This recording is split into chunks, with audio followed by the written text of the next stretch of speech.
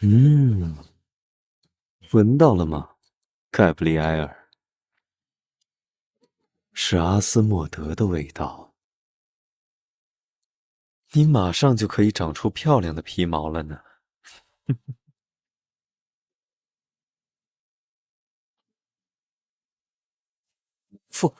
副队，恶魔的气息好像消失了。那东西应该还在附近，去外面看看。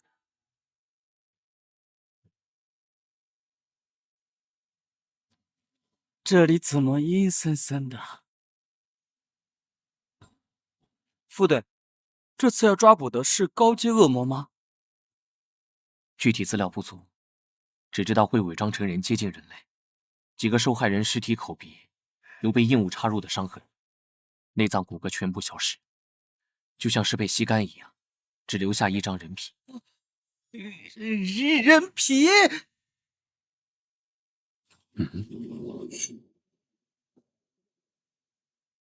嗯？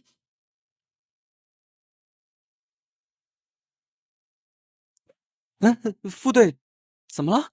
少儿不宜。副队，我已经成年了。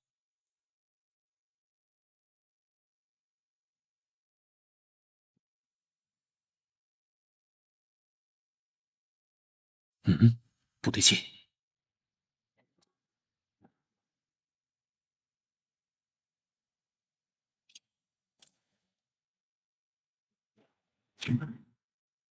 啊！这是……看来我们找到了。它竟然会飞！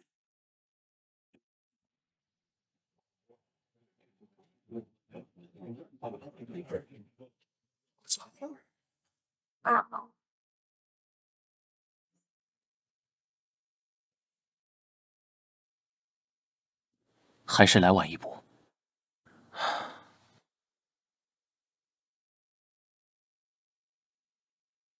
副队真厉害，一招就解决了。尼尔，叫6队来善后，你也可以下班了。副队放心，回去后会把行动记录补上，明早把魔盒交给魔焰部归档。您看起来脸色不太好，没事吧？没什么，我还有点事要处理，先走了。请您放心。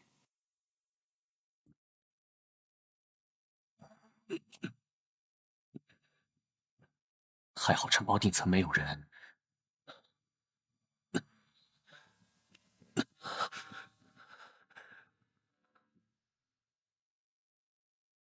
该死，心脏好难受，这段时间越来越严重了。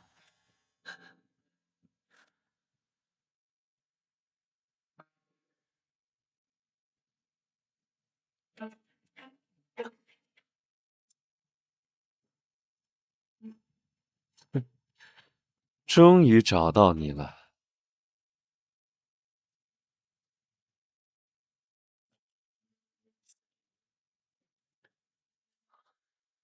这里是……醒了。如果不是我需要一些答案，刚才就可以直接杀掉你，而不是在这里慢慢等你醒来。你身上为什么有阿斯莫德的味道？这人是谁？这味道对魔物来说就像催情药，会招来无数觊觎者。这个变态在说什么？不肯说哎。这个徽章，你是黑羽的成员吗？哼，一块怀表，真是位迷人的女士。把东西放下，你想知道什么？你身上味道的由来。小时候的意外，阿斯莫德寄生在我的心脏。如何证明你的话？我的身上有他留下的印记。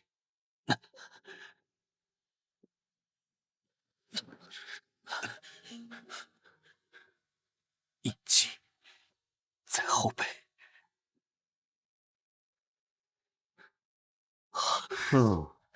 有趣。原来如此，虚弱的恶魔借用漂亮的人类躯壳蛰伏，以待复活。据说这种暗玫瑰色的印记会随着时间慢慢绽放。当延伸的印记在前胸心脏处交汇时，就是你的死期。我知道，印记一旦进入绽放期，被寄生者剩下的寿命就不到1年了。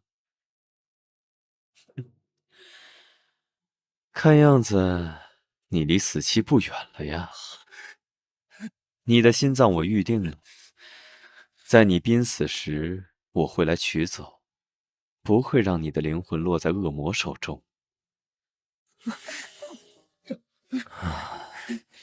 阿斯莫德的气味太强烈了。你要干什么？送你一条项链，作为心脏的定金。你管这个叫项链？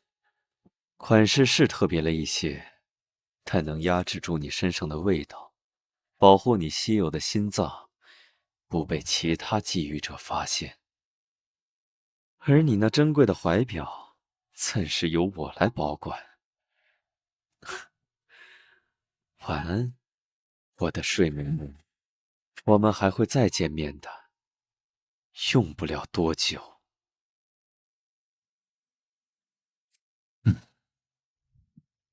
那天晚上的事完全没有头绪。再次醒来的时候，我躺在莫里斯堡外的丛林里，那个拿走我怀表的混蛋，到底是谁？加兰，加兰啊，队长，最近怎么？你很少这样心神不宁的。没什么，一些小事。和我去一趟卡尔纳斯。是有新的任务吗？不，是去见一个相当麻烦的人。虐杀。这人在各地狩猎恶魔，虽说行为正义，但似乎以虐杀为乐，手法也相当张扬。猎杀对象都是占据人类身体的高阶恶魔，心脏都被完整取出。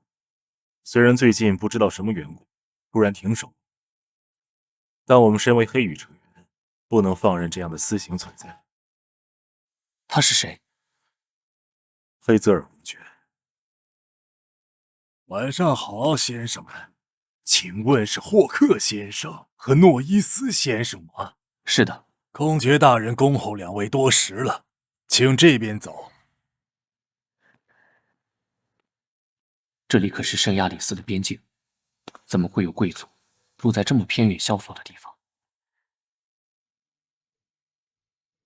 这条长廊的尽头就是公爵大人的书房，请两位在那里稍微休息。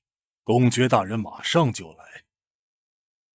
啊，先生，我能留下来参观一下公爵大人的长廊吗？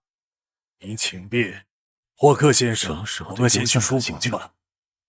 要是我没认错，这就是我的怀表。那天带走我的人就在这个城堡里。又见面了，黑羽的副队长大人，以及我的猎物先生。那晚带走我的人，是你吧？黑羽的副队长果然敏锐。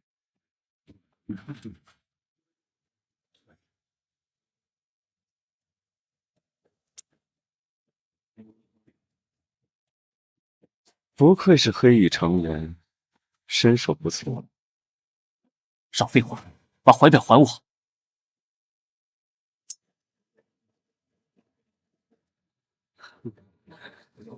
队长大人生气的样子，可真是威严又骇人。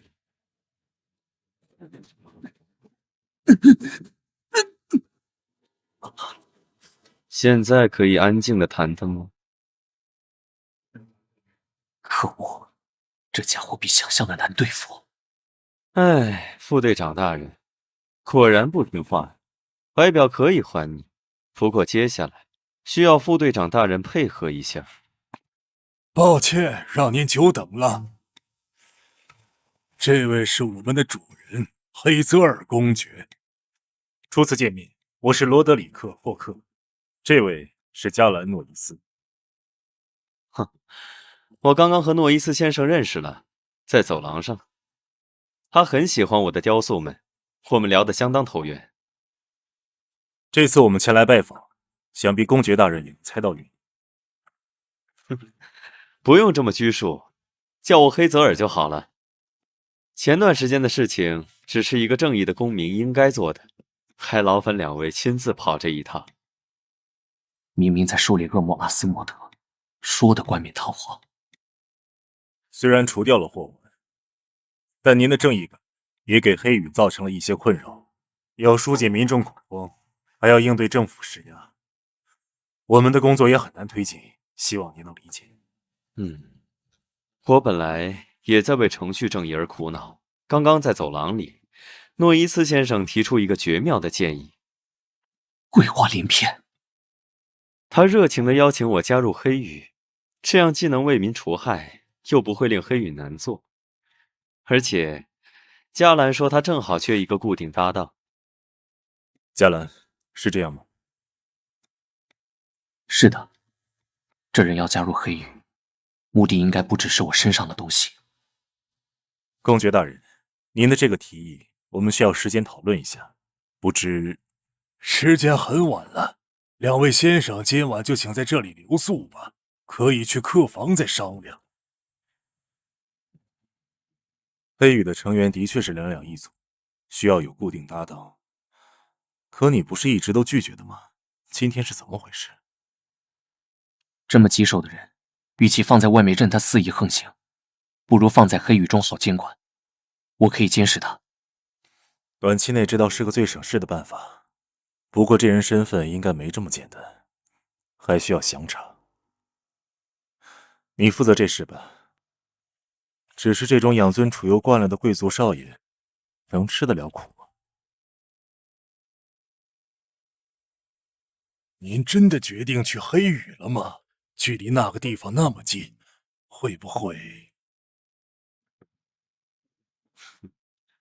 别吓自己，这样加入黑羽，说不好能悄无声息地进入那个地方，不必大动干戈，这样的体面优雅，才符合贵族的身份。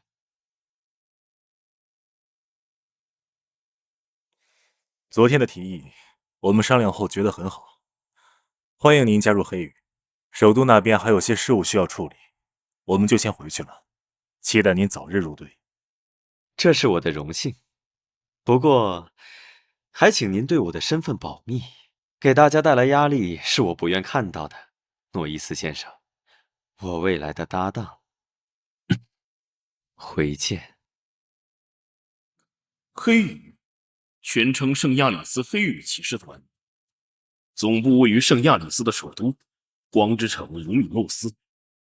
黑羽骑士团直属于女王陛下，是维护世界和平、世界性的组织。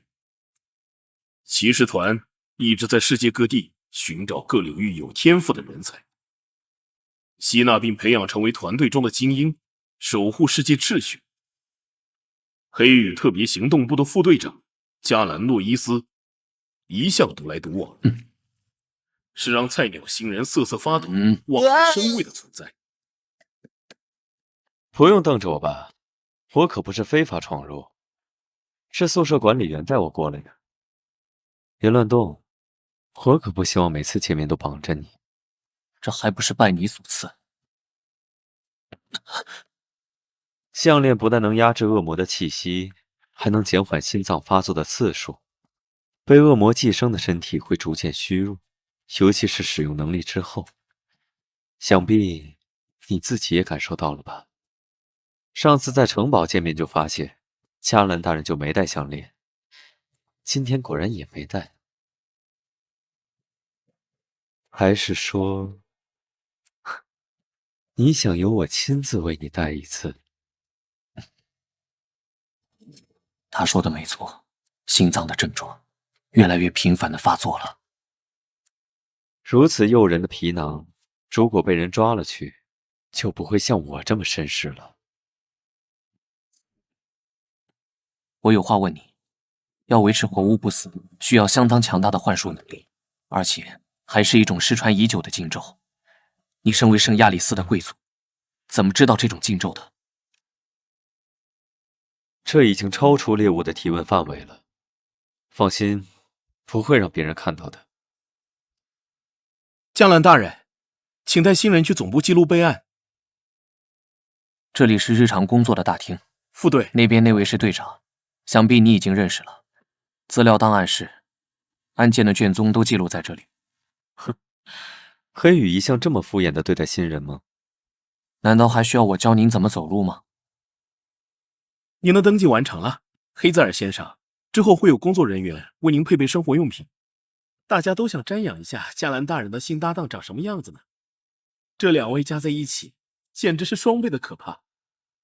接下来去哪儿？你去哪儿我不管。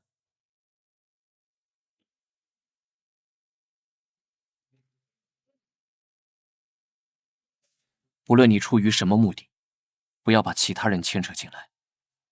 哼，放心吧，我只对加兰大人感兴趣。听到这种承诺，完全高兴不起来。不寻常的气息。那么多人在看什么？来来来，看一看呐，雷克村盛产的稀有珍珠啊，一颗只要1个金币。1颗珍珠居然这么贵啊！据说最近发现的稀有品种，大部分进贡给皇室，只有少数才能被平民见识到。这珍珠啊，是天然形成的人面珍珠。虽然只是珍珠而已，总觉得有些不对劲。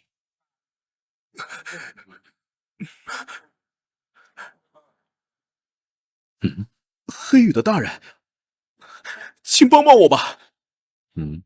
这个人被什么东西纠缠上了？我遇到了非常奇怪的事，求您救救我吧。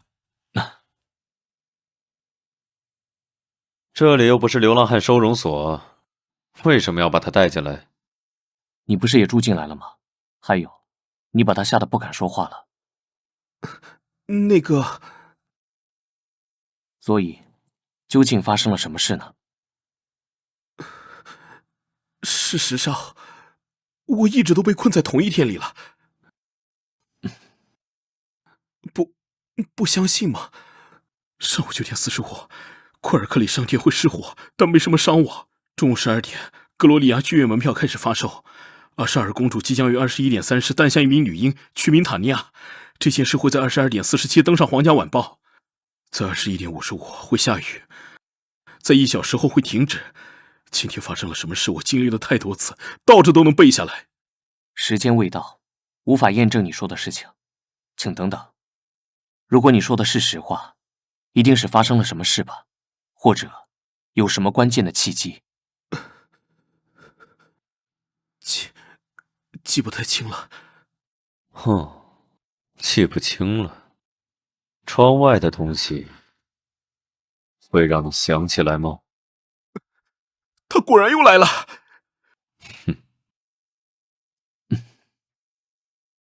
救救我！是怨念幻化的怨灵，一时还无法进入屋内。你们之间究竟发生了什么事？我叫布莱恩，艾琳娜生活在阿伊尔斯城，而我来自周围的乡镇。我是搬运工，往返于两地，时常会碰到去学校的艾琳娜，久而久之就相识了。尽管我比艾琳娜大10岁，但我们无话不谈，很快就相爱了。她的父亲是个富有的铁匠，瞧不起我的职业，反对我们相爱。于是我们私奔了，一起来到圣亚里斯生活。大城市的生活远比我们想象的要艰难，尽管省吃俭用，还是花光了积蓄。坚持了3年，还是回到了阿耶尔斯城。本以为我们多年的诚心会感动他，谁知道滚出去！他的家人还是极力反对，我丢了工作，流落街头。艾琳娜，既然这辈子不能在一起，下辈子再见吧。我提出了这样的要求，可是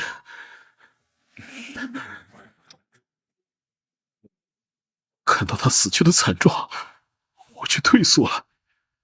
我浑浑噩噩的沿着街道行走一天，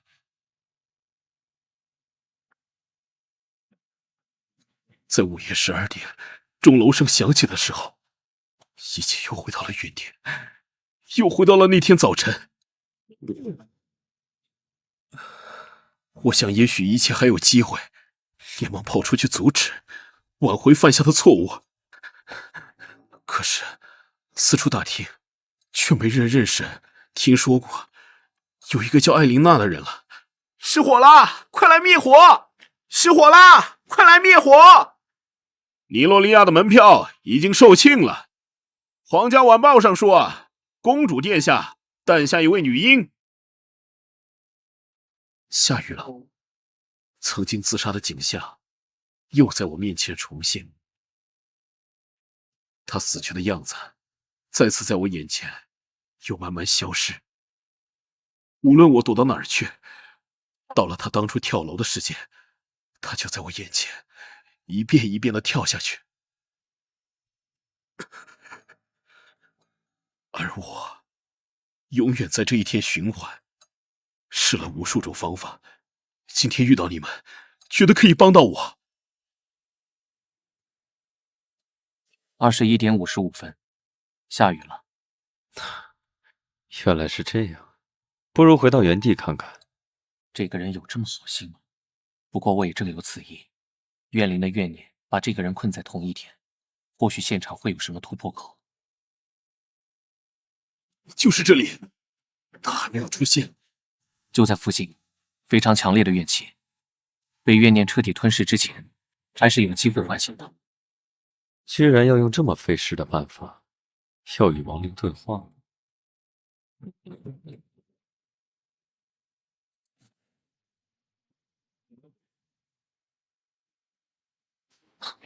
听到了，痛，亡灵的声音。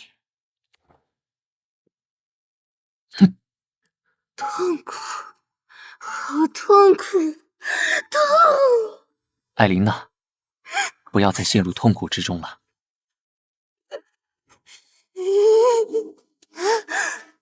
来陪我吧！糟了，停止！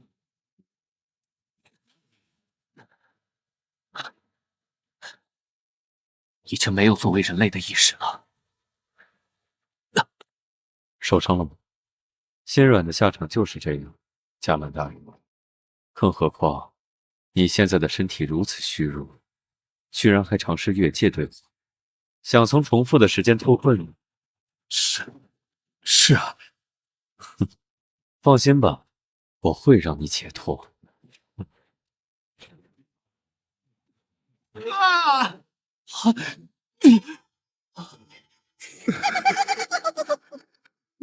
我们可以永远在一起了。解决了。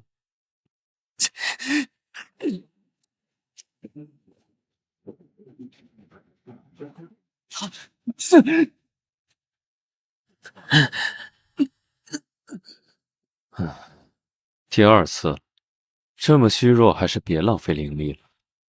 你这是杀人！渺小又无信的人类，本就应该死。想想你的心脏，先管好你自己吧，加兰大人。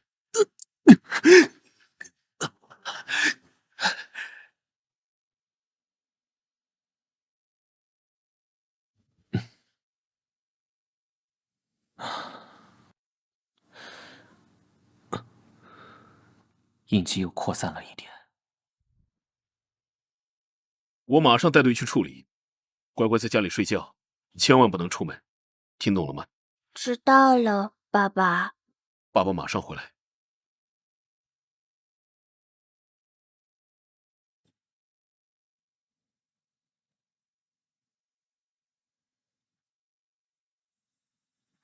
嘉兰，嘉兰，我的孩子，妈妈，妈妈好痛苦，救救妈妈！来，孩子，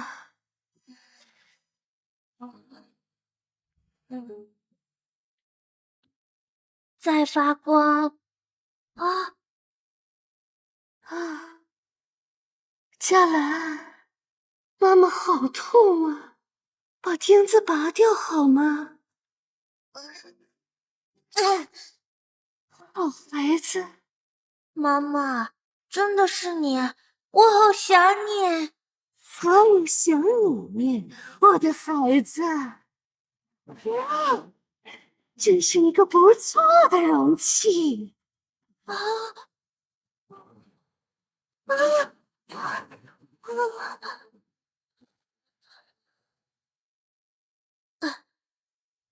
再次醒来，我就已经得救了。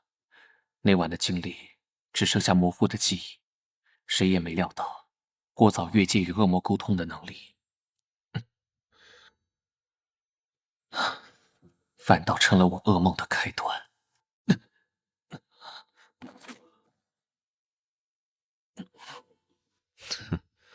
真是不让人省心的。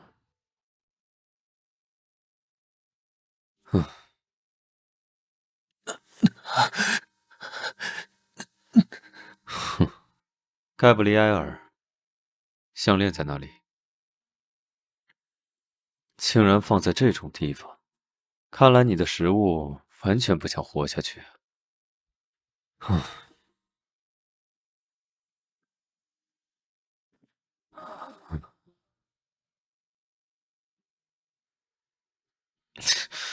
该死，距离这么近，阿斯莫德的气味害我差点失控了。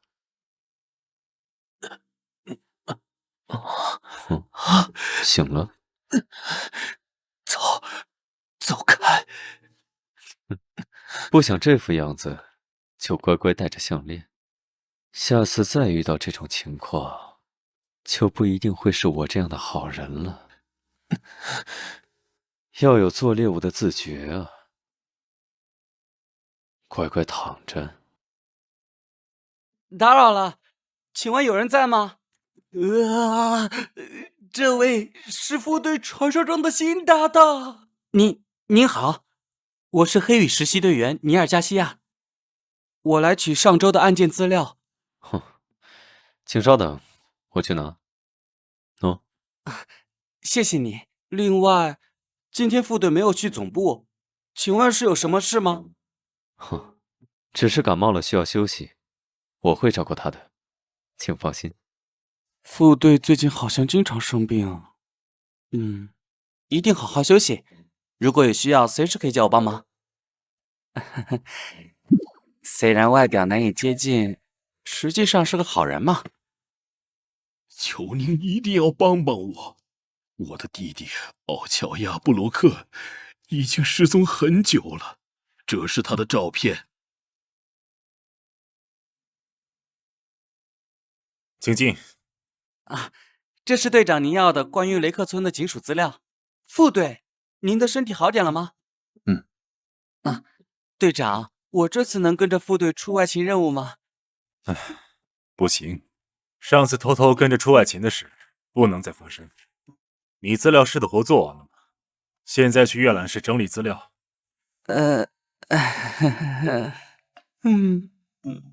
入队这么久，恶魔的面都没见过几次。收到，我这就去整理资料。不出任务，他就永远无法转正了。那样就最好。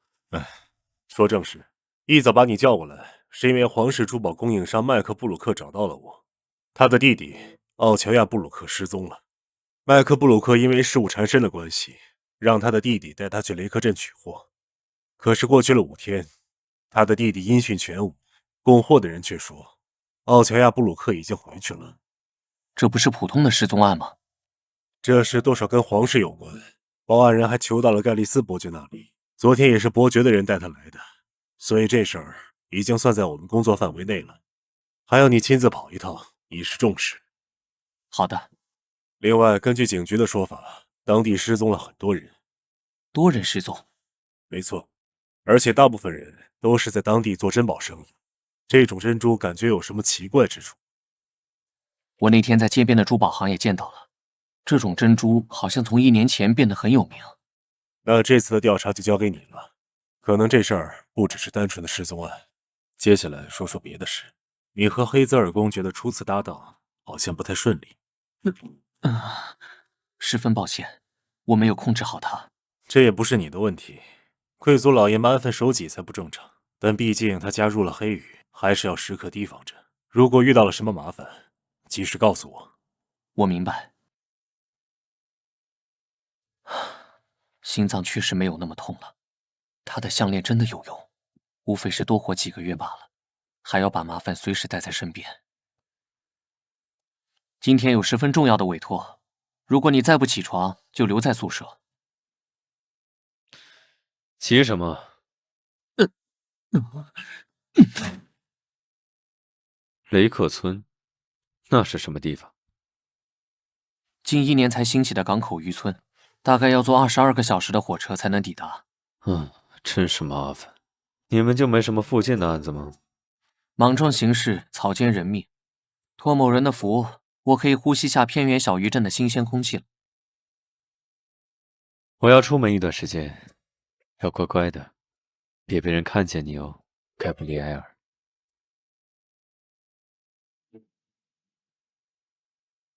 根据警局的资料，雷克村已知的失踪人数有34人。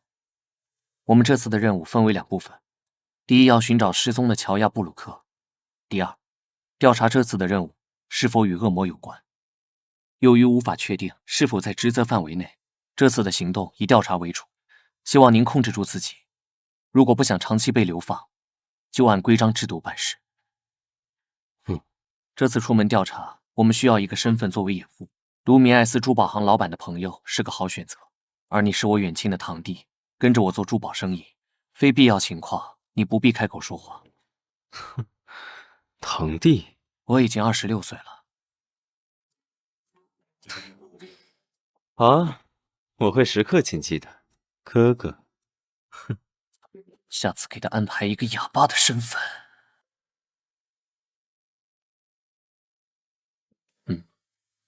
那边是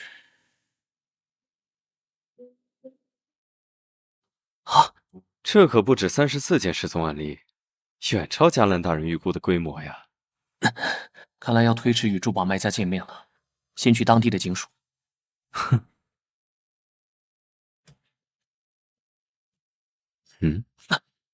你小点声，别把跟着我们的尾巴吓跑了。在哪儿？你的3点钟方向，看到了吗？放开我，人已经走了。这都是加兰大人反应太慢了。又是来报案的，人口在失踪1周之后才能报案。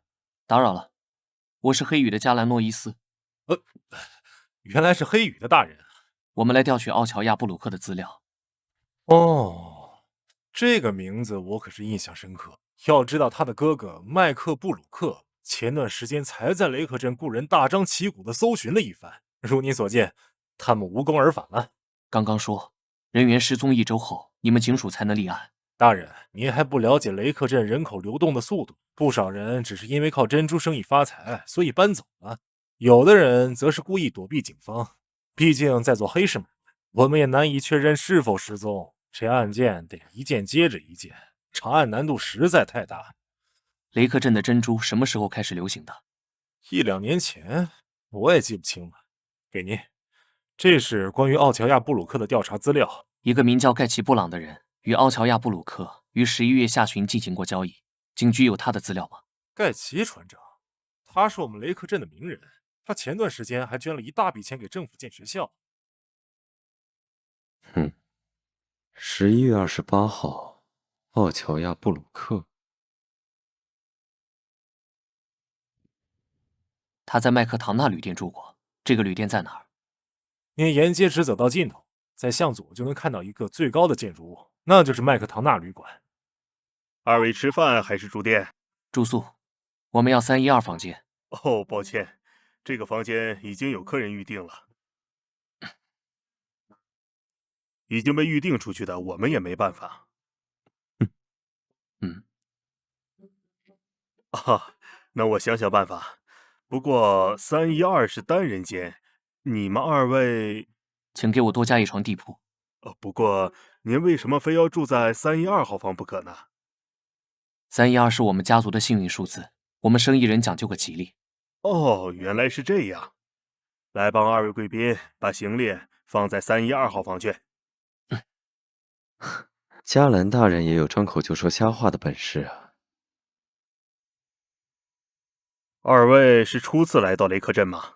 没错，我带着我的堂弟来这里做珍珠生意。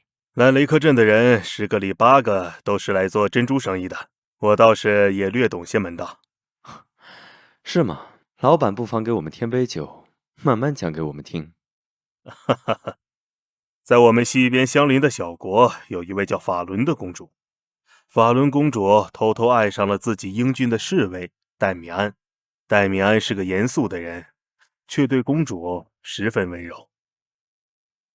有一天，戴米安经不住公主的苦苦哀求，偷偷带公主溜出宫殿玩耍。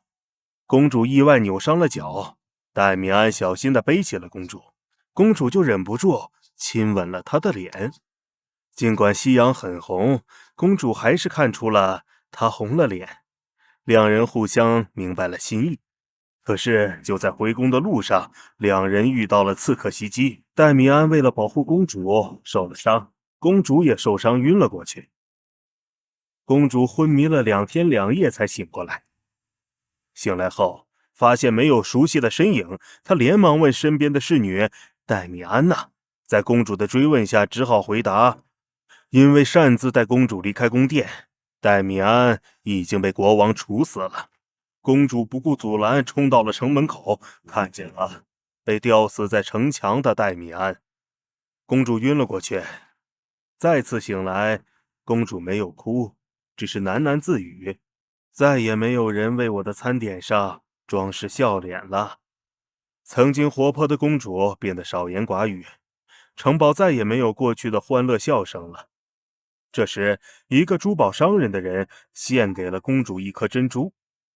这颗珍珠上面隐约看到了一张脸，样子和戴米安有7、8分像。公主随手把珍珠放到了枕头下，夜里竟梦到了一个长相和戴米安类似的人。公主在梦中抱住他，诉说着自己的思念。自从有了珍珠，公主逐渐好转了起来，仿佛有了精神寄托。国王很高兴，奖赏了那个珠宝商人一大笔钱。从此之后，这种能让拥有者在梦中见到挚爱之人的珍珠，就在贵族和皇族间慢慢流行了起来。什么东西一旦与这些贵人们有了关联，自然就能卖出高价。尽管故事的结局是个悲剧，但怎么可能阻挡得了人们的向往和痴迷呢？这个珍珠售价极高，让发现它的盖奇船长成为了雷克镇最富有的人。他尽管已经富得流油了，还是坚持自己出海，对珍珠的捕捞地点守口如瓶。有趣的故事，谢谢您的招待，我们已经吃好了，该回房间休息了。这就是那个倒霉蛋的房间，跟这帮人套不出什么有用的信息，倒是让我损失了不少钱啊！加兰大人，您该怎么补偿我？回到总部以后，你可以申请报销。你不是公爵吗？这珍珠在你们贵族之间流行，你有吗？说笑了，我一个住在卡尔纳斯边界的落魄公爵，哪能够到这种稀罕物？满嘴跑火车，警员没有及时封锁，房间不知道已经住过几次人了。就算有什么痕迹，也被扫得干干净净。至少目前没有看到翻新的迹象，也没什么打斗的痕迹。过去1年，雷克镇记录在案的失踪人数为143，失踪人员涉及各个年龄层，以15至30岁的年轻人居多。失踪的大多都是本地人，其次就是雷克镇附近的地区，他们职业各异。像奥乔亚布鲁克那样做珍珠生意的外地人是极少数。你的伤怎么样了？不劳您费心。喏、啊，这是你把物证从警局偷出来了？哦，偷？嘉兰大人，您的用词未免太不文雅。那个警员的态度摆明了有事想瞒着我们，何必和他客气？自取即可。流氓对上无赖。过奖过奖。11月26日，这是奥乔亚布鲁克刚来雷克镇的时间。没有了。看来他不光与盖奇布尔做了交易，还一同出海了。明天还有重要的会面，你不要又睡过头。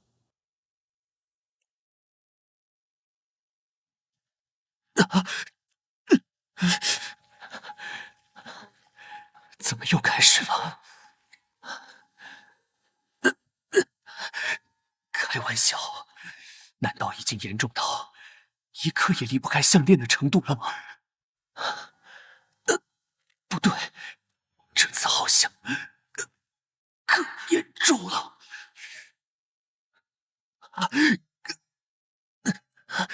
痛得快要喘不过气了。奇怪，怎么写了这么久？又被你看到，我狼狈不堪的。我怎么又？真是一个不错的容器。嘉兰，好孩子，我也想你，我的孩子。过去的痛苦时刻折磨着我。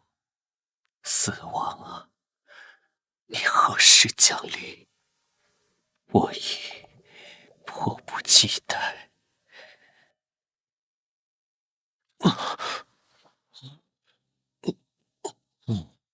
我就一个洗澡的功夫，您差点就咬舌自尽了。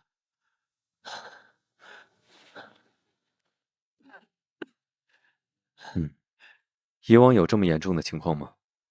如你所愿，距离阿斯莫德的寄生，应该是更进一步了。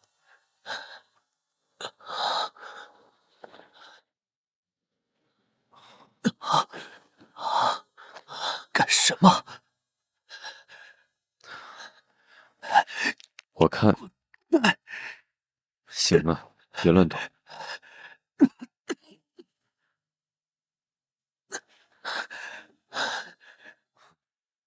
你以为我要对你做什么吗？我对连反抗能力都没有的人没兴趣。刚刚抱你出来的时候，看到后背似乎有伤，我要确定一下。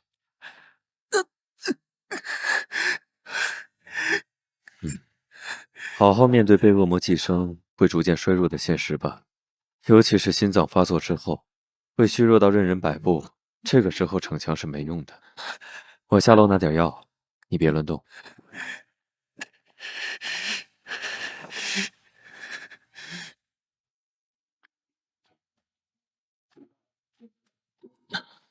昨天，好了，走吧。您好，盖奇先生，我们是来自卢米埃斯的商人，您可以叫我嘉文。旁边这位是我的堂弟。幸会幸会，两位是真的值得被时光和珍宝铭记的好容貌啊！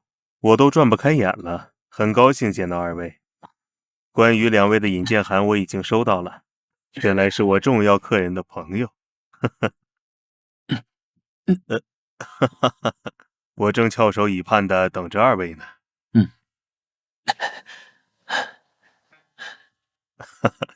我们可以先去展厅看货，然后再详谈。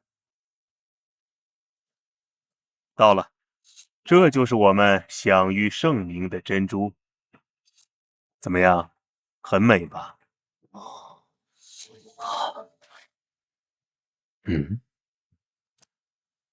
哥哥，这珍珠真漂亮，我实在是太喜欢了，可以先买一颗吗？两位是我重要生意伙伴的朋友，这颗珍珠就当是送给两位的见面礼了。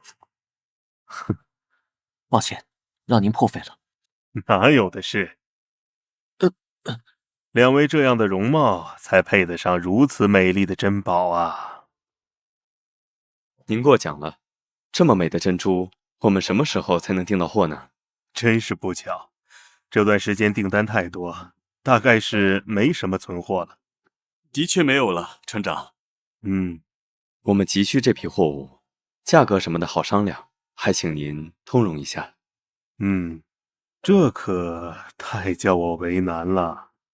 不过，看在熟客介绍的份上，我给你们破个例。正好我明天有出海计划，可以带着两位一起。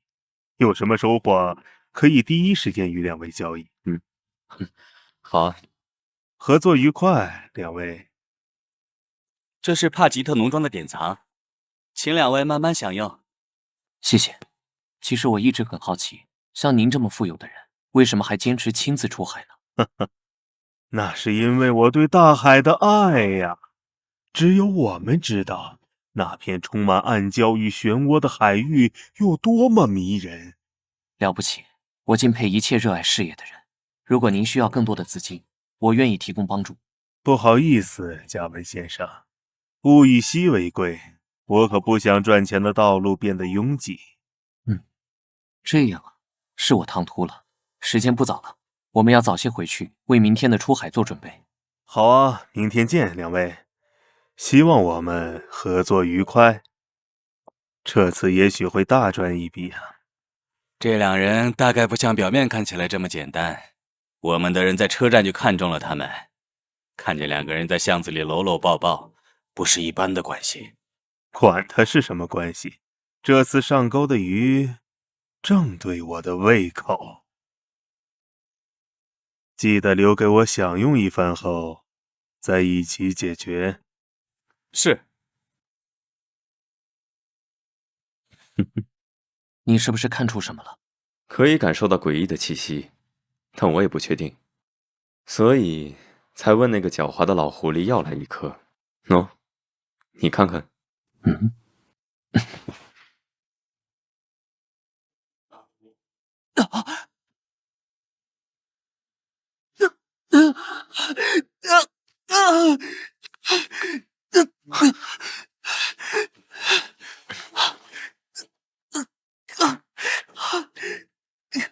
怎么回事？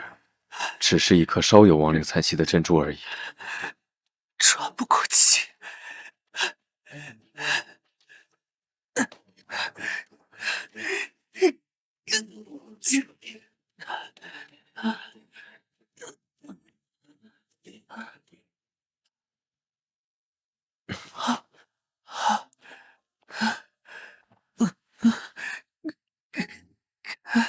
难道是你越界沟通的能力太强，可以和惨死的亡灵产生共鸣？是我的疏忽，应该早点检查珍珠的。你现在的状态根本不能应付明天的出海。这不关你的事，我自己什么情况，我心里清楚。不关我的事。你觉得我是在和你商量吗，加兰大人？看来是我这段时间太客气了。如果身体不想要了，可以提前交给我，让它变得与我有关。从被阿斯莫德寄生那天起，我就知道我活不长，呼吸停止，心脏被夺走，可能灵魂也会湮灭。也许是明天的事，也可能是10年后的事，结局早已写在那里。我不想在那天来临前，就提前躺在床上，等待这个结局的来临。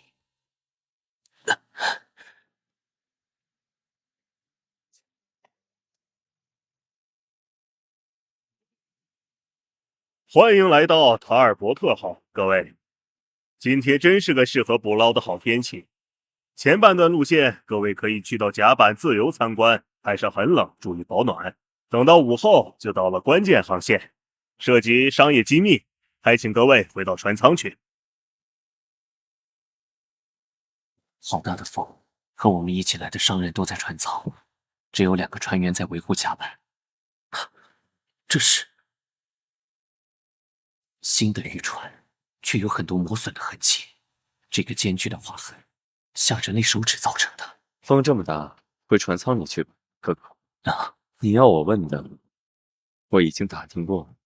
塔尔伯特号是盖奇船长新购入的渔船，船上的成员大副、二副和船员，包括事务员在内，一共16人。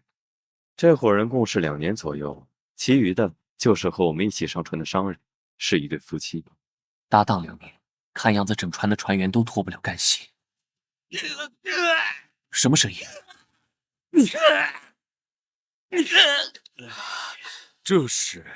只是在教训偷懒的家伙罢了。不好意思，一点小事就惊扰到各位。不准叫了。低级的爱好。哦，对了，马上就要到秘密航线了，希望各位回到船舱里去。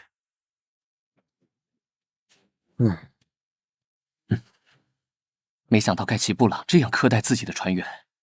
没错，他的船员竟是些独眼、瘸子、缺牙，看来都是这位船长干的好事儿。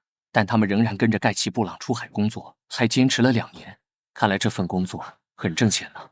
既然如此，这些人还有必要留着吗？如果他们真的有罪，裁决他们是当地警署的事，而不是供你虐杀用的。太遗憾了，我可不会轻易让赫斯特姆出现。有幸目睹我使用能力的，还活着的，你是唯一一个。难道我还应该感到荣幸不成？你能控制好自己的行为，我就谢天谢地了。先生们，你们的晚餐。最后的晚餐来了，加兰先生，真是令人期待。不知道这饭菜里加了哪种药呢？你小点声，他们可能还没走远。啊！你要干什么？一个玩笑。也许我会提前被这个人气死。没想到你这么关心我呀，哥哥。这个容器装饭菜正合适。谢谢您的款待，非常美味。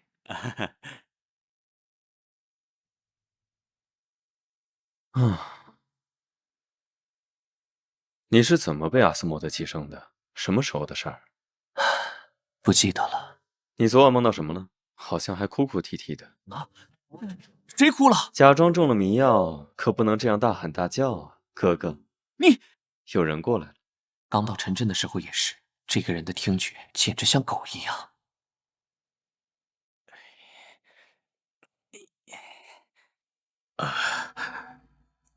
睡得真香啊！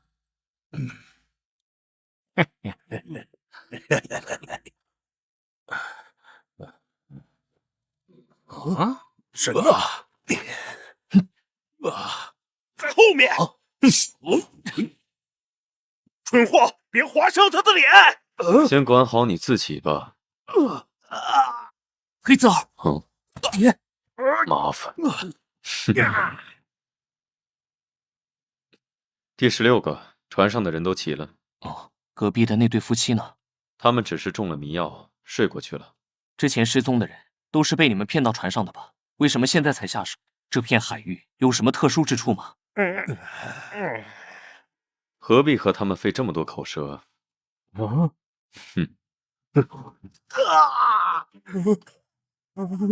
这个部位虽然痛，但不会死，是绝佳的真话之物。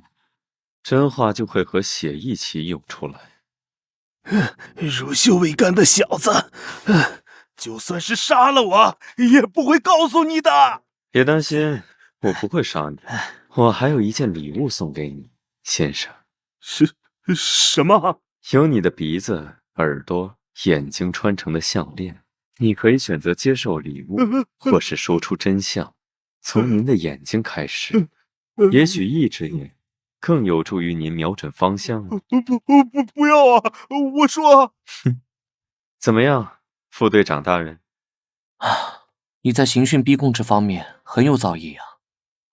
我有一对智力低下的双胞胎儿子，那时我们太穷了，每顿饭只有混着木屑的黑面包，竟还打不到鱼，我只好带着兄弟俩去了新的海域。我记得那天天空阴沉沉的，让我感到心慌。好大的雾啊！不好了，船长，大卫跳到海里去了，我们正在找他。啊！你们怎么不看好他？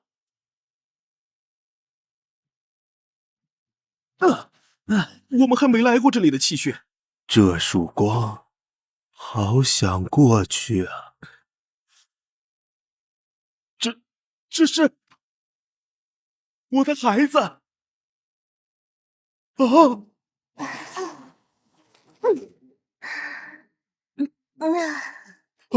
大卫，太危险了！船长，你看看我们脚下，不要送死！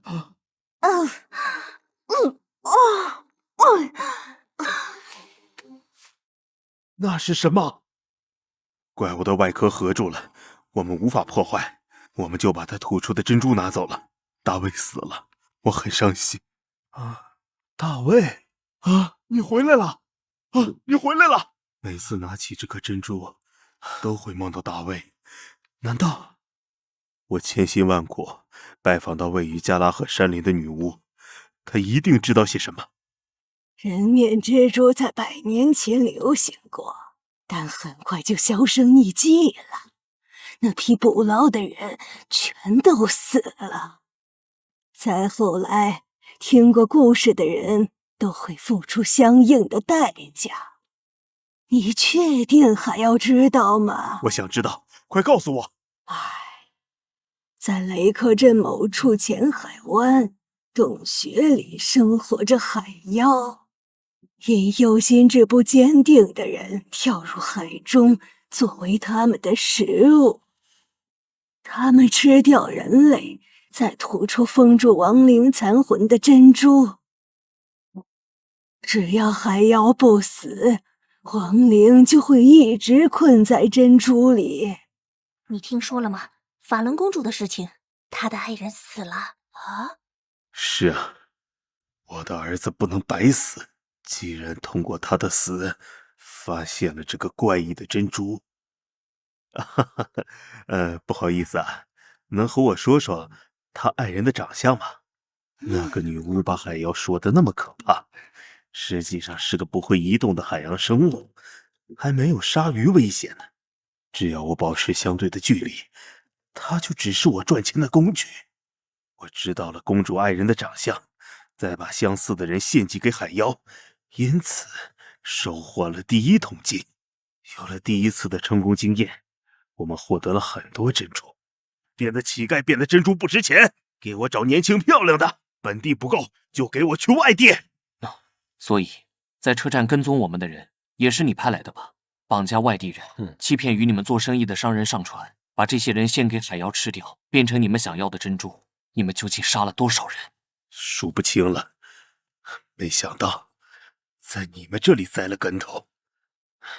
等靠岸了，先把他们交给警署，我去解决那个怪物。你看好他们。你一个人？还有他，希望您不要搞什么小动作。盖奇先生。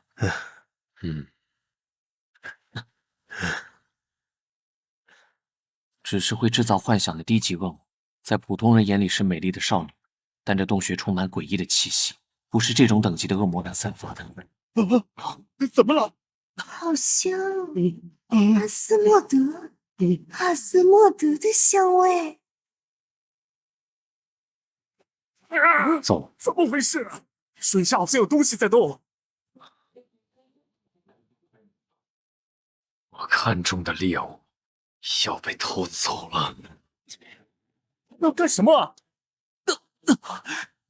心脏又开始了，这是遇到危机时的警告。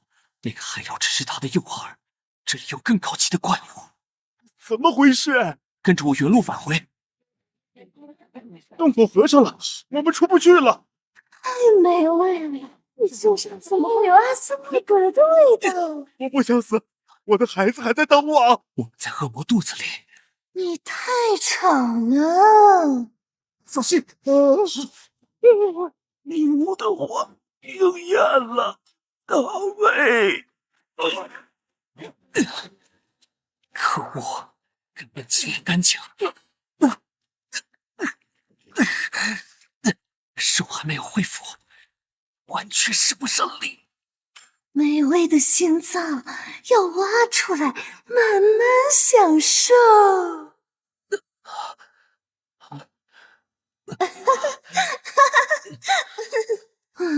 这都是幻觉。想反抗吗？新鲜的血液让我更加兴奋。该享用我的晚餐了，投入这儿。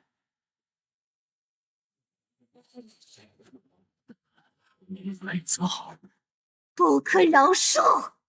你要和我抢吗？这是我先看中的猎物。再生了，这怪物还不死，在水下撑不了多久，必须速战速决，找到他的心脏，杀死他。心脏是恶魔最脆弱的地方，必定受着层层保护，需要你凝聚在他的注意力。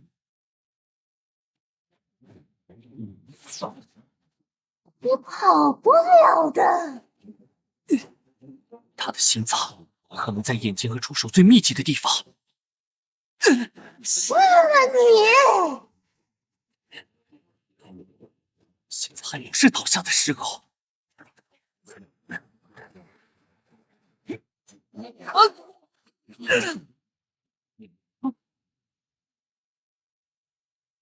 这家伙不要命一样的冲过去了。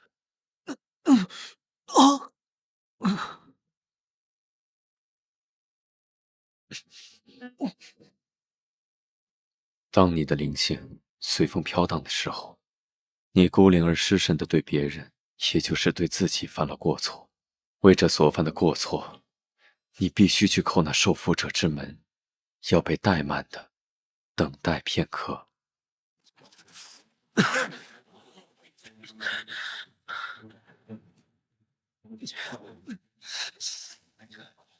你是在找死吗？还是只会自杀式攻击？这么想死，就该把你关起来折磨到死。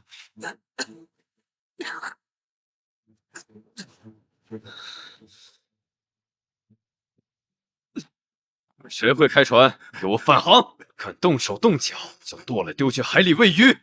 还有，拿一下止血的药来。项链断了，用这种方法摆脱幻觉，还真是他会做的事。随时可能会死掉啊！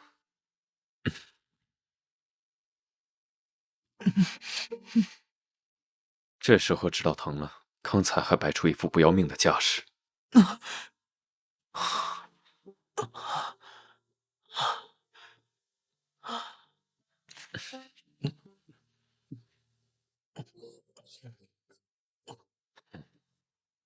浪费时间，要是能直接吃掉就好。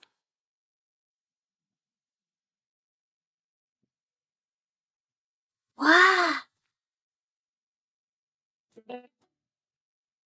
这里，队长很担心两位呢，让我一定要早点来。还是先把这块牌子收起来吧。副队的情况严重吗？大部分是皮外伤，目前还在发烧，已经提前联系了医疗部上门检查，我们尽快回去。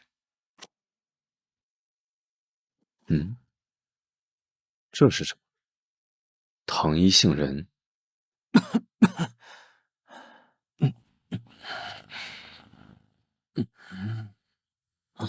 什么手感？盖布里埃尔，别和你的食物那么亲近，一醒来就在工作，你不要命了吗？在工作中死去正合我意，就算这次逃过一劫，我的心脏以后只会带来更大的麻烦。另外，它现在还是我的。干什么？去洗澡。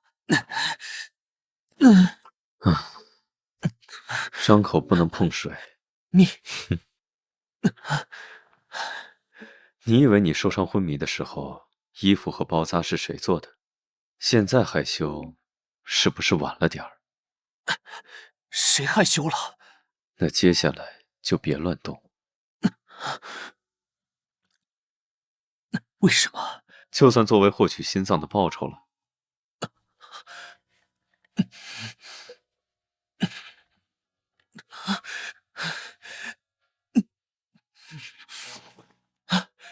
可以了，我自己来。您好，我是6队医疗师尤娜，副队他情况如何？醒了，看起来活蹦乱跳的呢。那真是太好了，加兰大人，你快变成我们医疗部的常客了。嘘，他睡着了。身体还是太虚弱了。看起来样子不太好呢，还是做个全身检查吧。他身上的印记不用了，只要告诉我该怎么做就行了。哎，发什么呆呢？没什么，感觉知道了什么不得了的事，不会被灭口吧？要亲自上药什么的。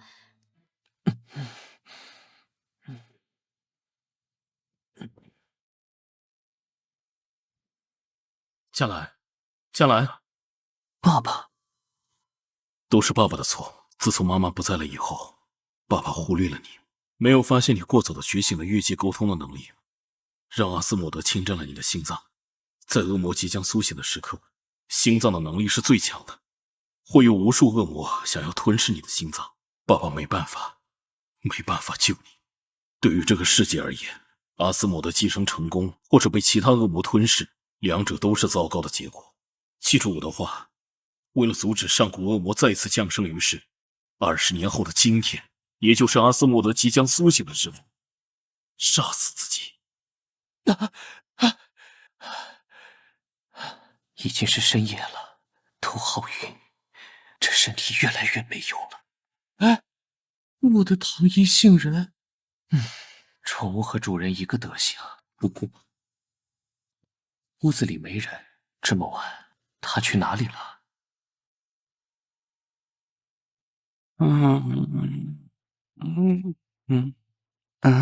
副队让我来查个资料。啊，好的。那不是旧案曲吗？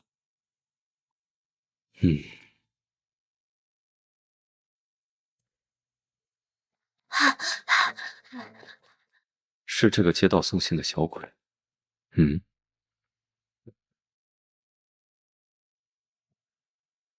睡着了。这家伙就不能老实的待在床上吗？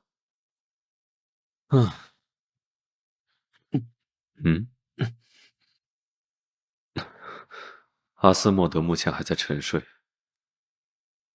在察觉到危险靠近的时候，会释放气息，迷惑附近的捕猎者。这是阿斯莫德自我保护机制，尝过一次就无法忘却的美味，无法抗拒。更严重了，按理说体温应该降下来才对，现在反而……您是怎么回事？只是小问题，吃点药就可以解决。可是……尤娜，感谢你凌晨跑一趟，现在你可以回去休息了。记得让副队按时吃药。我明白。抱歉，刚刚是我失控了。如果你说什么是阿斯莫德的原因，建议你和我保持10米以上的距离，离我越远越好。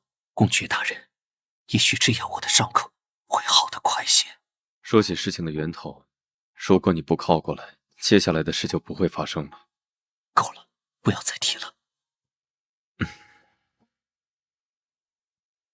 我会尽快修复好项链的，用来掩盖你身上的气息。这个月第11起了，伤口呈撕裂状，像是受了外力撕扯造成的，双眼被挖走。年龄呢？死者最小的只有5、6岁，最大的不过8岁而已。都是凌晨被人发现死在泽诺比亚街附近。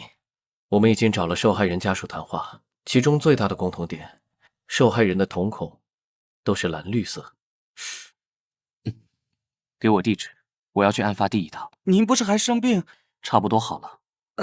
请带上我。不行，你今天可以收工了，我可不想看到霍克的臭脸。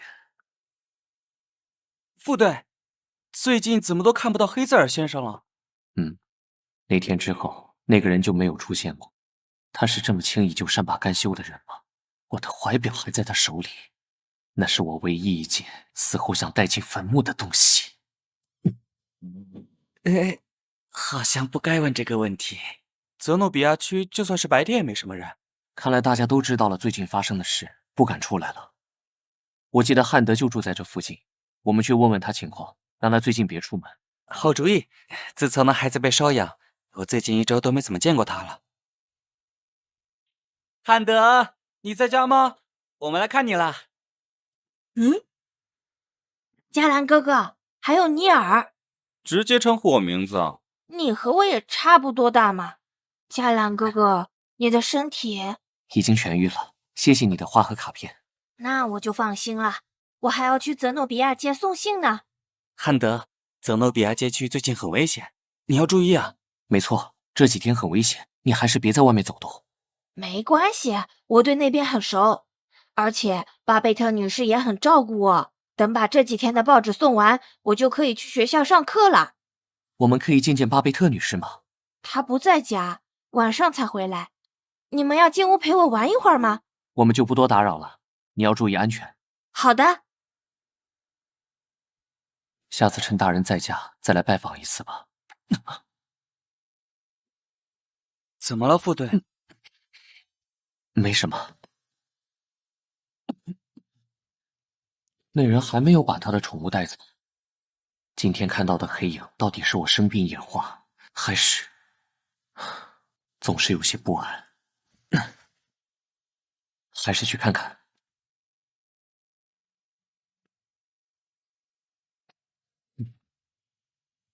谁？黑泽尔。哼，好久不见，看来拿剑指人是你最喜欢的打招呼方式啊！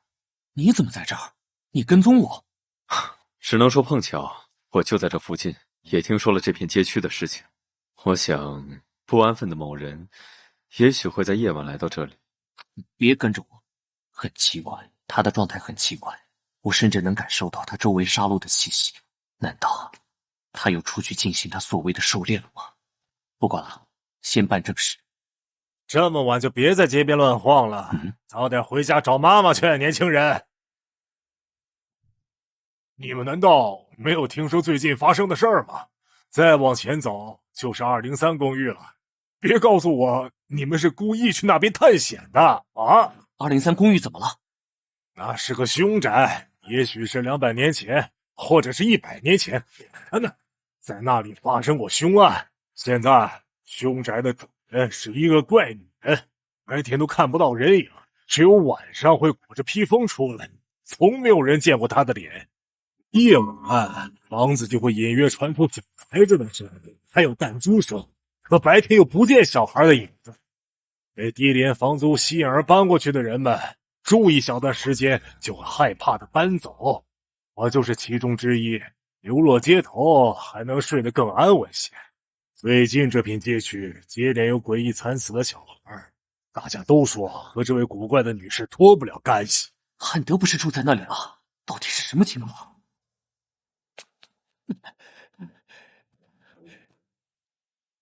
没人。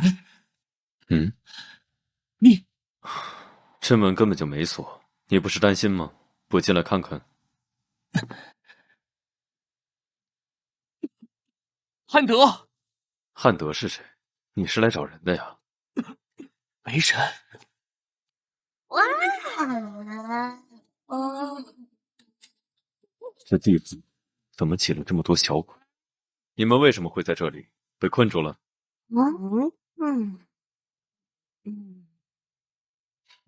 不说算了。你看到什么了？一些小鬼，有人把他们藏起来或者困住了，并没有攻击性。这阁楼完全没有人使用过的痕迹。画像。看起来有一定年代了。这么晚了，汉德会去哪里？这阁楼给我的感觉十分不好。这是古老的毛线袜，看起来像画像里的那个女人给她肚子里的孩子织的，不过并没有织完。出什么意外了吗？看来要问问这屋子里的东西。那是我的手，不要踩到哦！不要再玩我的头啦！喂，萨莉，巴贝特女士说过，不要和陌生人说话，假装看不到也听不到就好了。萨莉，这不是早上的受害者之一吗？还有其他人，都是这几天受害的孩子，还有一些不认识的。你们怎么会在这里？到底发生了什么事了？假装听不到就好了。谁和我说话就有糖吃。我来告诉你。我想吃。你想知道什么呀，先生？你们怎么来到这儿的？是巴贝特女士，之前的事都不记得了，只记得巴贝特女士带我们来到了这里。巴贝特女士，她是什么人？她现在去找汉德。汉德？他去哪儿了？越界沟通，还用这种费力的招数，只不过是为了找回门儿。汉德去送信，到现在还没有回来。你那天晚上……闭嘴！果然还在发烧就出门了，这家伙找人要钱。不知不觉送信送得太晚了，他们好像说有片街区很危险，要绕路走。是哪里来着？赶快回家才行。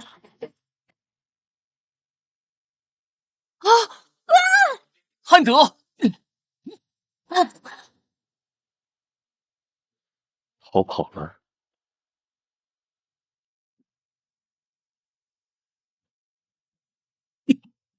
黑泽尔，你来抱着他。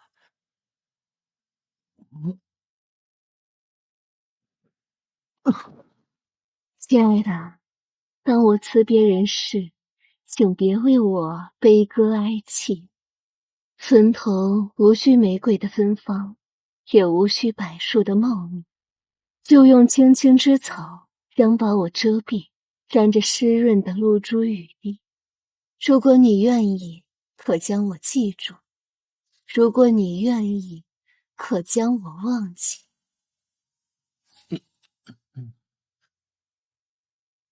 你醒了，加兰哥哥。我睡了多久？已经3天了。这么久？很苦吧？要不要吃糖？大人怎么能和小孩子一样怕苦呢？他还在。你先出去啊！我有话和你加兰哥哥说。哦。项链已经修好了，现在就戴在你的身上，想必你已经感觉到了吧？尽管它能让你不那么痛苦，但它就像止痛剂，并不能抑制你身体的衰败，甚至到最后，它的作用会微乎其微。你要接受身体逐渐虚弱的事实，或许还有其他的方法。我早就准备好了。算了，关于那个公寓，我看了旧档案，203号公寓曾经发生过凶杀案。什么？大概是100年的一起悬案。一个怀孕的女人被人刨开肚子，死在了阁楼。她的海员丈夫当时还在外面出海，听到这个噩耗就疯了，再也没回到过卢米埃斯。凶手带走了她的孩子，从此销声匿迹。203闹鬼的传闻从那时开始就没有断过。难道就是那天看到的黑影吗？顺便一提，那晚你晕过去之后，我正要离开，出来，远处有一个身影，散发着腐臭味，他好像想和我说什么。汉德，不过我当时没什么捕猎的心情。就这么走了？他是谁？怎么会认识汉德？哼，开玩笑的，他逃跑了，拖着一大一小2个累赘，我懒得去追。我只觉他和那个巴贝特女士有什么联系，所以又去了203公寓一趟，还是没人啊。汉德说巴贝特女士白天几乎都在家，但我过去的时候还是没有人。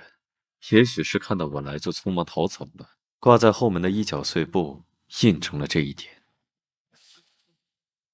这个味道是那晚遇到的女人身上发出的腐臭味，难道她就是巴贝特？她已经不是活人了。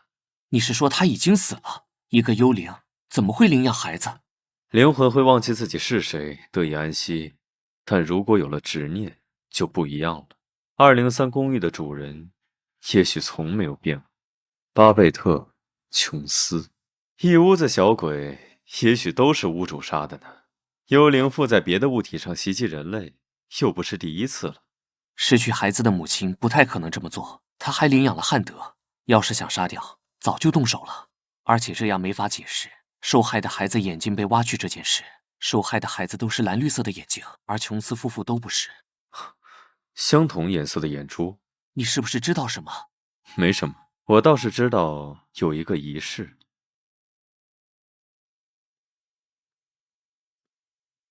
阿内修斯大人，已经是12对了，就只差1对孩子的眼睛，可惜被不识趣的人打断了。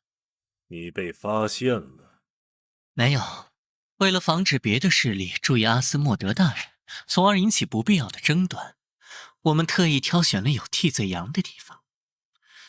诺拉是最低级的怪物，不会让人注意到它的属性的。等仪式开始，日使之镜就会为我们指路，我们马上就要找到他了。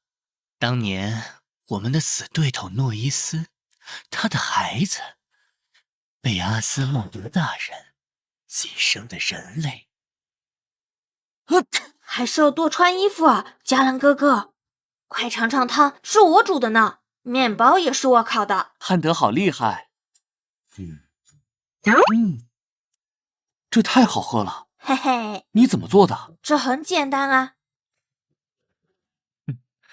比你加兰哥哥做的饭好多了，我还以为他的味觉和一般人不同呢。哈哈哈哈，这是巴贝特女士教我做的呢。是不是想他了？汉德，可以和我谈谈他吗？你们是怎么认识的？第一次见到巴贝特女士是在我送信的途中。那天泽诺比亚下了很大的雪，风很大，我又冷又饿。巴贝特女士对我伸出了手。我可怜的孩子。她的声音很沙哑，我却觉得很温暖。她带我回到了她的住所，给我取暖，给了我热水和面包。我们只相处了几周。巴贝特女士有时候的确有些奇怪，她不许到阁楼上去，我从来没见过她的脸，她也许真的不太寻常。别人都说她很可怕，是个怪人，我却觉得她是个温柔又神秘的女士，她很好。离开这么久，巴贝特女士一定会担心的。我明天送完信就要回去了。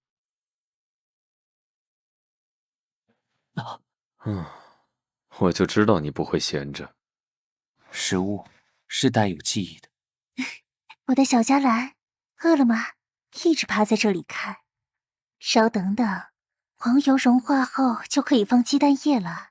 加了牛奶和芝士，很香，是不是？是我再也找不回的味道。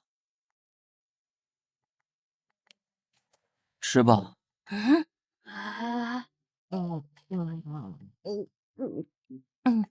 要来不及了，我要去送报纸了。要在天黑之前回家。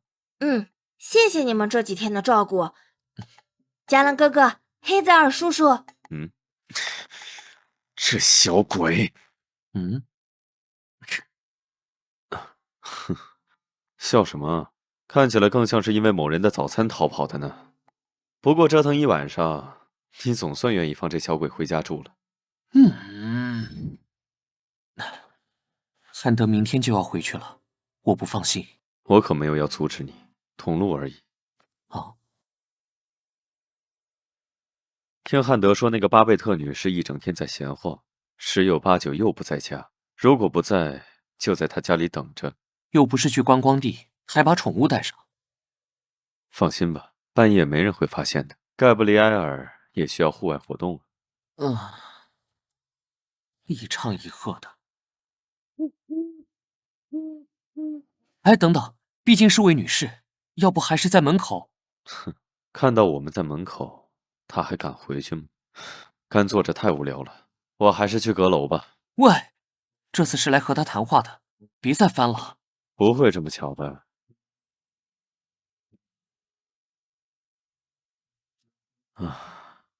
还真是巧。他应该不会欢迎从他家衣柜里走出来的人。好奇，手要没处放了。这么小的空间，就算是戴着项链，也可以闻到一点。不要再乱。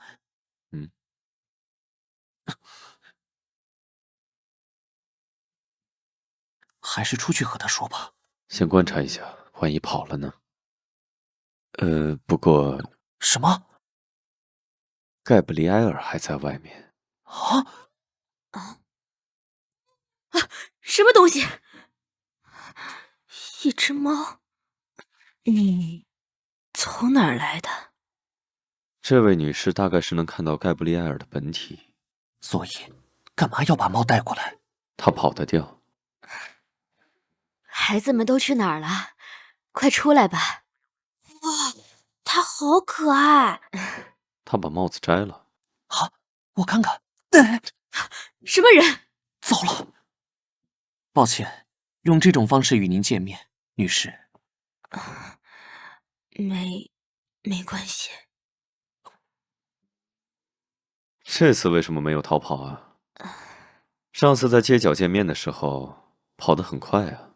我知道你们就是那晚救了汉德的人。汉德他还好吗？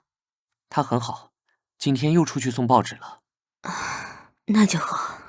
这几天我都给他准备了他最爱吃的苹果派，可惜他一直没有回来。不知道从什么时候开始，人们看到我的脸就会害怕的尖叫跑开，也拒绝和我交流。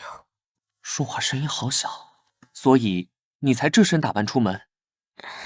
是的，如果有人和我说话，就会下意识跑开。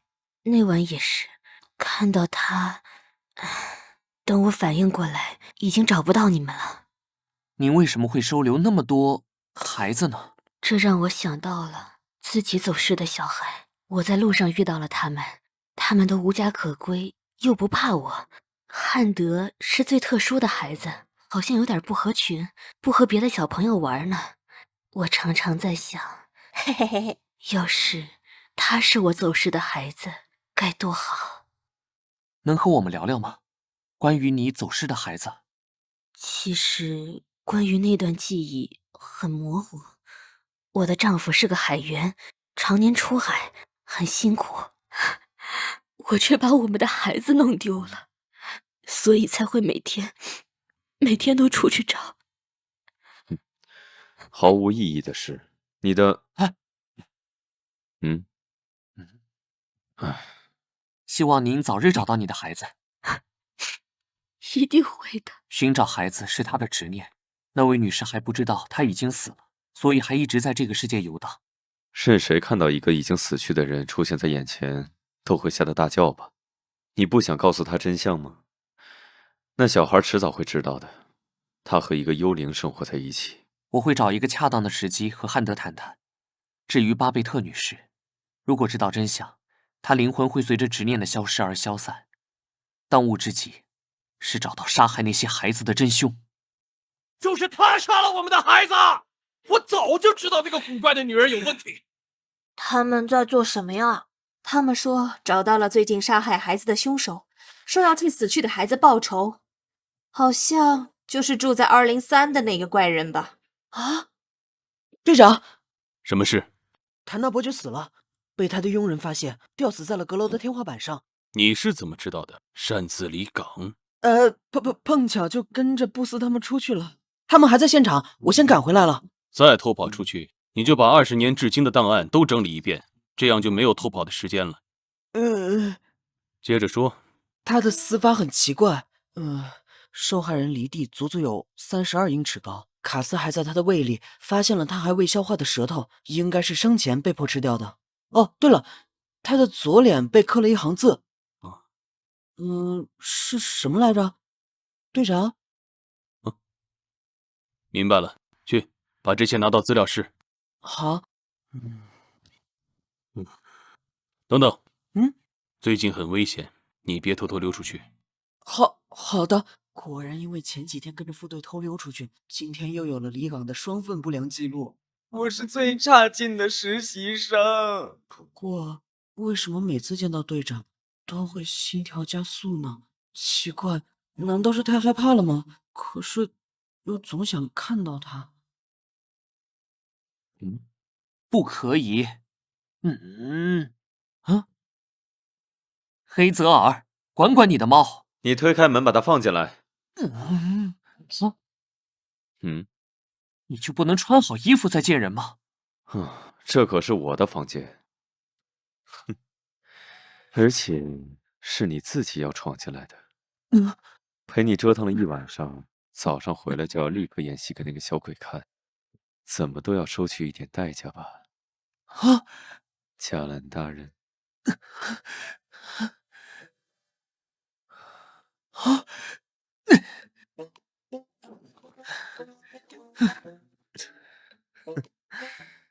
下手还真狠，偶尔斗一斗还是蛮好玩的，要常见到那种表情才行。那个混蛋，他手臂上的伤是怎么回事？加兰哥哥，开门！开门！那个女人呢？她在哪儿？这屋子不太对劲啊，我可是懂一些门道，让我来看看。怎么办？快藏起来，无论发生什么也不要出来。那你呢？我虽然不知道到底发生了什么，但这些人明显是来找麻烦的。这办法到底行不行？放心好了，这可是能让鬼魂现出原形的方法。他出来了！你们是谁？为什么要来这里？为什么？这要问问你自己，对那些孩子做了什么？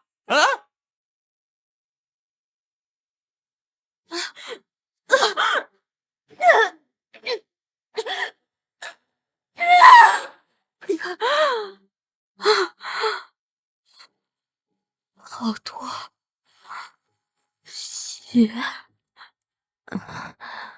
为什么眼前会浮现出这样的场景？不要，不要！求求你，求求你，我肚子里还有孩子！我的孩子！孩子！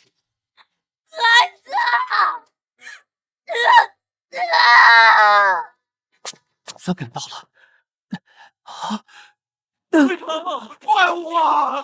快我！都逃跑了，难道汉德？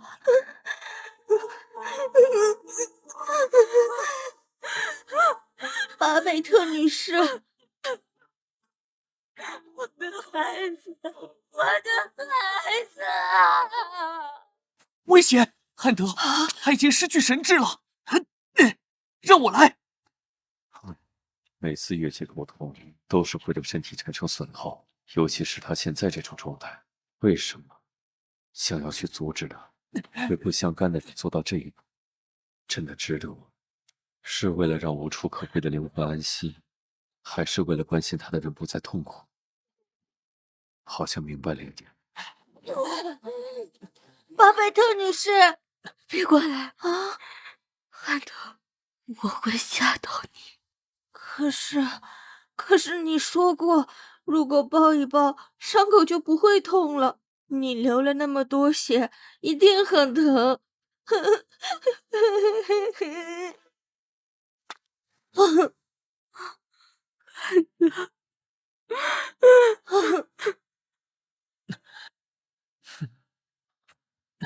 我没事。事到如今，只能把真相告诉。坐下，你先去阁楼。巴贝特·琼斯，你已经死了。其实，我也回忆起了不少当时发生的事，只是脑袋浑浑噩噩的，难以将它们串联起来。我在阁楼上被人，难怪人们都躲着我，我还自以为是的收留了那么多受伤的孩子。他们也是死人，只是些残缺的灵魂。汉德看不到他们，因为他们被你带到了这所气场特殊的房子。所以暂时没有消失。汉德，为什么哭？来和我们一起玩呀！不过他们没有所谓的执念，消失是早晚的事。那我的丈夫和孩子，他们还好吗？其实你已经死去100多年了，你的孩子和丈夫早就已经不在了。自从得知你被人杀害，未足月的孩子也被人取走，你的丈夫就疯了，然后死在了异乡。杀害你的凶手已经认罪，因为自己无法生育，所以盯上了孕妇。但你的孩子太虚弱，几天就夭折了。是吗？我再也见不到他们了，我到死也没见到他们，居然过去这么久了。执念已经解开，明天天亮之后，你就会彻底消失。去做最后的告别吧，和你当下最重要的人。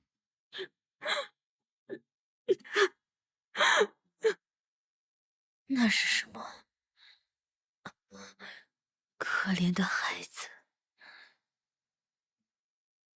跟我回家吧。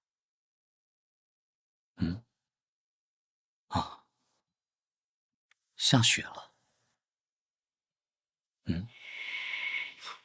怎么了？只是1晚而已。是啊，就只剩1晚了。我也很快会迎来这么一天，像雪一样消失。我还以为你会直接杀了他呢。这次是为什么？看心情而已。为什么要露出这种表情？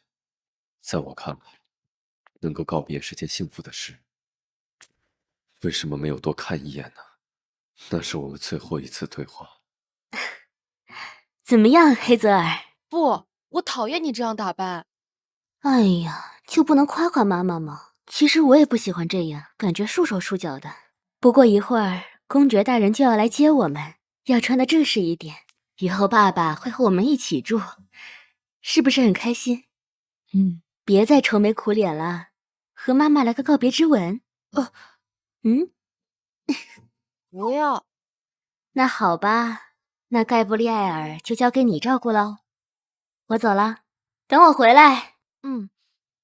那是我们最后一次对话，再见面的时候，而满心期待见面的人，就在那里站着，看着他被那些所谓的上等人烧死。他是恶魔，他会给皇族带来灾难，烧死他！妈，别看少爷，我们要赶快离开这里。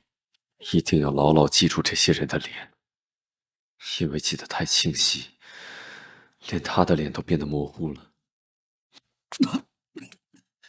雪更大了啊！咳嗽的像小狗似的。今天的饭菜好丰盛，您也快来吃吧。好啊，汉德。瞧瞧我发现了什么？逃跑的小老鼠。哼，这次准许你用我的影子，交给你了。这个很好吃。快来！金士兰德的帽子，水果。要买帽子吗，先生？有小孩的吗？大概这么高的小男孩。这边这几顶都可以，如果买2顶就只要3个铜币。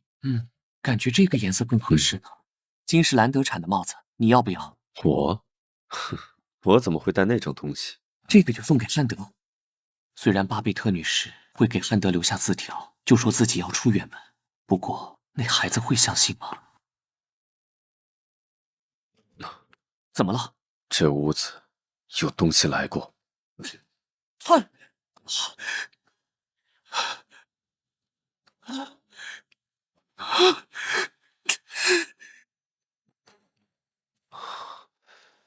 看样子是昨晚的事。无属性的低级恶魔，一定有人在背后操纵他们。你没事吧？他的表情和以往没什么不同，和之前那些遇害的孩子一样，眼珠被挖走了，是同样的恶魔做的。但他的手指在发抖，什么都无法感知到，一片死寂，都消失了。我去通知黑羽的人。副队，您等了这么久，怎么样？的确和之前是同一种攻击方式，但比以往的手段更残忍。受害者……明白了，我进去看看。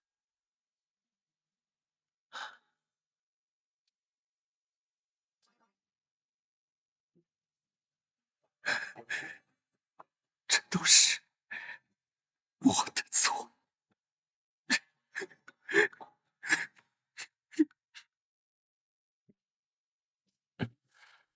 嘉兰哥哥，只要闭上眼，就会看到当时的惨状。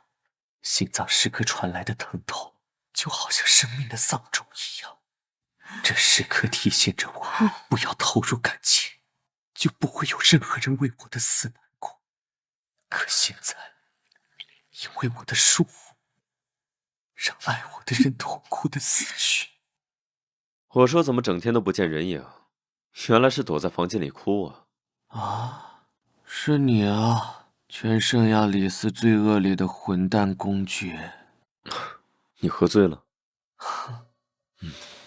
人类死去是再正常不过的事，你身为黑羽的副队长，应该再明白不过了吧？你懂事了，那孩子总是叫我嘉兰哥哥，偷偷送我花。那孩子和我不同，他还小，还有那么多时间，是我害他以那么糟糕的方式离开了，就那样死了。因为这没用的身体没有留下来陪他。没用的酒鬼，还是去床上躺着吧。喂，还有你，我为什么要闯入我的生活，把我最后的日子搅得一团糟？我宁愿在任务中死去，在黑羽挂个勋章，带着我的怀表一起走。还给我，还给我！就凭侦查，放我下来！我怎么找了这么大的麻烦？这个混蛋，自以为是的小鬼，变态，自恋狂！把心里话都说出来了啊！赶紧睡觉。总算清静了。黑泽尔，公爵大人，告诉我，你到底想要得到什么？给我回去躺着，我的耐心可是有限的。要是对我这副没用的身体感兴趣，拿去好了。得到了就赶紧滚蛋！你知道你在说什么吗？醉酒的家伙，劝你少说几句。第二天清醒过来会羞愧的人可不是我。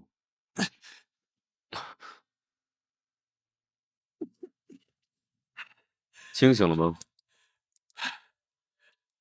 还要继续吗？后悔？晚了，我可不是什么绅士。给你2个选择，用你的这里解决，或者这里，选好了吗？不开，我要出！好像在水里一样。仁慈的我，给你第3个选择。他的声音从很远的地方传过来。给我看，出来就放过你。怎么办？3、2、1，就连站起来的力气都没有。看样子一个都不想选。既然你不想选，我就来帮你选。不是没用的身体吗？既然如此，又有什么好在乎的？的确，没什么好在乎的，没什么，狼狈又可笑。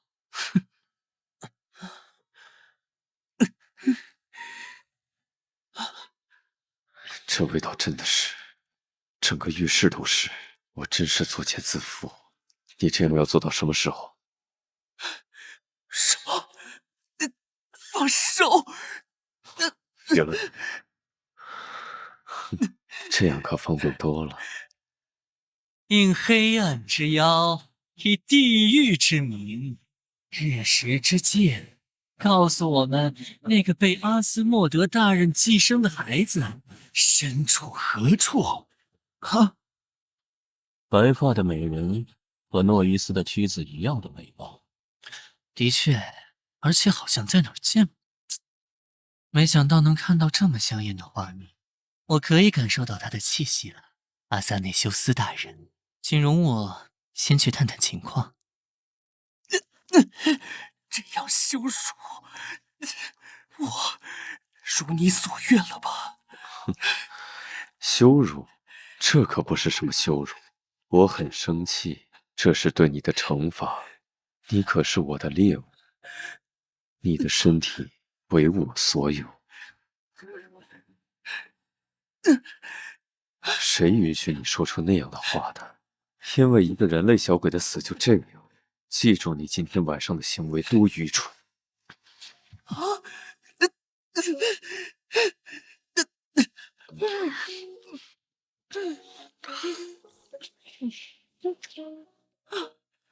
怎么办？只是靠着我的手指就出来了。听不清了。这次就先放过你。而且项链又在垃圾桶，还真是坚持不懈呀！到底是惩罚谁？知道我忍得多辛苦吗？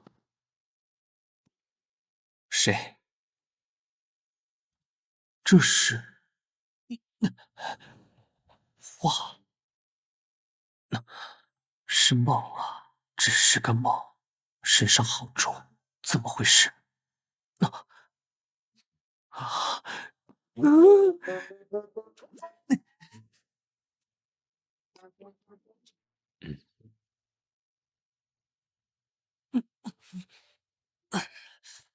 肩膀这里好痛，肩膀，急的。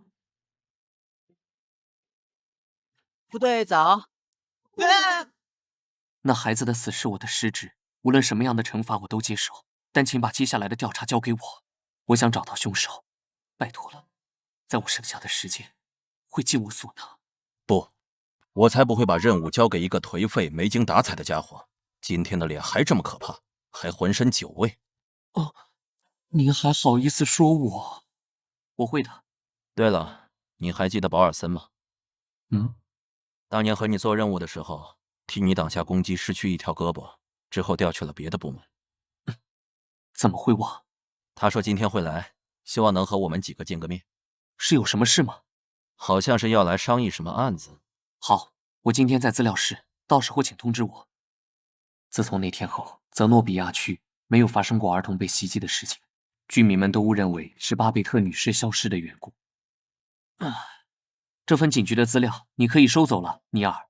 肩膀疼吗？你怎么来了？我不能来吗？尼尔呢？都不敢抬头看我。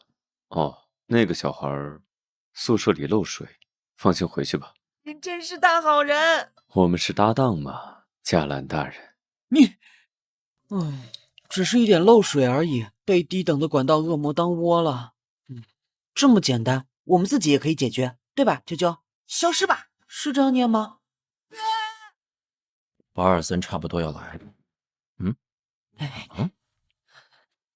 怎么回事？你是怎么搞的？对不起，这么狼狈的样子被队长看到了。队长，在担心吗？我在等尤娜过来，她已经去医疗室取药了。我让她来办公室找你。谢谢。所以你去修管道，反而把宿舍淹了，还滑倒被灯砸到了头，脚也崴了。是，衣服都被淹了，所以只能这样走回来了。吓我一跳。给。我还有事，你在这里等着。好的。又变得冷漠了，刚才的关心好像错觉一样。队长的衣服很暖和，可是有点想哭。我不管你来这里的目的是什么，赶紧走。昨天发生了那种事，还若无其事的样子。是吗？那我出去狩猎玩了。加兰大人。加兰，好久不见啊，加兰。保尔森，我早就想来看你，可惜调离的地区实在太远。很熟吗？一口一个加兰的叫着。这位是加兰的搭档黑泽尔先生。真是稀奇，加兰可是从来没有过固定搭档。你好，我是保尔森·肯特。左手，这个人没有右臂。确实是有事相求，所以才到这里。他在场不要紧吗？只是商量案件，没关系。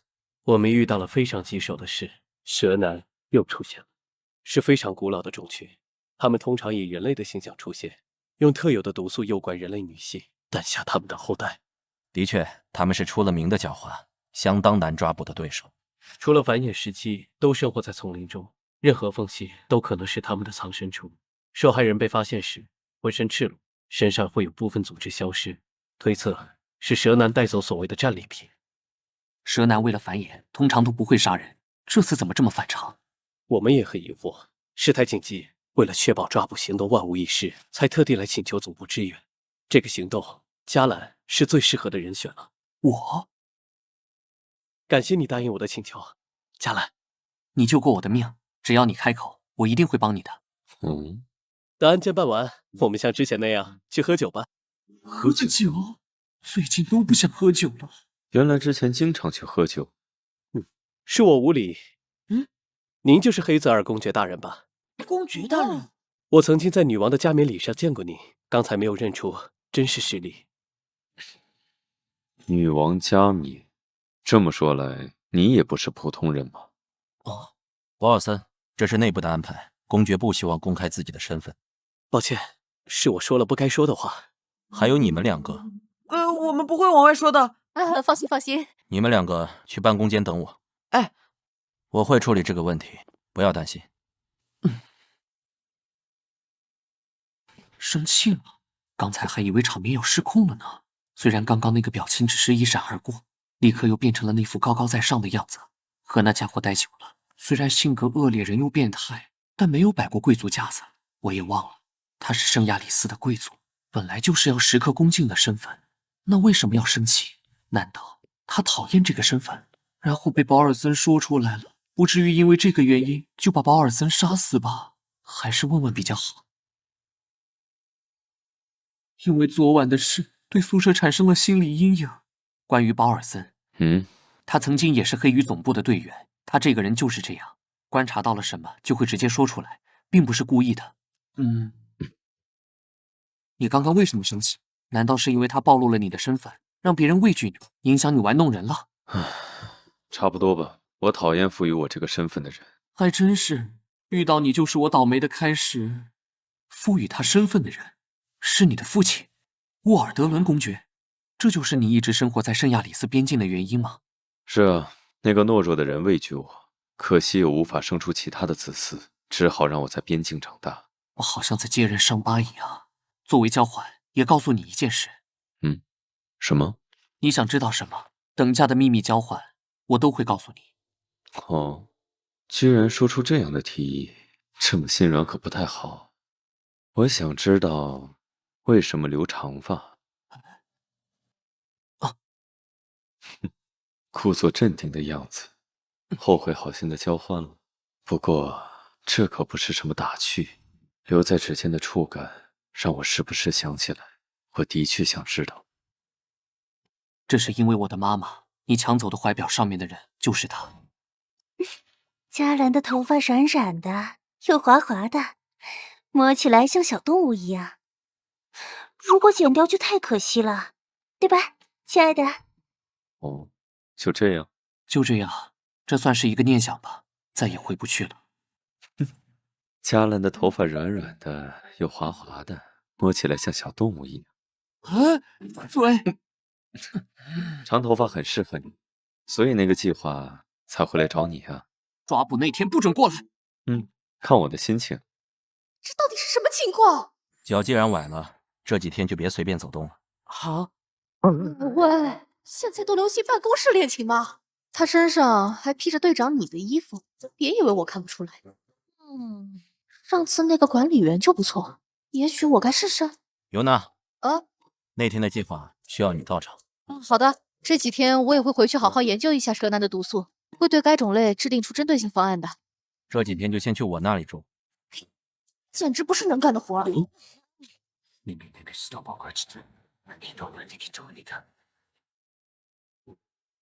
怎么样，能挣脱吗？如果是蛇男的程度的话，是无法挣脱的。从哪儿找出这么奇怪的？这可是黑羽曾经记载的针对蛇男的咒术，要反复练到熟练才行。缺点是害怕水和火，对普通人也有一定的危险性，所以到时候的抓捕要到房间里进行。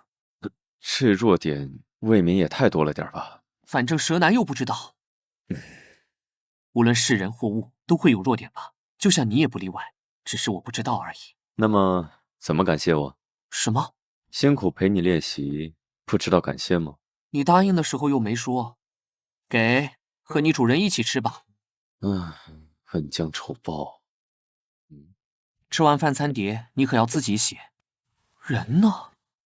镜中的场景明明就在这附近，可是阿斯莫德大人的气息总是时隐时现，难道已经被别人盯上了？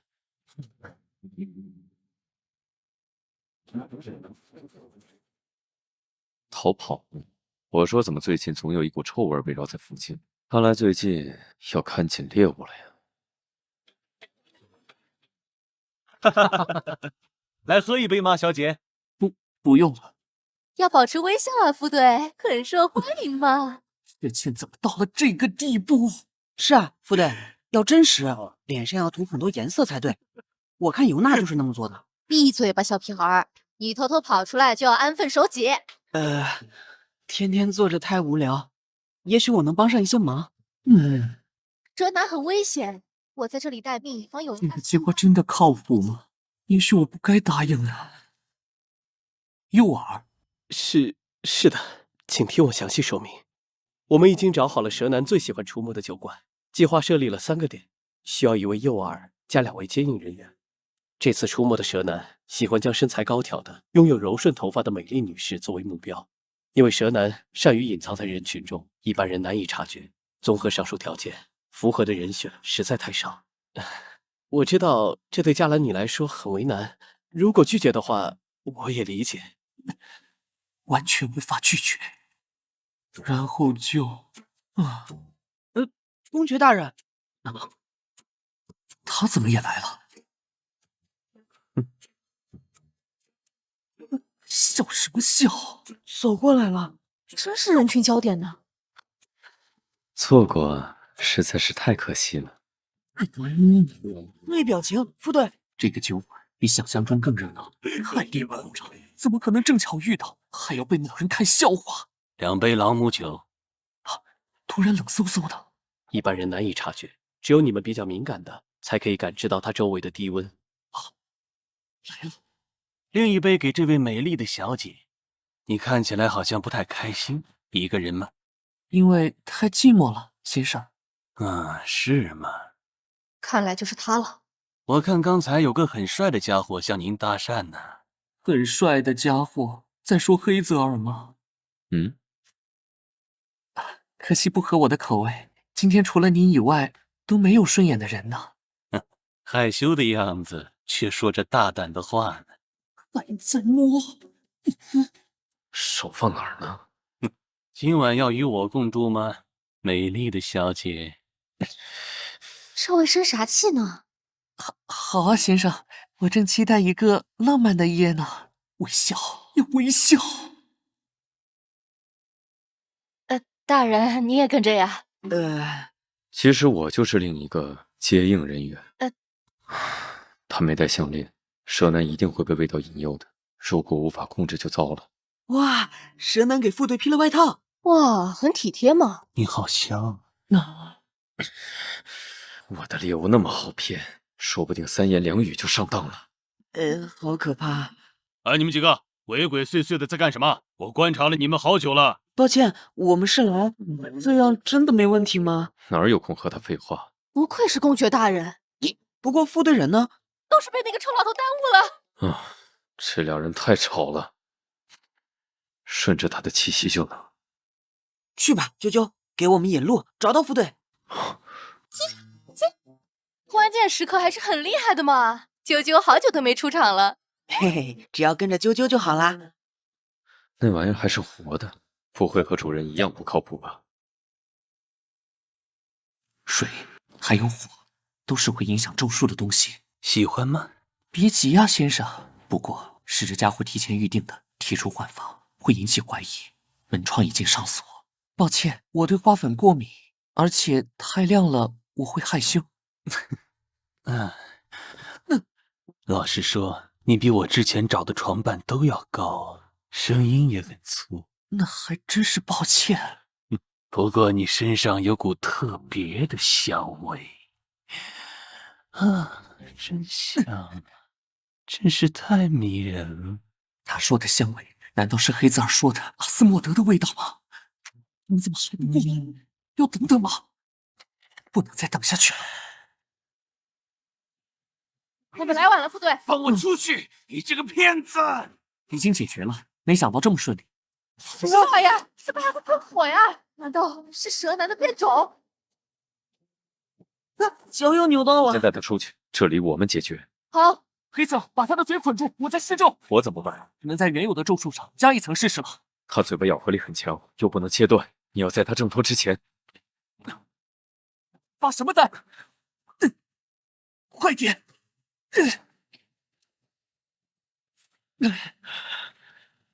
方法奏效了。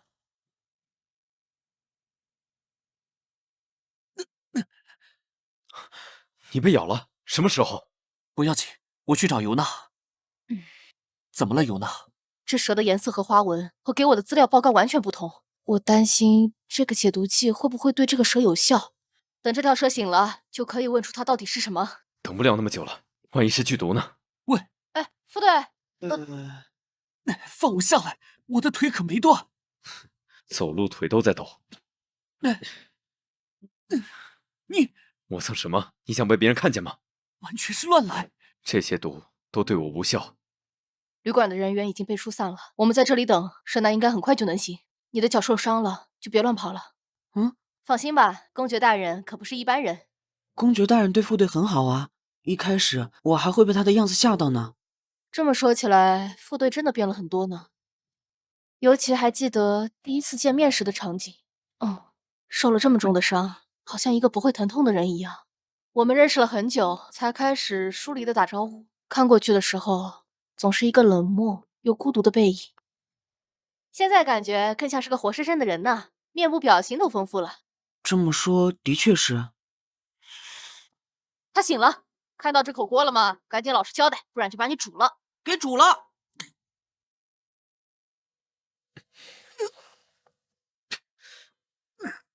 够了。感觉怎么样？好一些了，有点尴尬，头也有点晕，不知道怎么面对他才好。副队，蛇男醒了，得救了。快老实交代，你是什么品种？我可是最高贵的蛇王。还好是蛇王，据说蛇王的攻击力很强，但毒液的毒性有限，不用担心了，副队。太好喽！哎，不要低估我好吗？蛇王和给出的报告不一样，一般的解毒剂不太能起效。您今天先回去休息，针对他的解毒剂，明早我就研制出来。不是剧毒，我为什么要看他？你们抓了我，我的子嗣一定会为我报仇的。子嗣？你哪来的子嗣？你不是把那些女性都杀死了吗？什么？是谁干的？他好像真的不知情。蛇男出没就是想要后代，的确很奇怪。不会是搞错蛇了吧，副队？不可能，的确不可能。蛇男会划分区域生存，不可能同时出没两种蛇。算了，我们先把它放到总部去，再仔细调查。都记录完了，今晚就早点睡吧。好冷，又感觉昏昏沉沉的，怎么回事？要不要过去看着？睡了吗？冷。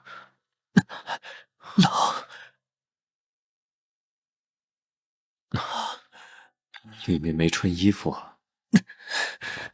这是什么情况？喂，你这样乱摸乱蹭的。等等，公爵大人，还是直接叫我名字吧。什么事？建议您多观察一下，有什么没查证过的副作用。副作用？身上却是烫的，这样下去不会失温吧？塞拉，好温暖。还把我当成了别人。塞拉又是什么人？给我说清楚，塞拉是谁？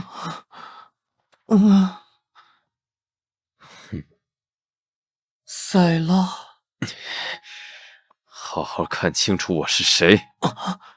黑泽尔，要暖和起来吗？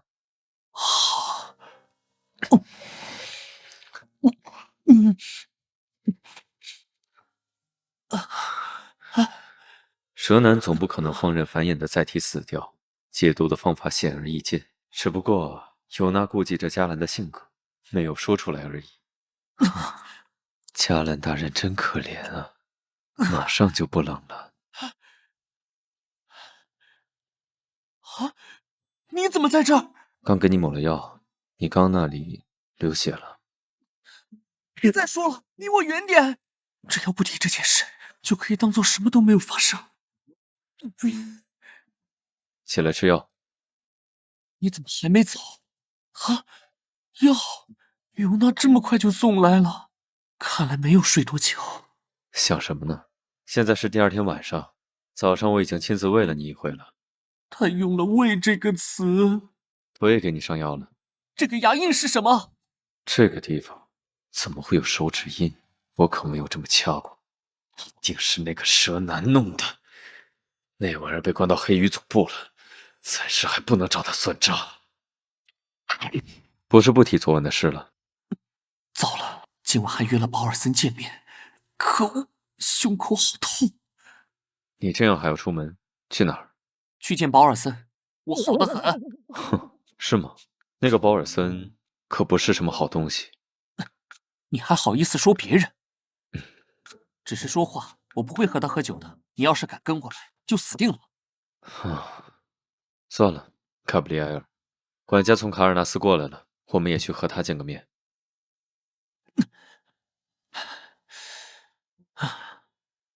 来不及多想就跑了出来，接下来该怎么办？就算是蛇毒的原因，也竟然与人发展成这样的关系，事情好像往失控的方向去。我不能这样，回来之后就搬出去。哦，你来了，嘉兰，这让我想起了我们过去搭档的日子。这次抓捕成功，多亏了你的帮忙。不用了，我已经吃过了。听说你因此负伤了，你的身体还好吗？之后有发生什么情况吗？我很好，没有出现任何意外情况。我们的身体很合拍，虽然只是一个意外引起的，但我想让它变成寻常事。突然开始同情那个人了。他好像最近都没有发作，可是项链的作用不是会越来越弱吗？这对宿主来说不是好事，主人。这意味着排异反应逐渐消退，恶魔与身体正在融合。我这次来是有事要问你，关于蛇男，你给我们的材料报告都是错的，为什么？关于这点，我很抱歉，出现了纰漏，我却没有及时发现。你所处在的地区是蛇男最常出没的地区之一，针对这么大的案件，检验人员也不止一位。当然，这不能排除他们有同时出错的几率。我只是说出我的疑惑而已。都是我的失误，该死，我害你差点。我来找你之前，又去了一趟资料档案室。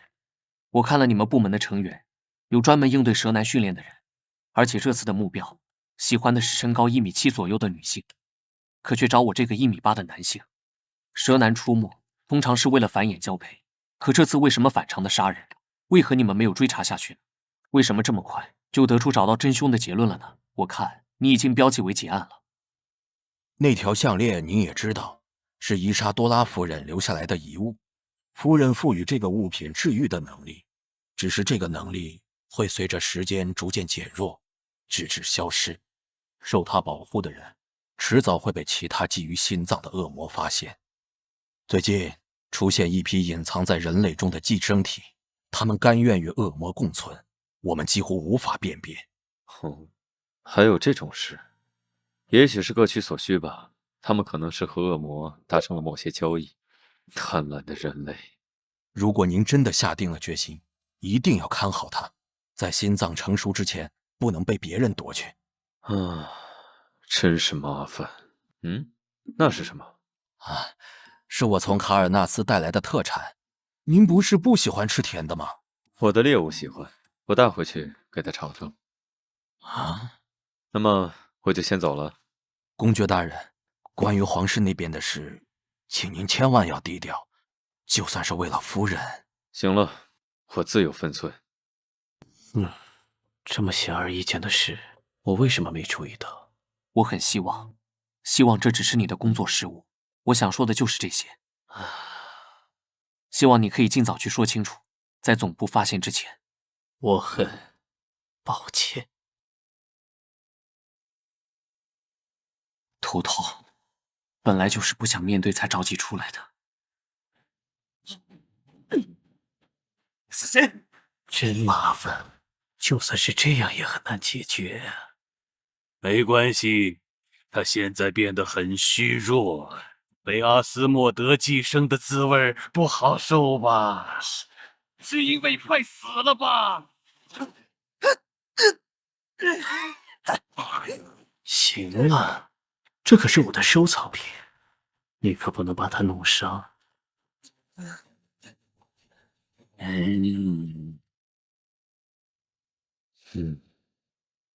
还不回来？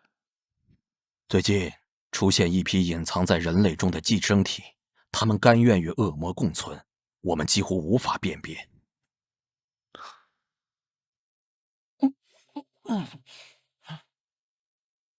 我这是……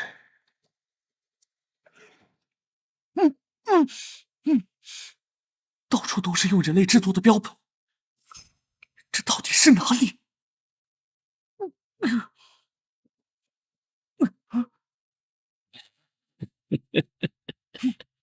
别白费力气了，这些都是为你而做的。健康的身体，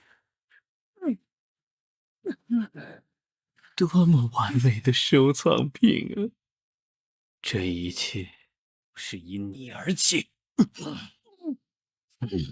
哎，你不是要毁约吧？别把他杀了！怎么会？这个罪魁祸首要留着慢慢折磨。如果当初没有救你，鲍尔森，胳膊整个被吞掉了呀！唉，真可怜，以前那么厉害，真可怜啊！真可怜。你申请了调离总部？是啊，我想离我的母亲近一点，不需要再看到你那张同情的脸。鲍尔森，你用了自以为可以稍微挽回尊严的说辞。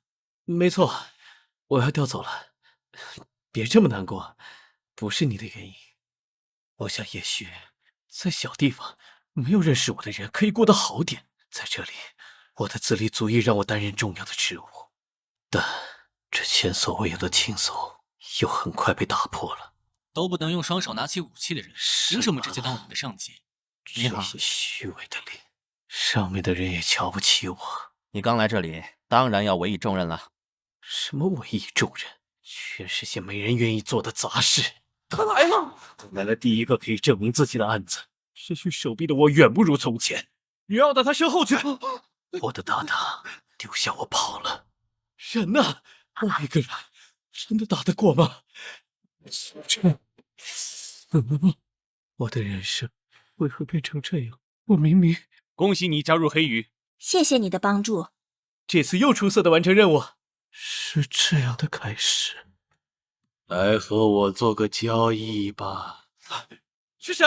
我是谁并不重要，但我可以帮你得到你想要的一切。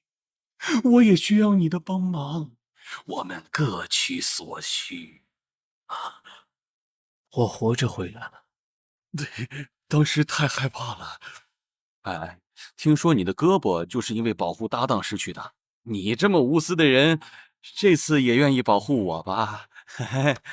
是啊，我们晚上去喝一杯，怎么样？当晚我杀了他。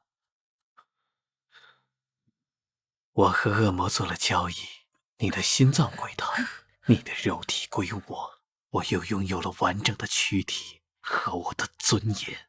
你想说什么？鲍尔森，你怎么能相信恶魔？这样的大道理我已经听腻了，还是呻吟声更适合你。不靠这些，我怎么能顺理成章的回来接近你？看来黑羽的副队长也生活很精彩。你的身体好烫，你感觉到了吗？你在发烧。什么？他已经被恶魔影响了心智。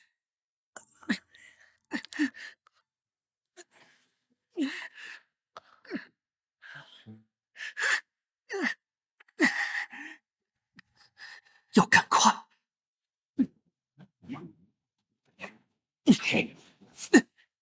怎么？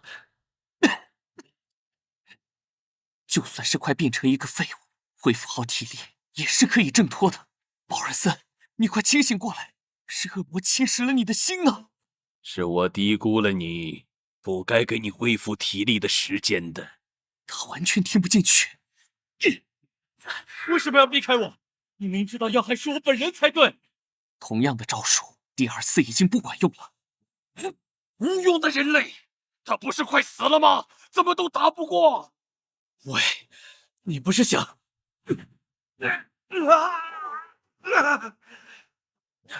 保尔森抛弃了。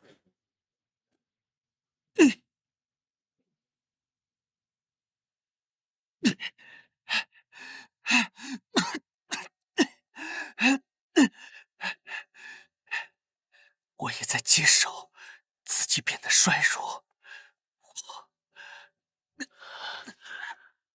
别绑了，恶魔咆哮我马上也会没命。我都做了什么？我是一个彻头彻尾的失败者。真奇怪，你居然会为我这样的人难过，不应该直接杀了我。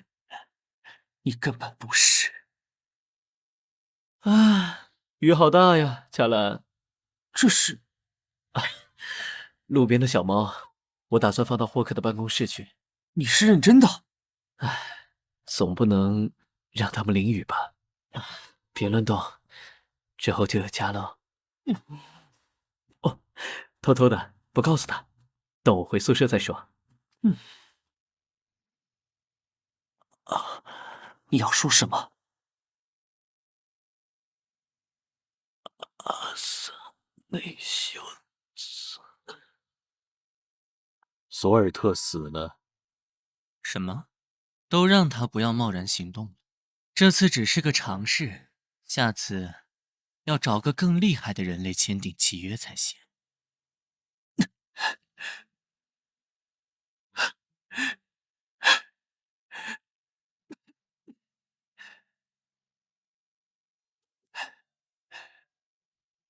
怎么回事？为什么此刻竟然觉得安心了下来？我好像陷入了一个名为关系的牢笼，想逃离命运，却愈发的紧，我无法找到出口了。人呢？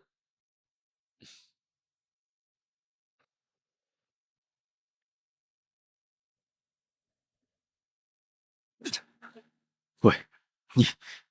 我只是想清醒一下。你泡澡的时候没有这样过吗？我还以为你晕过去了。是害怕我寻死吧？保尔森，他死了，要通知黑羽去杀后。真奇怪，我因为被恶魔寄生那么痛苦，那么想摆脱，可保尔森却主动让恶魔寄生在自己身上。他做这个决定的时候，有没有想过有这么一天呢？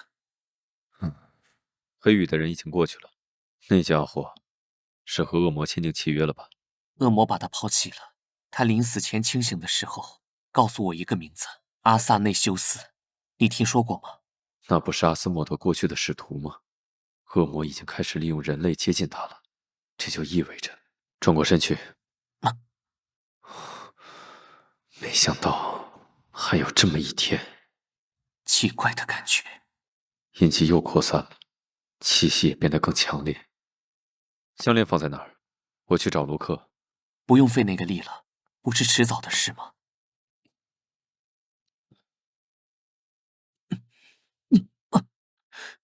水变冷了，去外面。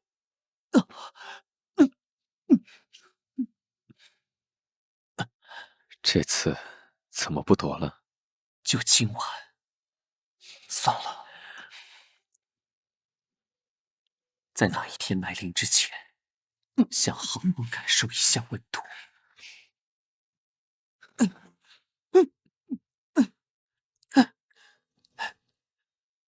除了这里，他还碰你哪儿了？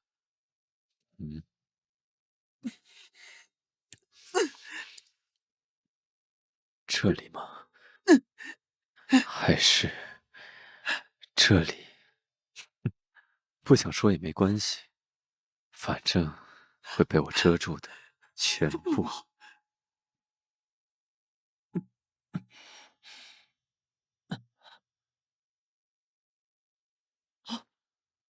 醒了，疼吗？你还是别起来，等早餐做好就在床上吃吧。昨天晚上，马上。复杂的心情，其实昨晚已经收拾好行李了，就藏在衣柜，趁他做饭的时候出去呢。可是无论去哪里，都会被找到。早餐要我喂吗？开什么玩笑？你出去吧。可是刚才和我还在一张床上的人，好像是要逃跑了。的确是比我做的好一些，可是难以下咽。我来看看要跑的人带了什么东西走。你够了。怎么还是混着我的衣服？那是打包的时候太匆忙了。这是什么？没想到这东西水洗不掉啊！是前段时间遇到了一个凡人的尾巴，那时候留下的。我要送到黑羽去，也许能分析出什么。现在，你不是又要逃跑了吧？行李还在我手上。这个混蛋，你是只会行李这个词了吗？尼尔，请收留我吧，副队。怎么回事？你不是因为水管坏了去队长那里了吗？我让黑泽尔去隔壁待着了，你放心说。这让我怎么说出口？那么丢脸的事。宿舍漏水修好之前，就先住在这里吧。是队长的房间。包里是什么？这个是需要整理的资料，因为脚受伤了，没办法每天去总部，我一定会按时完成的，队长。你做得很好，脚崴了就别搬重东西了。心脏啊，不要再跳了，请您放心，我已经有好几年的整理经验了，一定会好好完成工作的。不知道是不是我的错觉，队长的脸上总流露出愧疚的表情。全屋光线最好的地方有盆花，没想到队长会养花呢。你好呀，又见面啦。哟，我们好像第一次见，你认识我吗？当然认识啦。奇奇怪怪的小花，之后什么也没问出来。你确定你成年了吗？脸上没有疤的队长，没礼貌。这是我的声音，怎么能这样和队长说话呢？切，我可不是那种事后哭哭啼啼让你负责的小朋友。如果再磨蹭，这份谢礼可就没了。我做了什么奇怪的梦？好像真的发生过一样。所以是什么？我还有什么脸住在队长那里？是噩梦，总是做噩梦。也许床不适合吧，请您一定要收留我。您是不是身体不舒服？嗓子好像哑了。没事，也许是轻度的感冒。昨晚太冲动了。又有人来了。是队长来了。尼尔，你怎么在这里？呀，队长。我刚从阿巴亚区回来，就听到了你这里的消息。当初就不该答应他的调离请求。算了，我先不提这些。我收到了一封匿名信。佩斯学院，那是个专门学习艺术的知名女校，不过逐年落寞。一开始只收贵族，现在也开始招收平民了。匿名信能查到寄信人吗？不能，但是信的确是从佩斯学院所在地寄过来的，以防万一，还是要去调查一下。3年前那里发生过一次集体自杀案，已经结案了。不过最近又有了女孩在学校失踪的传言。这封信上所说的，不知是否指这件事。这是当年案件的记录，你看一下。你们黑羽还真是数不清的活儿，连个假期都不给吗？等这次案子结束，就给你们2周的假期。发生那样的事，也许需要潜伏进去，可以得到内部的消息。没错，因为这件事，学生大量退学，学校急需外聘一些资深的教授来授课，留住学生。我们需要一个对艺术史精通的人，假扮客座教授进去，有专业知识的人更容易被学生接纳。艺术？您来这里的目的不会是想找他吧？气质也很贴合，是不是？他的品味那么奇怪，怎么能？怎么不行了？只是我这个教授需要一个听话的贴身助理。你做梦吧！希望您是值得信任的人，黑泽二先生。我还有别的案子，就不打扰两位了。尼尔。啊，可是我想和副队。这里是双人间，哪有你睡的地方？慢走。这下正好。你打算逃跑的行李总算派上用场了。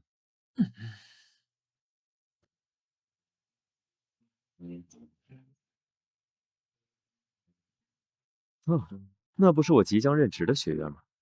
你好像对教授这个身份很满意，现在就开始演起来了。那当然，说起当教授的好处，尊敬的教授，我有个问题想要请教你。错了，站那么远干什么？我又不会吃了你。你在想什么？当然是正常的教授和助理的关系。气什么？不觉得这样更加真实吗？想把他扔出去。马上就要到了，请你注意一下你的言行举止。这是邀请函。怎么还来人？我带你们去校长室。好像不怎么欢迎我们。快看，那是什么人？好帅啊！听说今天客座教授要来。学校很大，2位才刚来这里，请不要在学校里随意走动，都去教室坐好。你们下课了吗？新来的管理员好凶啊！是啊，他比上一任严格多了。那么我先出去了，校长先生。辛苦你了，卡希尔。我看看，想不到是这么年轻的教授啊。请您放心，教授已经执教多年，有丰富的教学经验。履历从哪儿办的？您是从卡尔纳斯那边来的？怎么会想到来佩斯学院呢？实不相瞒，我已经厌倦了在卡尔纳斯枯燥的生活。毕竟卢米埃是大城市啊。很熟练啊。另外，也和我的收藏品有关。卡尔纳斯太潮湿了，不利于我藏画的保存。藏画？这是我们带来的见面礼。幸好提前调查过了这位校长的喜好。这不是毕加大师的作品吗？我可是费了大功夫呢。是收藏着，怎么会？哈哈，佩斯学院有您的加入，真是我们的荣幸。您客气了。听说您有个著名的展览馆，我们也许可以一起交流。你们离得远，也许不知道，整个西校区都在修缮，也包括展览馆。你们可以在东校区活动，如果有问题，可以问我们的管理员。那个展览馆果然是有什么问题吧？的确，就算之前发生过自杀案件，结案了也正常开放了，最近几个月却又关闭了。他在妻子死后霸占了全部财产，继承了学校，岳父母把他告上法庭，正在打官司。唉，这样的人怎么会舍得关掉一半校区，损失一大笔收入呢？你倒是很享受哦。有我的助理为我服务嘛。在看什么？你怎么突然跑过来了？是你自己太投入，没注意到。对比笔记，看看这封信是不是校长写的。结果呢？我想大概率不是。首先是习惯字，他每天都要签几十上百张佩斯这两字，就算是有意改变笔记，习惯字也极大可能会写的相似。这个佩斯的写法完全不同。然后是纸质的区别，这个发黄软绵的纸大概率产自尤尔德地区，卢米埃斯这里的纸都是白色的。说到尤尔德地区，那个板着脸的管理员好像是那个地方的口音啊。如果匿名信是他寄的，为什么呢？听那些孩子说，他才刚到学校不久啊。是哪？食堂，学生这时间应该下课了。还真是一刻也闲不下来。听说你们是卡尔纳斯来的，那里的甜点很有名。那里的天气怎么样？我们什么时候上你的课？这个年纪的孩子真活泼。到时候可以来找我玩。真的？这家伙倒是很会说话，这么快就和小孩子们打成一片。你们在干什么？食堂是吃饭的地方。管理员，得救了。这个管理员连吃饭都要管啊！是啊，您刚来还不了解，卡希尔女士相当严格呢。也许我该像马奇一样转学。马奇，她是我以前的室友，但是前不久突然转校了，老师通知了我们，我们才知道她转走了。最近至少转走5、6位同学了吧？马奇那么不遵守纪律，也许是被开除的呢。他离开的前一晚和我们说要和拉蒙娜一起去西校区探险，也许吧。西区探险，那不是在修缮的校区吗？因为那里有个传言，如果在0点过去，会听到奇怪的声音，像是拍打窗户和门的砰砰声。还有人说亲眼看到过，有几个人在天花板上飘着，风吹过去，他们拍打着窗户，发出声音。这个传说是因为3年前……好了，别再说了，会把教授吓到吧？这很可能是那些人编的瞎话了。这没什么，每个学校都会有些奇怪的传说，这很有趣。时间不早了，教授。也是啊，小助理，还有未完成的交接工作呢。还嘚瑟起来了。这是学生的名单，这是进度表。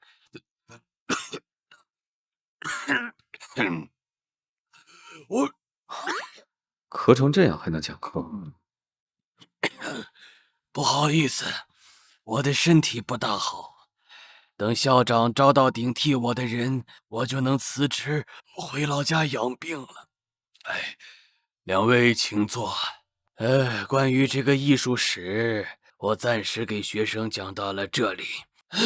但是每个人进度有序，天都黑了，领悟力。这老头什么时候讲完？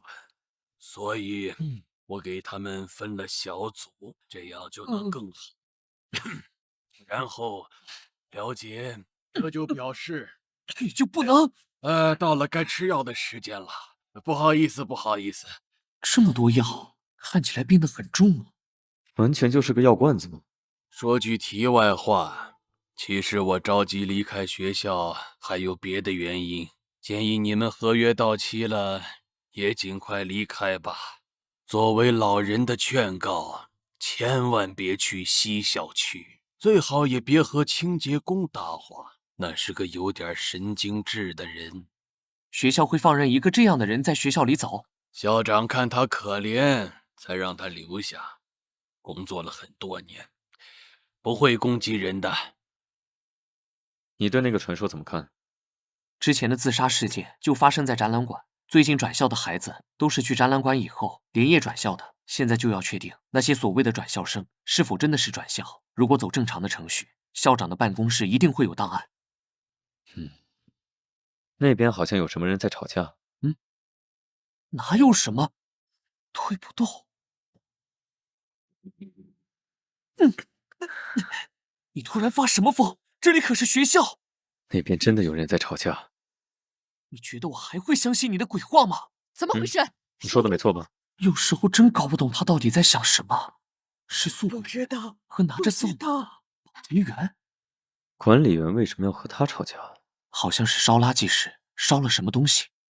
管理员女士看起来很生气的样子。这就吵完了？这是什么奇怪的学校？难怪快倒闭了。瞎说什么？校长、管理员、教授和保洁员，哪个是正常人？还真是啊。这是什么？玉米娃娃。等等，还是不挖出来的好。你看他们是被束缚住的，有可能是一种仪式。如果我没猜错的话，那边应该还有。果然没说错吧？得意什么？有人用了咒术，他想困住在西校区的怨灵，把被束缚的娃娃埋在了西校区的四周。难怪感受不到这里的异动。你的意思是说，这样留着，反倒让我们能更方便找到某些人想困住的东西？没错。做什么？当然是要进去查看。你不知道自己的脸色有多差吗？今天才第1天，至少要等到明晚吧。脸色差是因为你刚才……算了，今晚先去校长室看看，我们再商量计划。但是，跟着我可以，我们至少要保持2米以上的距离。黑泽尔先生，随便你。被他盯得凉飕飕的。你走前面。这门锁了。当然了，这可是校长室。明天我们还要在学校待着呢，又不是强盗。他不会是故意的吧？他就是故意的。哎呦，想不到我们的副队长还有无痕开锁的技术。少废话，全是艺术类的书，没什么特别的。不过这个校长居然没有雇个助理帮忙啊！大概令他头疼的事足够多了。你看，全是家长的投诉信，都是3年前那次集体自杀案件的投诉。看这封的字迹，是不是很眼熟？和那封匿名求助信用了相同的纸张，写字习惯也很相似。你看管理员和3年前那个案件其中一个孩子长得很像。看来我们有必要找管理员谈谈了。那就等明天。这工资单，给那个病老头开的薪水比我还高。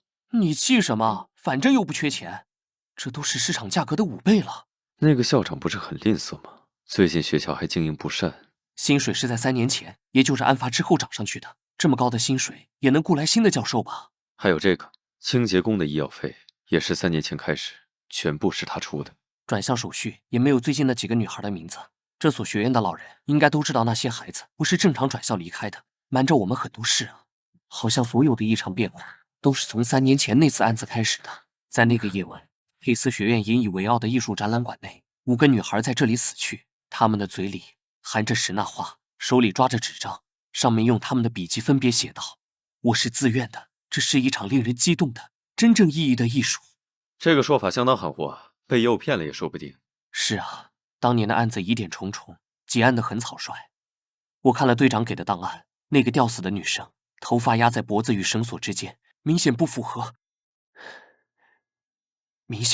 上吊自杀的常理，好像是该休息一下。没事吧？大概躺一会儿就好了。浑身难受，真丢脸啊！做什么？还以为你睡着了。都这种时候了，你还想？我去找管理员换宿舍。你在想什么呢？我是看你有没有戴项链，而且睡觉总要把衣服脱了吧？越来越奇怪了。睡觉。现在这样很别扭，可是现在又没什么力气。明天再……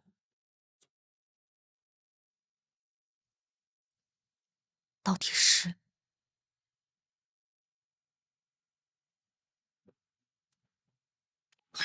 刚才是什么声音？好像有什么东西掉下去了。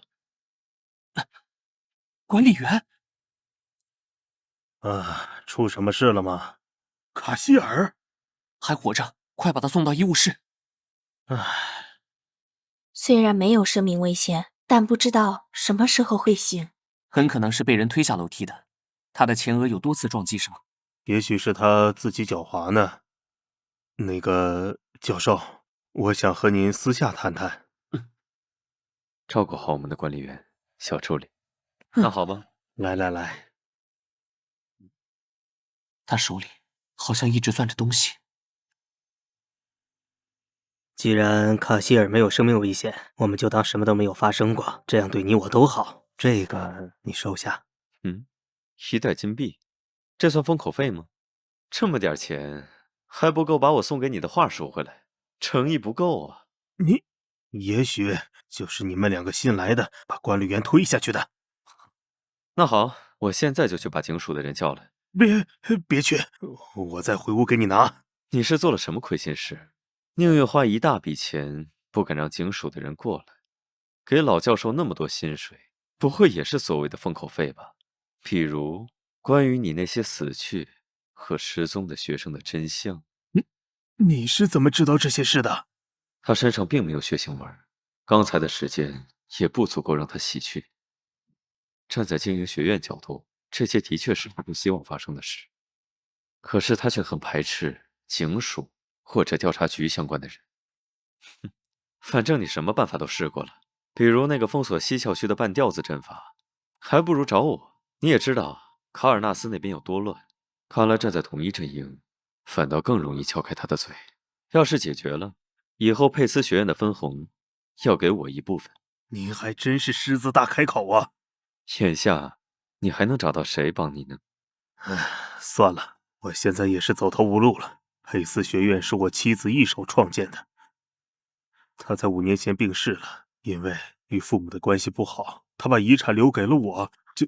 就像你说的那样，3年前那次可怕的案件改变了佩斯学院，眼看学校经营不下去了，我就象征性的感谢了验尸官，很快就像我希望的那样，迅速的结案了。不过几天，老教授突然找到了我，原来是因为学校开始闹鬼，他身体不好，想要辞职。他辞职了，我从哪里找人呀？只好给他加薪挽留他。清洁工在案件发生不久后就开始神志不清，我只能把他留下来。我和老教授开始翻阅书籍，他从古籍中找到了这个方法。作为代价，只能把西校区封锁了起来，困住了那些可怕的亡灵。把枉死的冤魂困在一处，这不是养蛊？要是贸然放出来，不知道造成什么意外。本来以为事态平息，结果最近又有孩子失踪了。这事儿不简单啊！也许我该要更多的报酬才行。还能再商量吗？一条女士手链，手上还留着刚烧过的灰烬。晚上她可能因为这个和清洁工吵架，还问清洁工是从哪儿拿来的。很普通的款式，肯定有特殊的意义。什么人会想杀她呢？如果卡希尔就是写匿名信的人，那么可能是凶手察觉到了他的身份。如果是这样的话，凶手就还在学校里。这是在配药，这么晚了，还有这么多事要做，真辛苦啊。每晚都要配好第2天早上的药，已经配了3年，都成习惯了，先生。一份是给老教授的，一份是给校工的。老教授已经3年了。是啊，3年前病情突然有了好转，没想到最近又变得严重，不知道这次能否熬过去。我来替你送过去吧。真的吗？真是太感谢您了。这么巧？开门有什么巧不巧的？你们说了什么？我们达成一致了。校长先生为了他的学院，愿意全力配合我们。你是对他屈打成招了吧？怎么会？我可是绅士。大家都不容易啊。我和他说，我们搬离卡尔纳斯的真正原因，是因为我们不被世俗所容纳，可歌可泣的师生恋。你是不是脑子有病？这可是让对方信任我们的基石，要配合。是不知道这个校长多排斥警署的人，更别说黑羽了。啥时候说正事呢？作案如此草率，是因为他来不及继续等待了。石那话意味着重生。3年前的那场悲剧，也许是凶手用他人向恶魔献祭，祈求着某样东西。那个偷走了本不属于他时间的人，是该受到惩罚。那后来的失踪的学生呢？明明没有到献祭的时间，却有学生在封闭的学校展览馆内凭空消失，不是那个病殃殃的老头可以办到的。看样子，那里的怨气比我看到的还要重啊。我取来了西校区地图和那些学生的入学档案。失踪的学生和之前死去的学生生日相同，有什么发现吗？这也许不是巧合。以前也有过类似的事，他们在寻找替身，然后在死亡的那天回魂。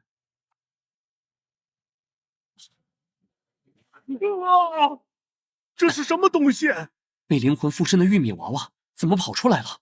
我好像忘了把那个挖出来的埋进去了。这种事你都能忘？那你当时怎么不提醒我？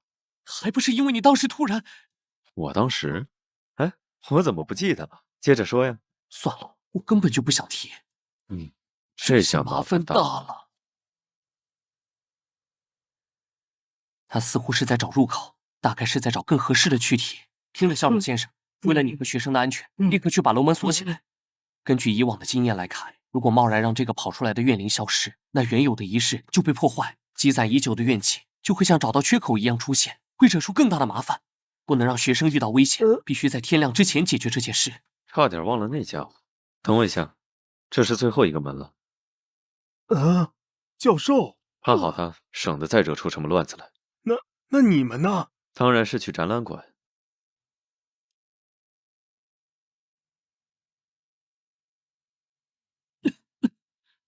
情况不太妙。不像是名画，更像是学生作业。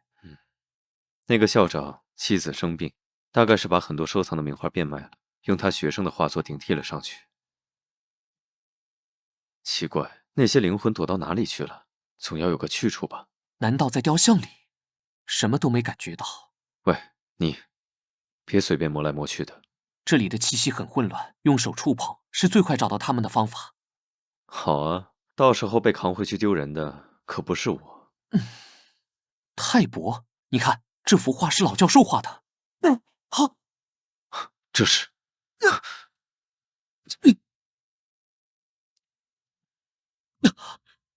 这是画中幻境。刚才把我拽进来的那个人呢？落下来的时候就和这里融为一体了。也许之前失踪的学生也在这里。也许吧，赶紧找到他们，离开这地方。嘉兰，人呢？嘉兰，怎么样，黑泽尔？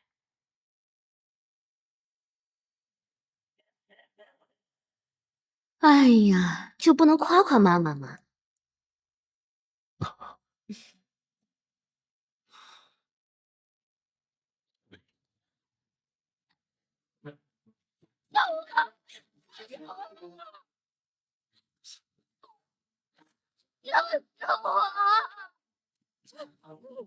不对，这里是幻境中的陷阱，你就这么看着，眼睁睁地看着他死，就像当年一样。虽然是自己的样子，可是看起来真讨厌。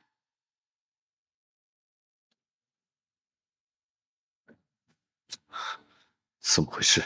幸亏及时收手了。有什么好惊讶的？因为我就是你呀。看看你的脚下，血。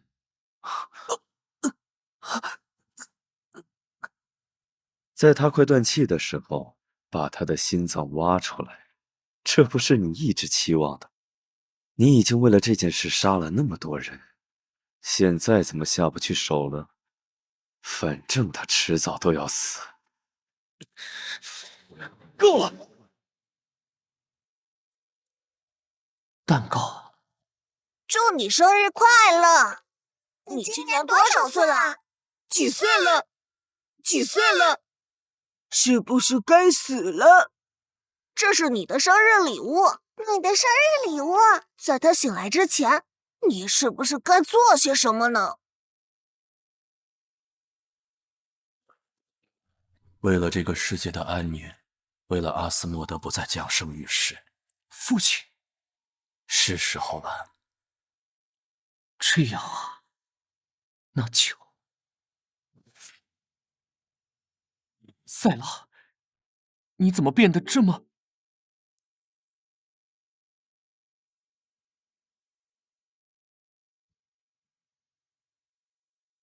嘉兰，妈妈的乖孩子，你也太好骗了。怎么回事？心脏突然开始抖。从一开始，这个幻境就好像了解我似的，不断针对人的弱点，很可能是跟着人的内心产生的，又不是真的阿斯莫德，只是个幻想而已。如果真是我创造了它，就有绝对控制权。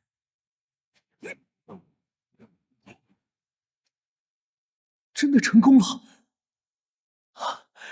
花藤是石那花的花藤，靠吸取人们进入幻境的情绪为食吗？也许我顺着它，可以找到躲在幻境的恶魔。又来！醒了？现在是什么情况？3个，睡得可真巧。黑泽尔，你认识我？抓来的时候听到了吗？真是麻烦。要是能立刻杀死该多好，得等到心脏成熟才行。就这样一直锁着他，这样就不会惹出其他事端。最大的事端，也许就是因为滋味太好，杀他的时候会犹豫不决呢。抓来，他的语气仿佛回到了我们第一次见面的时候，我们的衣服好像也是。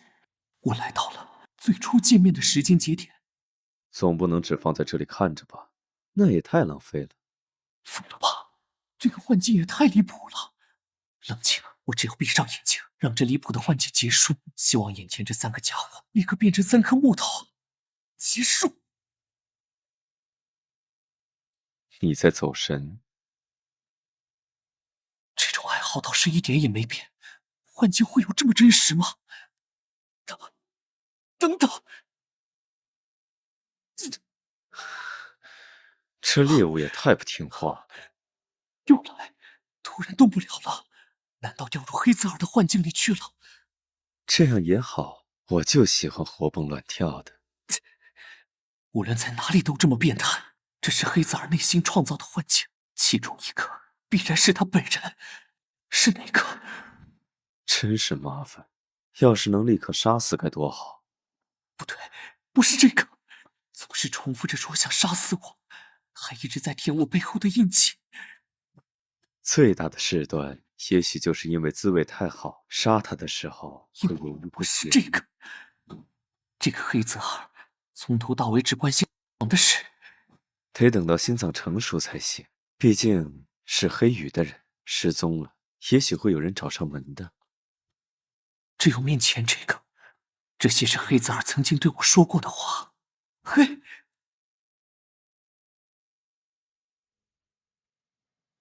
黑泽尔，我如果真的死在这里，要是你能记得起来的话，项链记得拿走，把怀表还给我，埋在一起。在说什么？傻了吗？他好像迟疑了。我猜对了，你该回来了。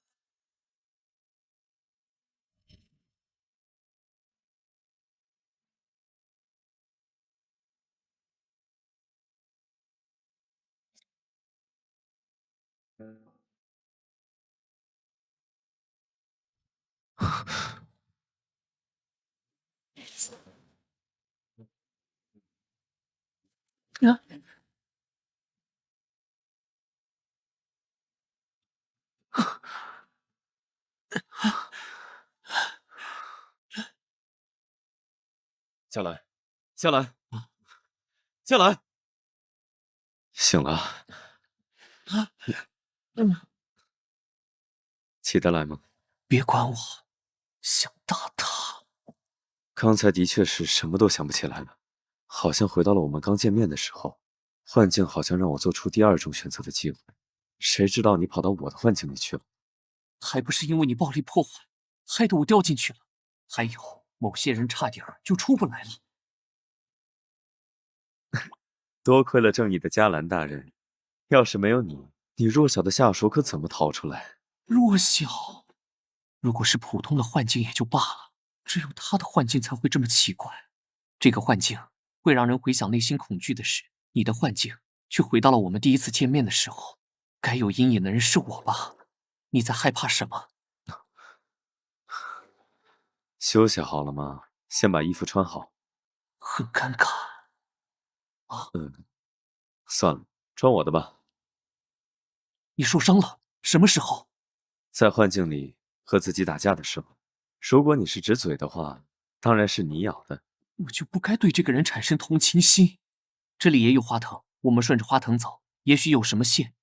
打破一个幻境，他的藤蔓就会枯萎一段。我想，他也许是靠人类负面情绪为食，负面的情绪消失，他也就随之枯萎。不过之前要有生日相同的女生这种特定条件，才会被吸入幻境。我们算是自己找上门的异类。这就是为什么你会直接打破刚才那些幻境的原因。我们在这里，也许某方面是不受控的，以此类推，也许也可以破坏别人的幻境。四周开始逐渐变暗了，藤蔓分支也越来越多，看来离幻境的中心越来越近了。黑泽尔，别破那些藤蔓！知道了，你别乱动。没有用的，石那花藤怎么会被人类轻易折断？我可是这里的主宰者。他就是这么骗那个老头的吧？欺骗，那是人类本就有的贪念。凭什么他过得比我好？凭什么他就可以？如果他死了，我不就可以独占，想骗更多的财富，想杀了他？多漂亮的石那花呀！他们的生命力如此旺盛，而我却活不过几年了。你想获得无尽的生命，只需付出一小部分代价。好啊！愚蠢的人类向同类下手，跟我来，这只是一次行为艺术，会给你们学期末加分的。年轻的灵魂更加新鲜可口，就像面前的你们一样。无耻，说的这么冠冕堂皇！别乱动！现在摆在你们面前的有2条路：乖乖回到幻境中，永远成为我的养分；第二个选择就是乖乖让我吃你。你身上有一种特别的香味，这是什么味道？问他。既然给我们选择，其他人在幻境的哪里？开玩笑，我怎么会轻易告诉你？没有诚意，我们怎么会同意？总要知道他们现在怎么样了吧？转移他的注意力。你没事吧？杀了你们！救人要紧。暂时还不能杀死他，我们暂时控制住他，找出其他人幻境的位置。我明白。可能？难道你不是人？你把他杀死，幻境会消失的。我忘了。幻境这么快就开始消失了，那些进入到幻境中的学生还没找到，还真是麻烦。你就是最大的麻烦吧？现在我根本就没力气，在这么短时间在幻境中找到人。只剩下最后一个办法了。你不会是想把这里整个炸开？你只要使出防护的咒术就好了。真是乱来！准备好了吗？一直敲个不停，怎么办，校长先生？停下了。怎么回事？校长先生，那边的光。教授，你怎么样？要不还是给他解开？不是和你说无论发生什么都别管他吗？你们没事吧？怎么这个样子？当然是拜你的好员工所赐。真的吗？那几个后来失踪的学生就躺在展览馆里，建议你过去看看。他们还活着，我这就去。怎么回事？怎么回事？你供奉的那个所谓的神死了，被困在里面的献祭的灵魂也得到解脱，你苟延残喘偷盗的时间当然也就开始失效。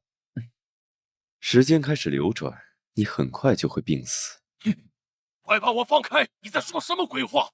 这个你认识吧？校工说是你给他的。我看他那天不光烧了项链，还烧掉了医生给他开的药。他在3年前目睹了你的罪行，为了活下去才故意装傻。现在你被控制住，他终于可以把真相说出来。你看到管理员眼熟，怀疑他来学校的目的，才故意让校工烧掉当年那个学生的遗物。管理员见到手链，果然很激动，证实了你心中所想。你立刻在当晚实施了计划。可惜造成的动静太大，我们很快就出来了。推完人以后激动的睡不着吧？我去抓你的时候还在装睡呢。你怎么能这样？这样摇会不会死掉？算了，别管了。这个还给您，卡希尔女士，愿您的女儿安息。就算不是匿名信，如果您遇到这样的困难，我们也会来帮您的。我能感受到，他回来了，谢谢你们。你好，校长先生，我们是警署，来重启调查之前的失踪案嫌疑人，还有您涉嫌一起和验尸官不正当交易的案件。那个骗子！你不是答应校长不通知警署吗？卡希尔女士又没答应。哼，那个校长还真是单纯。这下某人可没分成了。有什么关系？我只是想看到让最爱钱的人因为失去钱财痛苦挣扎的那张脸。和那朵花某种意义上有点相似。哦，对了，炸毁的展览馆不用我赔钱吧？睡着了。怎么不靠过来呢？想我了吗，盖布里埃尔？总算回来。你最近没有到处乱跑吧？吃胖了。喂，哎呀，这里有个人快要失血而死了，需要有一个人给我重新包扎一下。我去找尤娜。哎呀，我的嘴角好疼啊！黑羽的医生会负责给嘴上药吗？把你的衣服脱了。真没想到你会主动和我说这句话。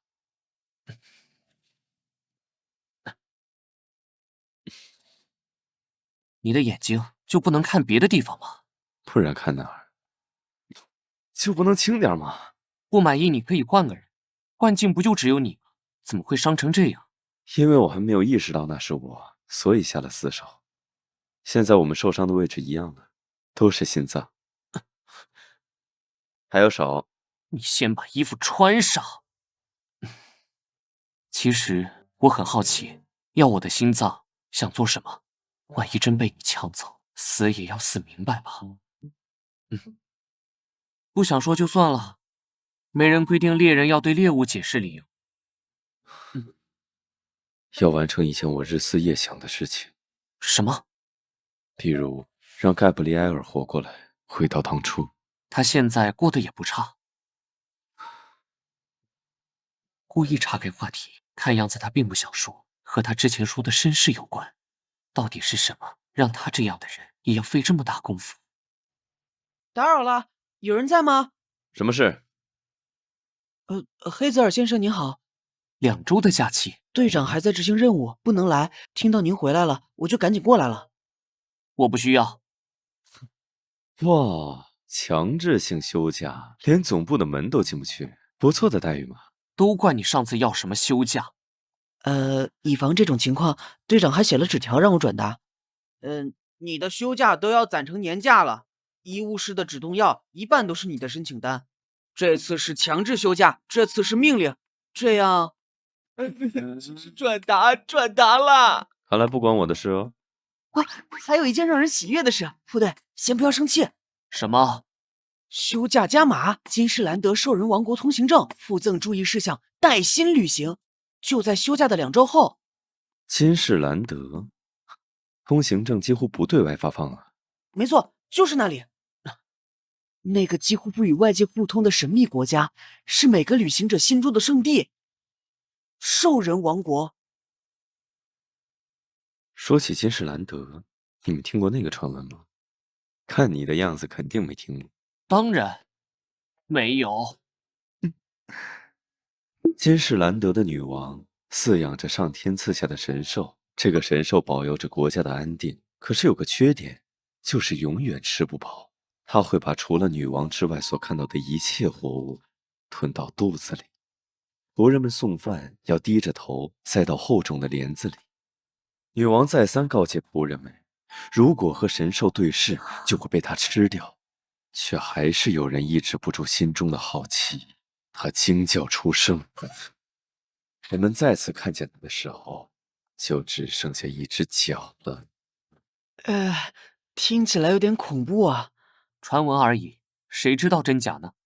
去看看不就知道了。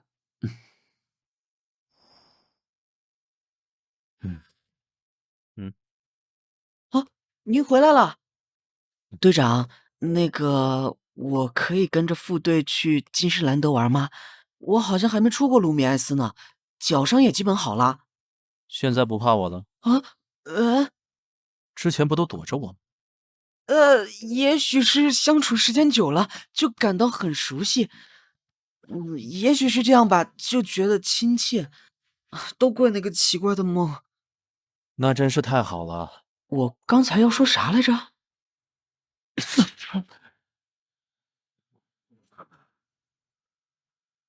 什么？都走到这一步了。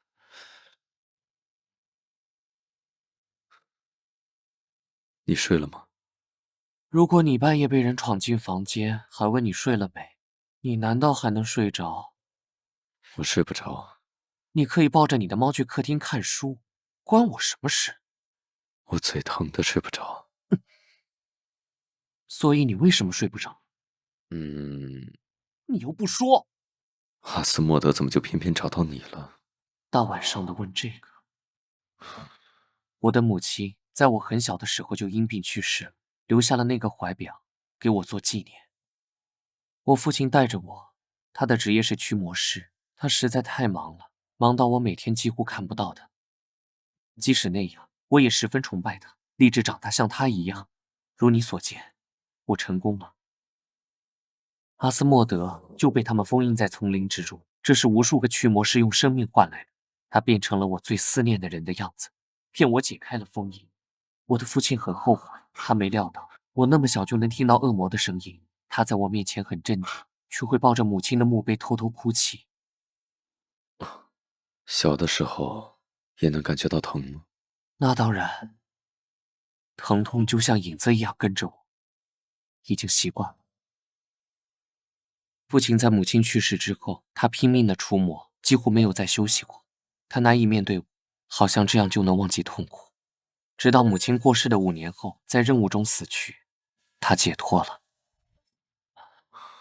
这么说起来，你好像在重蹈他的覆辙。也不全是，他是为了逃避伤痛和愧疚，我只是想在有限的时间做更多的事，不能有太多重要的人或事，越重要就越痛苦。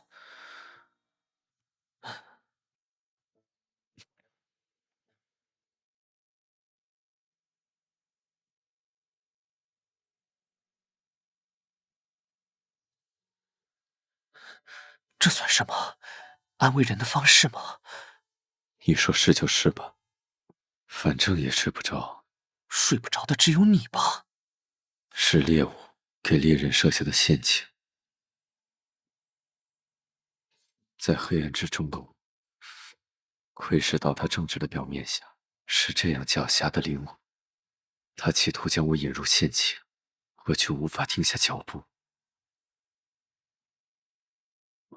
这样危险又可怜的猎物，一边想让他得到命运的怜悯，一边又觉得他本该是这样。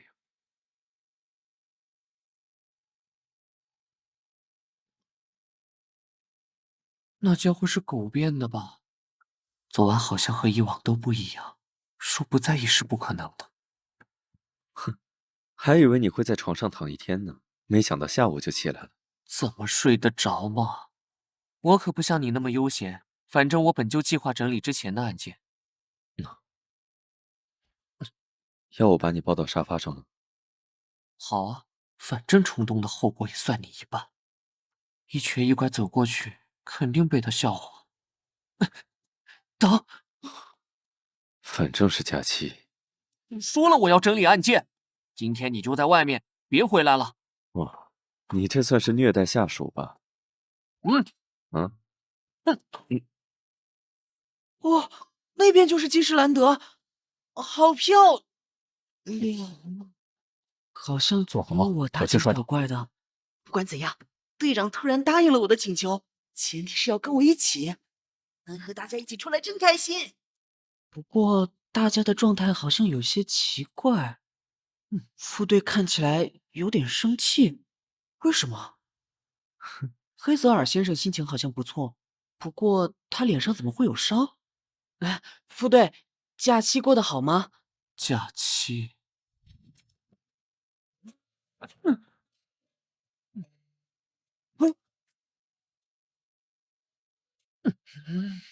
完没完？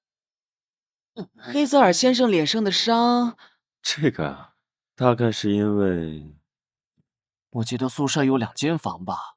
难道放不下你吗？我怕黑，因为我怕黑，然后就被……够了，嘴巴！本来想缓和气氛的，这下可怎么办？队长昨天没休息好吗？哪里只是一晚上？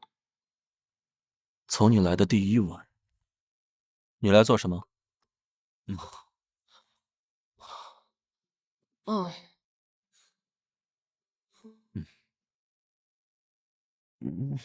我靠！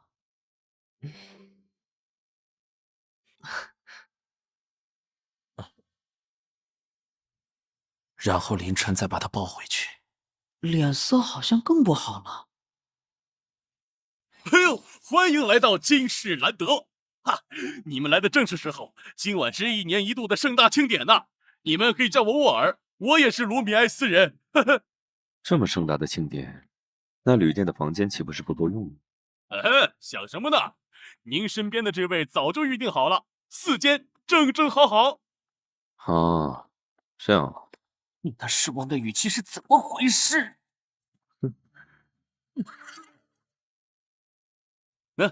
这是你们的房间钥匙。哦，对了，记得千万要把帽子戴好。你们这些异国人的出现，有可能会引起骚乱的。照你这么说，本地人也会像我们这么打扮吗？没错，他们自己也有草食混血与肉食混血的区别。还有血统平衡论的拥护者，一旦偏向人类或者动物那一方，都会受到歧视。偶尔会发生相关的袭击事件，干脆就都戴上帽子披风，隐藏身份了。哦，对了，还有食物，建议你们吃自带或者本店提供的。这可不是我要赚你们钱，这里的食物很可能会让你们水土不服，买纪念品什么的就好了。快点，那个老板说花车的游行要开始了，总要先把行李放好吧？我们先走啦，黑泽尔先生。那个小菜鸟都先跑出去看了。你难道是在赌气谁先到吗？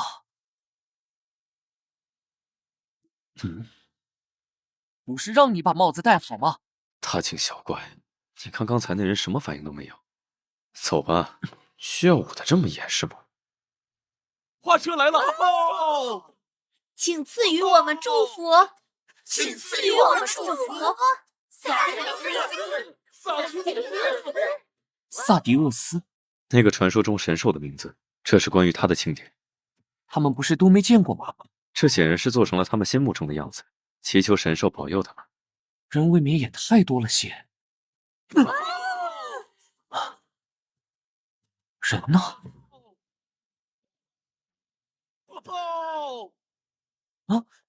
找不到我这么着急吗？人多，连名字都不好意思喊吗？得意什么啊，这家伙！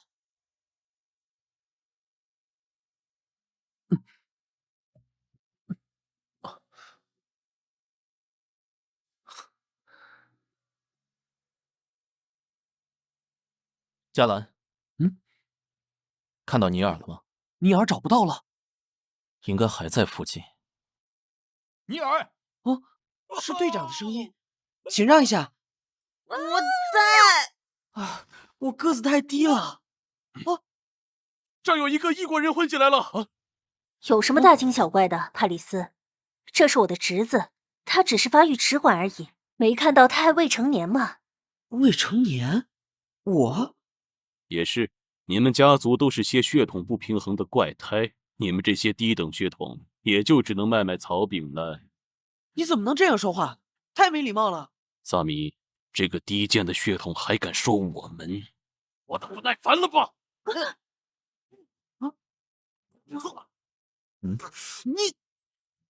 你给我等着！队长，就让他们这样跑了？我们可是在别的国家。谢谢您替我解围。没关系，那些该死的血统拥护者，我已经习以为常了。不过最近他们也不好过，很多人都莫名失踪了。金士兰德并不像表面那样宁静，你们要时刻注意安全。可以叫我奥黛塔，这是我的店铺地址。如果遇到什么麻烦，可以来这里找我。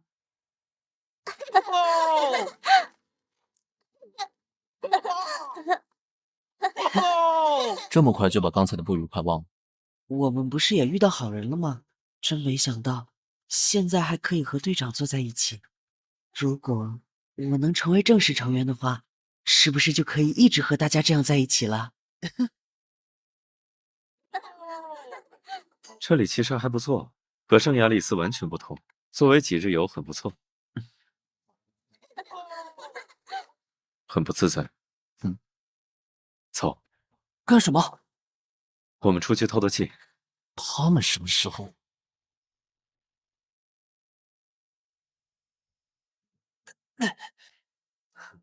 路过的时候我就注意到这里了。我为什么要跟他干这种蠢事？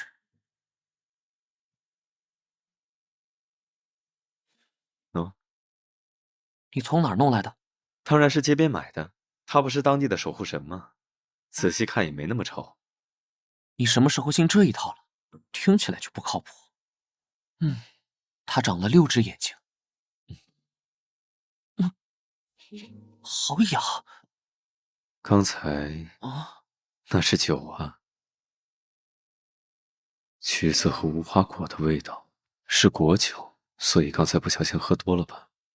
你怎么又变成3个了？我不会还在幻境里吧？说不准哦。明明长得人模人样的，为什么变得这么恶劣？小时候误入歧途了吗？一喝醉，话就变得特别多。塞拉怎么还不来找我？塞拉又是这个名字。塞拉是谁？他。哭了？我还什么都没做呢。你不是洁癖吗？这里这么漂亮，我好像有点舍不得死了。别哭了，别哭了，回去吧。我不。这算是月下邀约吗？加兰大人，真想看到你明天的表情。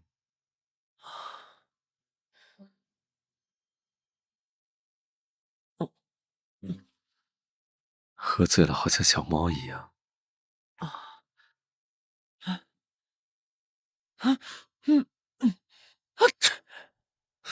我好冷。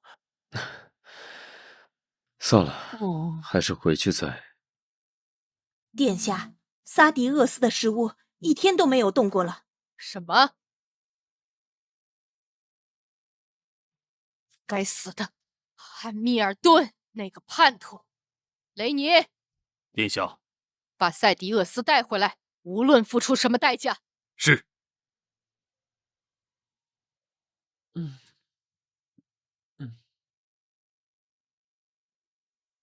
头好疼，浑身好像被打了一样。我去楼下拿早餐。楼下而已，也没必要专门留个纸条吧。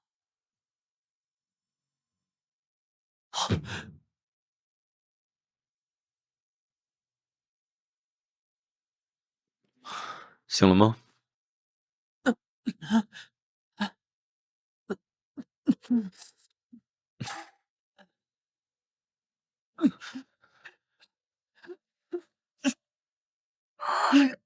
别咬。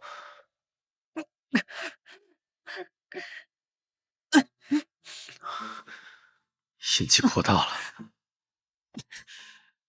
卢克之前好像提醒我，血液之间也许会起一些克制作用。什么？咽下去。总算睡下了，血好像能缓解一些疼痛，可他一直在发热，情况很不好，必须带他回到圣亚里斯去。也许找到卢克，还能有什么解决办法。黑泽尔先生，我们买了退烧药回来，父对他怎么样了？还没醒，等他稍微稳定一些，就立刻带他回圣亚里斯。恐怕暂时不行。刚才我们出去才知道，金士兰德封城了。那就杀出去。他现在到底是什么情况？普通的发烧，你不会这么着急吧？有些事等他醒了自己会告诉你们。现在，他需要有效的治疗。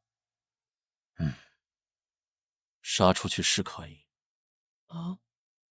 城门附近至少有5个巡逻军在看守，这还不算街上找通缉犯的军队。为了防止犯人出逃，唯一通向圣亚里斯的列车也被叫停了。我们还带着一个生病的人，这个计划风险实在太大。或者我们去找到那个被通缉的人呢？抓到他不就都解决了？我还拿走一张通缉令。调查和找人花费的时间更多，我们等不了那么久。是他。你见过他？那天在走廊的时候，我没见到他的脸，不过我认得这个。当时他从我们隔壁房间出来，不过我不确定他是不是住在那里。哎，是不是一个灰色斗篷、个子高高、很冷漠的男人？他的确是那间房的住客。不过那2位凌晨就退房了。2位？他还有个看着生病的同伴，他一直扶着他走。他们有没有做身份登记？没有，他们出手很阔绰，所以……他们给了一枚胸针当做住费。镂空雕金、珐琅彩工艺，还镶嵌了绿宝石。这个徽记很可能是皇室的东西。难道是小偷吗？为了一个小偷这么大费周章。他们早晨走的，带着一个病人，半路又得知封城的消息，走不了多远。旅店这种地方肯定会被卫兵搜查，一般都会逃向山高林密、人烟稀少的地方。对了，这附近有什么山林或者人少偏僻的落脚点吗？我这里倒是有游客的旅行地图。旅店和城门途经的路线北面有一大片未开发的区域，那里还有一处湖泊。我们就围绕这个范围寻找。如果1天内还找不到人的话，就只能选择冒险的方案了。尼尔，我们去找人，你留下来。我会照顾好副队的。这是哪儿？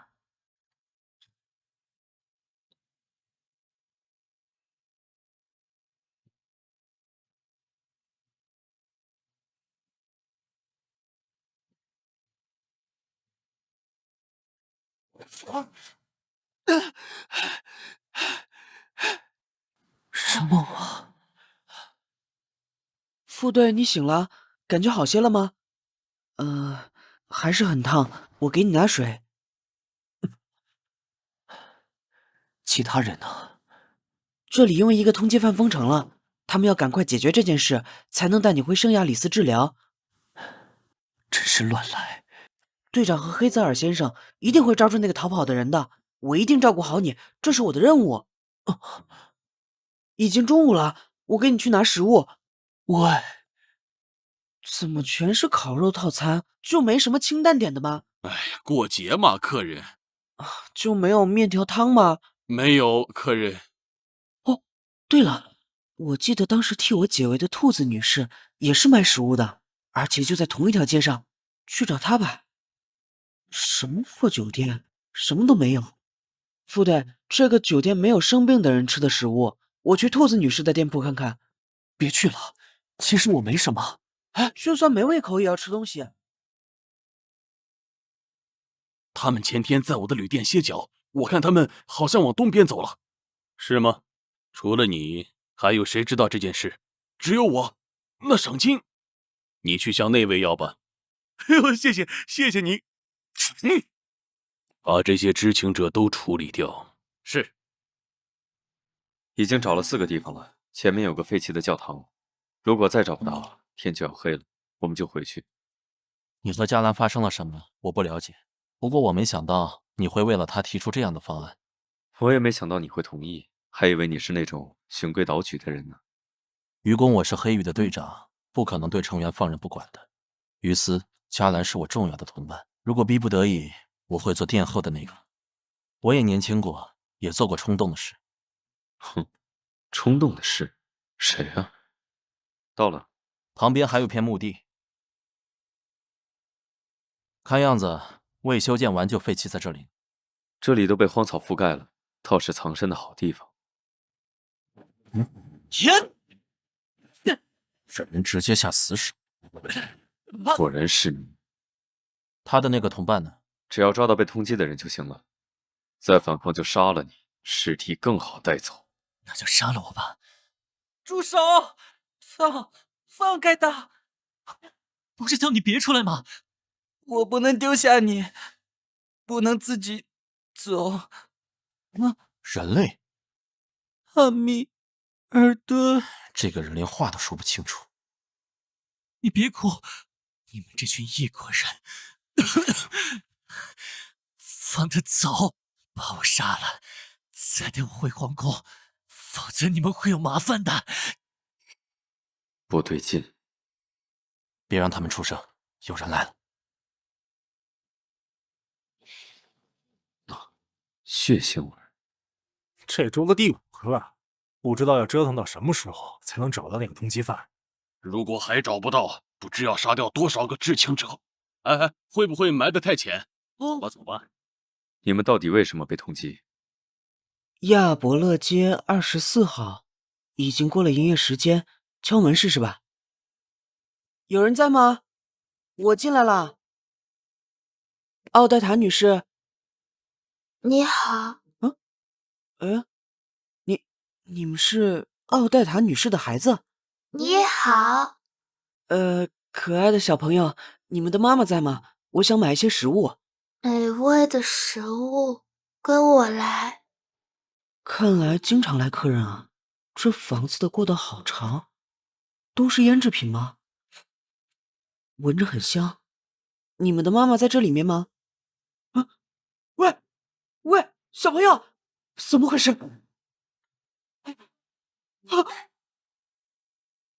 你们听说过萨迪厄斯吗？你们国家的神兽。事实上，萨迪厄斯就是他。他不是个人类吗？这事儿要从头说起。在金士兰德的国家秩序之中，只有动物与人类完美结合的血统才是最高贵的血统，偏向任何一方都会被视为低等的存在。如果你走到金士兰德边境的暗河，就会看到各种低等血统的尸体。我是贵族之子，曾在皇家护卫队任职，因为出色的表现，被授予侍卫长的职位。我为女王效命多年，见证了萨迪厄斯的诞生。16年前，在这个血统之上的国家，殿下，皇室诞生一个完全是人类模样的王子，这是一个致命的丑闻。如果流传出去，皇室都会动荡。女王不忍杀死自己的孩子，却也不能将这个丑闻公之于众。大部分知情人都死于一场不便。听好了，诸位，从此皇室出现了一只神兽——萨迪厄斯。如果直视他的眼睛，你就会被吃掉。那个没有拥有高贵血统的王子，从出生起就被关在萨迪厄斯的笼之中。汉密尔顿，让他把手放开。他好像不明白为什么被厌弃了。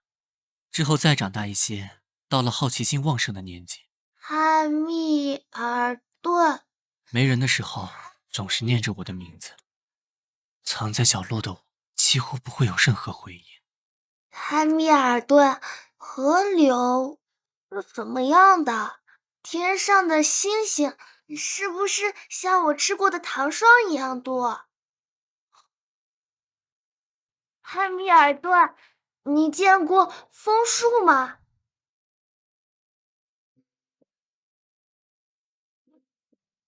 汉密尔顿，有一片枫树叶飘进我的房间了。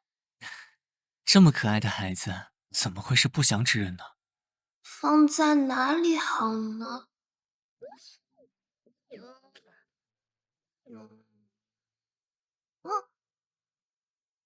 给。这么快就厌倦了吗？果然是小孩子。还是送给最重要的人比较好。我还以为时间会这么过下去，直到去年的一天。只是轻轻的一摔，他的胳膊和腿就都骨折了，各种并发症接踵而至，差点要了他的命。汉密尔顿，我没办法出来看你了，好想和你一起去外面看看。很快就会的，我很快就会带你出去。就因为没有所谓的高贵的耳朵，就把自己的孩子关起来，这倒是皇室的一贯作风。我等他病好了，趁这次庆典就逃了出来。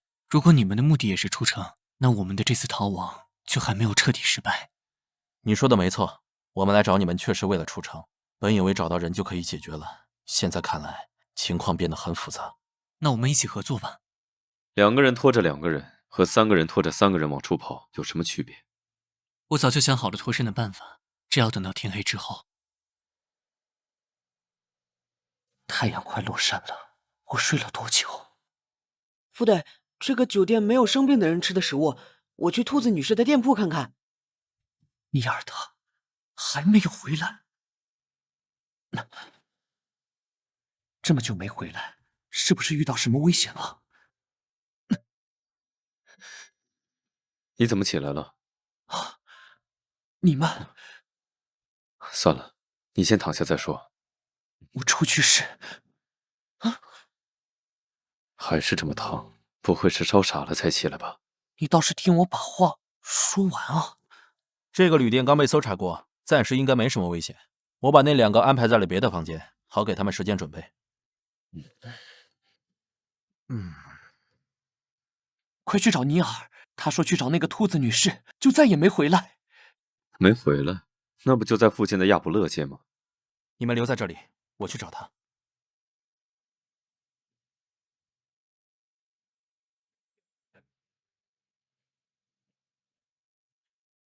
或许在路上。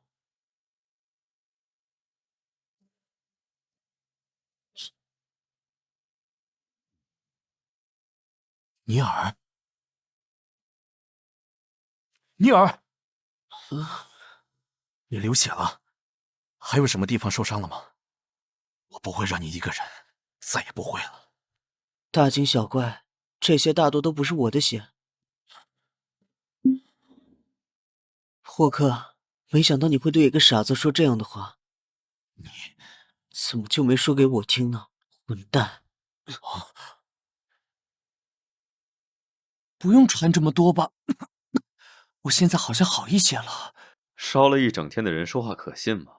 笨蛋也不会说自己是笨蛋的。你怎么样？手好疼！我是怎么从那个兔子店逃出来的？啊，头也好痛，痛痛痛！队长说你一声不吭的，还以为你不怕疼呢，原来是反应迟钝啊，小不点儿。这次擅自乱跑，回去就给你处罚。不要啊，副队！怎么回事？难道只是暂时的恢复记忆吗？来，把头抬起来。他们是要和我们一起出城的同伴。同伴？快起来吧，小不点儿，等会儿再和你解释。先说说我们的计划。后山有一片女王的不常去的马场，那里停着一辆女王专用的马车，看守只有20-30个。但是马的脾气很大，但只要你给它沾了蜂蜜的苹果，它就会乖乖跟你走了。你们2位取到马车之后，我们在这里汇合，往东边的城门走。路上肯定会碰到许多巡逻队，就把我拓印的这枚假信物展示出来。短暂的看是足以以假乱真的。告诉他们，犯人已经找到，去宫殿外的西广场领奖赏。让他们走反方向，不能及时支援。没错，最大的麻烦就是看守城门的雷尼将军，他被称为帝国的不死将军，大概是这个样子。你好像没什么艺术方面的天赋。那个小朋友真的能装扮女王吗？毕竟是亲生母子，他们的脸，尤其是眼睛还是很像的。他一定会盘问我们的身份。你们这儿有什么不常往来的贵族吗？我想想，奥斯顿家族的长子和次子如何？他们常年不在金士兰德，见过他们的人很少。好，那我们就开始各自的行动吧。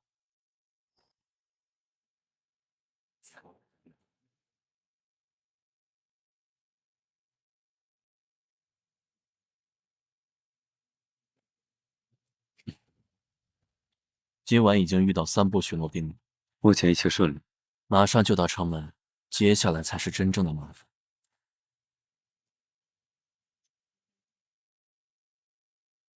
什么人？汉密尔顿口中的大麻烦，和那个画像一模一样。你难道不认识女王的马车吗？快把城门打开！女王要出城，我怎么不知道？难道要和你报备吗？你们到底是什么人？我们来自奥斯特家族。奥斯特家族回首都了？失礼了。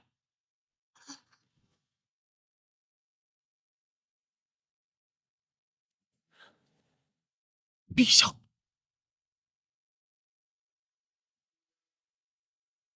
就这么容易的出来了？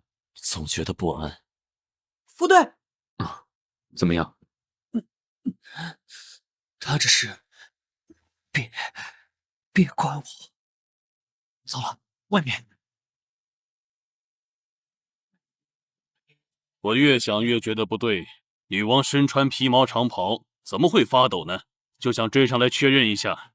看来女王的出行遇到了困难，我特意带来了披风，需要我的帮忙吗？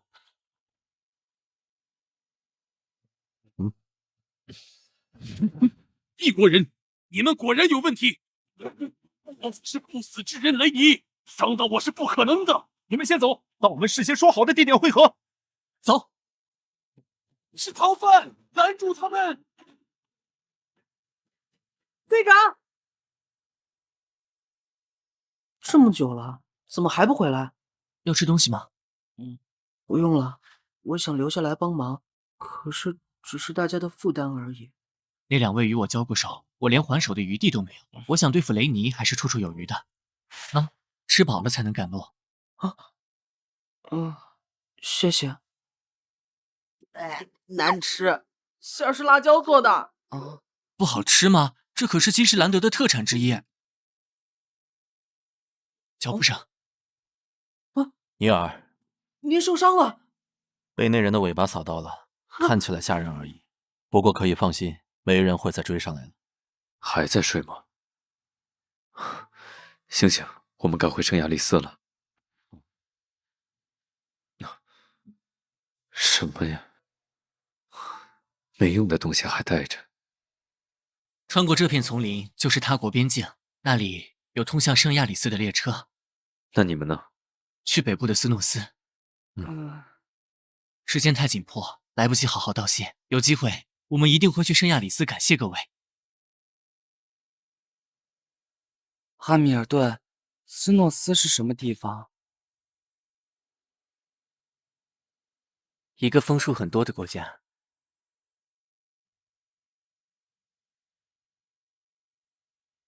主人，你看看他怎么了？前2天他突然开始发烧，我们就从金士兰德赶了回来。之所以发烧昏迷，是素体对恶魔进一步的侵蚀所做出的反应，的确算是不好的情况。不过我为他喝了一些我的血，好像有轻微作用。您的血液也许会起到一定作用，不过这样直接的方式或许会加速阿斯莫德的寄生过程，最好还是间接的使用。间接？那条夫人留下的项链可以缓解素体的痛苦，如果用自己的血饲养它，很可能会起到效果。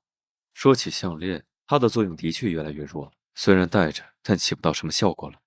越来越多的恶魔都被阿斯莫德的气味吸引到周围伺机而动，他们因为忌惮我而不敢靠近。可是这美味的气味对我也有很大的影响，要尽快处理才行。还不醒？卢克说该醒了呀。活着，也许是因为疼痛，所以没办法睡好。阿斯莫德不是应该找个更强壮的人吗？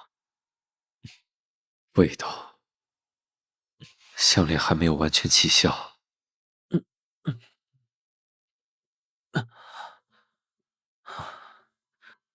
你还在梦里，接着睡。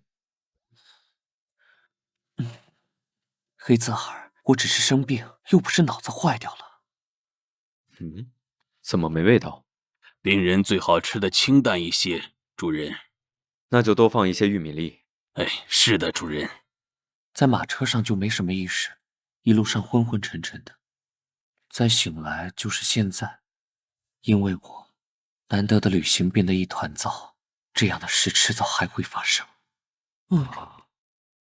又不舒服，非要爬起来吃饭，没必要在这种方面逞强吧？你怎么回事？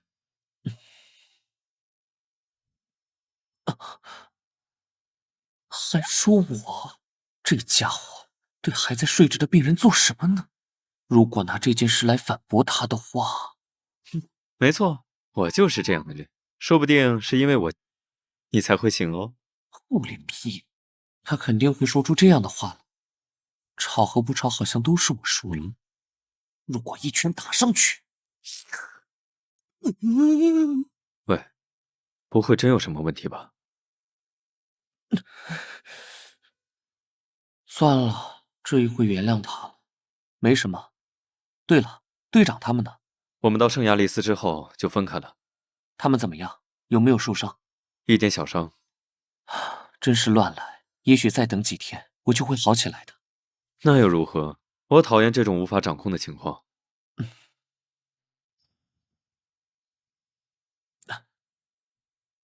去哪儿？我的工作还没做完，我要回去。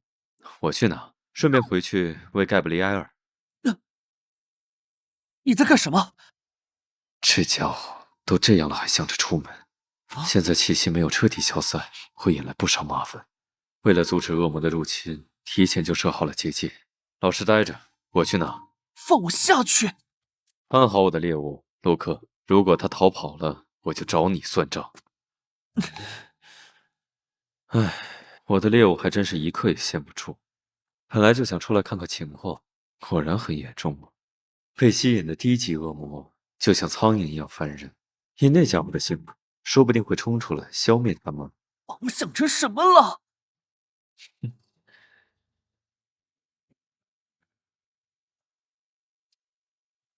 正好带回去当盖布里埃尔的食物。主人大概不久就会回来。那只小猫吃饭很积极的。你说起那只小猫，就是盖布利埃尔吧？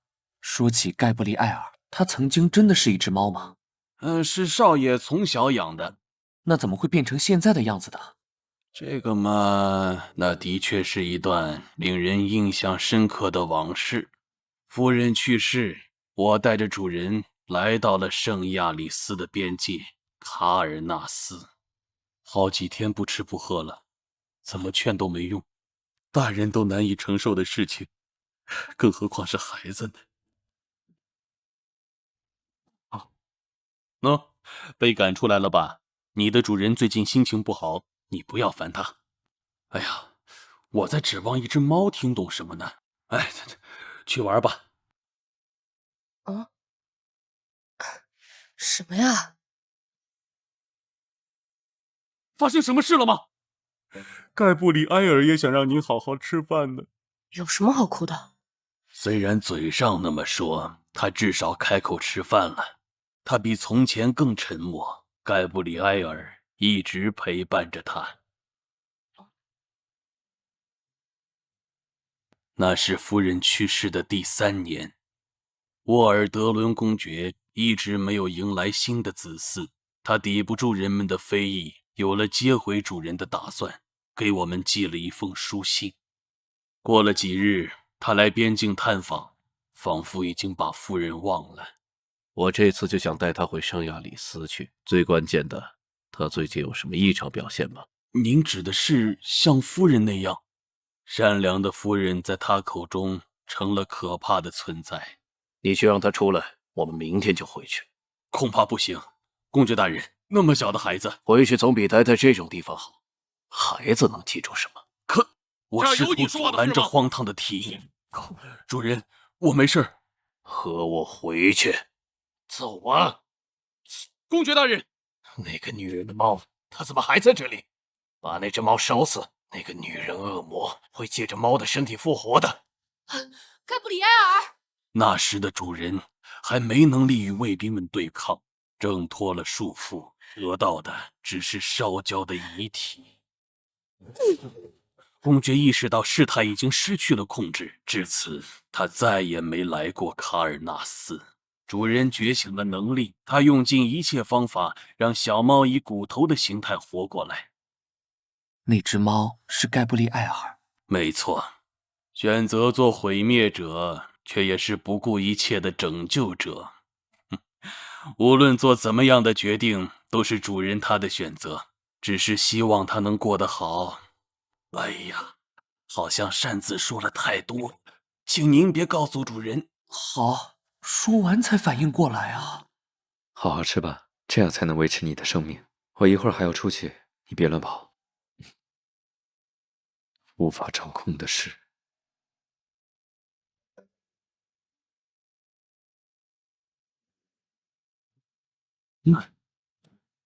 危险！怎么？你怎么从窗户回来？我赶回来的时候，看到窗户这里的恶魔，刚打掉的，谁知道你冲着我的脸就来了。玻璃，请交给我处理。脾气什么时候这么好？副作用呢？想不到还有一些恶魔能钻进来，大人还真疼。干什么？回你自己的房间去。嗨，反正你也看到那些恶魔了，在味道没散去之前，我们就待在一起吧。好，好。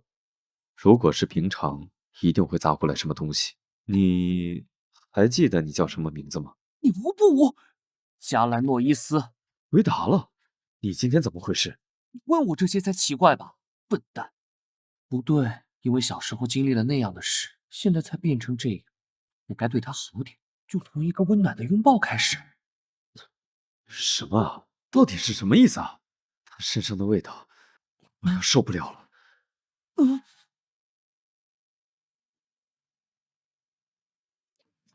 哎，年轻人呐，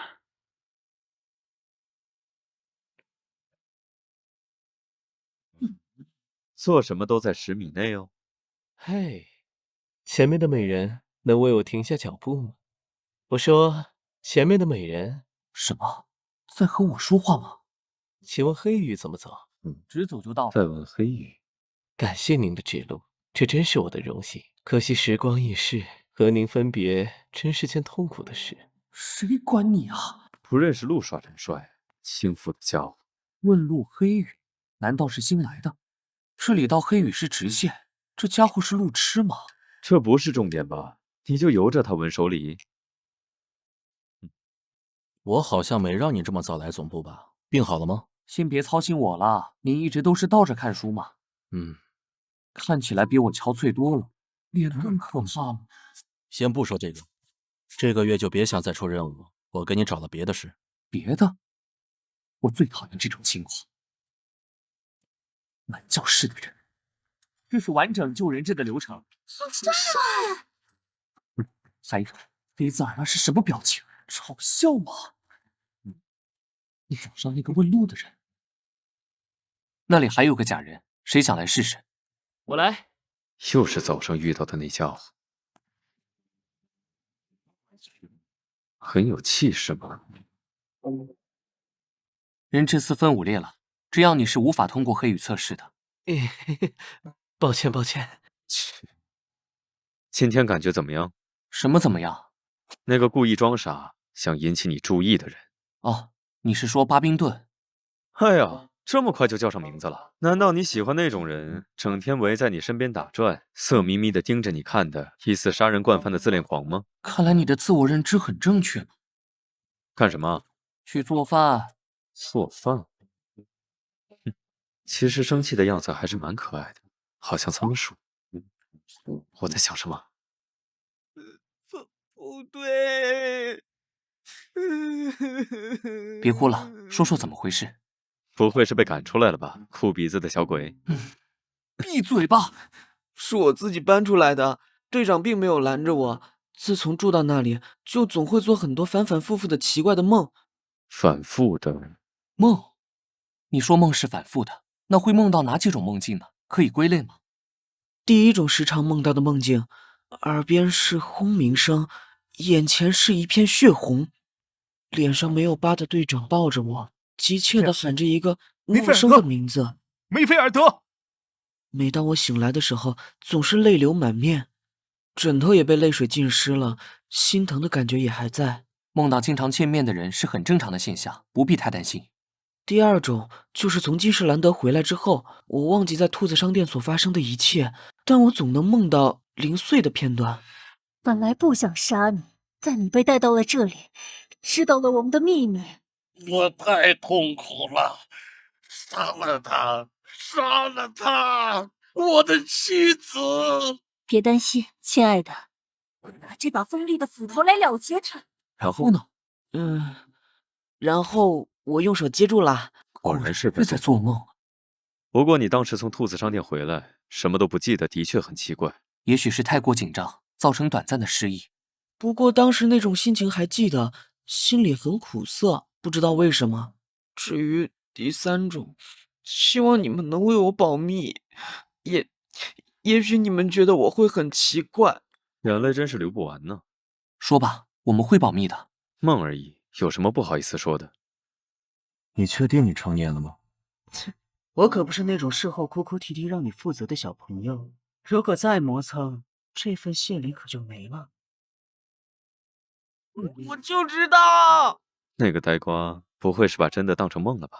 真看不出霍克这么奔放。哎，你们黑羽应该不会因为和下属睡觉就被开除吧？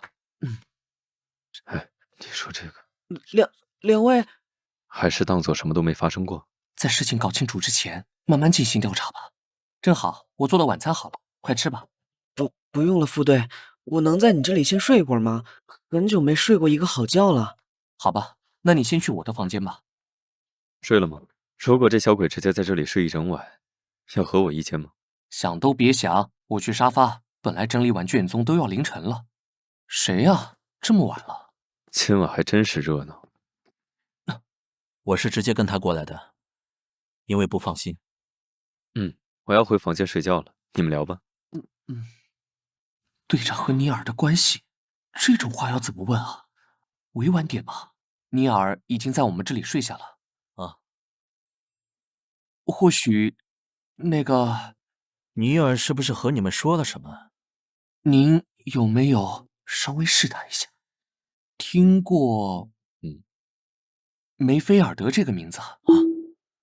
你从哪听说的？尼尔说是他梦到的名字。很久没听人提起这个名字了。真的有这个人？是啊，我和梅菲尔德很早就认识了，那是新历342年的事，当时的你还没有来到黑域。新历342年，那时还处于世界的恶魔横行黑暗时代。梅菲尔德他是个很不一般的人呢。收工，和我一起去喝酒吧。泽尼亚，我请你。啊，少来这套！梅菲尔德，这不是你一贯的勾搭方式吗？要不是因为认识你3年，我一定会因为你这张脸上当的。下周我就会调到本部去。这不会是你新的搭讪方式吧？当然不是。怎么，舍不得我了？才没有这回事呢。卢米埃斯，大城市会更热闹吧？对吧，小花？我给你取个名字，然后和我一起去卢米埃斯吧。这带薪休假太爽了吧！我要逛遍这里的酒吧，简直是为我而生的天堂嘛！不要，放开我！救命！喂，你们干什么呢？哦，又自投罗网一个小美人，成年了吗？老子最讨厌别人问这个。你们在做什么？好玩的游戏。来呀，小朋友，叔叔也带你来玩。等他们把裤子脱下来，就把他们的拽掉，再切成一段段塞到他的嘴里。算了，这么恶心的人还是直接揍了吧。欺负一个未成年和女孩，找死吗？哪里来的人？最讨厌别人说我是未成年了。欺负未成年和女孩，找死吗？饶了我吧！你们没事吧？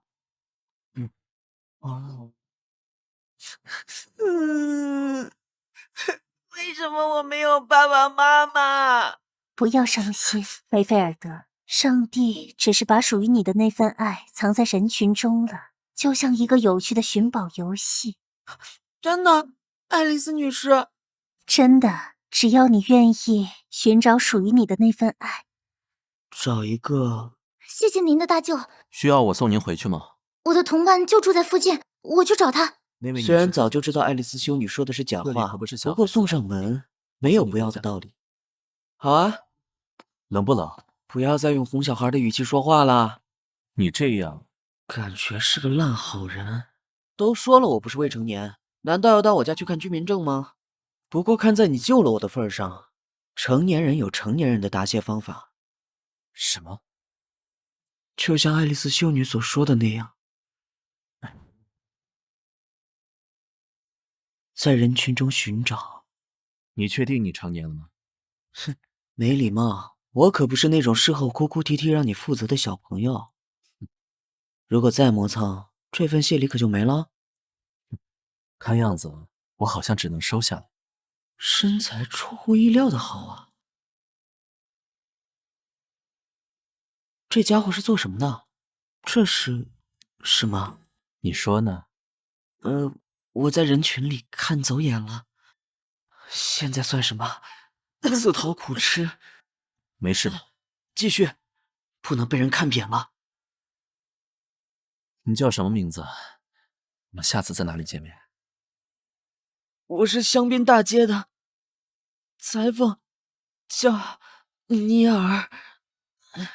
我又不是什么受虐狂，随便编一个糊弄过去就好了。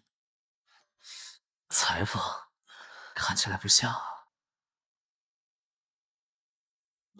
9点了，那个荒唐的夜晚以后，每天只能腰酸背痛的躺在房间里，酒吧都没来得及逛。哇，壮观！我来了。新来的是吧？去那边和队长报道吧，真可爱。我好像有东西落在家了。你好啊，尼尔，我可是找遍了卢米埃斯所有的裁缝铺。看来寻宝游戏也不是每次都有趣的呀。梅菲尔德·福克斯，我是从密瓦特调来的成员，能加入您这里是我的荣幸。开局不利啊！居然和我一样大，这家伙靠着娃娃脸四处行骗。你可以自由的参观这里，我还有事，就先去忙了。好了，这里还是很不错的嘛，尤其是我是新来的，可以带我参观这里吗？好啊。何必挂在一棵树上？队长，新人和我来，不是没空吗？这就算我们的初次碰面，初印象好像不是很好呢。的确。你怎么出来了？反正在屋子里听得清清楚楚，房间太冷了，还不如坐在一起听。你这样，算了，这也没什么。请您继续说吧。那样的见面，我还以为他是个做事散漫的人，不过很快就改观了。我无法与他们沟通，还有腐臭味。这里的植物都是死人的血肉幻化成的。人质！控制植物的能力的确很厉害。是啊，都是当年很有名的大案呢。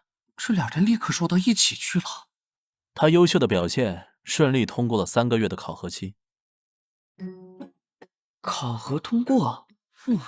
还以为他会记仇呢，而且还这么说。做得不错，你处理案件的能力很强，又有责任心，让我刮目相看了。那干脆去喝酒庆祝一下啊，反正也不会答应的吧。好啊。冲动之下发出了这样的邀约。来了又什么话都不说，既然如此，干嘛要答应？干脆就早点喝完回去。这是哪儿？肩膀啊！醒了？我只是有点晕，意识还是很清醒的。我们去哪儿？黑羽的宿舍。我看出你想逃跑的心思了，没必要喝这么多酒。哇，雨后的小路，昏黄的灯光，还有送我回家的人，身上的味道也很好闻，而且很暖和。我说，干脆我们就维持那种关系吧。哪种？那种不谈感情，如果你有喜欢的人，可以随时抽身。理智告诉我不该这样，鬼使神差的答应了。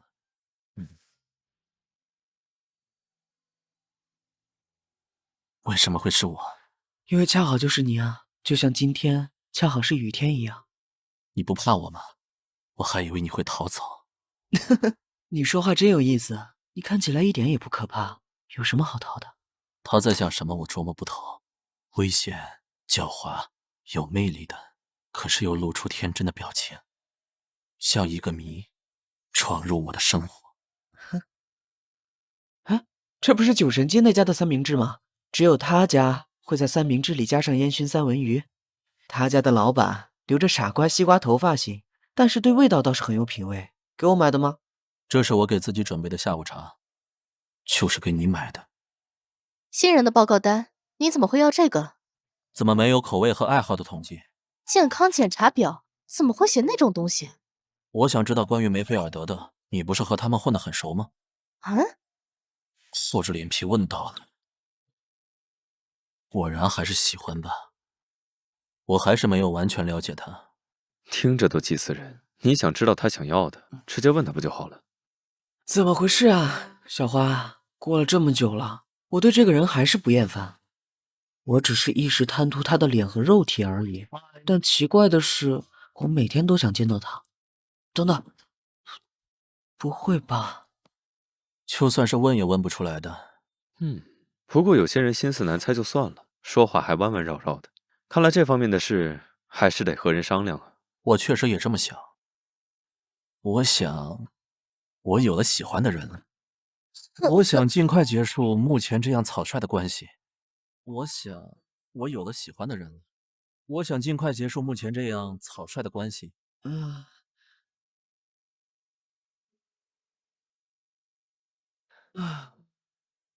没什么大不了的。爱丽丝修女那些话都是哄小孩的。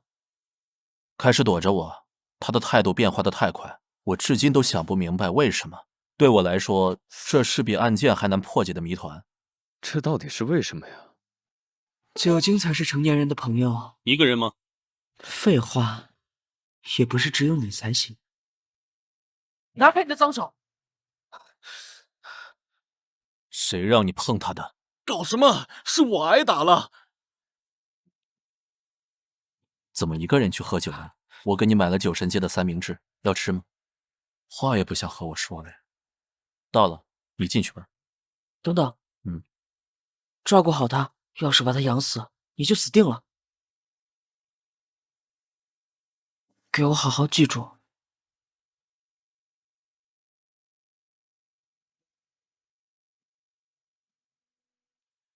队长，艾维森的天空突然出现的那个噬洞，还是没有缩小的迹象。副队长带领的第一批自愿报名的40名队员，目前死亡人数25，负伤8人，急需支援。我会立刻带新的一队支援。第一批的名单呢？我们好在噬洞找到他们。请过目。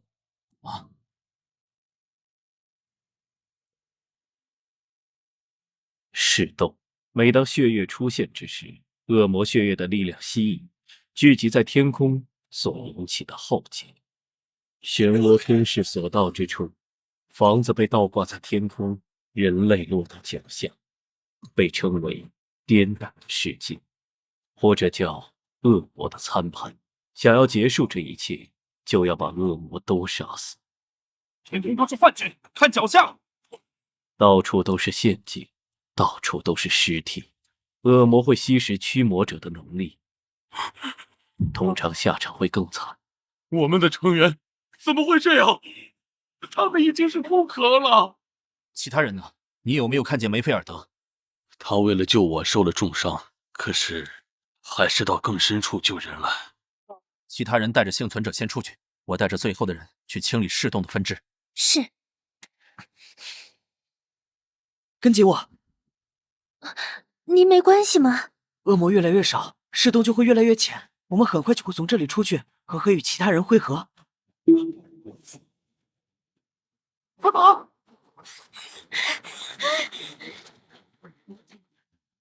噬洞里藏着这么厉害的恶魔，这张脸！别看他，梅菲尔德！别看他！别看他！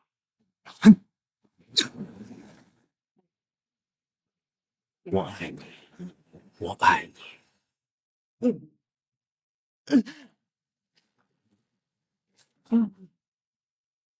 我没有其他喜欢的人，我不会丢下你的。和我永远在一起吧。好。是会窥探人心的恶魔，塔洛马迪。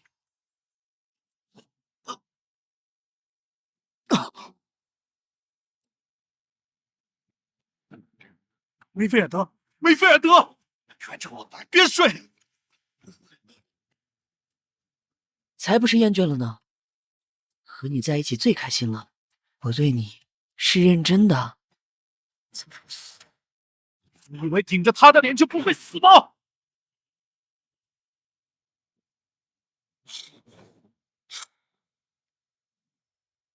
喂喂，你说，要是非要死的话，你会想要什么死法？怎么说这么奇怪的话？哪里奇怪了？黑羽的死亡率不是高的惊人吗？当然要死得有尊严一点，最好能让人记住。想起我的时候，最好要痛哭流涕的。可惜我是烂命一条，有人惦记的命才值得珍惜。我要是死了，你会哭吗？至少在墓碑上给我放束花吧。我睡着了。对不起。本来也不是工作时间，你的身体还没有完全恢复吧？是啊，居然还打算连夜工作呢，没那个能力瞎逞什么呢？我们从市洞出来，梅菲尔德受了很重的伤，差点就死了。1个月了，被塔罗马迪刺穿的地方还没有愈合迹象，全身骨头断裂，他的灵魂也成了破碎的残片，只能靠治愈术勉强维持着。这样下去，迟早会死。会有办法的。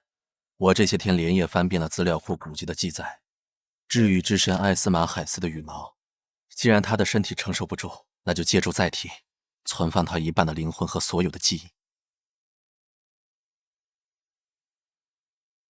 我来看你了，梅菲尔德。如果这次能熬过去，你的外貌会倒退几年，并且永远无法长大。彻底忘记过去，新的记忆无法长久保存。快乐的事，痛苦的事，过不了几年又会彻底忘记。大家的时间都过去了，而你还停在那里。你可能一直会这样下去，直到死去，也无法拥有一个完整的灵魂。擅自替你做了决定，没想到我是这样自私的人。如果这次你真的能醒来，哪怕你不再回头看我，我也会一直守护你。打扰了，我可以进来吗？请进。你好，我叫尼尔，是新来的实习生。等等，那个小鬼，不是，尼尔就是梅菲尔德。发色留给了那团羽毛，样貌又年轻了几岁，完全不记得我。不过，至少他活下来了，让他留在我身边，至少我能看着他。就算是怪我也好，他有了好转的迹象，我本该很开心。可是我有了别的担心。当初我们并没有杀死塔罗马蒂。塔洛马迪，传说中能直接窥视人心的恶魔，加入到恶魔的混战之中。他对红月的力量不感兴趣吧？难道有别的目的？在市洞出现，也许只是他操纵人类的初步尝试而已。我担心他在寻找在外界也能像在市洞中那么轻易控制人类的方法。你们很清楚，我的能力可以感知恶魔的靠近，尤其是交过手的。塔洛马蒂回来了。今天说的事，请记得保密，让他好好睡觉。我就先回去了。喂，你睡了吗？怎么？嘿呀，最后还不是要和我睡？什么？你只是想问中间发生了什么？没意思。那你干嘛露出那种表情？听事情听到一半睡着这种事，当然会让人很不好意思。要有求人的态度吧。这样。是啊，纠缠不清的那种。队长和我们说这些，是让我们多多留意尼尔，毕竟他出任务有无法顾及到的时候。但我还有更担心的，如果他的目标是你呢？我不会这么快吧？我不是带着你给的项链吗？这就不是之前那些无名小卒能够比的。说不定他早就盘算着这么抓住你，然后吃掉。最近我可得看好你。你在吓唬小孩吗？我自己会看着办的。放开我，我要出去。给我看看，这么短时间能有什么变化？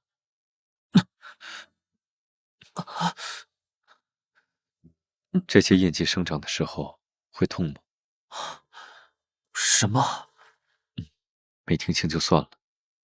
的确会疼。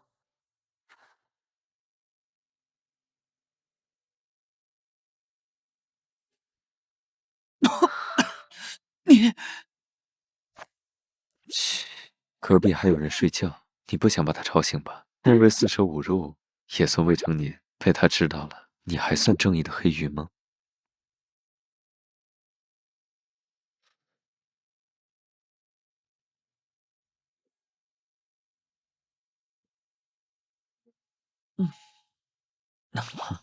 睡得真沉，看来身体还没有完全好啊。真难得，我们在同一张床上醒来的这种情况可不太多。这算什么事？一觉睡到中午。中午？尼尔呢？喂，今天早上你还睡着的时候，我把尼尔送回了队长家。本来他要回他自己宿舍，绕几个圈圈骗人，就跟着回去了。没错，就是这里。最近外墙翻新了。感觉不像。昨天晚上他好像出去过，是早上送尼尔的时候。好了，当时迷迷糊糊的，给你饭，没能爬起来，都是这家伙害的，甚至都不知道昨晚是什么时候睡着的。看桌上。什么？不知道。早上回来放在门口的漂流瓶，感觉不是什么好东西。如果你非要在我喂完猫之前看的时候，最好戴上手套。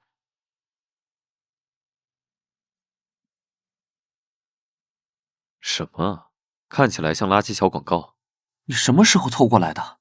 奇怪，他会用橙花和百合味的香水吗？有点熟悉，闻起来像是教堂的味道。去哪儿？我去总部报道就可以，你就不用跟着我了。这纸条我先带走了。别到处乱跑，运动过度，肉质会很鲜美哦。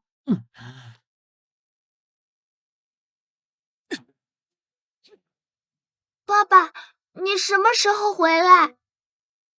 爸爸。被恶魔寄生之后，他逐渐不再与我说话。他在躲着。对不起，我3个月后会来看你。我想他是因为不想再次体会失去至亲的痛苦，选择了远离我。这个方法很有效，以至于直到他死去，我想回忆他的时候，他的面貌都变得模糊不清了。我不需要任何多余的情感。或许是知道黑泽尔的接近令人腹痛，我反而不再排斥。那些一起生长的时候会痛吗？那段话在脑海里反复回响。为什么？它是我通向死亡的变数。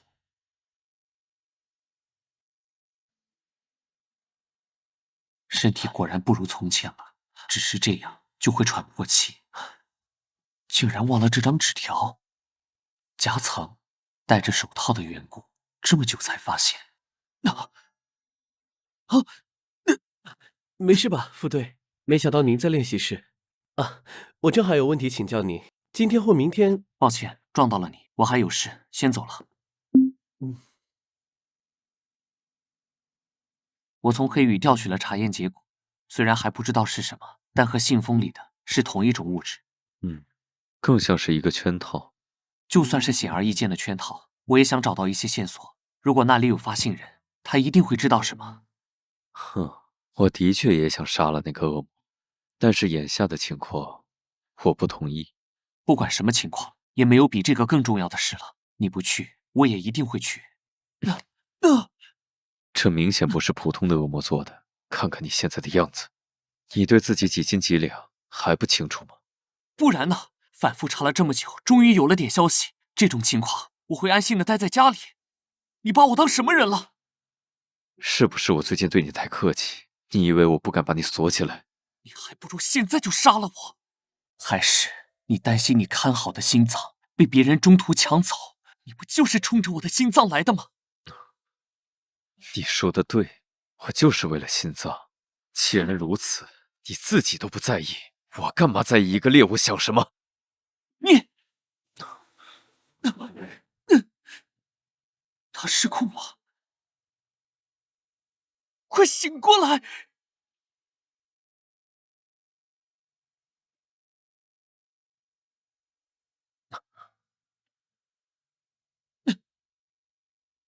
你好好待着。无论如何，我要从这里出去。我盖布利埃尔，别吃它，那个不是食物。你能把这些扯掉？这里这么漂亮，我好像有点舍不得死了。那时候在屋顶说的，都是假的吗？卢克，有人会哭着和你说假话吗？这个老仆也不太明白。天黑了，这么快？天都黑了，盖布利埃尔是不是没吃饭？你说的对，我看书太认真都忘了。我先走了。猜对了。进去了，然后呢？我该和他说什么？我走了，这里几乎是无人区。深夜还等在这里的木船，大概就是和这次的邀请有关。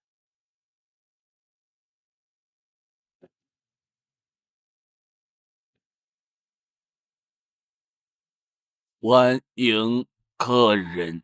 木偶，木偶会说话，怎么做到的？邀请函。这是要我把那个瓶子塞进去才肯走的意思吗？城堡位于一个小岛之上，四周都是河，难怪要坐船。木偶一直看向城堡的方向，不仅会划船，还会唱歌，谁做出来的？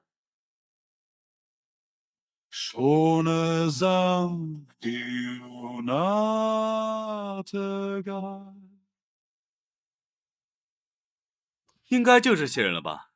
怎么还没人出来接待？我们先互相认识一下，做个自我介绍。我是博尔特子爵，虽然不住在卢米埃斯，但在卢米埃斯有几个马场。四舍五入，也算是那个人的够不着边的亲戚。欢呼的，我喜欢干什么？这是我的熟人了，大法官塔尔伯特。认识您是我的荣幸，向各位问好。眼前的这些人怎么都不像是一个金币人引来的角色。尊敬的子爵大人，那边是奎尼女士。我就不过多的自我介绍了，你一样的女人会更吸引人，不是吗？你呢？我怎么不知道圣亚丽邀请你什么时候出现？嘉文，我是一名教授助理。伯爵大人。哦，你可以为我做单独辅导吗？不好意思，我的时间表已经安排满了。你呢，小姑娘？你看起来只有15、16岁，怎么会来这种地方？其实我是城堡主人的女儿。怎么都这副表情？你是扎卡莱亚的女儿？你不是？难怪有点眼熟，是你把我们叫来的。不是我，事实上我的脑袋受到撞击，只有幼年模糊的记忆。前不久有人从乡下找到我，说可以帮我联系我父亲的熟人，帮我回想一下过去的事。我并不认识这个什么扎卡莱亚。那个帮你写信的人是谁？他人在哪里？不知道，他带我来到这里之后就走了。求求你们告诉我，过去关于这城堡发生的事情。我的父母和妹妹情况如何？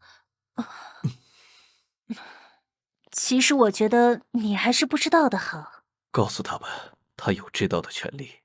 我来说吧。该死的！说完我还赶着回去，还以为真有什么城堡派对呢。我认识你的父亲，也就是扎卡莱亚伯爵，是在一个酒会上，他很慷慨地请所有人喝了古董酒。那时你的父母刚在一起，他们很快就变成了幸福的一家4口。不过一场意外改变了这一切。他在一次围猎活动中意外瘫痪，他变得喜怒无常，也不再出门了。你的母亲受不了他的脾气，带着小女儿和他的情妇私奔了。被丢下的扎卡莱亚伯爵失魂落魄，渐渐的，他赶走了所有的仆人，沉浸于制造木偶陪着他生活。直到有一天，人们发现了他留在墙上看不懂的血书，他自杀了，他的另一个女儿也不知所踪。城堡开始接连不断的发生诡异的事，没有人敢住在这里，城堡空置了下来。再后来嘛，出现特征，告诉我们你失忆了。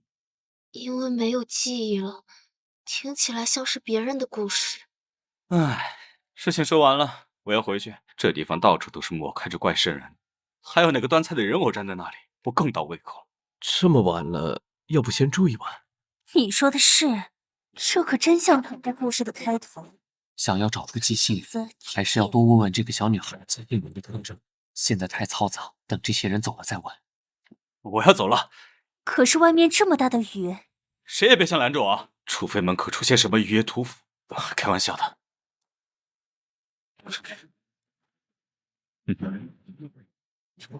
他怎么来了？别想走，那个破船刚才被风雨吹到礁石上散架了。他没有邀请函，还当是那个木偶怎么肯带他来这里的？邀请函没有，变成碎片的人偶倒是有一个。两位认识？不认识，只不过小小年纪，要注重餐桌礼仪。我是奎尼，我该如何称呼您呢？黑斯廷斯。我说，既然不能回去，我们把这几个木偶随便找个屋子关起来吧，在这里看着太吓人了。好啊，这东西好沉，这玩意儿里面都是铁的吗？这里好像是个仓库。这么大个房间，全都是……眼睛被划掉了，还被泼了什么液体，不过还是能看出来，这些木偶都是卡扎莱亚伯爵的模样。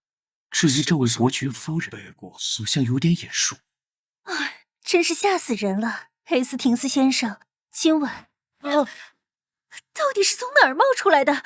吓我一跳！怎么外面还有这么多个？算了，睡觉的时候关好门就行了。阿贝说今晚很困了，明天再聊。那就只能暂时留在这里。这个房间好大，是曾经的主卧之一吧？床角为什么会有断掉的铁链？房顶还有画像，是女主人吗？画得这么生动，仿佛置身于场景之中。我好像看过这个，他曾经是卢米埃斯，一个著名的专唱情歌的歌唱家，在事业顶峰的时候突然隐退了。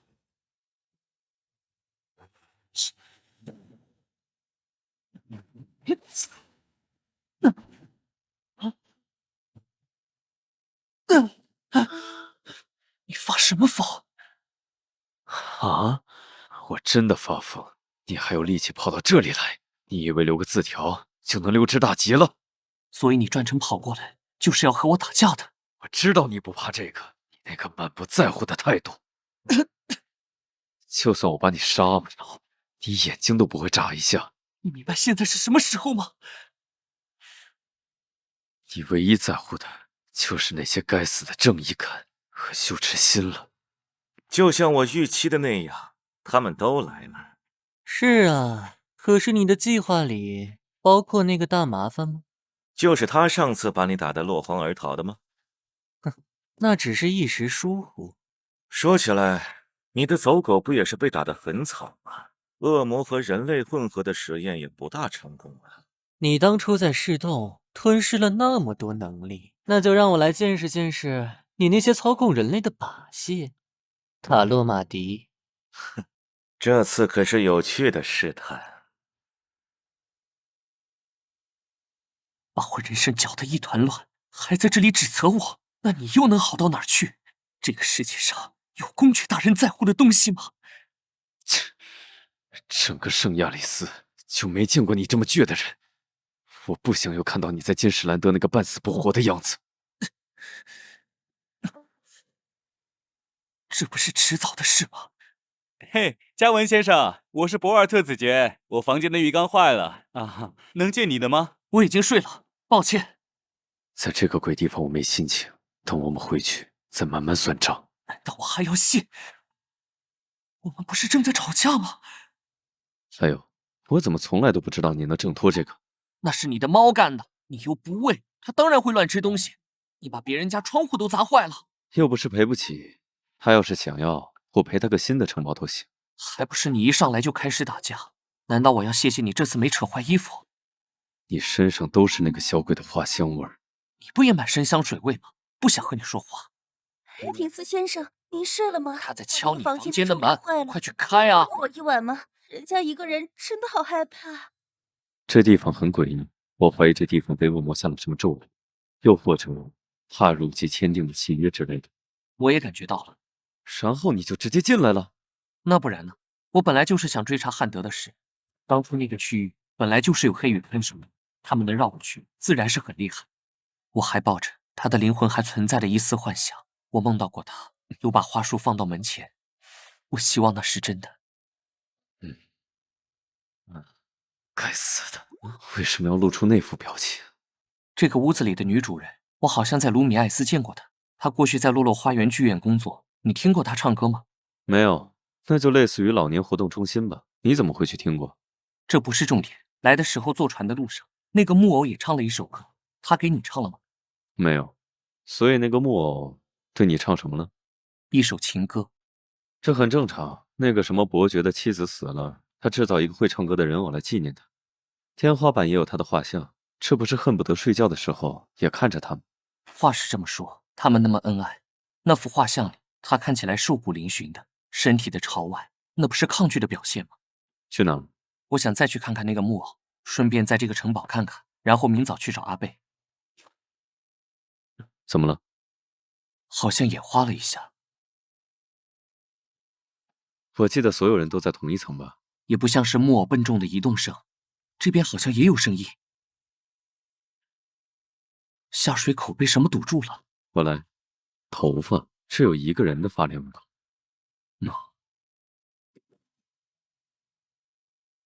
没人。怎么回事啊？谁敲的门？你们两个怎么会在一个房间？难怪会拒绝我的邀请呢。那个窗户明明锁上了，可是不知道为什么反复打开。我的天花板也响个不停，像轮子滚来滚去。我的浴缸一直在往出溢水，真是太吵了。阿贝的声音。没有啊，早就睡着了。没事，打扰你了。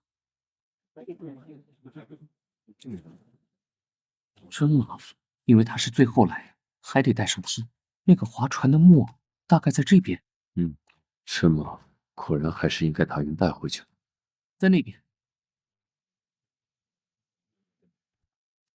真奇怪，按理说早就该被水冲走了。难道说……我试试。解气，难怪飘不出去。看来有什么人想把我们困在这里。这个结界可不是什么低级恶魔可以创造的，这下麻烦大了。把我骗过来，你可得对我负责，贾兰大人。我本来就没打算走，你才是大麻烦。扶着我。干什么？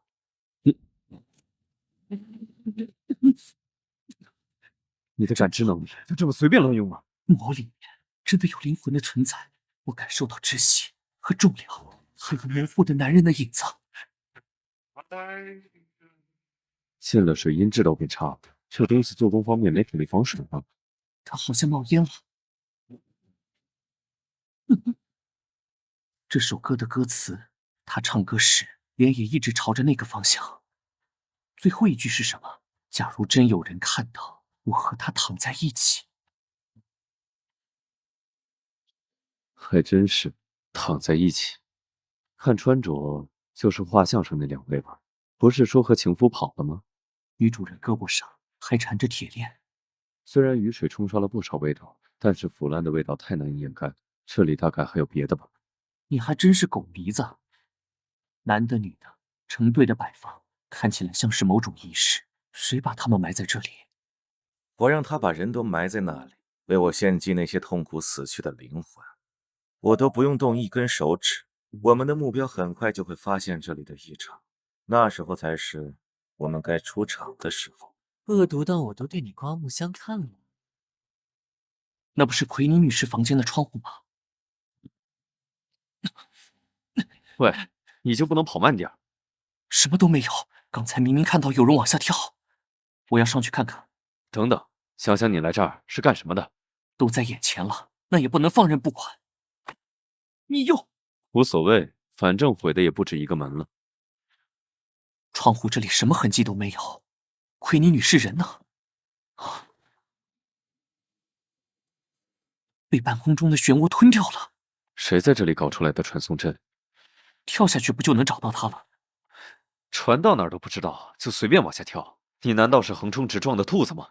这是我的职责，不然我来这里是度假的。我可没有你那高贵的身子。松手！你要是敢从这里跳下去，从今以后我就在路上倒立着走路，丢脸的可不止一个人。那有什么？反正你整天也都是拿鼻孔看人，还光着身子在房间走来走去，总比你这个说话声调没起伏的冰块脸强100倍吧？啊，是阿贝的房间。啊，怎么回事？救！今晚第2次了，我好不容易睡着。什么？那个小女孩死了？你们几个谁干的？子爵大人，您来了。我，黑羽的加兰诺伊斯，现在情况紧急，需要你们几位的配合。开玩笑，就算是黑羽又怎么样？你知道我是什么身份吗？我才不会大半夜的被当成犯人一样审讯呢。烦死了！快说快说，说完我还要睡觉。我和塔尔伯特法官、卡扎莱亚伯爵，我们3个曾经关系不错，经常一起喝酒。他对朋友的确是个大方的人。当初我们心血来潮，共同去花园剧院听歌，卡扎拉亚伯爵对歌唱家佐伊一见钟情了。我要得到他。他当时就去后台找他，我们听到后台的叫喊声，只当大事在，欲拒还迎。后来他们果然结婚了，伯爵还给他买下一座岛。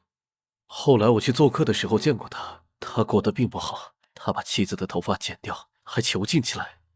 天花板的那幅妻子的画像，是为了他们在床上的时候让妻子回忆起过去。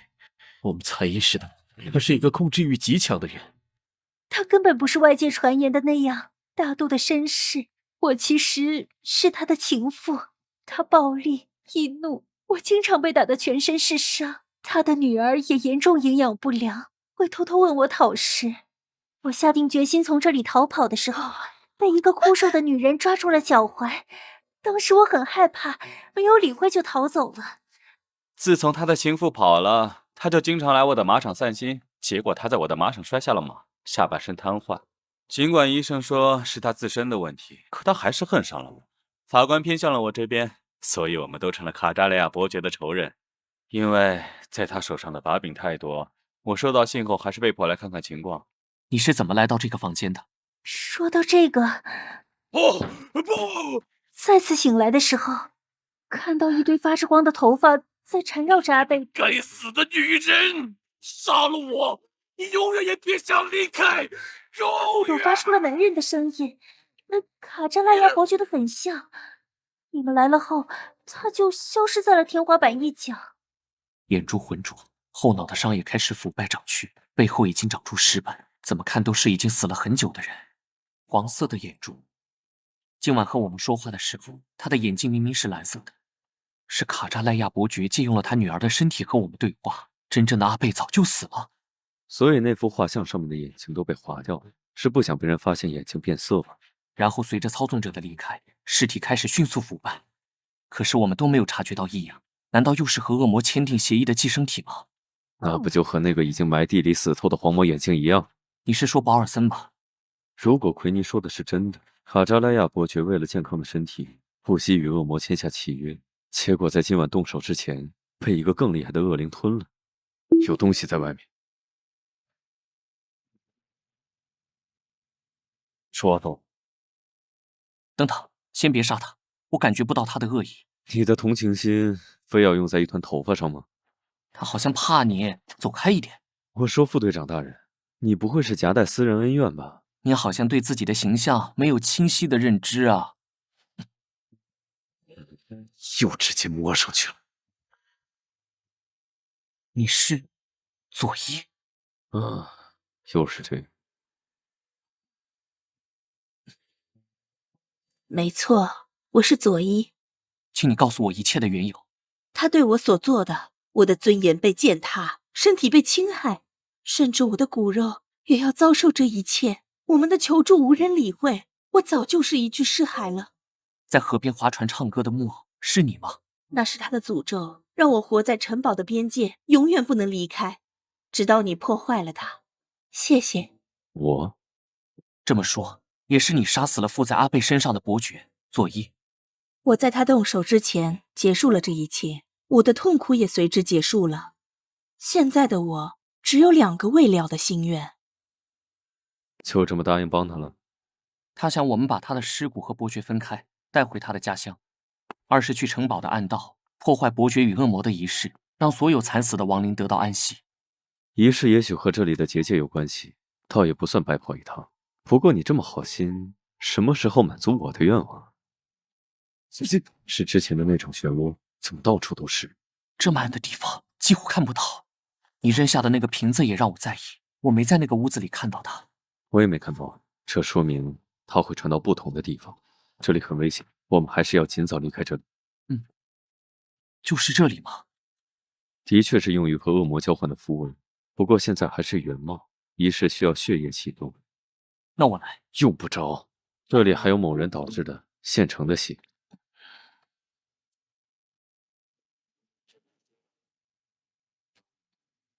这都是被献祭的人的名字。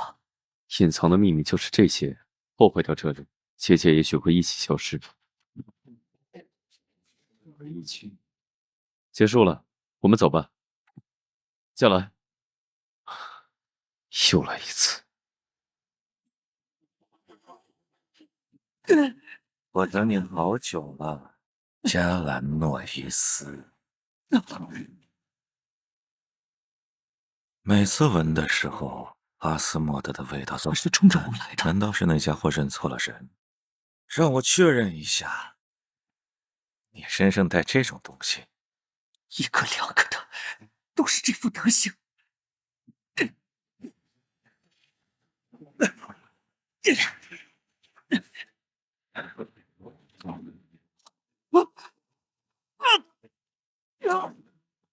用的人类身体，这里比不上市洞。那些木偶可以派上用场，也会变成一个由我操纵的傀儡。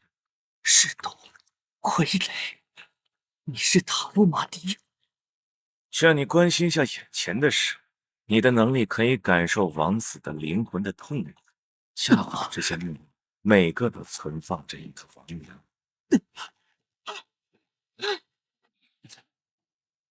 别管了，劝你别这么做，说不定不但找不到人，还会让自己迷路。我们又见面了。哟，哦，真是无情，是怎么对我的？不记得了吗？少废话，快把我的人还回来！别生气呀，寂寞的话，我怎么样？论相貌美味，可不比那个不解风情的人差吧？丑死了，真让人倒胃口。我？你眼瞎了吗？真是不会怜惜人，幸亏有这些影子挡着。不过，我在他们身上稍稍施加了一些小诅咒，猜猜这些影子受到的伤害会转移到谁身上？夏兰，我会一直拿影子拦着你，还要向我出手吗？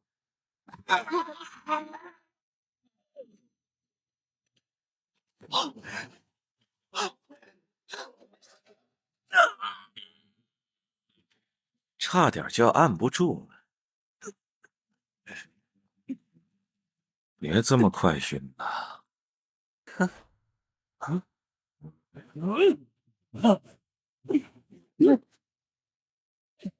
你是疯了吗？我在哪儿？问我？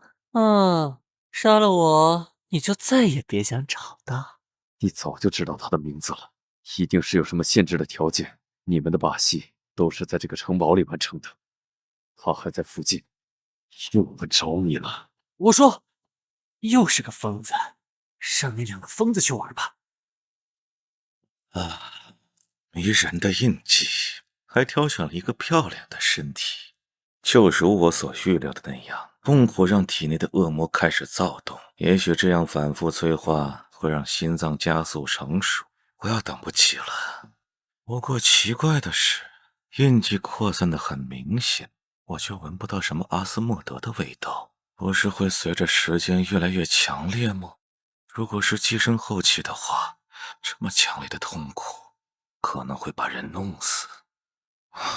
糟了，不会这就死了吧？身体怎么开始变凉了？呼吸也……这身降临逼身，我同归于尽吗？但是要死那么多人，一起下地狱吧！嘉兰哥哥，嘉兰哥哥，我好疼啊！放开我，我们回去好不好？汉德，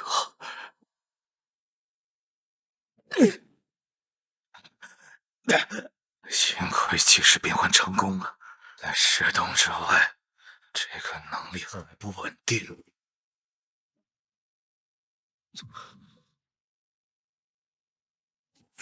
我死！我什么事？我已经说中了，不能再和这个家伙纠缠下去。夏兰，夏兰，好久不见啊！佳兰，保尔森，我好像困在这里出不去了，你能帮帮我吗？抱歉，我现在好像没什么力气。算了，看看保尔森，也是信你的。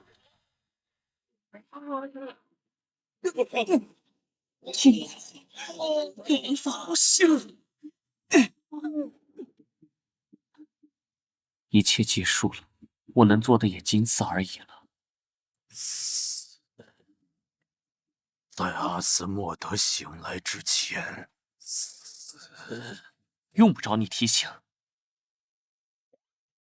佳兰，你来接我了，让我和你一起走吧，妈妈。骂什么骂？好好睁开眼，看看你身旁的人是谁。再不行，我就把你打包回卡尔纳斯去。啊！快醒！我的衣服！好冷。冷？我用的不是热水吗？醒了？你知道你活了多少天了吗？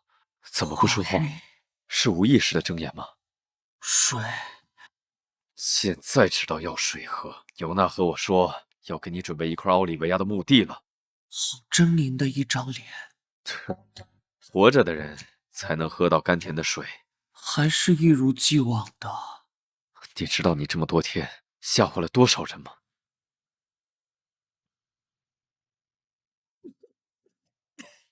什么呀？又有情况吗，副队？您胡乱喂水的方式给病人造成非常大的负担。病人的状况刚有所好转，我需要做个检查，请您在外面稍作等候。危险。副队，他应该已经知道了，我背后的印记那么明显。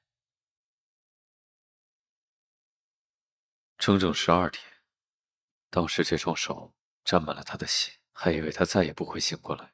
明明是那样的情况，怎么没有对心脏出手呢？心脏还没到成熟的时机，就对他下死手，必须弄清楚怎么回事。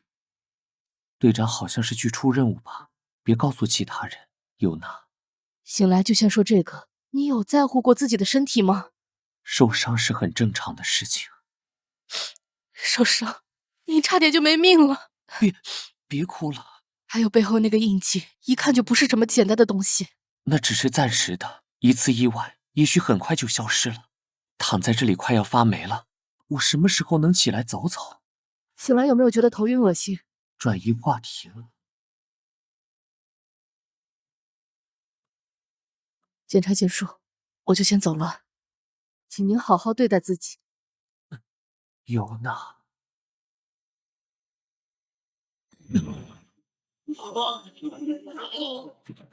发什么呆？你不是喊着冷吗？干嘛把手伸出来？没什么，刚刚是。尤娜说我什么时候能回去？今天下午。她说如果你保证在宿舍老实待着的话。你问他们，那几个人由黑羽派人安全带了回去，和他们说了情况。歌唱家救了他们，只得到了一声哦的回答。就该让那些傲慢的家伙吃点苦头。和他们比，你都变得正直了起来。听起来可不像什么真诚的赞扬。好吧，那我收回。当时你不见了之后，来了一个用影子作为攻击方式的人。影子？之前攻击汉德的人也是。还有那封邀请函，他们之间必然有联系。我们没打几个回合他就跑了，你看到他的样子了吗？没看到，但他提到了噬洞，他极有可能是伤害梅菲尔德后被队长重创的恶魔。他的能力好像没有彻底恢复，也许就是他想得到心脏的原因。差点就能杀死他，可惜被他偷袭，错失了机会。战局变化太快，没法等。为阻止他再变成触手，我用减负术将他困住。可惜还是被他幻化的形态骗了，不甘心。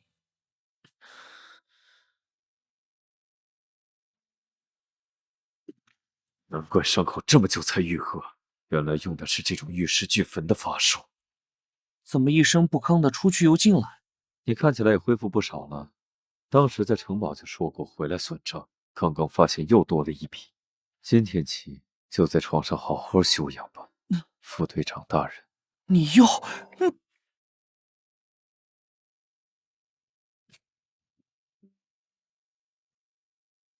你要干什么？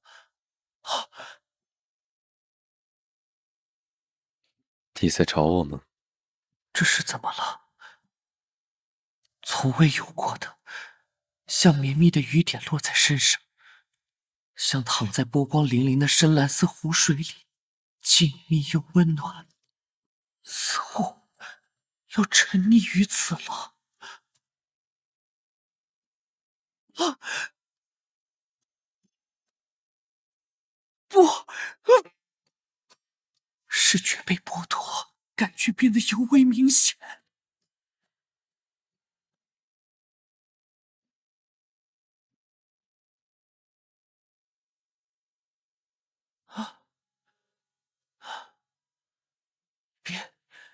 别再继续了。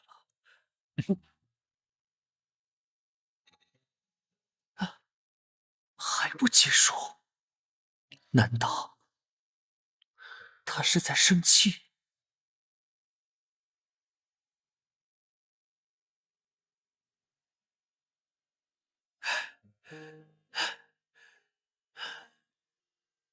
幸亏最后停下来了。都躺了一天了，起来吃点东西。看到你我就没胃口，走开，离我越远越好。我都做好了。放我下来！来，先把被子拿掉再吃饭。都说了我没胃口。等你吃完了，我们继续。开什么玩笑？你疯了吧？要我亲自为你们？生气了？因为我们之前在城堡吵架的事吗？不是已经和解了吗？以我现在的身体状况，打又打不过，还是从窗户逃出去吧，先让他转移注意力。盖布利埃尔呢？他呀，暂时托卢克去照顾了。你什么时候去接他？这是尤娜嘱咐你要吃的药，随餐服用。跑什么？这和你做的食物也差不多吧？可我使不上力。还有黑羽的副队长，你打算这副模样出去？你到底有完没完？我们聊天的时候不还很正常吗？饿了的，你答应过尤娜吧？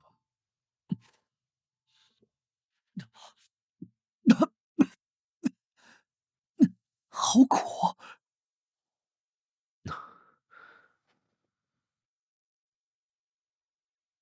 听到了吗？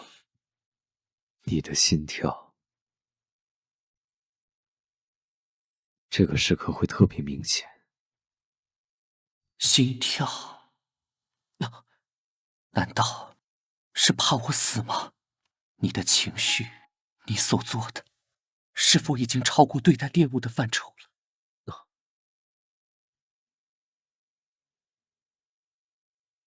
这些伤，是因为心脏，还是因为我？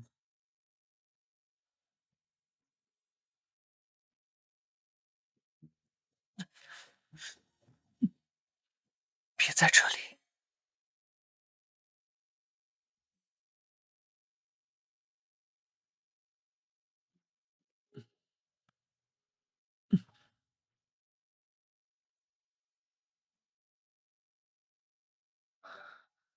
看着我，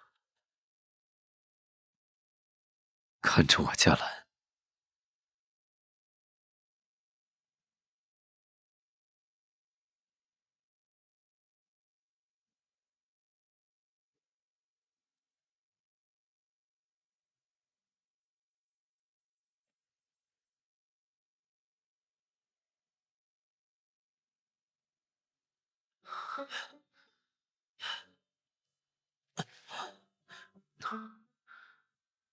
我承认，那时的情景，浑身是血，躺在那里的样子，你对于我来说，比我之前以为的重要的多。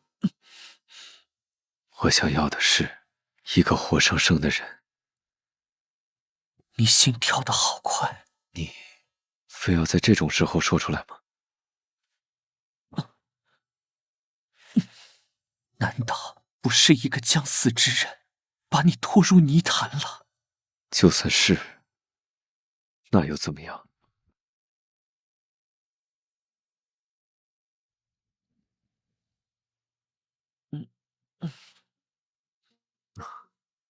睡得好沉。好像折腾的太过了。那副表情，还有昨晚的那些话，任谁都没办法忍住吧？是被蛊惑了吗？不要，滚开！是梦话呀！我在心虚什么？好热，浑身黏糊糊的。一大早这么精神，跑什么？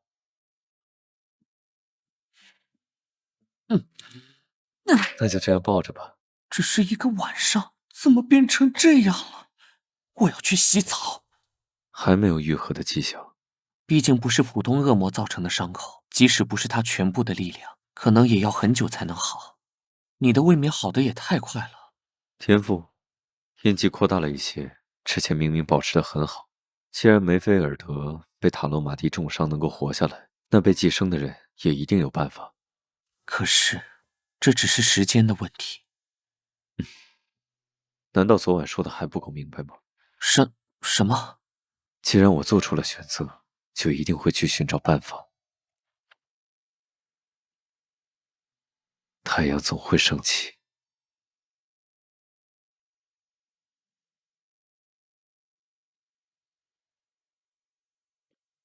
以后别再这么做了。还是说，你其实是故意的？你很想看到我为你着急的样子？你可真坏呀，加兰大人。看样子完全迷糊了呀。下次要做决定的时候，好好想想那些在意你的人。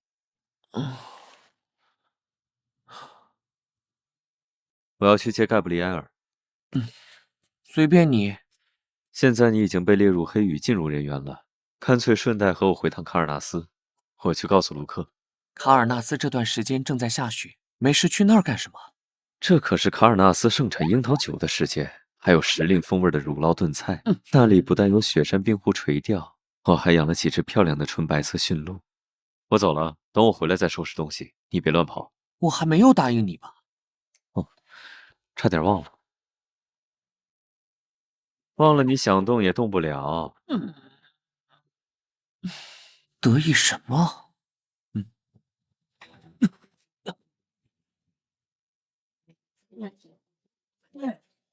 不对，怎么回事？做噩梦了吗？又是幻觉。你在这里别动，我去给你倒杯水。在没人的时候出现。尤娜说您受伤在休假，我担心你出了什么事儿，就问管理要来了钥匙。其实我是借偷看拿资料的名义偷偷溜出来的，就想看看您怎么样了。幻觉，还是先不和大家说。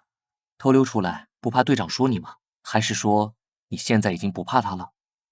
您可千万别告诉队长我偷跑出来这件事，他好像今晚就要回来呢。那是什么？任务单？厄尔利的求助来自卡尔纳斯雪山，食人雪人。这么巧，那不就是在卡尔纳斯的必经路上吗？因为受伤，最近的案子都没给我通报。不行，副队，尤娜知道我给你看了这些，会杀了我的。好了，还给你，我就是随便看看，你才是。你拿这个看有什么意图？我只是对这些神秘生物感兴趣。立刻就好了。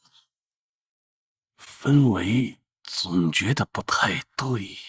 卢克，我要你帮我。是主人。我继承了母亲一半的能力，盖布里埃尔以骨架的样子复活了。想他完全复活，阿斯莫德的心脏是当初想到的办法之一，只不过其他方法更加麻烦。尽管放弃阿斯莫德的力量可能会让我颠覆波尔金家族的计划难上一点，不过这个计划是不会变的。现在我想做的是让他活下来。主人，从来没听说过被寄生后还能活下来的先例。那我们就当先例。我不能看着身边珍贵的东西一个个都离我而去吧。又要去卡尔纳斯了，是和上次完全不同的心情。雪山好美啊。星星也特别的亮，可能是欢迎客人的到来。哪怕看到他对这个世界有一点赞美，我都很高兴。还有不同的关系，当时真是讨厌死了。你也不看看这是什么地方？您的车厢。等等，你就不能让我休息会儿吗？都多少次了，怎么和饿狼一样？离我远点儿！喂，你说这里真的会有雪人的存在吗？什么？堆雪人？我说的当然不是那种。为什么突然这么问？倒是听过关于雪人的传说。啊？怎么在外面站着？就是想出来等着您啊。对，是烟熏三文鱼三明治。哇，我们一起吃。我已经吃过了。队长的话总是很少。好吃。不过相处的时间长了，这样也很自在。很奇怪吧？最近好像长出几根金色的头发。雪人啊，是传说中常年住在雪山、昼伏夜出的神秘生物。一旦下山，就是去觅食了。附近的村落或者城镇的居民，夜里如果听到敲窗户的声音，会看见雪人变化的远归的家人或者朋友，甚至是宠物。害怕就抱紧我吧。你怎么这么幼稚？接着说。如果有人忍不住打开窗户，雪人就会吃掉他的身体，把他的头摆在窗台上，就像这样。这才是你的目的吧？故事也是你编的？你把我当什么人了？这还用怀疑？我当然是故意的。喂，你有完没完？有什么关系？看来加兰大人还是不太了解我，所以我们需要更深入的交流。我怎么招惹上了这个变态？一个两个的都不让我审析，怎么就找不到背后印记的记载呢？副队背后的到底是？还让我保密，现在看到谁都心虚。尤娜，队长。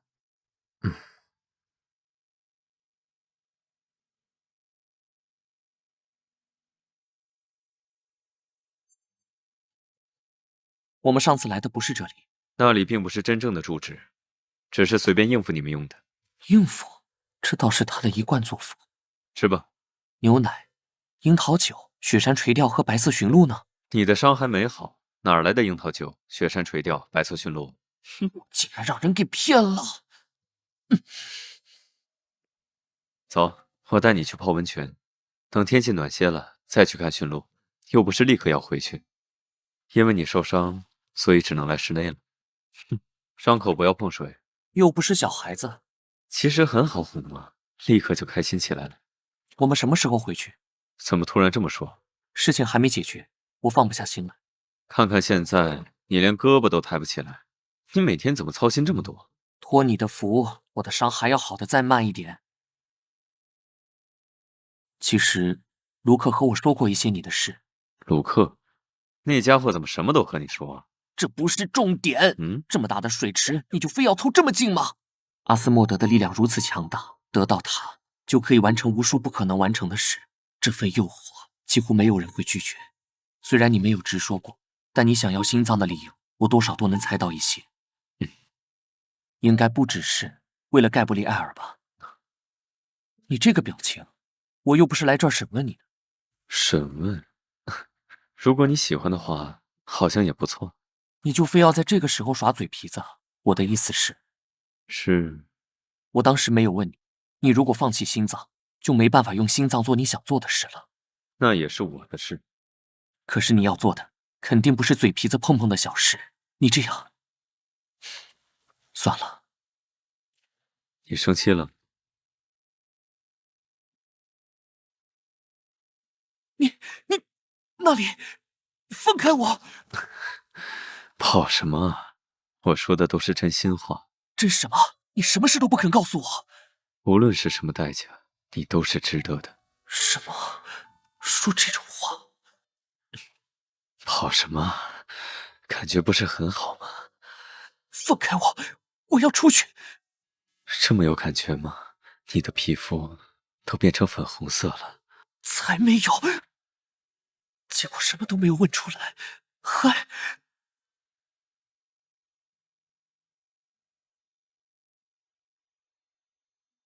星星。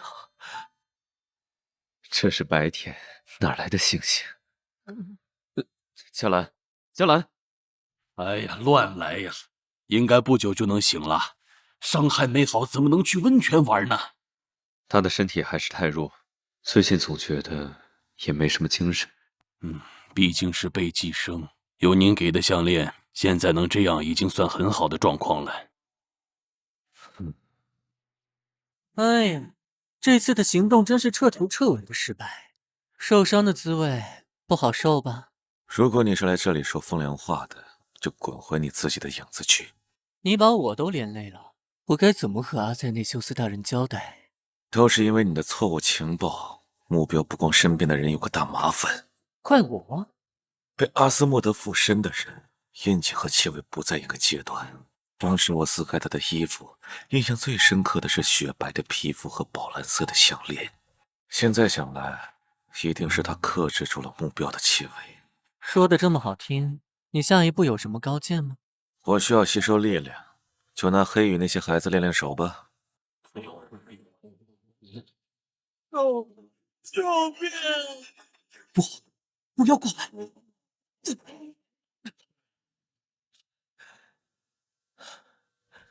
这是第几次了？你怎么不多睡一会儿？这么着急见到我吗？你怎么了？你浑身都在抖。我做了噩梦，带我出去走走吧。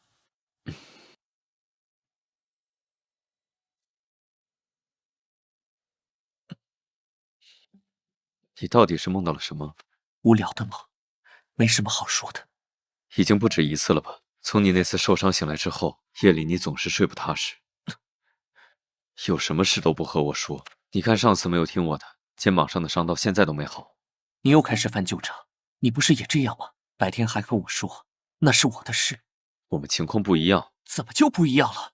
等等，我们这是走到哪里去了？你开什么玩笑？你不认识路？看看你急成什么样了。回不去，我当然着急了。放心吧，他们能引路。你的另一只鹿跑了。转身的功夫就不见了。大晚上的不会跑出去了吧？这是追到什么地方来了？远处的光，一个城镇吗？雪山脚还有这么大的城镇啊？我们大概是到了斯诺斯，这里是卡尔纳斯雪山更北边的边境，一时半会儿回不去，要不找个旅店歇歇脚。好。你们不是这个镇上的人吧？你们要先去1111号找镇长，我们需要他的证明才能办理入住。外乡人要住宿，都需要镇长批示啊。毕竟是卢米埃斯够不着的地方，外来人又不多，一个小小的城镇就和小小的国家一样，镇长的话可能比国王的还管用。现在只是晚餐前夕，可街道上都没有行人。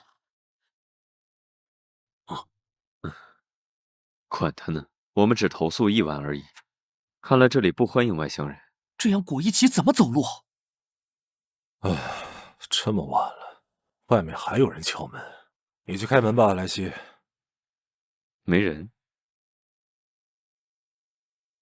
请问这里是镇长的住所吗？我们过来是想让镇长办理在这里暂住1晚的证件。哦，不会说话。好大的房子，里面还有院子。您好，我们是来办。是黑羽的贵客。我们是迷路的旅人，是来投诉的。这人张嘴就来的技能越来越熟练了，为什么会突然这么说呢？因为你们的衣着华丽，加上前段时间我给黑羽写的求助信，还以为这么快就派人来了。两位是从哪里过来的呢？卢米埃斯。那么远啊！他写的名字，厄尔利，难道是当时看到的那个？厄尔利的求助来自卡尔纳斯雪山，食人雪人。回去的路上要小心，必须和同伴拉着手，千万不要松开。夜晚要锁好门窗，如果听到敲门声或者有人在窗前叫你，一定要记得不要打开门窗。看这个样子，是出了什么事吗？你们只是在这里住1个晚上，如果全部告诉你们，会让你们担惊受怕的。都已经这样够可怕了，你就全都说了吧。好吧，莱西，去给客人倒杯红茶。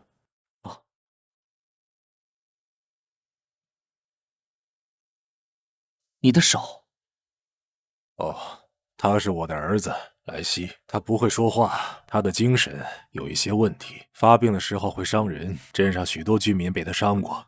发病的时候要用绳子控制住，难免手上会留下痕迹。你们不用在意，我们接着说镇上的事。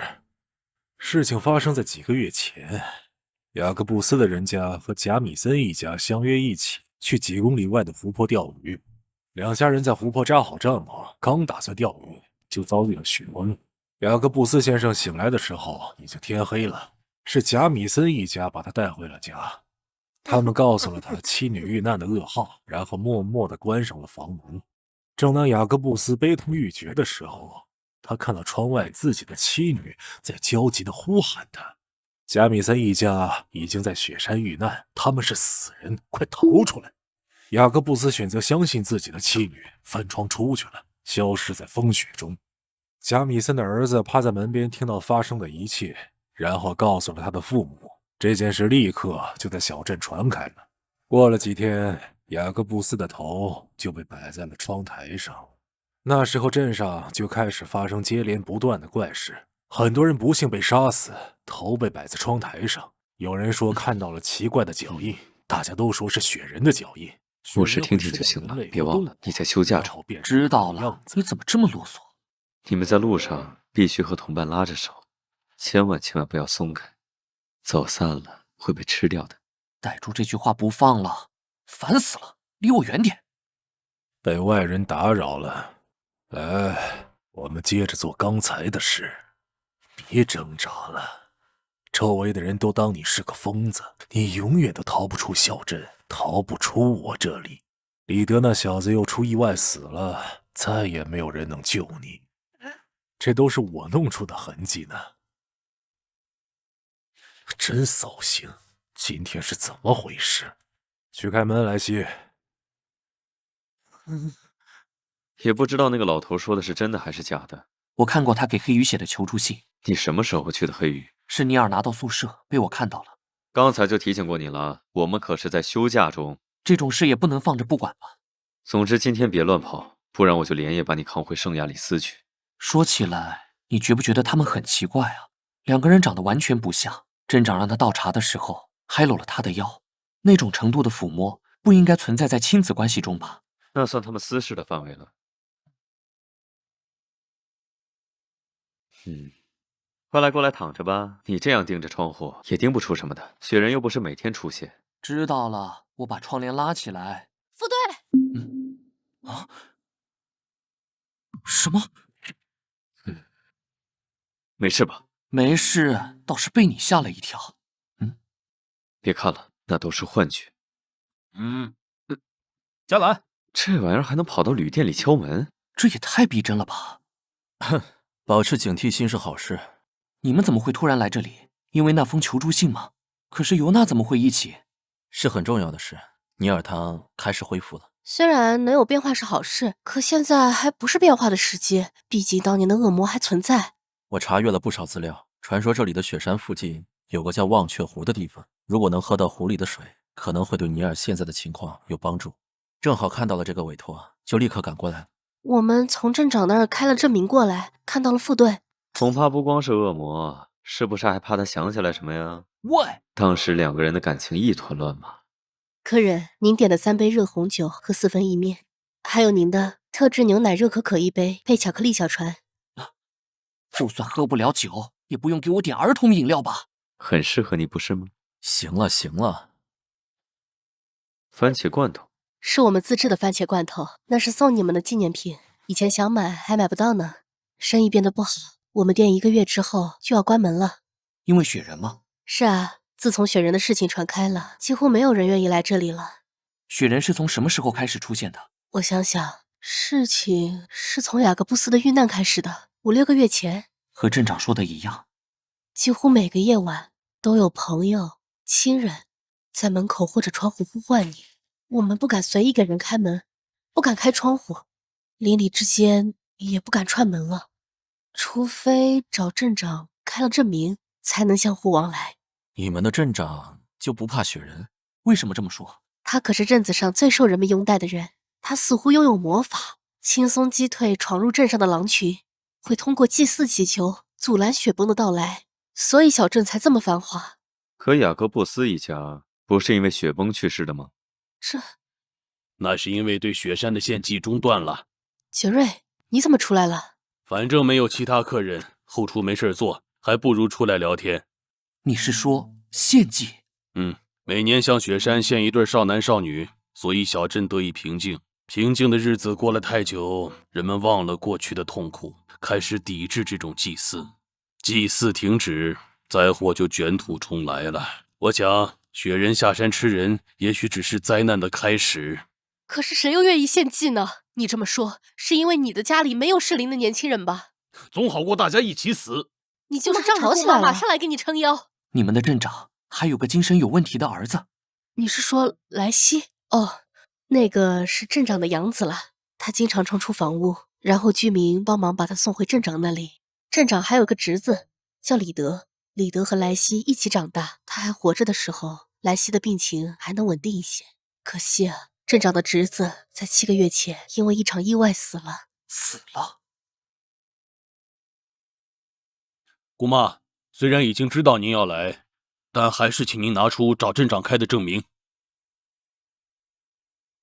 不是明天到吗？怎么今晚就来了？镇长没有和我们提起李德的事，不过和队长他们说了一些。结合旅店老板的话，镇长来任职时就带着他的侄子李德和养子莱西。李德的父亲去世，将自己的孩子托付给自己的弟弟厄尔利，莱西则是他们已故的老管家的孩子，名义上是养子，实际上是在家里干着杂物的仆人。听他们说，死去的李德和莱西关系很好，镇长责骂莱西的时候，李德都会护着他。一开始莱西并不是哑巴，后来在14岁那年突然就不能说话了，再后来精神也变得不太正常。为了给他买更多的药，李德常常在下课后冒着风险去山上狩猎，直到7个月前，李德狩猎的途中意外去世。莱西的病情因为伤心更加严重，有传言人们怀疑是李德的灵魂留在了雪山上，变成了雪人，不断杀死小镇的居民，所以镇长才求助黑羽。房间的炭火已经烧得够旺了，你这样不觉得热吗？我怎么觉得这破窗户漏风呢？胡说八道！你接着说呀。奇怪的是，明明太阳下山之后，只有拿到证明的人才能与人交流，怎么这几个月还有这么多人死去呢？这很正常，总是有人油盐不进的。就比如我身边的这位。你怎么总把话题扯到我这里？明天去山上调查的时候，你可别单独行动。知道了，知道了。你到底要说多少次啊？我倒是对那个忘却湖很感兴趣，要是对你也有用的话，睡吧。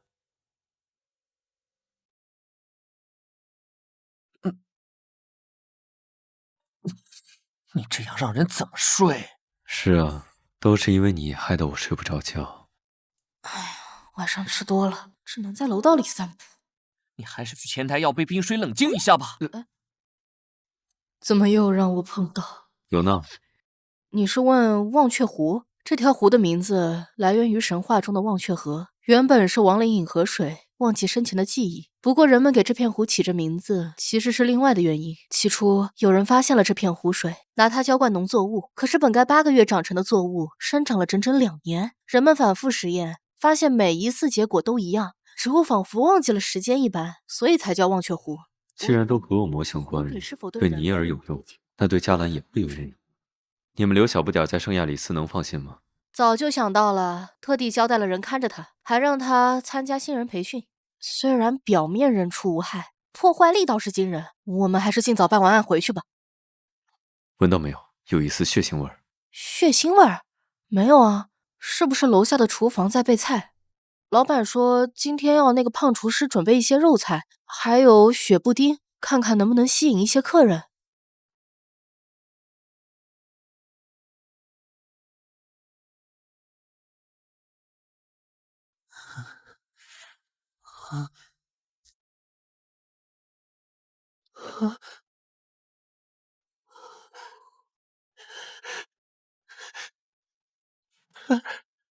在干什么呢？你最近又不乖了。忘恩负义的下贱东西！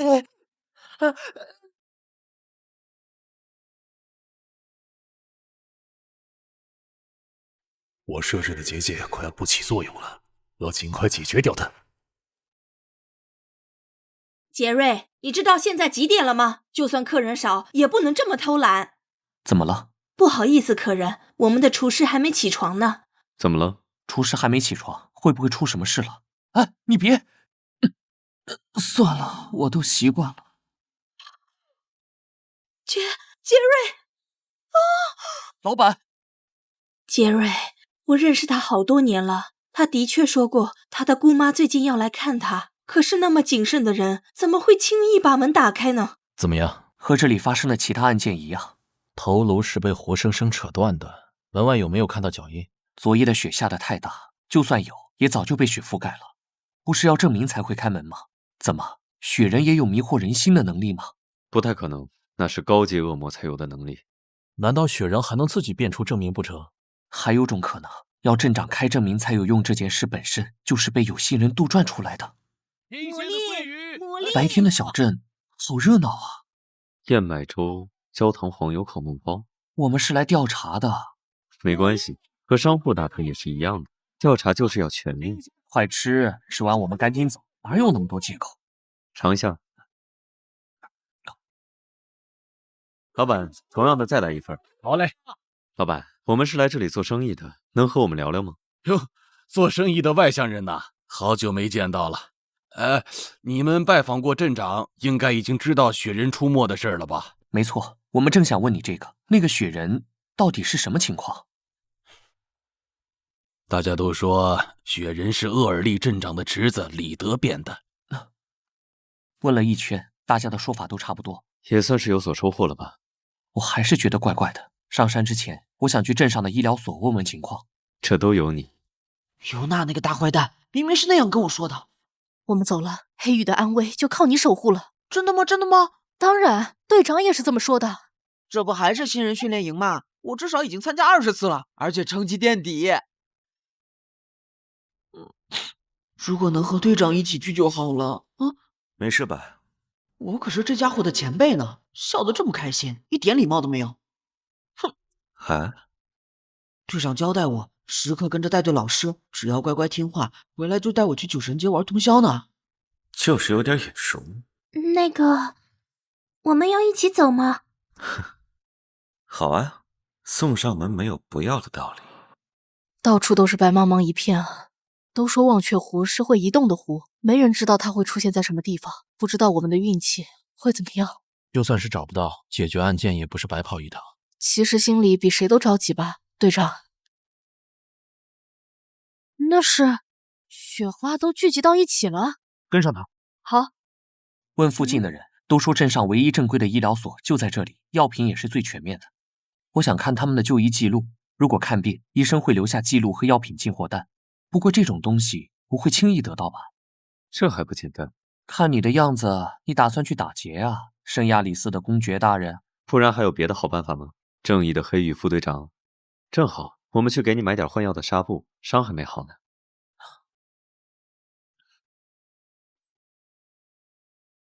人没事吧？我拿面包打的，能有什么事儿？你不知道你下手有多重。把他放回椅子上，这样醒来还以为在做梦呢。他是被打晕了，又不是打傻了。再把暂停营业的牌子挂出去，防止有人打扰我们。喂，你也太熟练了吧！先从近期开始翻。怎么了？有什么发现吗？旅店老板来这里买过祛斑药。这个厄尔利镇长的购药记录，他会定期买安神的药，给莱西用倒是也说得过去。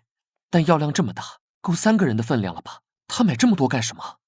哎，大惊小怪，我可不会第2次上当了。你看，7个月前，厄尔利来治过脸上的伤。7个月前，那不正好是他侄子李德遇难的时间吗？是巧合还是？眼看着雪越下越大，我们就从雪山赶回来了。你们有什么发现？我们先问了居民，大家都流传着雪人就是李德的说法。雪人目前还没有袭击过外乡人，难道是只和镇上的居民结怨吗？镇长脸部在7个月前受过重伤，那正好是李德去世的时间。我们发现厄尔利镇长购买了过量的安眠药物，厄尔利身上看来有很多秘密。山上有什么发现吗？一个好消息和一个坏消息。我们遇到了疑似雪人的家伙，他周围飞散的雪花汇聚成了一个发光的人。而且飞快的从我们眼前变成雪花溜走了。我们也许遇到了另外的未知生物。队长，你看，我们看到了一片湖水。然后呢？我们遇到了风雪，风雪之后，湖在我们面前消失了。好了吗？我来。同意和你出来，已经是我最大让步了。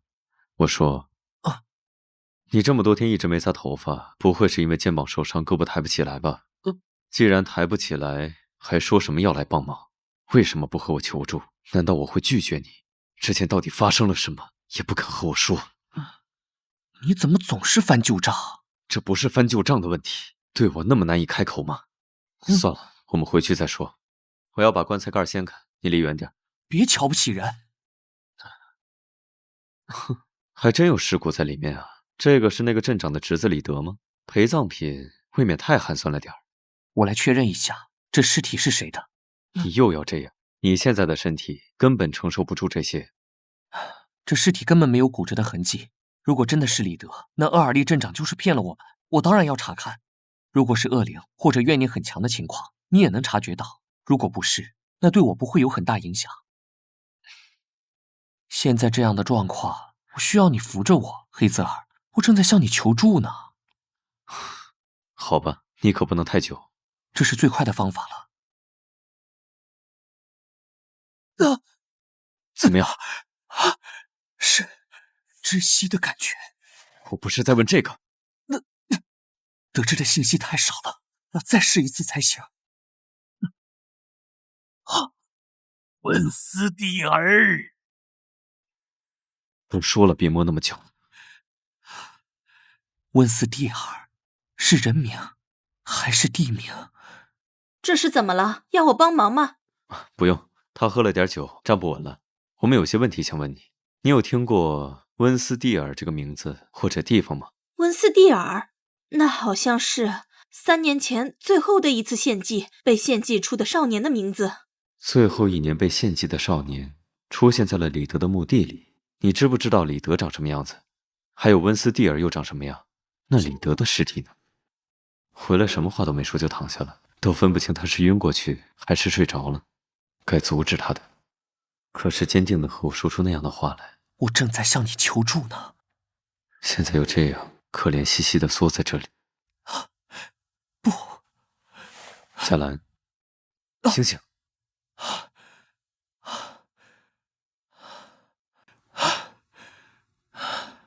怎么了？又是噩梦吗？我没事。加兰诺伊斯，什么时候才能明白？我是担心你，不是来嘲笑你的。你哪里难受就说出来。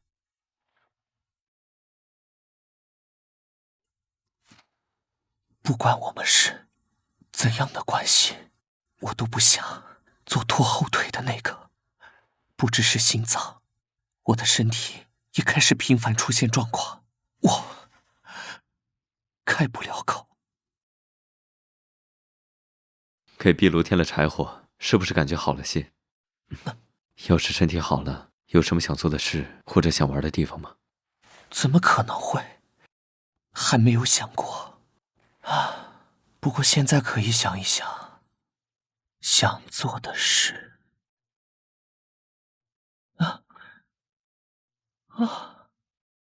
怎么没有我呀？因为是静谧的森林啊，你这种家伙怎么会出现在那里？要我说，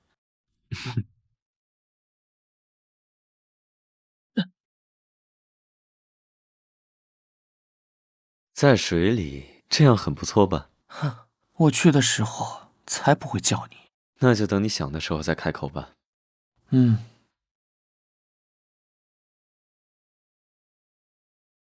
乖乖跟着领队，回来就带你去酒神界。我一定会紧跟着领队。爱好还是没变啊。谁？是雪人，我看到雪人了，队长。是雪人，我看到雪人了，队长。尤娜，你不是说饿了要去吃饭吗？是在去的路上看到雪人又折返了回来。是在去的路上看到雪人又折返了回来。麻烦这样接连不断找上门，黑羽一定不会坐视不管的。很好，他开门了。下步。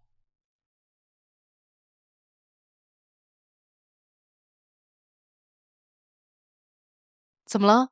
尤娜，刚才有个假的你。雪人不是会把人吃掉，再变成那个人的样子？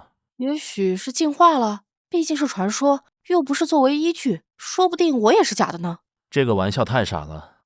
这就是他留下的痕迹，不像是雪化掉，更像是一滩呕吐物。里面好像有一些碎骨头和山羊毛，这是不是一种转移魔法？怎么醒了？这么大动静，怎么都会醒过来的？目前为止，受害者都是镇上的人。雪人了解居民之间的关系，骗他们把门打开。但他今天变成我了。敲门的时候，他知道尤娜对我的称呼，明显掌握了我们之间的关系。知道我们称呼的镇长、莱西、旅店老板、死去的厨师以及雪山那个影子。在镇长的管理下，还出现活人祭祀这种事，被献祭的人出现在了镇长侄子的棺材里，还有他奇怪的购药记录。和他没关系才有鬼呢。既然如此，他为什么还要寻求黑羽的帮助呢？估计是有什么解决不了的东西。现在找他也不会说实话。我们去山上碰碰运气吧。莱西，是主人。和我去仓库搬个东西。仓库很冷吧？不，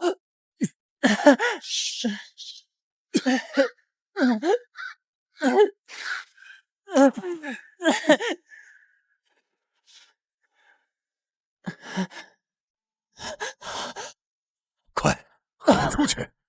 我已经在公示板留言，等天快亮的时候，人们就会发现，他们伟大的镇长为了镇子和雪人，最好拼死一搏。我杀不死他，他们会被黑羽的人杀死。你就作为诱饵。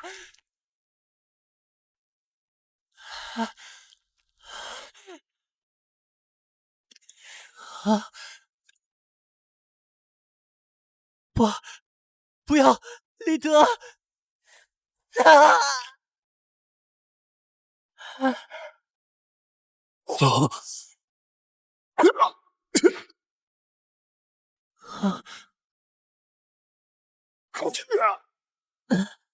李德，小崽子，看你还能飞到哪里去？我能杀你一次，就能杀你第二次。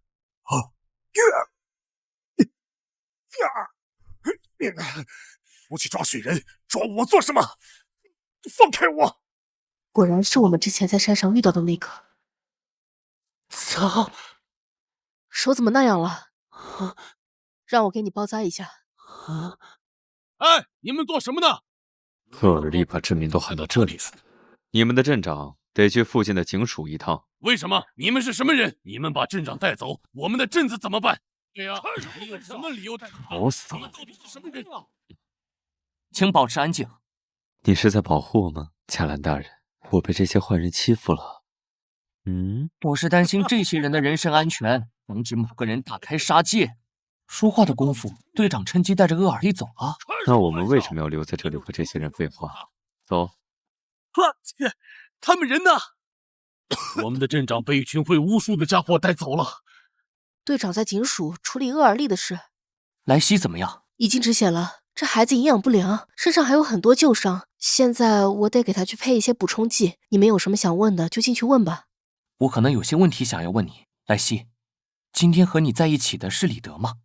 现在你在隔壁的小镇，可以放心的和我们说。他好像怕你，麻烦你离他远一点。好。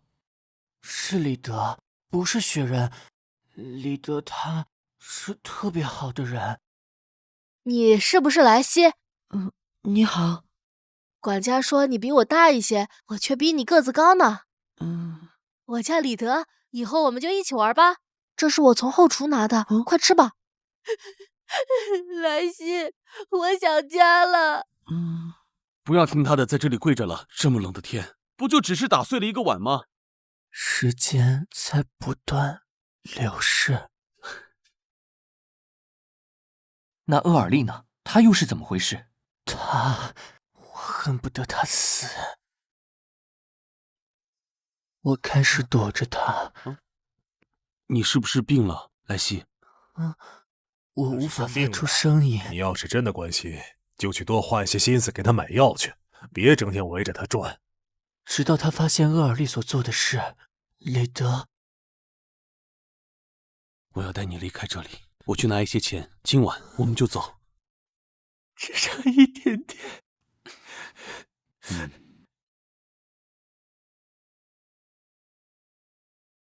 别等了，那个兔崽子不会再回来了。我知道李德死了。乖乖听话，让我高兴了，说不定会告诉你他的尸骨在哪里。突然的某一天，我隐约在风雪中看到了他，他在屋外徘徊。厄尔利也发现了他，这让他开始恐惧。我杀不掉，可以找外力帮忙啊。我看他在操控着一些魔法，第二天就会听到镇上又有人死去的消息。他才是镇上雪人的始作俑者。你知不知道厄尔利和被献祭的少年少女有什么关联？我知道，在他的桌子下有个密道，那里放着的是那些人的尸体。你提供的这些信息都会被作为指控厄尔利的证据，他会被游街示众，然后处以极刑。你好好休息吧。走吧，去找那个湖。可就算是找到，你们说的是不是忘却湖？或许我可以帮得上忙呢。你是怎么找到这里的，莱西？因为他一直在这里，我能感觉到李德所在的地方。只是他早就告诉我，他死后身体变成了石头，沉入湖底。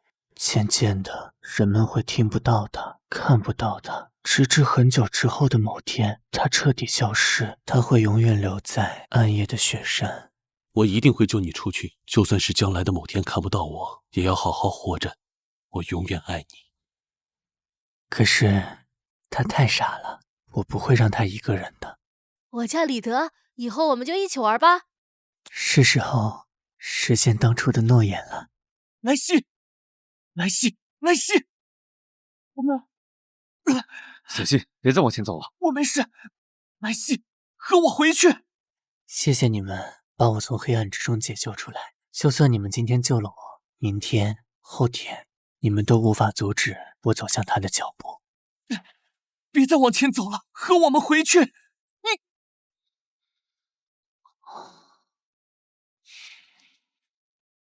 谢谢。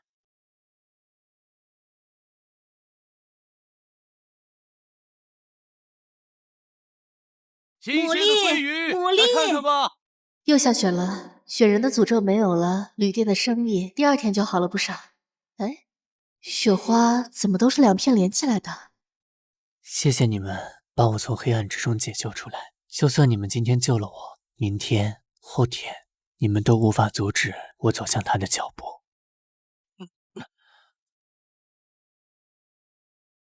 行了，我们先回卡尔纳斯接盖布里埃尔。队长他们呢？他们先回卢米埃斯了。尤娜说，湖水要先拿回去做一些研究，才知道有没有作用。你怪我？不是。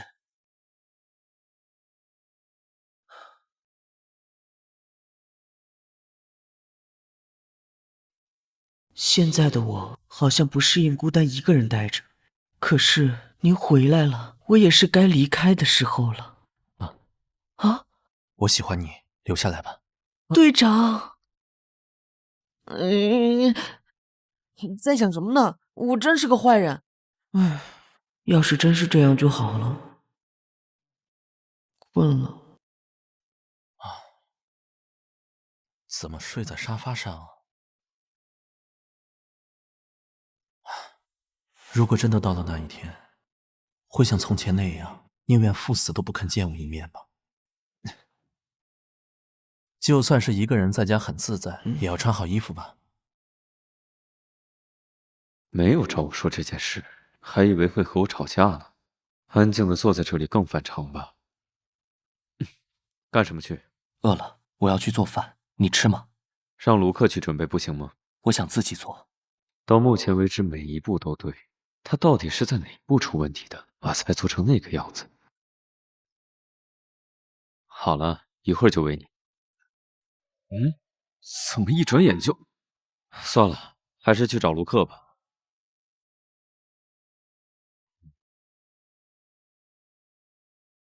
不酸吗？你都把配菜吃进去了。我好得很。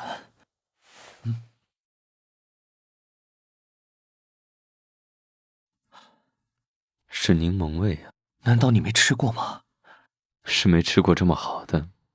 既然你什么都不愿意说，我们来打个赌吧，在1天内，如果你叫我的名字，就算你输了。赌注就是你我之间的秘密。我赢了，你说；你赢了，我说。别害怕，都说了我是绅士，我保证不会用手碰你的方式来赢下这场赌注。莫名其妙。那我就当你是答应了。莱西的话反复在脑海中回响，我也无法去怪黑泽尔做出那样的选择，这是无解的事。只是我讨厌这种无能为力的感觉，对于汉德、保尔森、莱西都是。幼稚傻瓜，居然让自己的猫干这种事，还怕了你不成？我是不是该把门锁起来？可是如果幻觉出现了，好像有点过于依赖他。救救我！救救我呀！救我！不，动不了了。我无法呼吸。被我缠住，然后用那样的表情让我放开他，坦白的交代一切，就算没有达到预期，也会吭个声吧？难道是生气了？如果是用仓鼠类比的话，就是那种绝对不会吐出腮帮子粮食的家伙。真拿你没办法，算我输了行不行？我只是想听你说实话而已。不，咽下去。还疼吗？嘉兰，嘉兰。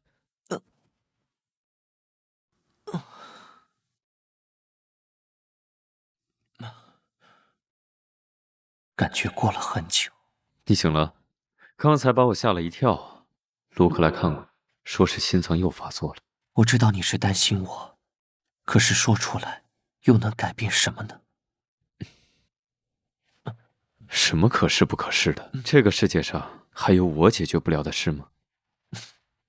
你这是什么表情？因为听到有人在说大话，说起这些幻觉，我在城堡接触到了那些人偶，之后我不断的出现幻觉，尤其是在没人的时候。别用同情的眼神看我，我还好好活着呢。如果那些幻觉再出现，别躲着我，叫我的名字。莱西的事，我也没有想怪你，我也不知道什么样的选择是对的。和汉德一样，想起来心里会沉重。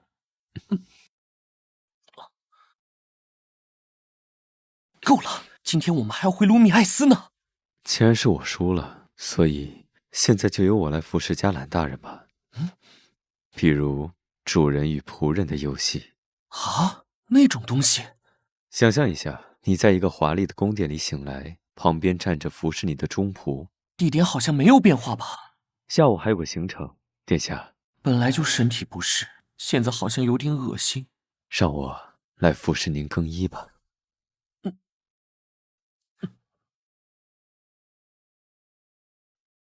感到冷吗，我的殿下？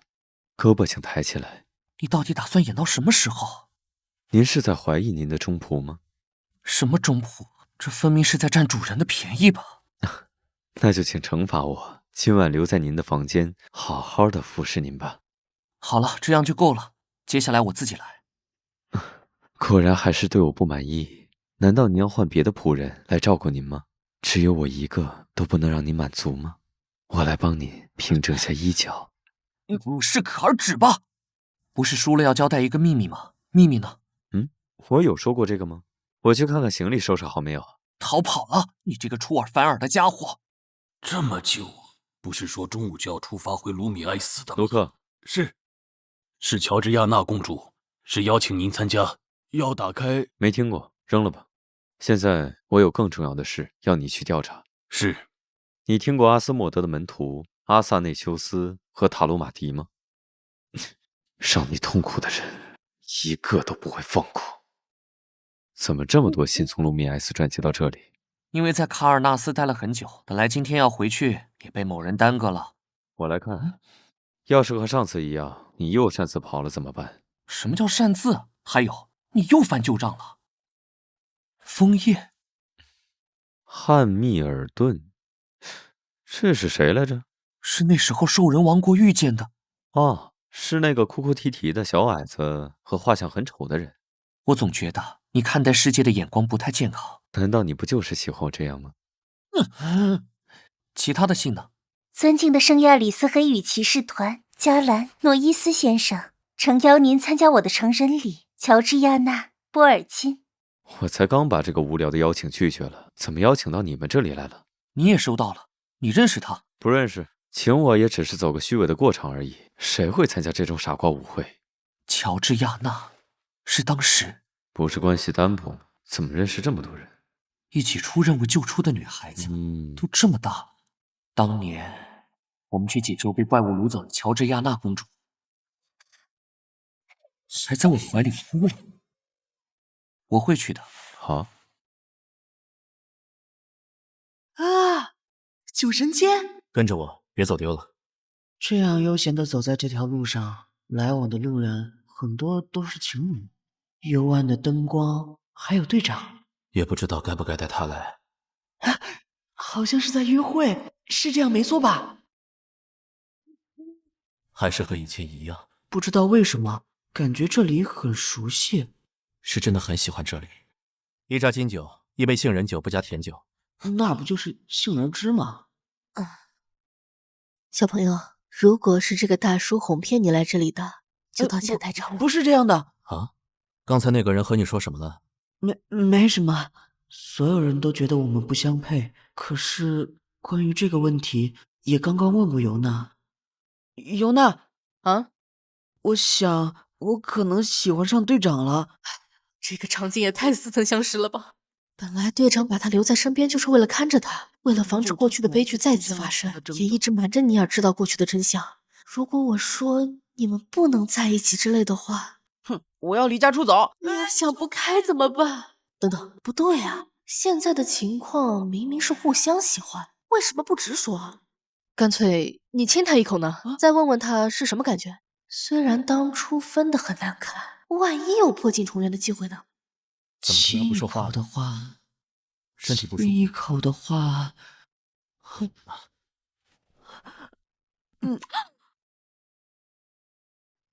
队长，你现在是什么样的感觉呢？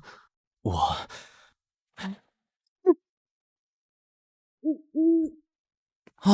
总算是回来了，身体有点吃不消呢。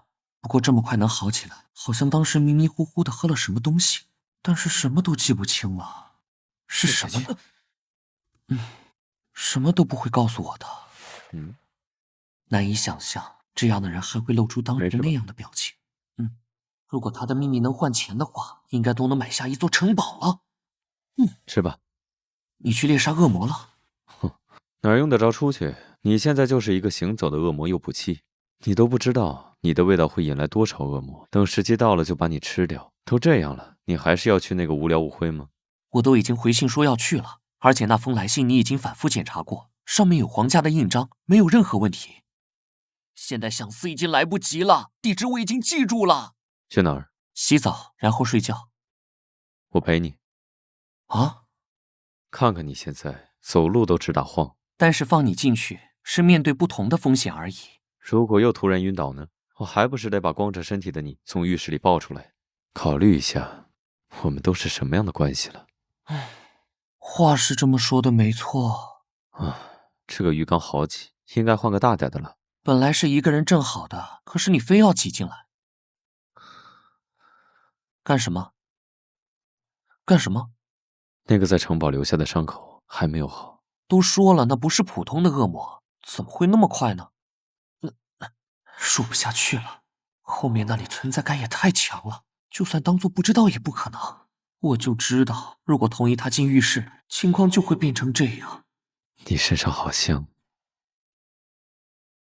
一开始我以为是被味道吸引的，所以难以控制。后来在椅子上那次，看着你红着脸面对着我，我还以为是因为你漂亮的脸，还有敏感的身体。不行，最后发现都不是。你听到这些话，都感动的哭了。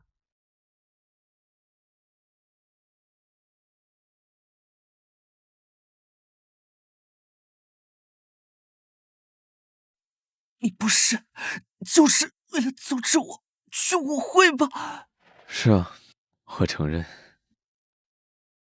这是第几次了？不要，不要了！好像意识模糊了一段时间，又醒过来。别跑了，我给你擦干净。混蛋！你要是继续做下去，以后就抱着你的猫去睡觉吧。倒也不是没有商量的余地。如果你可以答应我的条件的话。什么？等舞会回来，穿着这个做饭给我看吧。虽然看起来华丽了一点，不过这也没什么大不了的。我都差点忘了，他是因为从小缺少关爱，才变成了今天的样子。围裙也是缺乏关爱的表现之一。除此之外，里面什么都不穿，这种额外的小条件就不必明说了吧？好吧。这么干脆啊？快看，那家店被怎么回事？包住了！往我们的方向来了，你退后。是巴巴尔特藤蔓。这么窄小的空间，要彻底解决掉这些藤蔓，可能会伤到店里的人。队长，关键时刻我什么忙都帮不上。啊，等等，什么声音？谁在说话？这是藤蔓在说话。啊，小姐，你是不是认识这株藤蔓？哎，我这么一说，确实想起来一件事。我曾经把一粒种子从家乡带过来，把它随手种到了店门口。一开始按时浇水，有时候还会和它说说话。后来你就把它忘了？对，你怎么知道？后来店门调换了方向，它所在的地方变成了后厨放置垃圾桶的位置。我的生活逐渐稳定，交了新的朋友，我就把它渐渐遗忘。所以藤蔓才会冲着我们这边来。他好像没有伤害人的意思，让我来试试吧，队长。不行，你你好，那边的小姐她想起你来了。哦，有效果，她想和你道歉，来呀！曾经孤独的时候，你陪着我，后来却把你忘在了那里，对不起。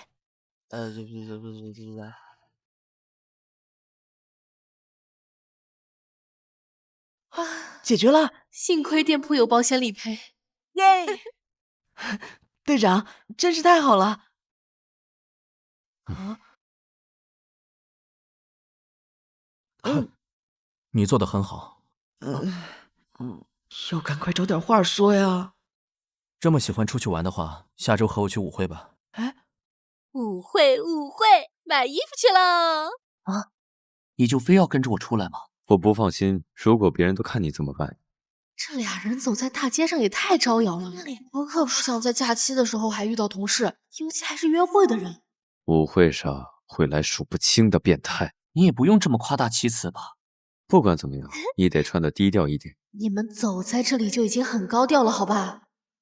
我亲了队长。什么？万一在浴室晕倒怎么办？不行，说了不行就是不行。啊，这是舞会的名单，似乎是会来不寻常的宾客呢。看啊，是乔治亚娜公主，圣亚里斯皇室最受宠爱的公主。如果她想要天上的星星，索尔特公爵都会为她摘下来。尤娜呢？她跑到人多的那边了。喂，你听说了吗？这次舞会里好像邀请了黑泽尔波尔金公爵。那不是上次在城堡里那个，还是和之前一样自大。听说他曾经徒手拧断人的脖子，还有人见过他越传越离谱了。那你有没有听说过某位贵族吊死在家里？听说是自尽，怎么可能？那可是6米高的房梁，还被人用鲜血写了字。出现那样的事儿，说不定和那个可怕的人有关。毕竟很多年前发生过那样的事儿。哎呀，得了吧，某些方面黑泽尔说这些人的话也没错。说到这个，还以为他会来呢。开场舞结束了，我有幸见过公主，不知道公主是否还记得？公主，请和我跳支舞吧，我来自维尔利家族，请公主赏脸和我跳舞吧。我不会跳这首，对不起。没关系。请让一让。公主殿下，我衷心的为黑羽的到来感到高兴。能前来为您庆祝生辰，是我们无上的荣幸。我能邀请您跳支舞吗，加兰先生？没想到你真的来了，你还是和我印象中一样，一点都没变。公主殿下倒是变了不少呢，是没想到会找我跳舞。漂亮了吗？感受到那些被拒绝者的视线了。对不起，您没有舞会的通行证，您不能。请进吧，先生。公主特意嘱咐过，那个人可能是黑泽尔·博尔金大人。舞会上，一个漂亮的长发男人又喝了酒，在四处耍酒疯呢。嘉兰，他先是在舞会上讲冷笑话，然后四处借别人的帽子戴，后来还跑到喷泉里游泳。你说的是后花园的喷泉？没错。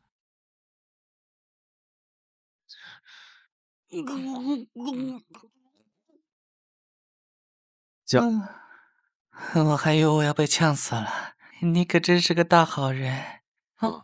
遇到一个疯子。天怎么黑了？人呢？黑羽的队长很忙啊。尤娜，你怎么不去玩了？当然是来看着你。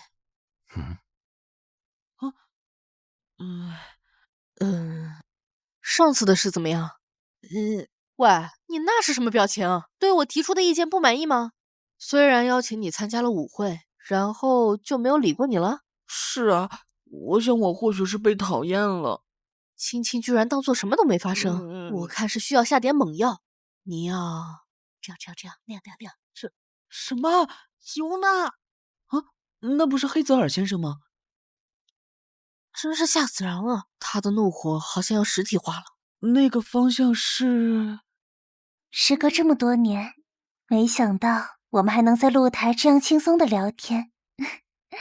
本来以为会是场无聊的舞会呢。这是我的荣幸，公主殿下。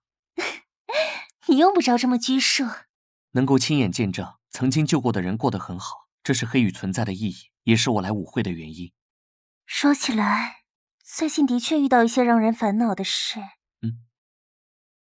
哎呀，嘿，好久不见呀，哥哥，你能来参加我的生日舞会，我感到很荣幸。真是抱歉，打扰了你们的聊天。你会留下来吃晚宴吗？赛奇他们也好久没看见你了。我还有事，就不多做打搅了。这样啊，难得的一次见面就这么走了，真是可惜。怎么当着别人面讲？愉快的时间总是那么短暂。我是来带走我的人的，回见。喂，啊，才这么一会儿就闻着味儿找了呢。不是不认识公主吗？怎么回事？你是不知道，那是个多恶劣的家伙，仗着自己有一副天真的外表，被人宠爱，只要他看上的东西就必须得到。我从没有见过这么漂亮的东西。那就送给公主殿下吧。啊，蝴蝶飞走了。那是因为蝴蝶长了翅膀呀，公主殿下。这样就不会飞走了。啊，这么一看，和普通的虫子没什么区别了，去扔掉吧。后来，他的占有欲和控制欲蔓延到了同类的身上。乔治亚娜为了满足他的癖好，建了一个庄园，专门放他抢夺的东西。你是不是多多少少带了夸张的成分？如果这是真的，皇室的精神状态难道是家族遗传？你不就喜欢我这样的吗，加兰大人？说完这些无聊的事，该补偿我了。什么前言不搭后语的话？你的最终目的就是这个吗？我都不知道加兰大人那么擅长跳舞。大家都在讨论你和乔治亚娜刚才那支华尔兹呢，怎么就不和我跳呢？我有原来是和加兰气了一曲吗？我都说了，我不怎么擅长跳舞。你有听说过那个吗？什么？跳舞要像没人看你似的，想象你是一只平底小船，风平浪静之际，你就通过两桨在水波之中滑行，你随着水波上升或者下降。但愿我是个好舞伴。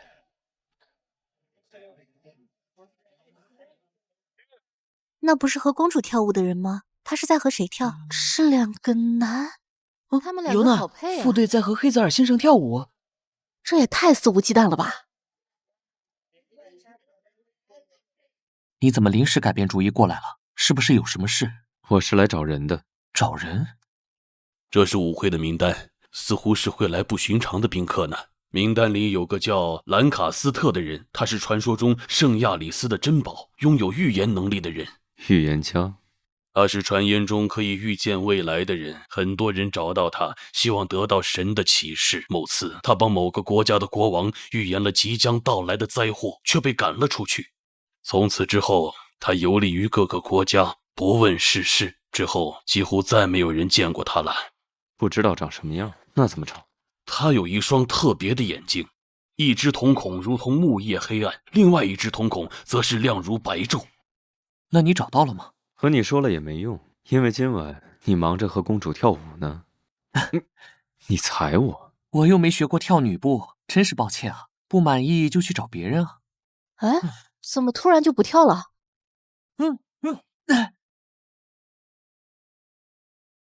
你要把我带到哪里去？你怎么又？你生气的表达方式是不是太单一了一点？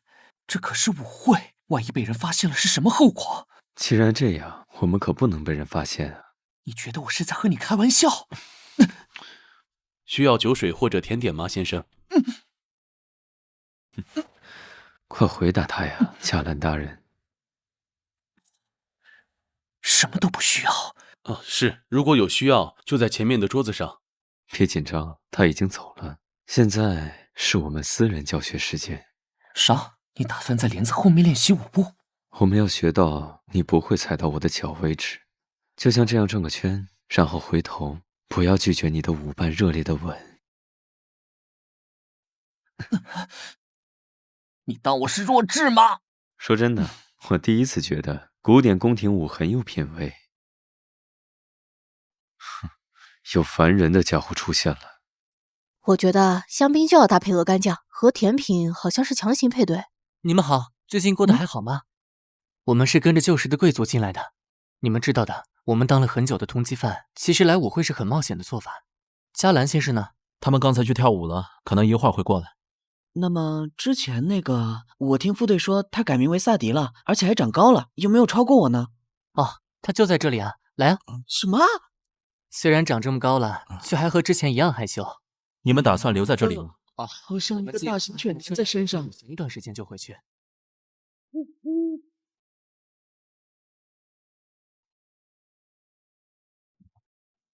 又是影子，逃走了。不用费那个力气，他可以钻入任何物品的影子之中，即使抓到他，也不会对操纵他的本体造成任何伤害。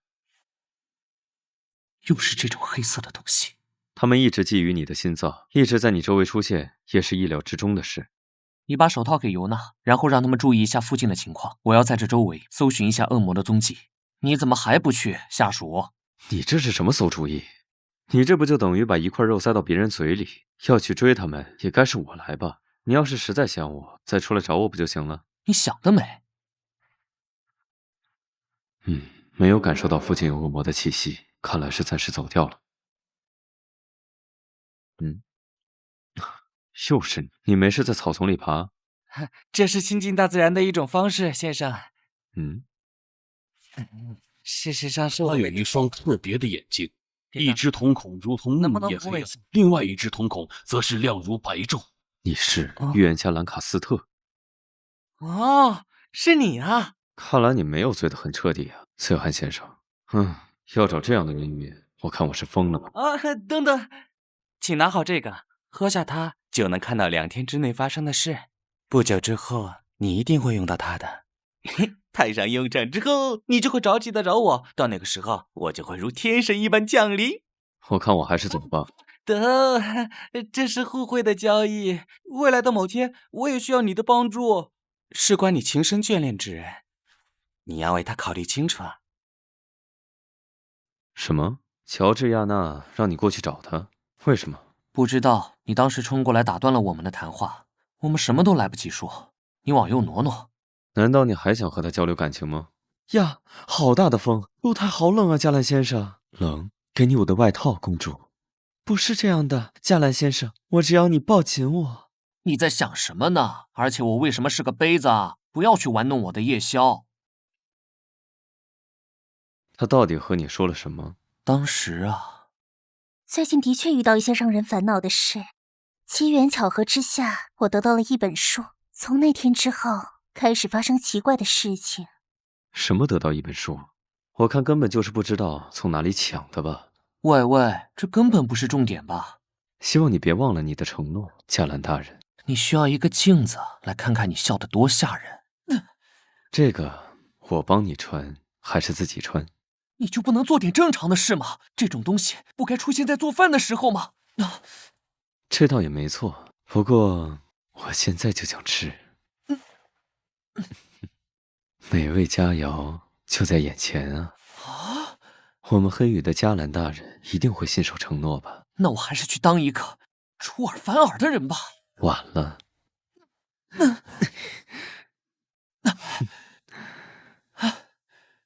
这件衣服很适合你，不会是气哭了吧？感觉比光着身子还让人害羞。感觉很好吧？加兰大人总是口是心非呢。不过美味就要去餐桌去享用。你打算和鸵鸟一样，一直把头埋起来吗？烦死了！一起享用这个蛋糕吧。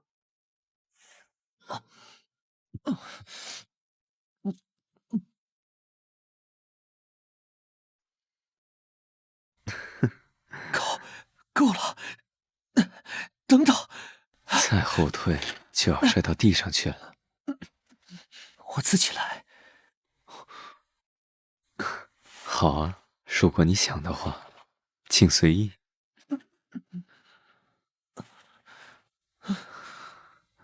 放松。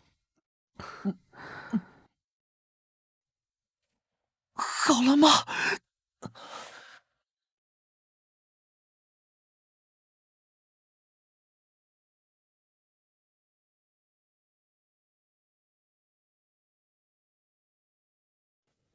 我来帮你吧。都说了，我自己来。你这样让我怎么等下去？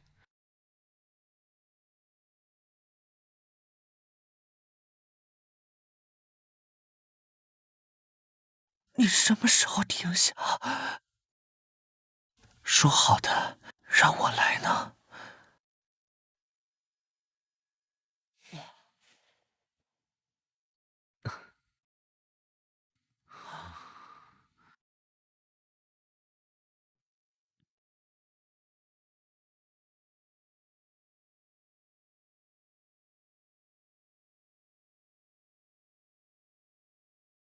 进门的路修得这么长，恨不得把花园绕一圈，就和他本人一样浮夸。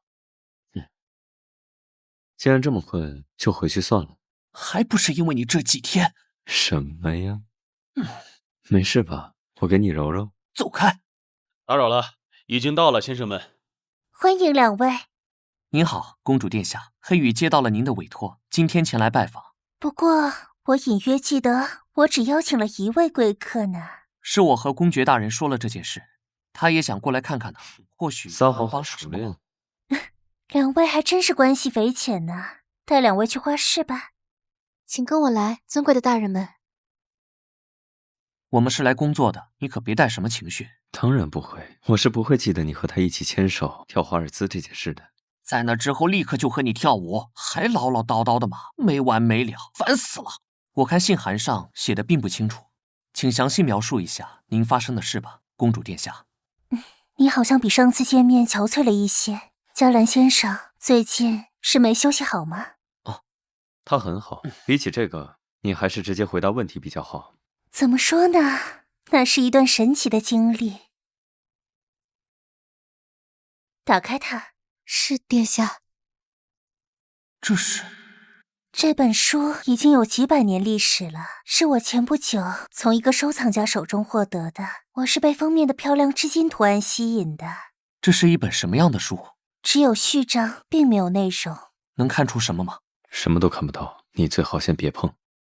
那是一个平常的夜晚，我即将就寝的时候，你们听到什么声音了吗？什么都没有，公主殿下。谁？去看看。我想叫侍卫，却被楼梯尽头的鞋子吸引了目光。殿下，神是鬼差的，我穿上了它。我们尽情地跳舞，一支接着一支。我的余光瞥见了我的2个仆人，他们也在这里。我沉浸在无际的欢乐之中，他们好像对我说了什么，但我无暇留意，精疲力尽，直到鞋子磨坏才停下。第2天醒来，还以为是梦呢，直到我看到床下破掉的鞋子，我正想伸手拿，它发出哗哗哗声，就那样凭空消失了。那些你跳舞的女仆在哪里？我想从她们那儿再获取一些那天晚上的见闻。她们呀，那次之后就再也没有见过她们。同样的事情又发生了3次，每次都是舞鞋出现。我穿过一片金子般的树林，愉快的起舞，直至天明。紧接着，仆人们一批一批的消失了，每次都是这样。然后书上就会多出一些字，像是在记录我梦中的经历。内容会发生变化。公主殿下，你是从哪位收藏家手里买到的？在爱索门街，一个绰号叫地鼠的人。我还是看一下这本书吧。啊，我来。我怀疑乔治亚娜的真实目的。如果他的目标是你呢？得了吧，我又不是什么万人迷。他一定是想对你这样，然后再那样。可恶！那根本就是你在想的事吧？你好，去爱索门街。怀疑的话，去看看不就好了？发什么呆？要我扶你上车吗？怎么？你最近好主动啊，加兰大人。先生，别理他，请走吧。这么破败的街道，人员又杂乱。是啊，那位文雅的公主常常光顾这里。122号，我们到了。哦，怎么了？怎么了？这里还卖钓竿？钓线是马鬃做的，鱼竿上的标牌是已经停产的牌子。这个钓竿有一定年代了。什么？现在是该办正事的时候。老板，橱窗里的鱼竿打包送到布里街。我都说了，现在还有更重要的事。你好，请问是地鼠先生吗？我们通过朋友介绍找到了这里。我对你们这里出售的古董书籍很有兴趣。你什么时候？趁你转身出店门的时候，我就和那个地瓜说了。他叫做地鼠。你这里所有这样的鱼竿都打包送到我说的地址去。虽然嘴上说不要，实际上很喜欢吧？才没有呢，一点也没有。可惜今天毫无收获。这些东西不知道转了几手，找不到最初的卖家也是预料之中的事。还损失了一笔钱。愧疚的话就亲我一口作为补偿。你少油嘴滑舌了。难道你这几天还没……接着说呀，干嘛停下来？你这样红着脸，让人更想去欺负了。你，在写什么？那本书的目录我都背下来了。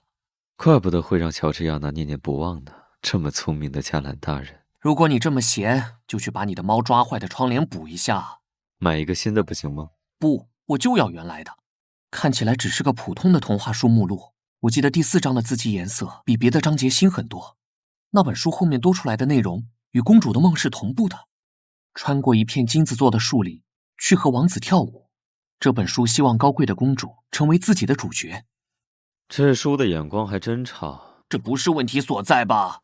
波尔金家族的血管里除了血液外，还流淌着一些傲慢、偏执和疯狂。乔治亚娜的话有撒谎的可能性，你不能100%把她的话当真。对了，你听说过厄菲阿尔特吗？那个我只在资料中见过，长着8哥脸、鸟翼的，可以让人在睡梦中窒息而死的妖怪。那只是传统资料上的内容，实际上是让人在梦淫的快乐中死去。或许这本书也是类似的情况。你怎么总是知道这些奇奇怪怪的事？按照公主的说法，在她身边的仆人都被这本书吞噬了。可是这是她编织梦境的力量来源吧？当务之急，我们得从中找到解决问题的办法才行。你想跟着她进入书里去？目前看来也没有别的办法了吧？可是这也太反正你也会和我一起去的，你有什么好担心的？你可是我的什么？收拾收拾，明天出发吧。哼，迟早要你亲口对我说出来。因为那个鞋子出现的时间是随机的，我们得一直看着你。你们打算和我一起进去，我倒是没什么意见。但是如果你们和那些仆人一样一起消失呢？这就不是你需要操心的范围了。好凶！你就不能温柔点吗？他还是个孩子。你没看到他光打雷不下雨吗？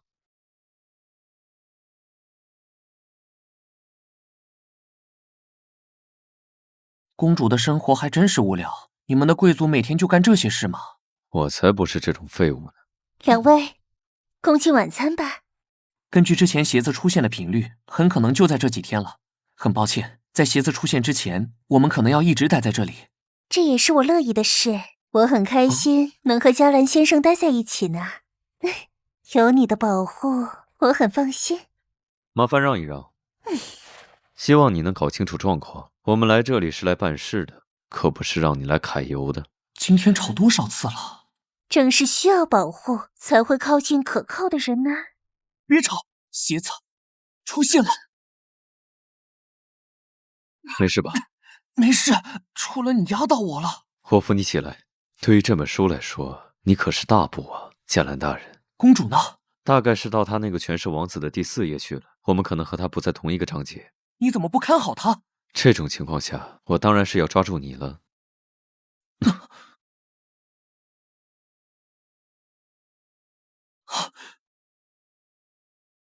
在这里呀，和我来，我亲爱的孩子。孩子是对着黑泽尔说的。我先和他出去，你在这里等我，别乱跑。我亲爱的孩子，我知道你喜欢那条漂亮的围裙。如果不按剧情来，一点也不喜欢。我亲爱的孩子，看样子知道你不顺这个故事的剧情演下去，他就会一直这么重复说下去。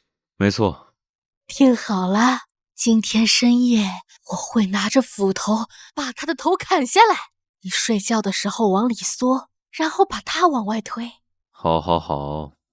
能听到他们的谈话。我们现在是在挚爱罗兰的章节里，邪恶的继母女巫和她的亲生女儿为了得到妓女手中的围裙，商量半夜害死妓女的计划。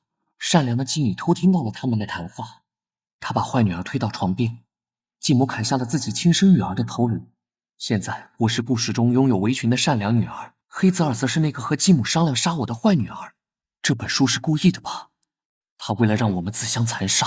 早出来了，不是说在这里好好待着吗？我们必须沿着故事的走向，不然故事就会一直重复进行。按现在的剧情，他想让我们自相残杀，我们要找到解决的方法。一个围裙，也许就和那个鞋子一样，是展开故事的关键。难道是要你穿上它吗？一定还有别的线索。如果能遇到被困者，救出他们的话更好。果然，这里有很多前辈。我要去斯诺斯一趟，大概要1周的时间。其他成员的安排呢？大部分都在任务中。尼尔呢？他还在资料库整理资料。我听说副队收到了公主的邀请。副队他们早上报备后已经过去了。那个任务，他们2个人就去了。副队说可以解决。算了，这也是他的一贯风格。如果他们3天还没有消息，就派更多的人过去支援。是。夜深了，夜深了。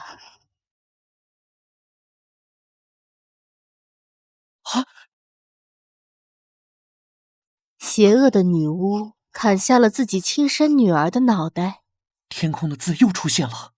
这里的一切撕开都是纸做的。我们用床单包裹住了人类的骷髅，滴了几滴自己的血，蒙混了过去。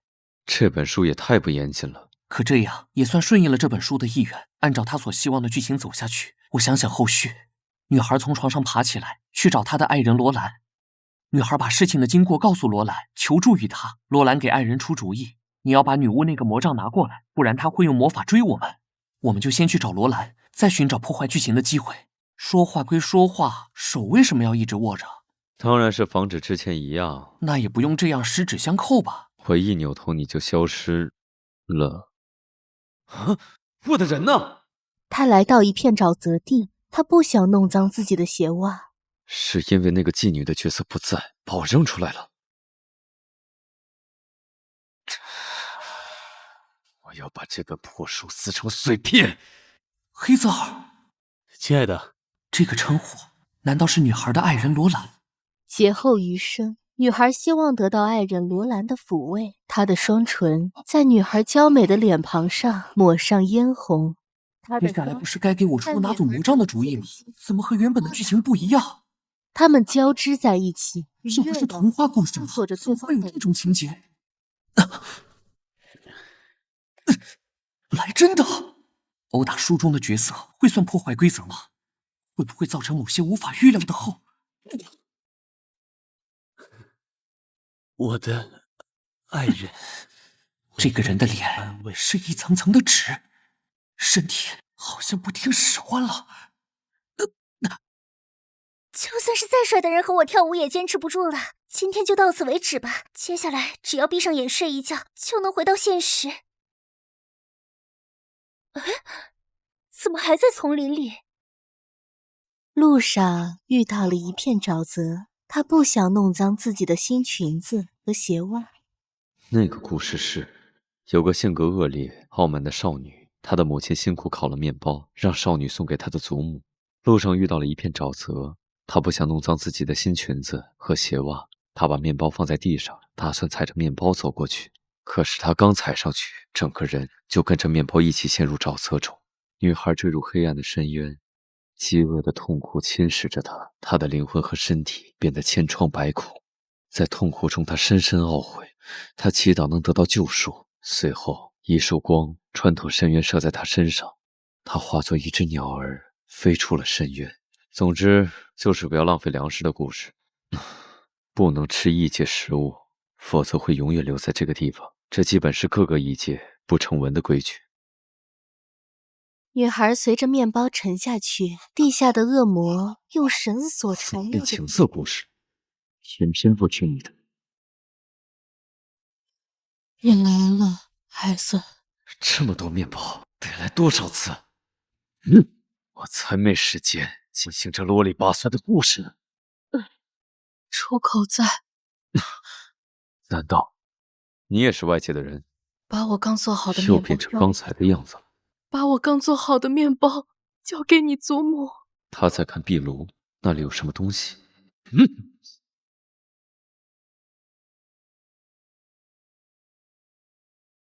把我刚做好的面包交给你祖母。啊！如果让他知道我见色，不就又要生气了？来吧，动不了了。相信你跟我一样迫不及待。我会给你。这是反抗书中剧情的后果。难忘的夜晚。怎么办？一定会有办法。疼痛好像能找回一点知觉。啊，有用。他好像不动了。我美丽的爱人。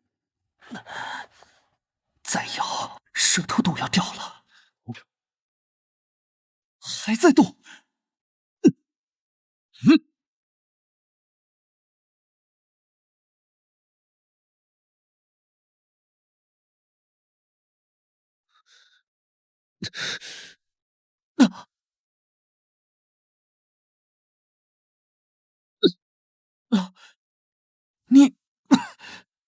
你怎么样？这血是怎么回事？大概是太着急了，都是我自己咬的。我发现这样能换回一些身体的知觉。你在对不能动的人做什么呢？吓死我了！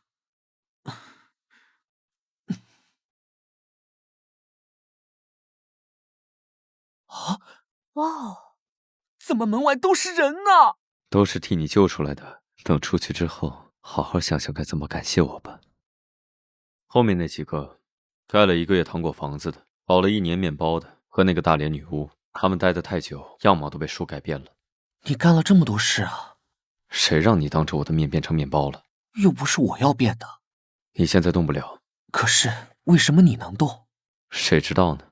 这里的规则对我无效。刷下一个故事，这本书对你的控制应该就会失效。这个故事没有角色存在了。这里穿越的出口是在床底下。床底？这个地点还真是随便。等等。啥？该走了。我真是受够了，赶紧跳！你们随意，别再变成面包了。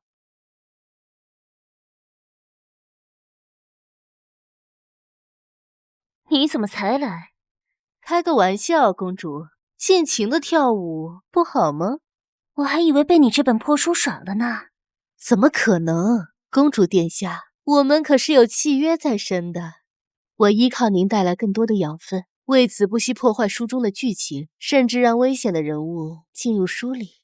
他们总黏在一起，我能有什么办法？不管怎么样，你最好牢记我们的约定。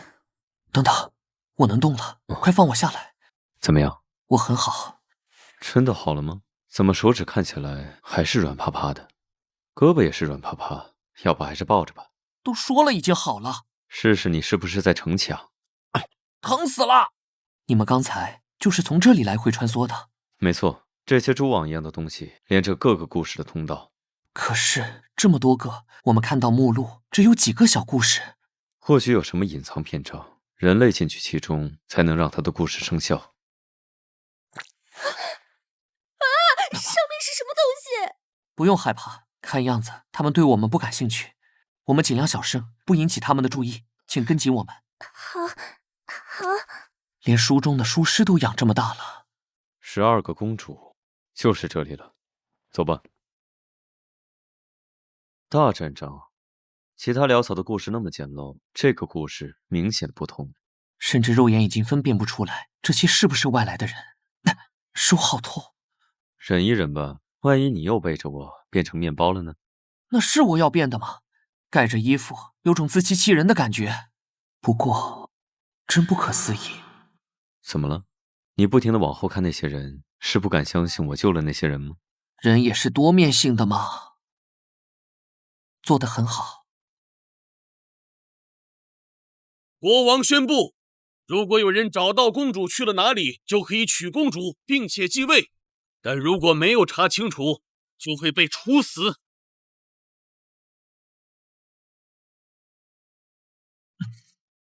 这些人是书中的角色，还是从现实世界来的？你们也会去找公主吗？哈哈哈哈！你在开什么玩笑？放着这么快乐的日子不过，什么意思？他这算自愿留在书里。现在我们掌握的信息是，到目前为止还没有一个成功找到公主的人。如果寻找失败了，那一定是死路一条。啊，那我们是不是还不如留在这里？那些人不是也在这里过得很好吗？我们需要对这本书有更多的了解，比如它原本的主人是谁。从前有一位国王，他有12个貌美如花的公主。每天早上起来，国王发现公主们的鞋子都磨破了。国王想知道她们去了哪里，国王就发布了全国通告，寻找可以找到公主的人，开出了丰厚的奖励。故事还是那样的故事，但这些表面的和谐平静，一定是通过一定的代价获取的。管他呢，不管怎样，先休息才能应对明天的事。你这个样子，一点说服力都没有。我需要你的保护啊，夏兰大人。这么危险的环境，我要抱着你才能睡着。我看是你比较危险。对此也是指，短期内我可不想看到这种东西了。你又不是来度假的，这里也不是真的童话小屋。今天和他们的谈话，你不觉得奇怪吗？我好像来这里快要1年的时间了。1年之前，我还在皇家专供的面包工坊做工，我烤的黄油面包又香又软，很受欢迎呢。这种单调的款式在贵族中早就不流行了，吃黄油牛角都是10多年前的事了。而且那个工坊后来倒闭了。正是这样。你们服务的大部分是哪些贵族？那可太多了，面包几乎所有人都在订，经常是供不应求的。哦，对了，当初我过去的时候，阿卜杜勒、班克罗夫特、马奥尼他们在举办一场聚会。但是据我所知，阿卜杜勒伯爵已经死去很多年了吧？没错。另一位女士之前是班克罗夫特子爵的管事，她说她是5个月前来到这本书里。她曾经陪着班克罗夫子爵参加阿卜杜勒伯爵的葬礼。她说她当时看到班克罗夫在翻找东西，她从阿卜杜勒那里拿走了一本书。后来就是5个月前，班克罗夫当着她的面打开了那本书。随着白光出现，他来到了挚爱罗兰的故事中，变成了其中一个角色。第3位说，他来这本书大约有1个月的时间了。他说他原本是一个金匠，1个月前他在为马奥尼伯爵做金像。马奥尼伯爵夸赞他的手艺，要他建造更多的东西，他欣然同意了。结果马奥尼伯爵当着他的面打开了一本书，他就被带入了书中，变成了糖果屋中的角色，直到遇见了我们。这么看来，这本书经历了3任或者以上的主人，而公主是最新一人。而他们在得到这本书之后，他们都莫名其妙的暴毙或者失踪了。也就是说，公主一定处于危险之中。这么听你一说，我倒是觉得留下来算了，还是先躺下来吧。你现在感觉怎么样？还不错。你的身体受得了吗？可能是相恋的原因，心脏的疼痛次数减少了很多，我感觉自己还能再活很多年呢。睡觉。你的胳膊好重，被你这样勒着怎么睡得着？这个姿势晚上一定会做噩梦的。可我想看着你的脸。要求别那么多了，这种危险的环境怎么都不会睡踏实吧？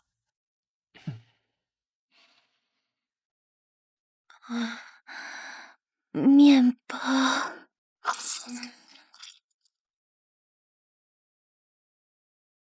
欢迎各位的到来，国王等待各位勇士很久了。还有别的勇者来参加。高墙两边是从来没见过的果子，道路两边是果园吗？现实世界很少见到这样的城堡，不过这里是童话世界，好奇怪的感觉。如果你想吃，还是出去以后让卢克给你准备樱桃吧。我盯着看不是要吃它，你不觉得它很奇怪吗？是腐败的臭味啊！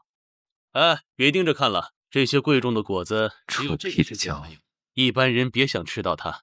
这个画像，看装扮是这里的国王吗？看着很年轻。这里连公主都是从金史兰德凑数来的，国王也可能是。作为这个故事中地位最高的人，他的身份肯定不简单。尊敬的国王陛下，又来了新的勇者。哇，欢迎各位勇士！希望这次真的有人找出公主的下落。这比刚才的画像还要年轻。这是同一个人吗？嘴角的痣倒是在同一个位置。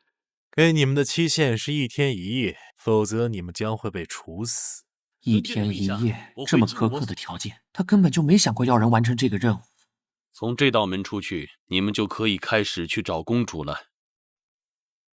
别着急啊，我们的规则是必须有一个人留下来当人质。如果你们返回时没有说出答案，你们的同伴将和你们一起处死。既然这样，我们就分开行动。不行，我们两边同时进行，这样才能更快地找到出口。可是，在不认识你之前，我从来都是一个人的。离开你，我又不是不能走路了。那我留下来，我不希望你成为被动的那一方。各位商量好了吗？我们要开始了。重要的事情只说一遍。我会告诉你们公主房间的位置，请听好了。顺着过道，在前面13个岔路口。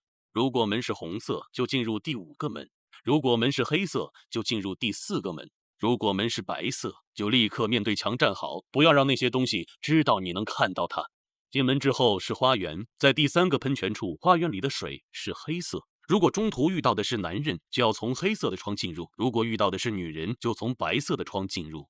进去以后，找到第5个，好像是坏了脑子的人想出入。听起来没什么难度，好像只是比较繁琐罢了。我们走到第几个岔口了？按规则4个，要从第13个岔口的门进去。喂，后面的小白脸，在和我说话。好像第一次看见你，你是第一次来吗？公主会喜欢你这样的小白脸吗？有什么好笑的？你对这里好像很熟悉。那么多规则，只听一遍怎么记得住？我已经第10次来这里了，我与我的同伴都来第4次了。你不是也带了愚蠢的人质来吗？那个穿得破破烂烂的家伙，如果失败了，不要怪不得他们一副轻松的样子。我是第2次来这里。那你就是新人喽。我们这里的传统就是新人就要多做事。别说新人不新人了，前面就是第3个岔路口了。是白色，快面对墙站好。怎么第一次就遇到这种事？我害怕。别再说话了。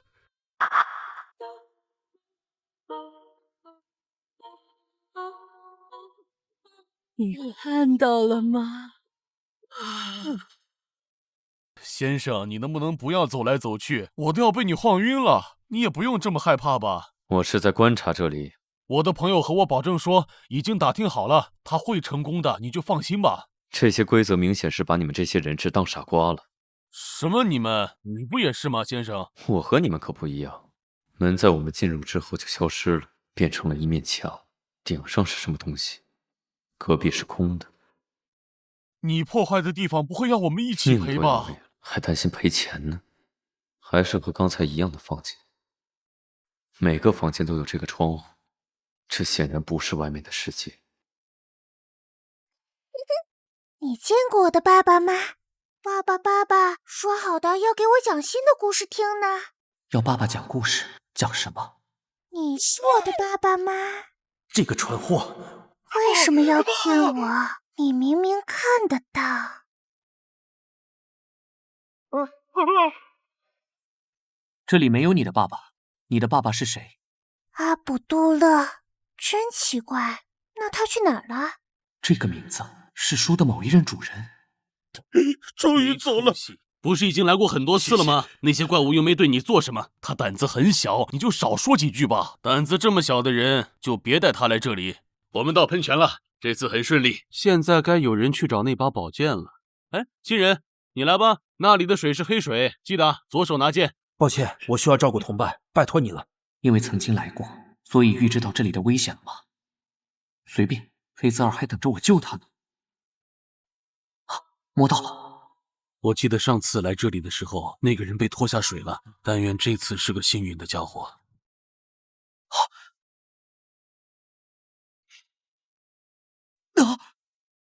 也不知道他那边怎么样。如果再出现一个像那个罗兰一样的罗斯罗卜什么的，不，如果遇到更糟糕的情况，发生了什么？谁的灵魂被关在这种地方？别说了，我根本就听不到你说话。这种时候，如果加兰在，他可以直接和这些虚弱的灵魂沟通。不，他还是不在比较好。每一次沟通只会让他的身体更差。当然也有完全无感知的。这里有蚂蚁路过吗？我可以用手指。这跟什么样的笨蛋在一起？我是阿卜杜勒，我在寻找我的女儿。你是阿卜杜勒？如果我没记错的话，你是这本书的前主人吧？我多年前还看到过你的讣告。没错，先生。某次生日庆典过后，我收到了一份礼物，一本古董书。是谁送的？我发现了这个神秘的书中世界。我偶尔也会把女儿带到这里，她很喜欢体验书中神奇的经历。之后，我还带上了我的那些朋友们。这本书尊称我为主人，我可以来去自如。我享受到了更高的权力与地位带来的快乐。我们可以在这个世界做任何想做的事，就算是犯罪都可以被原谅，反正都是虚假的体验。直到某天，我和班克罗夫、马尼奥在聚会，我们打开了那本书，周围的仆人还有送面包的女人，我们一起进入这本书里。或许就是我们遇到的那个烤面包的女人。我发现有些人变成了只会说固定话语的书中角色，而有些人死去，他们的尸体变成了那片奇怪的果园。我意识到这本书是如此的恐怖，我不能留下这么邪恶的东西，迟早会出事的。是时候结束这恐怖的一切了。我们发生了激烈的争吵。书烧掉！你没看到被我们带进去的人变成什么样了吗？那又怎样？低等人而已。你怎么能把这种有趣的玩具毁掉？哼，是你逼我们的。既然做了，就得做得干净点儿。你看到了吧？救命！救命！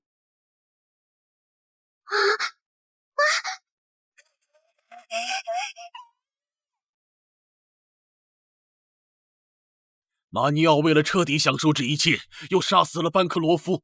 他开始通过吃那些果实改变自己的容貌，甚至变得越来越年轻。说了这么多，我现在只希望你能毁掉这本书，让我和我的女儿的灵魂得到安息。要毁掉那本书？可是，至今我也不知道破坏这本书的方法。要破坏一本书啊？那如果从书的内部开始破坏呢？哎，你刚才拿剑拿那么久，是看到什么了吗？什么都没有看到。为什么会变成鱼诱惑我？难道是因为我太想钓鱼了？一定是这样，我才不会被黑泽尔的脸迷惑呢。我怎么已经身处水中了？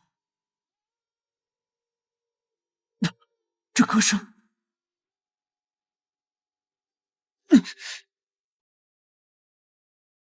我又是谁？我当然知道，你就是池底的那把剑。别再盯着他的脸了。刚才好像是只有我能看到的幻象，在外人看来，就只是对着水池发呆。意志力不坚定的人会被拖下水，然后变成这本书的养料。接下来就要把这把剑放到盔甲的手中，然后从第二件盔甲的脚下拿出钥匙。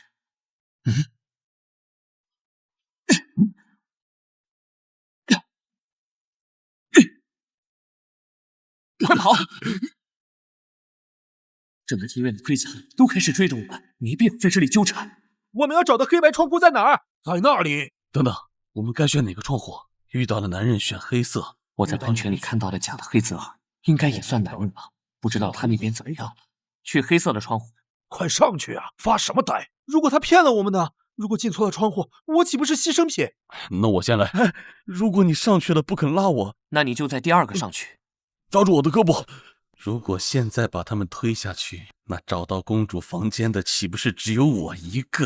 你最好别乱动。他是背后长眼睛了吗？53、54、55，我猜我们已经到了公主的房间了。没人，还以为公主会在这个房间里。无所谓，反正我们只是来寻找公主晚上去了哪里。先在这四周找找有什么线索。床底这里有个通道。下面是金色的树林，和故事里写的一模一样。国王的问题是，公主夜晚去了哪里？真正的答案应该是现实世界的公主寝殿，但我是要找到公主本人，看看衣柜里有什么吧。这是公主的那双鞋子。公主，你穿了哥哥的衣服啊？这是哪里？一个隐秘的房间。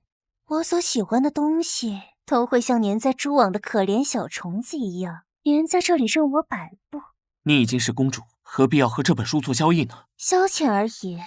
很多人因此失去了生命，真有趣。非要一个理由的话，我想给哥哥找点麻烦。你以为黑泽尔·波尔金就是什么好人吗？恶魔与人类的混血，邪恶的化身，不是黑羽一直要除掉的存在吗？这些我早就知道。那你知道他母亲的事吗？在贵族之间都流传着，之所以被处以火刑，是因为他以无数少女的鲜血入狱，磨牙审讯，后来又因为失控，他的力量无法控制，让周围的人都死无全尸。他为皇室带来的只有灾祸。也许他的儿子也有这么一天呢。我知道他是怎样的人。你已经和他吧？上次舞会的时候，他都急成什么样了？我第一次见到你的时候，就对你漂亮的脸念念不忘了。可惜没人在乎一个小女孩的想法。后来又远远地瞥见过你几次，每一次我都在心里发誓要得到你。舞会时更加确定了这个想法，可惜被某人先得手了。波尔金家族流淌着无情的血液，他们好像说过差不多的话。交流，我也会变得多情呢。沃尔金家族的教育都是怎么回事？失礼了，公主，现在不是探讨这些问题的时候，我们该出去了。以后不要接触这种危险的东西。所有人都在教我该如何做一个温顺的公主，从来没有人真正的关心过我。现在的情况比你想的还要严重。要是想安全的离开，就告诉我你所知道的关于这本书的所有信息。如果太大声，可能会引来他。你靠过来，我告诉你。凑近了看，你更好看了。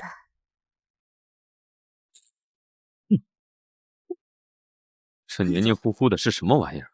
这本书是个骗子，他告诉我这里可以困住所有人的。你是怎么来的？喂，你们，你的脸怎么了？都是因为你。我？哥哥来了你就不抱我了吗？脸上还有我留下的唇印呢。你们刚才在干什么？出去再说。你到底是怎么过来的？是疏尸。疏尸？我们之前遇到的虫子？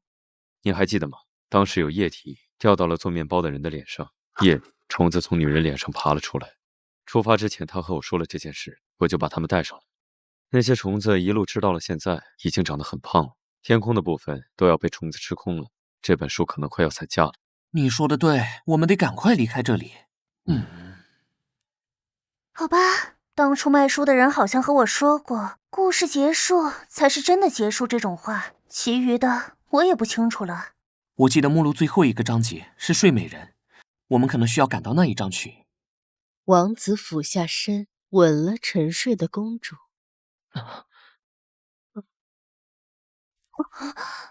我还是觉得不对劲。这个世界都快完蛋了，你不会还是在耍人吧？你不愿意可以换我来啊。之前按照剧情来做的人，被迫留在了这本书里，变成了傀儡。这话倒是没错了。如果能改变天空的那些字，是不是需要特殊的工具？那个幽灵老头把他仅有的笔给我了。你还遇到了别人？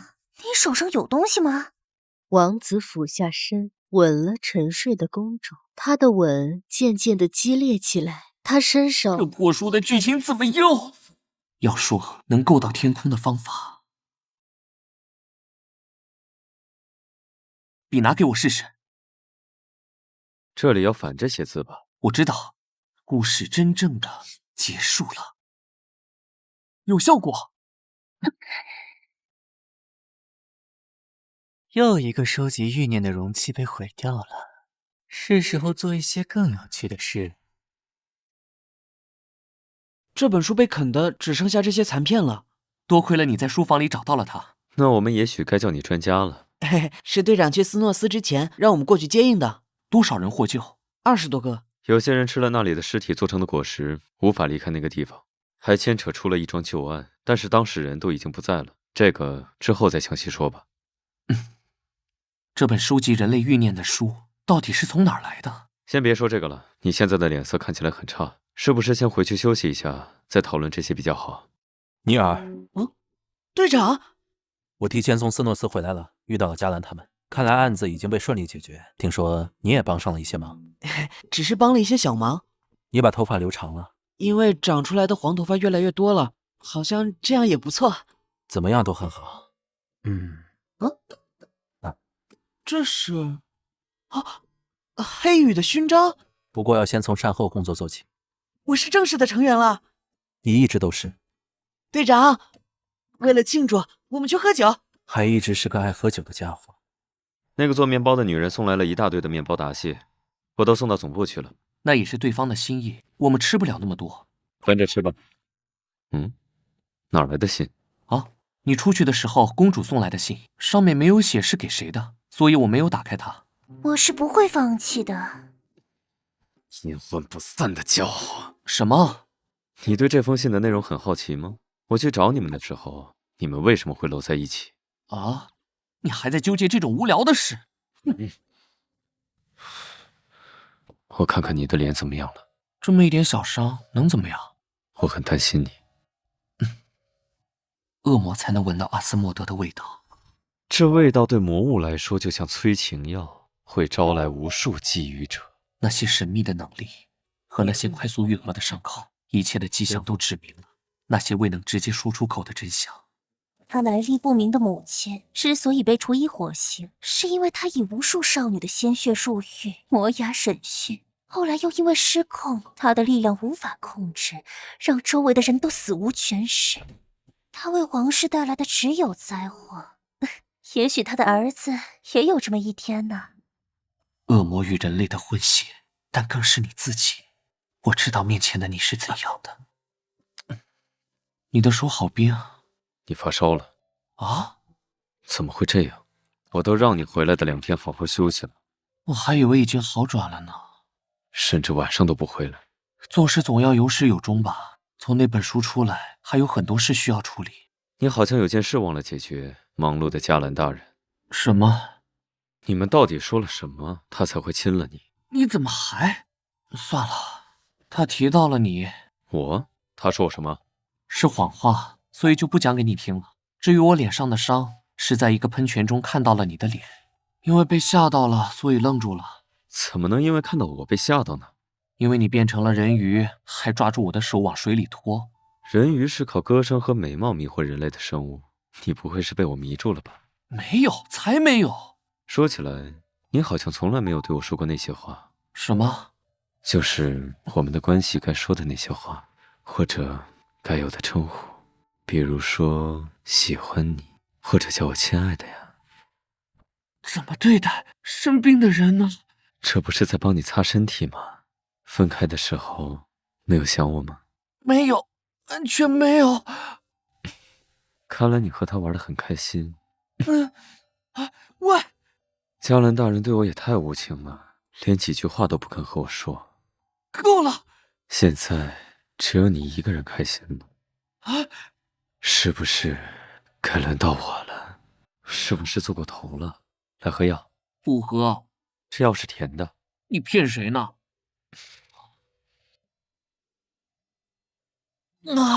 太苦了。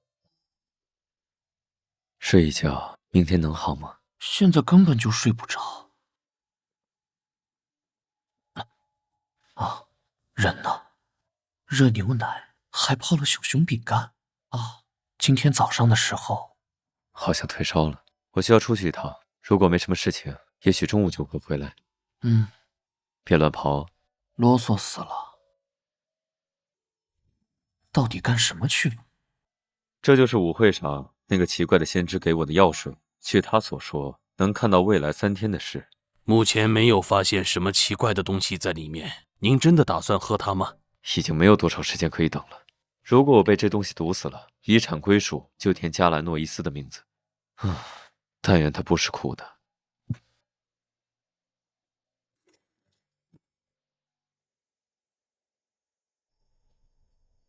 去了这么久，不是说会在中午之前回来一起吃饭的吗？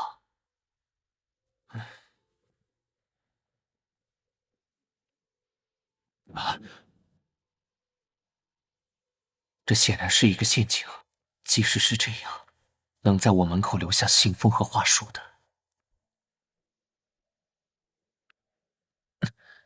汉德。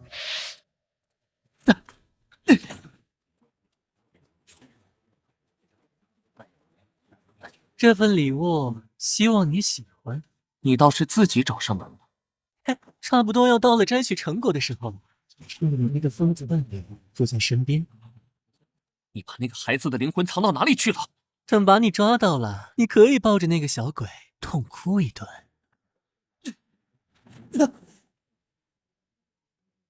阿斯莫德大人找到了不错的身体，真是看不出是快死的人了。可惜影子是无处不在。瞧瞧，你漂亮的身体被划破了。黑子儿与他交过手，那些黑影篆刻着我的名字。如果我攻击他们，就会受到同等的伤害。不过，机会很久了。攻击这些影子的非要害处，限制他们的行动，你逃不掉的。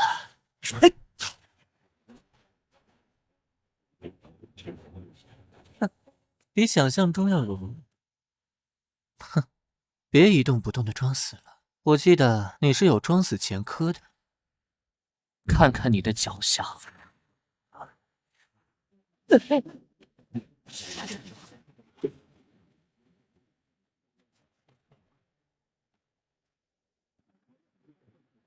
没想到走到半路上下雨了，本来想去飞鱼打个招呼再走的。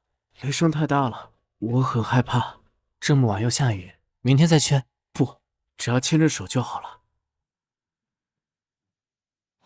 不对，这不是雷声。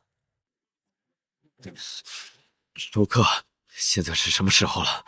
您睡到了半夜。他遇到了危险。我只隐约看到几个画面，他受伤了，在哪里？什么时候的事？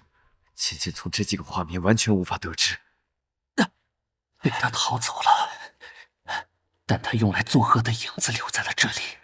我能感受到那些被黑影吞噬掉的灵魂。谢谢，谢谢，谢谢。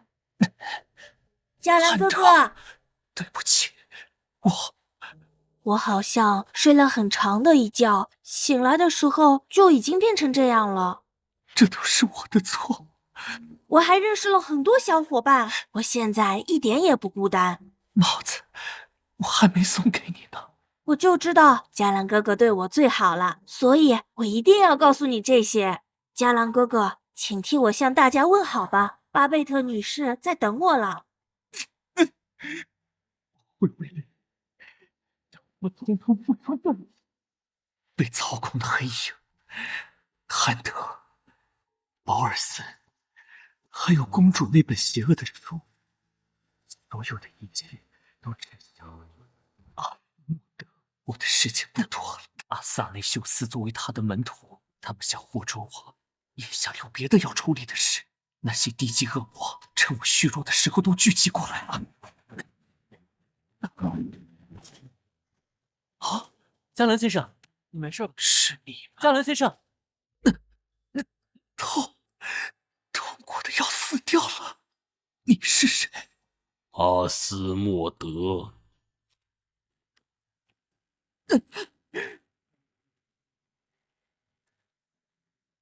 他身上都是伤口，他一直在喊痛。加兰，加兰！你醒了？昨晚那么累，不多睡一会儿吗？也许我该多来几次的。走开，我起床。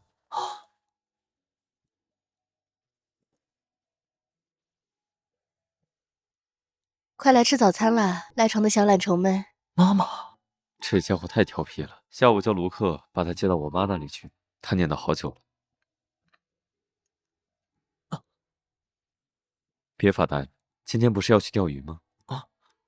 嘿，加兰，保尔森，我带之前的那窝小猫出来晒太阳。他们长得一模一样，你是怎么分清楚的？怎么对他笑得那么开心？你是在吃醋吗？尤娜，副队，你这是要去？当然是去约会了，我们的安排很多的，就先走了。啊，他们在说什么呢？还是第一次看到队长这个表情。这里真的很好，但是我要回去了。去哪儿？去找你。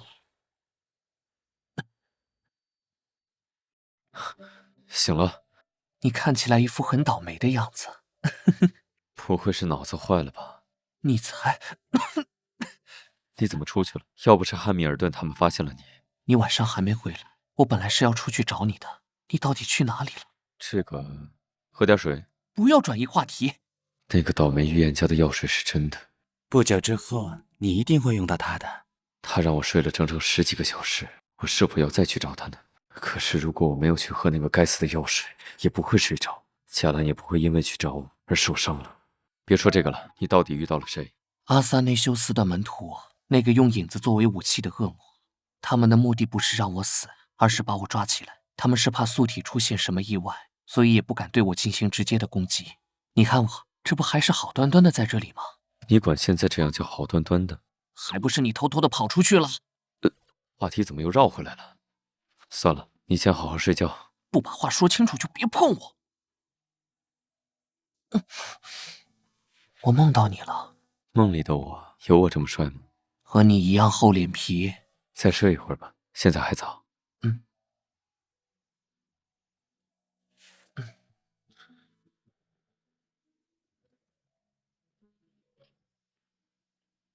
加兰先生又睡下了。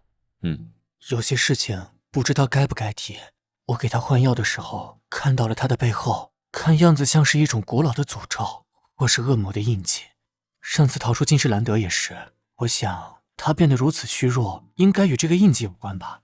没错，最近这段时间只能拜托你们照顾他，我可能还要再出去几趟。如果有什么紧急情况，可以去黑羽求助。好，我会好好照顾他的。别乱动别人的东西，萨迪。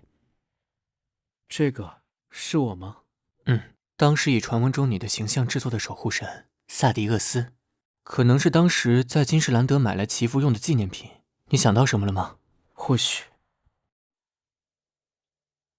这个湖水怎么都研究不出什么东西，喝起来也是普通水的味道。你已经喝了？我都怀疑这个什么忘却湖的传说是假的了，除了让小白鼠的毛更茂盛了。起初有人发现了这片湖水，拿它浇灌农作物，可是本该8个月长成的作物，生长了整整2年，植物仿佛忘记了时间一般，所以才叫忘却湖。毕竟没有对被恶魔寄生的人试过，也许会有轻微的效果呢。我会再想办法的。湖水可能没用，我该去哪儿找到那个预言家？派上用场之后，你就会着急的找我。那岂不是要他自己找过来才行？降临。这也太被动了。嘿，好久不见。阿萨内修斯大人，居然被打成这副样子，可怜的小家伙。2杯最贵的葡萄酒，旁边这位先生买单。先知还会来酒馆啊？我帮你付了钱，按照约定给我吧。什么？那个可以看到未来的药水啊？你在开什么玩笑？请杯酒而已，怎么能算得上帮忙呢？我想好了，你得去一趟罗开卡。罗开卡，那个沙漠王国。也许你听过那个传闻，我是被那里的国王赶出来的。我不关心这个。我需要你用尊贵的公爵身份帮我查一个人。啊，那是好多年前的事了。我曾为罗开卡王国预言，让他知道了，他的子嗣将会相残，权力不保，国家富裕。国王似乎不愿接受这个预言。人类总是想听到美好的结局是吧？可是总会事与愿违。我被驱逐到边境，一路走走停停，居无定所，直到某天遇到了一个人。这是在贩卖奴隶，真是野蛮的国家。有个人莫名的吸引着我的注意，这个人浑身是伤的躺在那里，就算被打也没有反应，是不是快死了？我买下了他，把他带回了我的住所。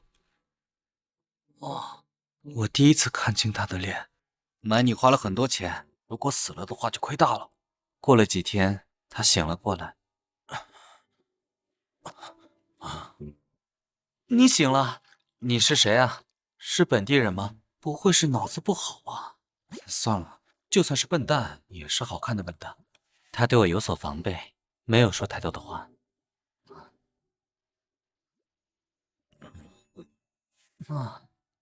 你是邻国的战俘吗？为什么会在这种地方？你欠债了？你不会是哑巴吧？不是。他第一次回答了我的问题。我是一个无家可归的人。那不就和我差不多了？过几天我就会离开这里，搬到下一个地方。为什么？你是通缉犯？因为有人想要得到我。为什么？可能是垂涎于我的样貌吧。总之就是要问你，一个人走过这无垠的沙漠实在太孤独了，你要和我一起吗？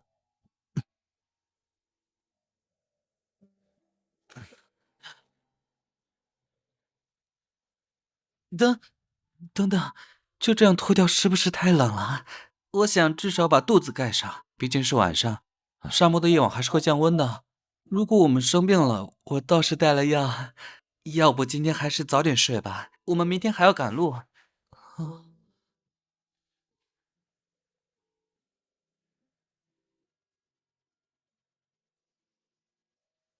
我会慢慢来的。你不是一直想知道我是谁吗？我本来是这个国家的王子。5年前，一个有名的预言家来到我们的国家，他对父亲说了什么？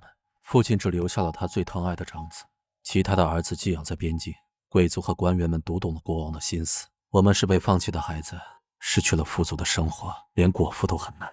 1年前，父亲最钟爱的长子病逝，那些觊觎王位的人开始蠢蠢欲动。我被他们追上，一路跑到这里，受了重伤，差点死掉，落在了人贩子手里。5年前，预言家。我出去透透气。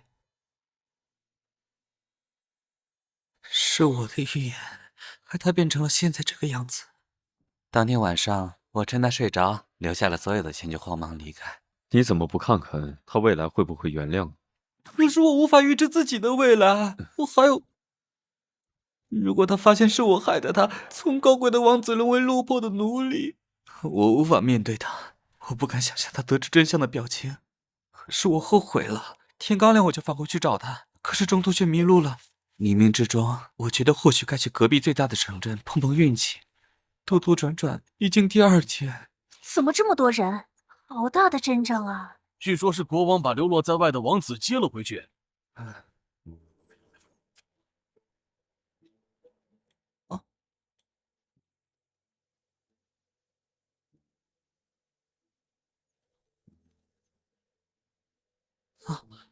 让一下，让一下！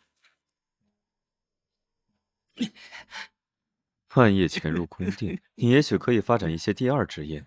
当然没有这么顺利。我躲在了墙角的帘子后面。殿下，加勒特大人为您送来了贺礼，那些见风使舵的家伙，只会在我得势的时候接近我。收下吧。他是会这样说话的人吗？这屋子里有一只老鼠要处理，老鼠来为您清扫。我去解决它，你退下吧。是。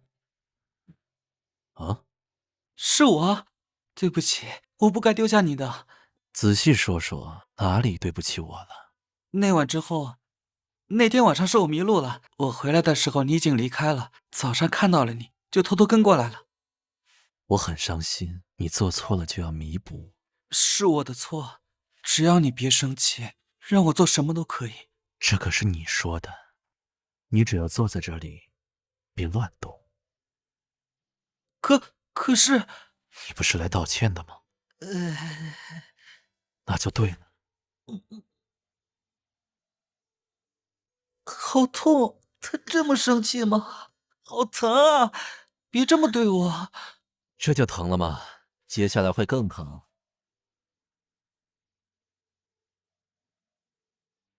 唉，浑身难受，一天过去了，坐也不是，站也不是，总觉得他变得怪怪的。啊，你怎么跑到这里来了？我只是出来透透气，不会再跑了。你，这里风太大，你先回去休息吧。虽然生气，但他还是关心我的。有人在吵架吗？听不清啊。芷瑶，他真是好看又温柔。当时为什么走了？你到底有多少事瞒着我？你的身份，你走的原因。算了，不管你是谁，你不想说我不会逼你，但如果你再跑，我是不会放过你的。你好的差不多了吧？今天我们来点不一样的。后面，你看，你之前还不高兴，这些养分很快就能消失。我有说过不高兴吗？张嘴，喝掉它，这是罗开卡的名酒。你喝得醉醺醺了，今天的时间会很长。真的很长，好像过了好几天似的。你好像回忆错重点了吧？又过了一段时间。我给你买了一头漂亮的骆驼，你可以给它取个名字。怎么突然买这个？过几天我就要去首都，我会带着你一起，我愿意吗？不是的，首都，我的身份实在是隐瞒不下去了吗？我跑出来了，真是逃跑惯犯了。你找我只是过去看他，我还是放不下他。我担心他们会遇到什么危险。我总是会想起让叔对老国王们，权力不保，国家覆灭，子嗣相残。黑泽尔，你去哪儿了？我去了趟黑羽，去找尤娜。我刚热了一些汤，坐下来一起喝吧。正巧我饿了，感觉怎么样？有点冷，可能还是低烧。你身上好大的酒味。口渴，顺路买了酒喝。口渴喝酒？关于预言家的事情，还是先不说了。今天在客厅聊天的时候看到了这个，想不到你还买了金士兰德的吉祥物。啊，那个是？你什么时候信这一套了？听起来就不靠谱。好痒。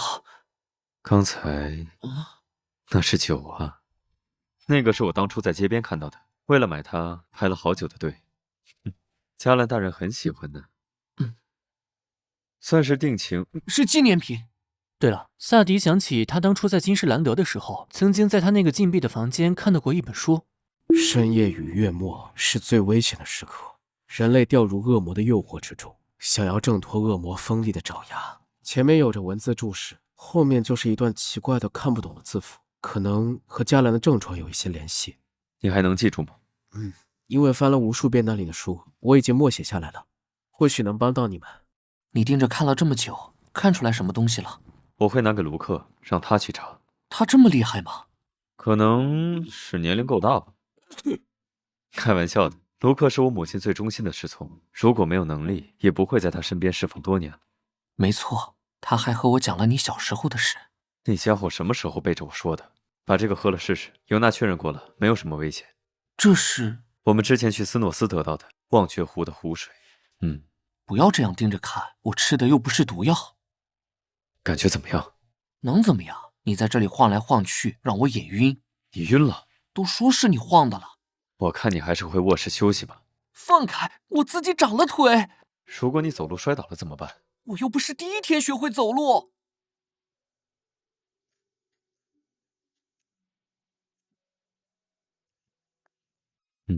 去那个国家，路上可能要花费1天1夜。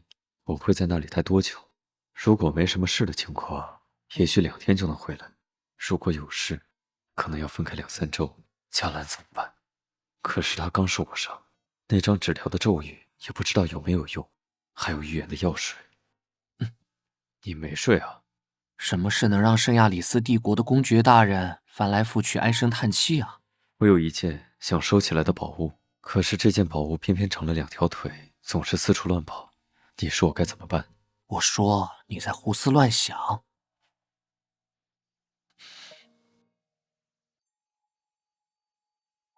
别烦我，黑泽尔，别舔。啊，这个蝴蝶结，盖布利埃尔先生，头这趟等车厢在这要经过普通车厢才能走到头等车厢去。好多异国人，看样子都来自罗开卡。倒是听卢克提起过，最近有使团拜访圣亚丽斯，这边头等车厢大概坐着什么重要人物？请进。想一个人偷偷跑出来。你怎么也来了？我问了萨迪他们，他们说你刚走不久。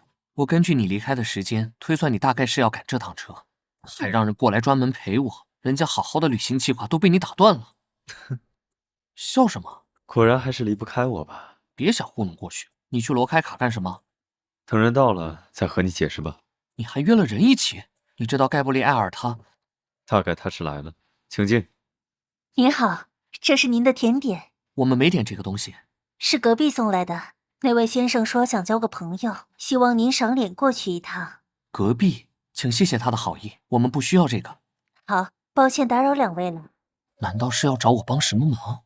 你脸上又没写黑羽副队长这几个字，难道你们刚才见过面？我来的时候，对方并没有关门，可能在对面看到我了。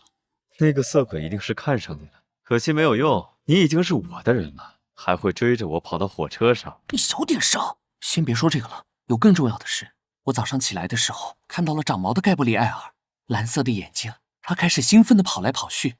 你不是在骗我吧？他是什么颜色的猫？看起来像在垃圾堆里打了滚的白猫，连着打翻了3个盘子和5个花瓶。难道是他喝了杯子里剩下的湖水？尤娜的确提起过，这对动物的毛发有帮助。你身为主人，居然没有想到给他喝？我回去会给他一些食物作为补偿。倒是你有没有什么感觉？问你就问，干嘛动手动脚？我来检查检查，不亲眼看看我不放心。不是一会儿要来人吗？我怀疑你的目的不纯。真的就只是看看？我在你心目中就是这种形象吗？又不是第一次了啊！是我啊，黑仔先生。没空。请进。怪不得有那么好的酒还着急回去，有人在这等。是之前舞会上认识的人，我答应要帮他一个忙。你好呀，我叫兰卡斯特。你知道隔壁那人是什么来头吗？看起来都是罗开卡的卫兵，我哪敢往那边多瞅。不过看阵仗，应该是很重要的官员。所以你联系到了罗开卡那边？是的，但不是以贵族的名义。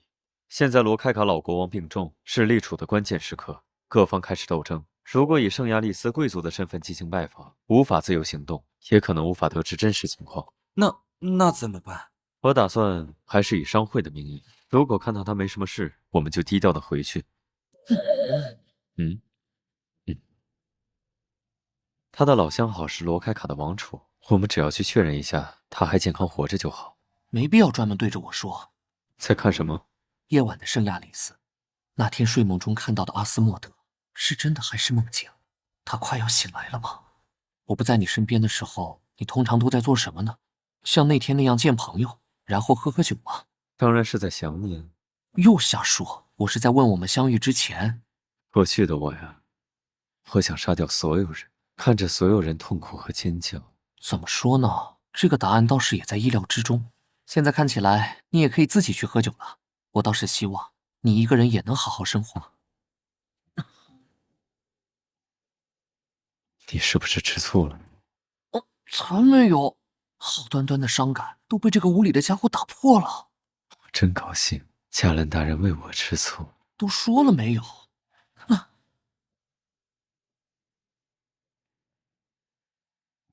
今天看到你在车上乖乖等着我的时候，我就想把你衣服扒了。在车上还是收敛点吧。等下车之后，我出去透透气。就这么走了，我怎么办？你自己解决。你别站太久。就在门口。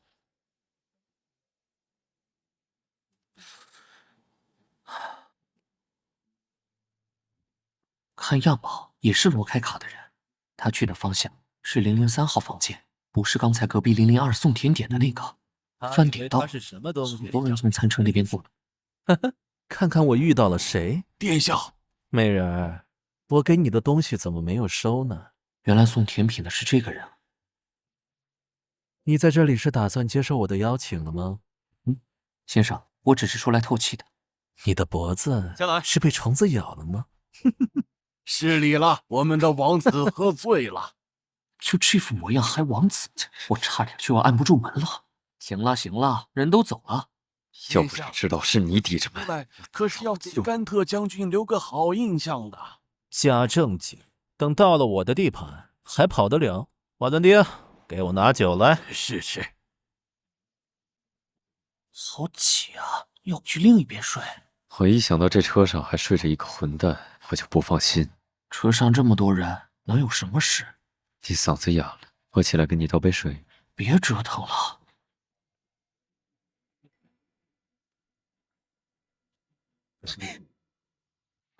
快来人呐！有人倒在这里了！啊！有人倒在这里！隔壁好像出事了。他们，瞳孔变小，口吐白沫，没气了，像是中毒症状。里面的人难道也……让警署的人来吧，你就别管这事儿了。怎么了？将军，二殿下他……看好这辆车，在事情查清楚之前，不能让任何人离开这里。你们去各个车厢逐一盘问，田一大立刻带过来。是。这人谁啊？这个人我知道，罗开卡的将军，国王的心腹。他只听命于国王，是个一点就炸的火药桶。你什么时候冒出来的？报告将军。说。据说二殿下看中了某个小白脸，然后和在场的2位产生一些口角，所以一气之下做点什么也是合理的吧。我倒是想下手，可惜他死得太早了。他们口吐白沫，四周还有呕吐物，还是先检查下他们吃了什么东西吧。屋里那个酒壶是不是王子刚喝过的？这自然不用你说，我们有随行的医生。情况怎么样？酒壶的酒已经喝完了，残液可能要下车去检测。我看看。你可别乱尝啊！我只是闻闻。我鼻塞闻不出来了，有淡淡的甜味。这是什么酒？罗卡卡的果酒很有名的，如果是甜的，可能是果酒吧。最有名的就是桑葚李子，味道很浓郁。二殿下最后用餐是什么时候？在哪儿吃的？和谁吃的？二殿下和三殿下是在一起用餐的，在车上的餐厅是我们自己的厨师备餐，他们吃的都一样，只是餐后的仙人掌果，三殿下并没有吃。那个站着的那个是三殿下的侍从。将军，三殿下派我来查看情况。说的都是真的吗？确实是他说的那样，但罗开卡到底有多少王子？那个国王特能上，起码有10多个孩子流落在外，我也不知道到底找回去几个。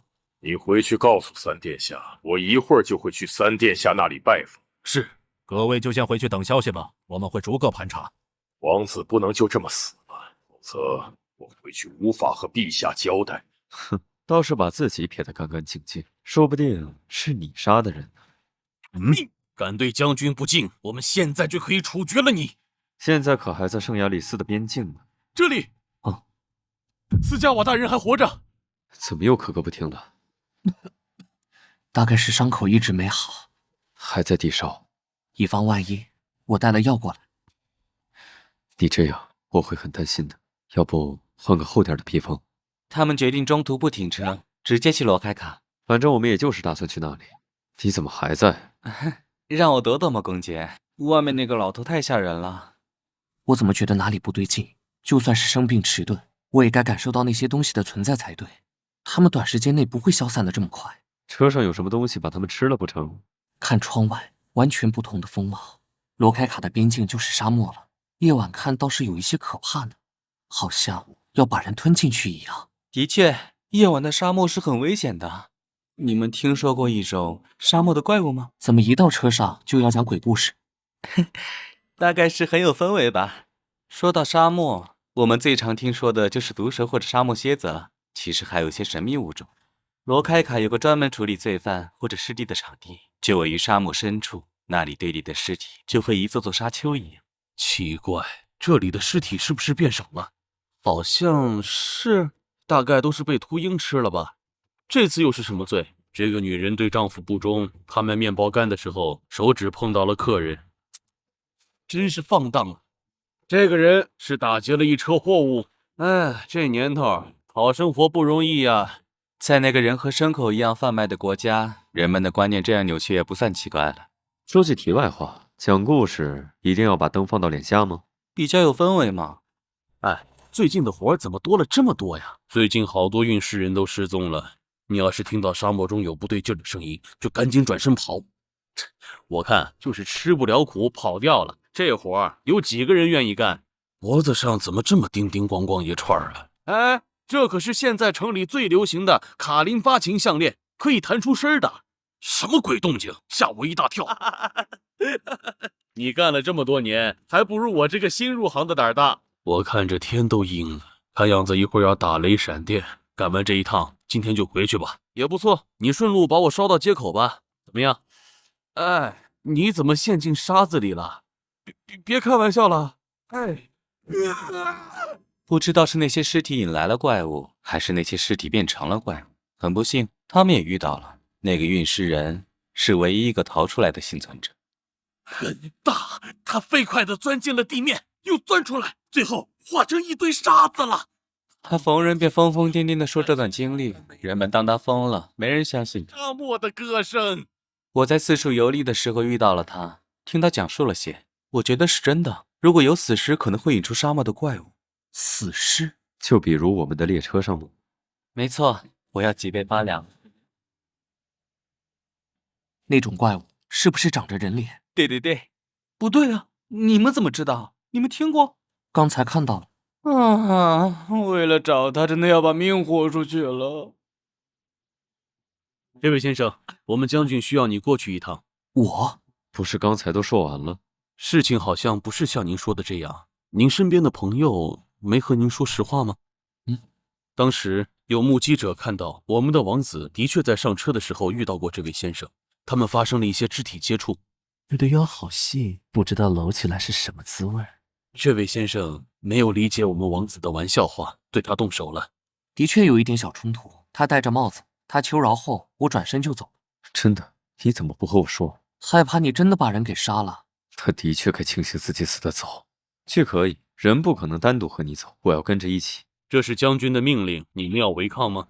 我看你们是在三殿下那里碰了一鼻子灰吧？查不出来就想找一个背黑锅的。他就是那个告示贴的满大街的通缉犯。你们不但是嫌疑犯，还窝藏罪犯。等等，还有更要紧的事。我们刚才在别找借口了，赶紧跟我走。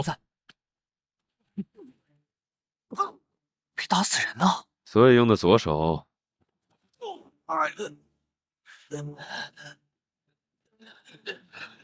将军，怎么回事？这点事都办不好。甘特将军，我们把这些人都给我抓起来！我居然还指望他能好好听人说话。谁敢动他？帝国的希望，显赫的家世，不凡的贵族。他是圣亚里斯的黑泽尔·波尔金公爵。啊？现在你们学会好好说话了吧？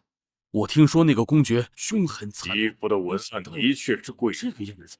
你怎么胡说八道的？要让那些没礼貌的家伙吃点苦头。可是，公爵大人，请，我已经为您服去了座位的规矩，请你要被肉麻死了。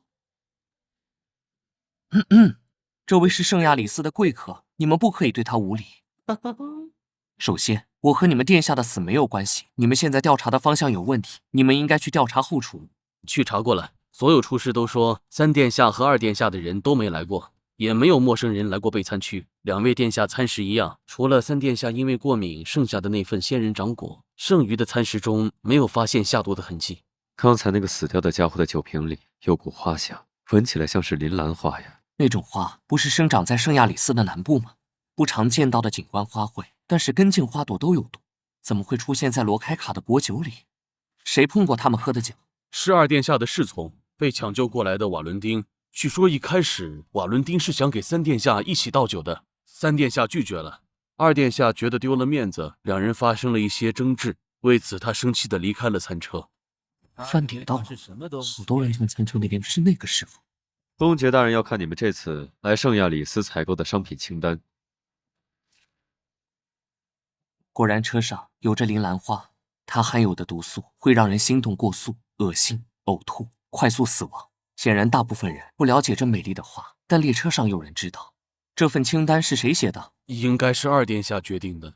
他把这种花加到一瓶酒里，他不会本来计划一次性杀掉2个吧？三殿下没死的话，他还会想别的办法。你说那个通缉犯在这趟车上？是，我要把他带过来见您吗？不，偏偏在这个时候，这次不会再让他跑掉了。站住！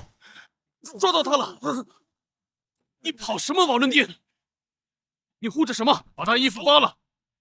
这是把他给我，这只是一把琴而已。这个琴很大，它飞快地钻进了地面。当初那个疯掉的运尸人脖子上也带着。这样的一把琴能干什么？我去！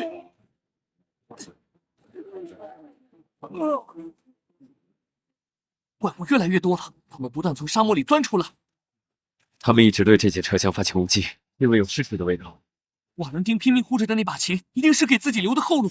这里我来守着，你先去找到他。好，你要小心。刚才那把琴呢？刚才我马上。我也来帮忙找。这里太危险了，你在这附近找，我去车厢的两边。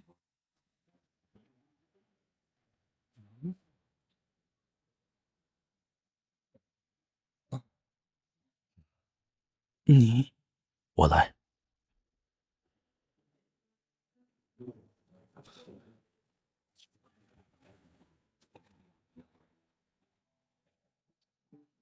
怪物都钻回沙漠之中了。沙漠之歌就是罗开卡母亲为孩子吟唱的回家之歌。本来以为这趟行程九死一生，没想到可以逃过劫难，还遇到了你。这里受伤了。哎呦，好疼啊！别装了，他们2个……这是什么情况？不是关系恶劣到不能见面了吗？怎么一副如胶似漆的样子？瓦伦丁，你做出这些事，就不怕国王砍你的头吗？哼哼，他已经自身难保了。父亲，御医说您的病很重，恐怕撑不了多久了。我特意来告诉您一个好消息。你怎么来了？甘特呢？甘特将军和我剩下的2位兄弟还在赶往罗开卡的列车上，可惜他们永远回不来了。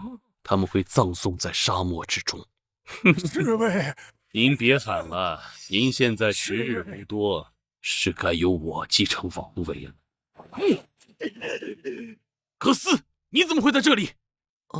你们太迟钝了，和我们在一起这么久都没有看出来吗？猜猜我是哪一个？各位请跟我来，前面就是花园了。这里没人知道你们是双胞胎吗？双胞胎在罗开卡是不祥的象征，我们一直以异人的身份对外示人，每天交换着出行。后来我们在宫外逃亡的途中走散了。我们那个兄弟想铲除所有活着的王子，他策划了这一切，包括刺杀国王继承王位。你们后续打算如何处理？主谋已经被抓，他们会得到应有的处罚。这么说，你们就是最后的胜利者喽？国王现在怎么样了？不太好，御医说他需要充分的休息，在他醒来之前，国事将由我们代管。这么说，他恐怕是永远醒不来了。我还是不适应，怎么一下就变成2个了？现在事情都已解决，你不许再逃跑了。下次可不是通缉令这么简单。好啊，我们扯平了。好。这是什么？独角骆驼。当初让你为他取个名字，可是你走了。如今他都长大了，还没有名字，那就叫肯肯吧。你们接下来有什么计划？我们打算明天就回去。那也太早了，明天正好是罗开卡1年1度的篝火节，你们难得来到了这里，过了节再走吧。留下来吧，难得来一趟这里。好吧。还有预言的药水没拿，在他晕头转向之前，我得把想要的东西拿到手。连续折腾了2天，还是先在罗开卡休息一下吧。嗯，感觉还好吗？现在好多了。是不是睡不着？到了安逸的环境，反而有点。你不是很讨厌提到关于你的身份这件事吗？特殊情况当然要特殊处理。和你比，这好像没什么大不了的吧？据说外界已经在传我是吸血鬼了。原来他知道。这么一想，当初我和队长第一次去找你的时候，你就已经声名远扬了。你真的很恶劣，把怀表挂在你那些奇怪的雕塑上面，还动不动捆着我，威胁我。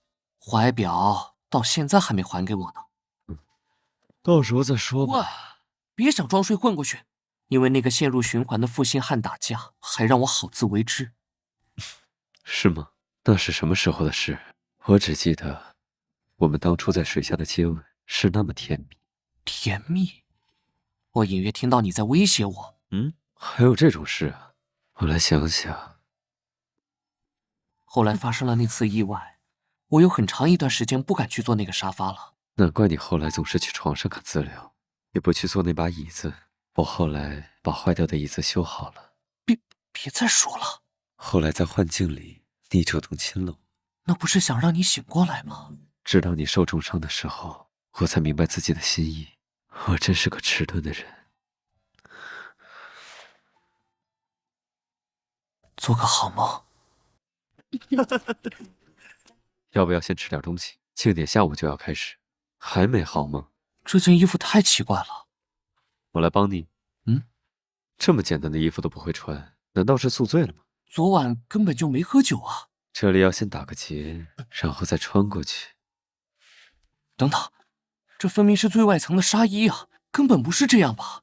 你是在随便乱穿啊？这样就很好。笨蛋，一会儿还要出门呢。那就先穿裤子。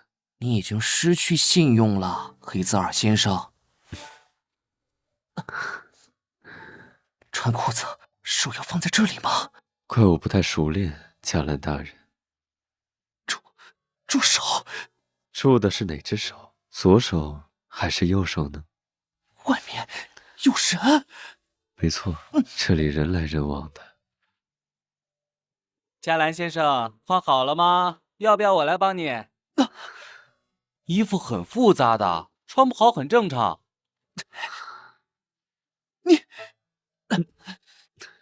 不用了，我来帮他。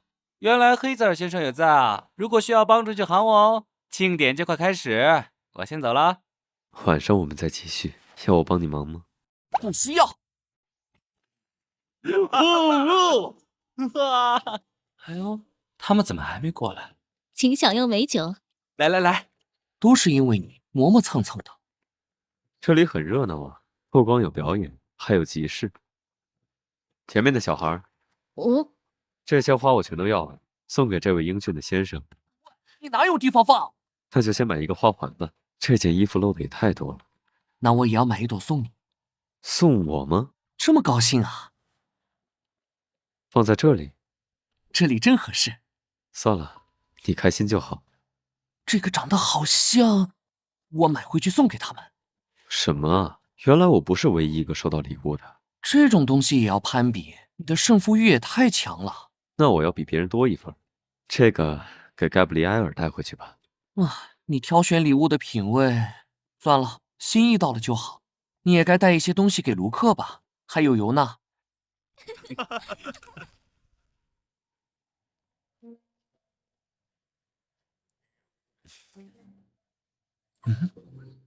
干杯！真是让人幸福的想哭出来，仿佛一切都是虚幻美好的梦境。我终于可以安稳度日。这不是果酒吗？你家这位酒量堪忧啊。他可不像某人在舞会上耍酒疯。你之前那个国家负面的预言怎么办？这个嘛，预言以另一种方式实现了。新的国王继位，这个国家将会以新的面貌示人，废止旧法，人们都会重新生活在阳光之下。当然，他也会拥有新的名字，我也会为了他们留在这个国度。对了，你们出面帮忙，作为交换，我当初答应要给你的东西，可以看到更久远未来的药水，喝下去，只要默念心中所想就可以了。不会和之前一样睡个1天1夜吧？所以要找到一个床头好，要选在没有云朵遮蔽月亮的夜晚，头顶向着东方。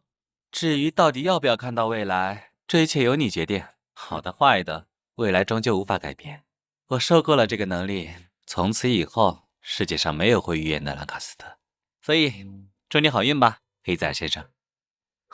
谢了，我带他回去。我得到了一个直面未来的机会，我是否要使用它呢？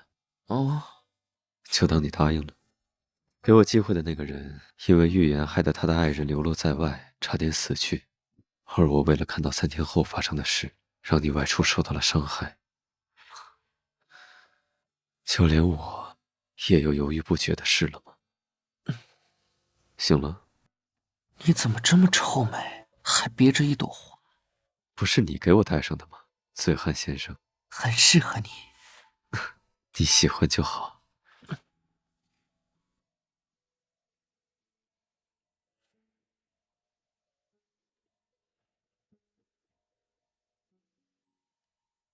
接着，白天来继续。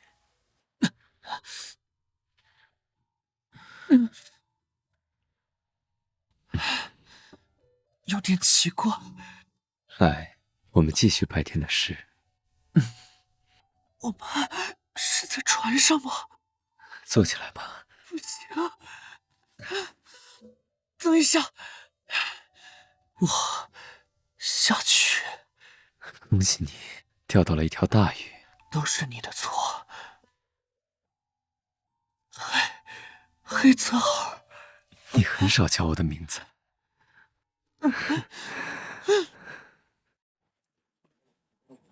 宿醉头好痛，浑身都痛。我来扶你。不要，你先上去，快点。说了我来送就好，他非要跟着。对了，加兰先生，怎么了？这次告别不知何时才能再见，我想和你说。总算回来了。喂，你说盖布利埃尔变回原样了，不是为了引诱我回来时出的计策吧？谁要引诱你啊？两位回来了，路上辛苦了。我准备了丰盛的晚餐，请沐浴更衣享用吧。盖布利埃尔呢？起这么早，不多躺一会儿？这才是我们回来的第1天，我要去黑羽。我送你过去。你不去？我去给盖布利埃尔买个新的猫窝。哇，这是给我带的礼物，好可爱！听说您去了罗开卡国，那里感觉怎么样？我们参加了篝火节，这个就是在集市上找到的。黑泽尔先生怎么没和您一起来黑羽？笨蛋，好烂的借口，鬼鬼祟祟的，到底要去干什么？队长，你来了。加兰，和我出去一趟。好，故意避开尼尔是很严重的情况。的确是非常棘手的事，而且不止一件。先开。塔米，我之前在新人课堂上见过他。当初那个奇怪的新人，我记得当初在训练新人的课上，他很厉害，连他也背。在我们去斯诺斯的时候，塔米参加了那次的新人训练，然后他就失踪了。后来在后山找到了他的尸体，一开始只当个案处理，但是最近陆续不断发生这样的案情，这让我想到之前遇到的蝉也会将人稀释成干尸。不同的是，有人拥有的是一些外显的能力，凶手偷走了他们。我们怀疑他就是为了稀释能力而来，这不是一般的恶魔能做到的。这倒是像噬洞的那个恶魔。我也有这样的怀疑，可能是在那次噬洞之战元气大伤，所以这次的袭击针对黑羽的新人，那些阿斯莫德的门徒。他们似乎一直没有放弃。阿斯莫德的门徒中，是不是还有个叫阿萨内修斯的？有所耳闻，有人称他是阿斯莫德的影子。自从阿斯莫德在封印之处意外失踪之后，他们一直都在等一个时机，让阿斯莫德复活。如果那一天真的来临的话，那将是一场大灾难。那另一件呢？另一件就是皇室那边也有贵族接连死去，他们被虐杀，是以各种非常残忍的手法。我会着手调查这件事。尼尔那边，我很担心他，还是先不让他知道。好，我可以在下午闲聊的时候问他有没有印象。那次的新人训练营好像什么都没有发生啊。再想想呢？非要说的话，有个绿色头发的人和我搭话。哎，这么说，好像好久没看到他了。奇怪，我先去一趟资料室。是，我把这些整理完就副队，副队，他怎么又这副样子了？唉，好像不是很稳定，总是这样变来变去的。果然靠一个简单的湖水也不会有什么。陆克，你坐下。是。之前那个咒符你看过了吗？是一个几百年前已经消失的族群留下的文字，他们曾经生活在金士兰德那一带。先别扯那么远，这东西到底有没有用？是，消失了几百年，文字已经失传，恐怕是要找到那个族群的亡魂了。已经消失了几百年，掘了他们的墓不成？恐怕连墓都找不到，他们是被金士兰德灭族的。这不是死路一条了？倒也不是，当时他们的饰品很多都是人骨制成，如果能找到还流传于世的，询问上面残存的灵魂。这个世界谁会来敲门？黑泽尔先生，不好了，副队他……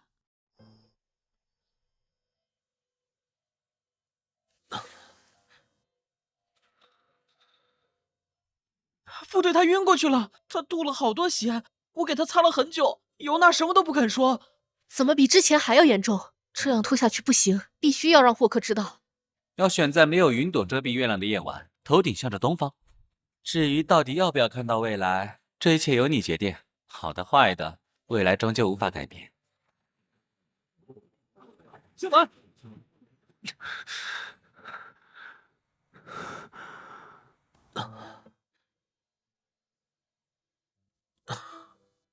要不要喝水？你往我的手上放了什么东西？冷冰冰的。怀表，你把它给我了。它本来就是你的。我的情况是不是很不好？算了，不问你我也知道。别再想当然了，反正都在一起了，我拿着它有什么用？等这次好起来，就去海边钓鱼吧。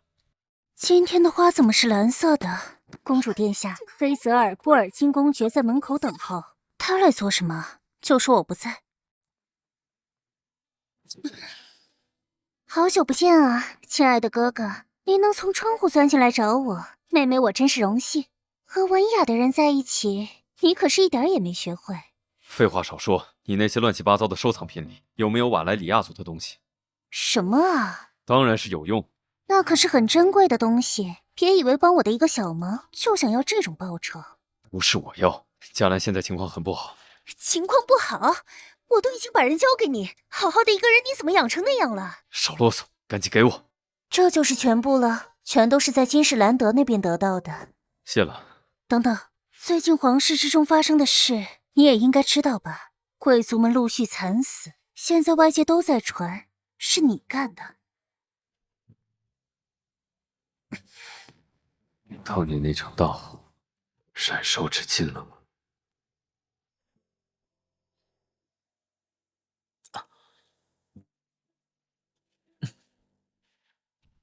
你怎么自己跑到阳台去了？想什么？我吹吹风而已。你不用担心，我纠正我曾经说过的话。我的生命困在泥泞的沼泽里，是你带我走了出去，所以我会和你一起面对。喂，我可以自己走路。没情调，我想抱着你走而已。出来吹风为什么光着脚？刚才的话你要说到做到。给你看样东西。这些是？这东西是瓦莱里亚族的人骨实物，如果能召唤出残留的灵魂，让他读出上面的字，就可以弄到救你的方法。你从哪里抢来的？我在你心目中就这样蛮横无理吗？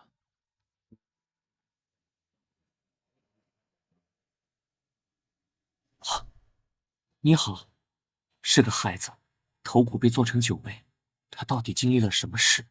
胆子很小啊！再把他喊出来。算了，让他先在这里熟悉一下吧，明天我再试试。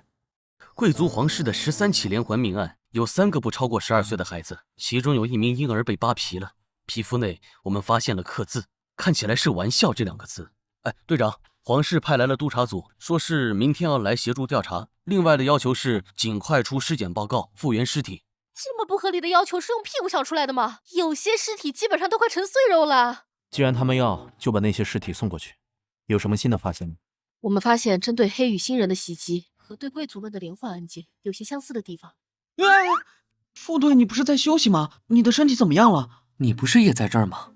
你在这儿都偷听到什么了？事情很严重，因为案件涉及到贵族皇室，派来了督察组。各位是在等我？啊！下午好，女王陛下特派我们赛奇家族来督促猎犬们做好本职工作。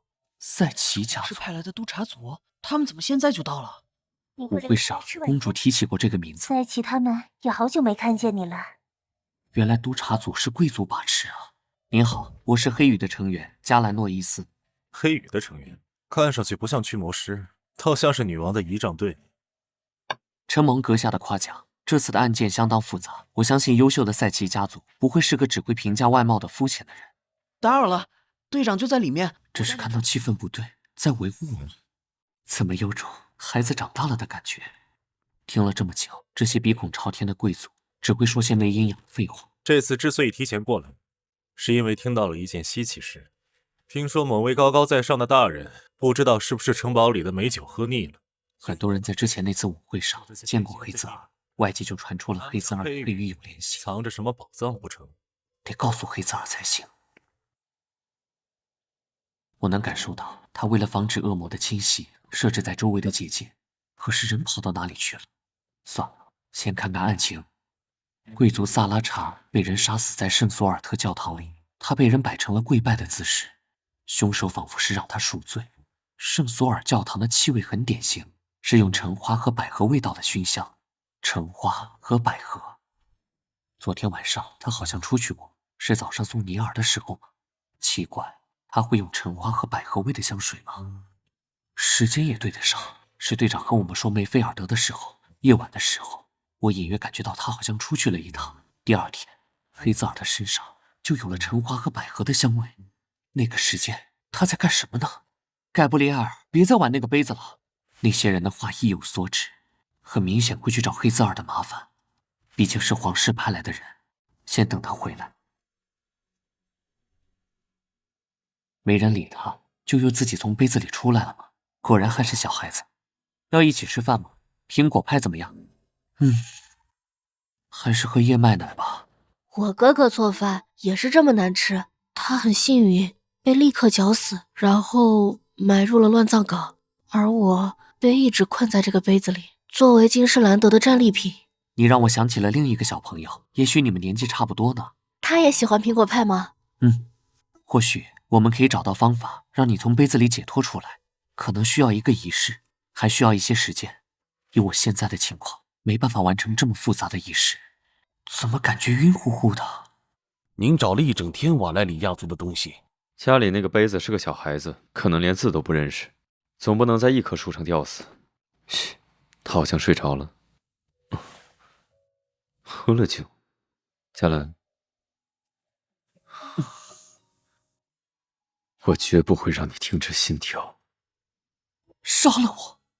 杀了我！黑泽尔！绝不会让预言重现。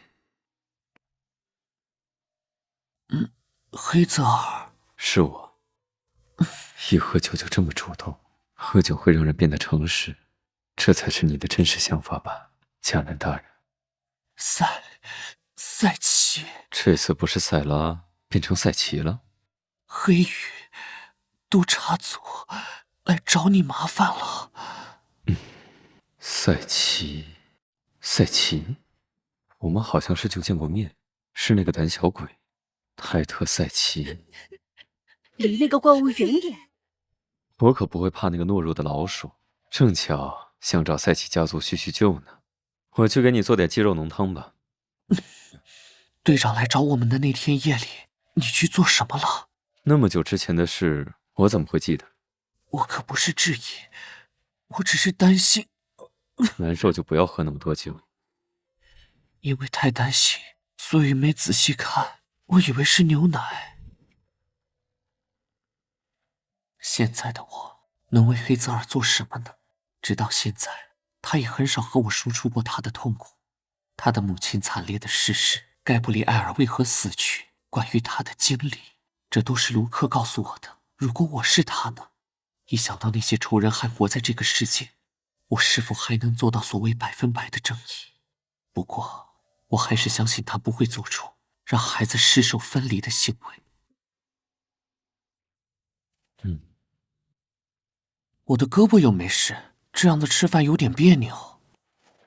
谁刚才还搂着我不放呢？你是我的爱人，所以我永远是你的后盾，我会尽全力帮你。黑泽尔波尔金，我爱你。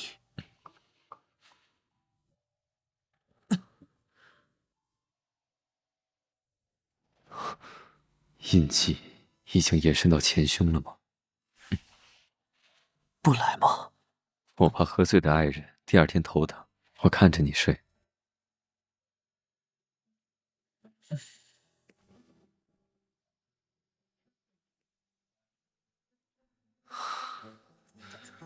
他是不是身体不太好？别回头看我，有点害怕。看来是听到我和卢克的谈话了。我是瓦莱里亚族的王子，所以从小就开始学习文字了。我知道你们可以帮我，我想解脱，我同意这个交易。替我谢谢他的燕麦甜酒。南部天空出现了类似于噬洞的东西，恶魔们聚集在一起，难道血月又要出现了吗？好像有点喘不过来气，难道心脏也会对这样的事有所感应？不好了，队长，副队，南部有一些紧急情况，霍克立刻赶过去处理了，所以今天我代班。有什么事？督察组那些人一直在找麻烦，他们要让他们如果有什么高见去会议室吧，我去见他们。是，我就直接开门见山说好了。受害者名单、调查报告我已看过，这更加确定我之前的推测。谁都明白，公爵与皇室的受害人有2代的仇恨。想必你也知道，黑羽成员接连遇害与皇族遇害案之间有极其相应的联系。黑羽的成员遇害被吸收了能力，那么下一起贵族的遇害案就会被该能力杀害。波尔金公爵他有着禁忌的血脉，这已经是个众所周知的秘密了。一边吞噬着他人的能力，一边对过去展开报复，也只有他能做到如此程度。仅凭这些推论，恐怕难以对特定的人定罪吧？当然不是仅凭这些推论，我们的人在教堂里发现了确切的证据。眼见为实，我会亲自去确认。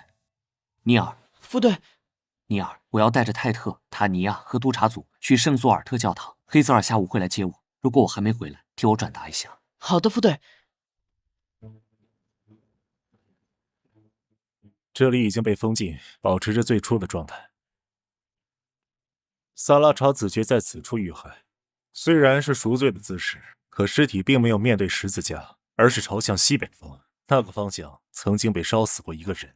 你们新的发现呢？就在烛台的灰烬之中。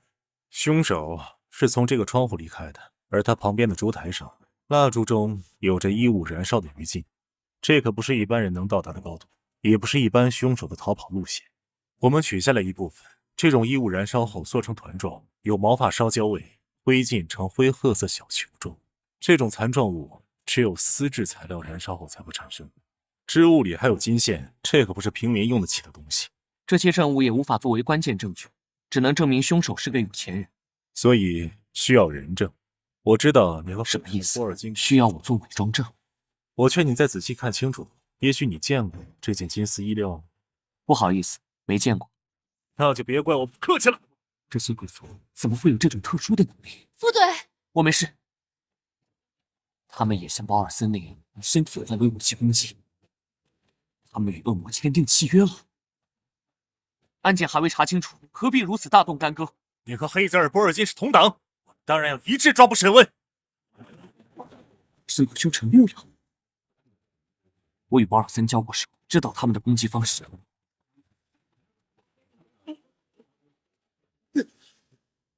认输吧，再打下去你们会死的。你看看身后呢，不顾你队员的安危了吗？恶魔全都倾巢而出，这不就是当年尸洞出现之前的那种征兆？附近的居民都疏散了吗？队长，军队人手不够，他们去哪儿了？沃德尔监狱。您为什么把银灰军团都调到沃德尔监狱去？我们明明身处耶格尔地下牢狱。沃尔德那么大阵仗，所有人都会觉得我们在沃尔德监狱。黑泽尔·波尔金也不例外。如果他能去沃尔德解救黑羽的人，将会被军团抓捕。况且从沃尔德监狱到耶格尔地下牢狱的距离，这段时间足够我们与证人达成共识了。我们这么做，经过女王陛下的同意了吗？你还不明白，他赐予我权杖，就代表帝国已经放弃这个残暴的继承人。如果黑泽尔·波尔金的罪名成立，那么最有可能掌权的将是赛奇家族。是我逾越了，赛奇大人。他们故意将军团调入沃尔德，目的是将黑泽尔引到沃尔德监狱，踏入他们提前布置的陷阱。他一定要找一个有力的证人当垫背，这样如果事后被问责，就能全身而退。是我大意了。这些贵族当初就是因为恐惧恶魔的能力，才将黑泽尔母亲烧死，如今却为了权力，不惜与恶魔交易。待在这里的感觉怎么样？如果你识相点，就能在宫殿里，而不是地下监狱了。你们怎么会获得那些能力的？他们的能力甚至超过了当初的保尔森。现在的局势好像是该我问你吧？不过你已经没有反悔时间。但你不是为了逼供，而是制造一个有力的证据。这些绳子会像扎进肉里生长一样，不用费力挣扎了。搜身了吗？搜了，没什么特别的。非要说的话，他的身上带着一条蓝宝石项链。这些犯人比想象中的更狡猾，所以我有必要再检查一遍。我得想办法让黑泽尔知道这件事。这是和公爵大人之间的情趣吗？看起来的确没什么特别的。没错，普通的蓝宝石而已。如果能激怒这个自大的家伙，把项链拿下来，你如果缺钱，用这珠宝倒是可以给你置换一块不错的墓地了。黑泽尔很快会知道我们正确的方位。现在他把项链摘下来了，他接受了恶魔的力量，所以也能闻到阿斯莫德的味道。大人，桑普尔准备好了。桑普尔是，好像在哪听过这个名字。大人，开始吧。差点忘了，给我吃了什么？好好表现吧。这是多次使用禁咒被反噬的人。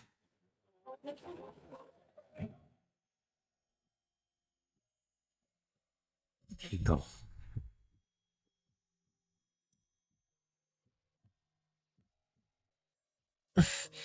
你是我的爱人，所以我永远是你的后盾，我会尽全力帮你。黑泽尔，爱人，谁？你是谁？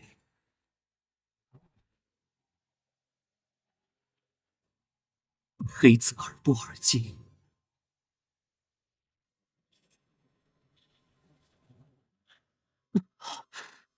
告诉我，黑羽的副队长大人，你看到了吧？公爵的罪行。说呀，赶紧说出来！这是怎么回事？赛奇大人，有大批的恶魔聚集了过来，我们的守卫撑不住了。什么？看到了，这个秘密通道的确可以通往耶格尔地下监牢。恶魔聚集在这边，果然是因为加兰在里面。可以确定，项链被摘掉，的确在里面。旁边好像还有督察组的人。这地牢结构复杂，岔路纵横交错，有无数的出入口，很容易迷失在其中。一定要顺着探过的路线前进。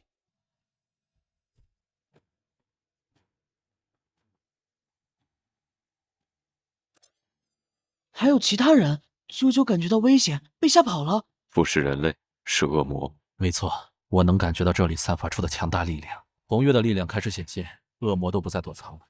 黑羽的人已经守在外围，看来要有不可避免的恶战。走吧，一定要时刻跟紧我们。好。这里被大批恶魔侵入过，到处都是被恶魔吃剩的尸体残骸，就在这附近。好久不见，这可不是你该来的地方。立刻走另一个通道，把他也带出去。是，赛奇大人。晚上好。啊，你怎么来了？虽然答应你把人带走，但这好像和现实说的时间不一样啊。真遗憾，你把我们要的人折腾成这样，我们的计划提前了。还不是因为你们找来的那个叫桑普尔的人。别走，我好不容易做到这一步，你不顾我们的契约了。恶魔从不说谎，只是将人类的欲望酝酿成美味的毒酒。现在交易结束，你的能力也会被收回。能力收回？祝你度过愉快。能力还给我呀，骗子！你先去找加兰，这里我和尼尔就可以。好，这里就交给你们了。副队，恶魔来过这里，明明越来越接近才对，却感应不到他的存在。加兰，项链在这里，他被人从这里带走了。是你，加兰呢？你找不到他，黑泽尔·波尔金。我找到他之后，很快会送你们父子团聚。说的没错，那些案子，一定是你。嘉兰应该刚刚就在这里，没错。这里残留的能量，又是通过他们的那种可以跨越空间的漩涡把嘉兰带走。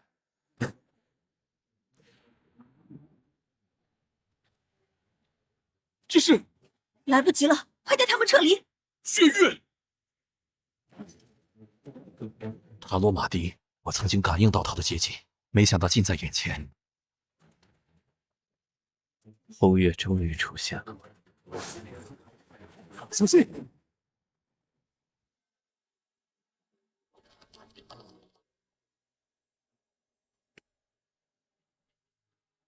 阿萨利修斯大人，多么完美的一天！这个世界即将来临的战乱、瘟疫、严寒与饥荒，与恶魔的忠实信徒，这是千载难逢的契机。血域重现，光明，阿斯莫德的力量完全成熟。末日的钟摆已经开始敲响。你没事吧？没事。这里为什么感觉这么熟悉？来，这里很危险，跟着我。好。队长，队长！原来我们之前在市洞打过仗，我亲眼确认过你的死。你是怎么骗过死神？死的人是你吧？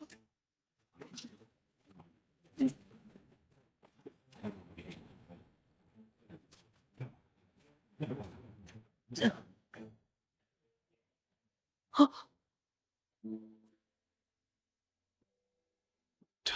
霍克。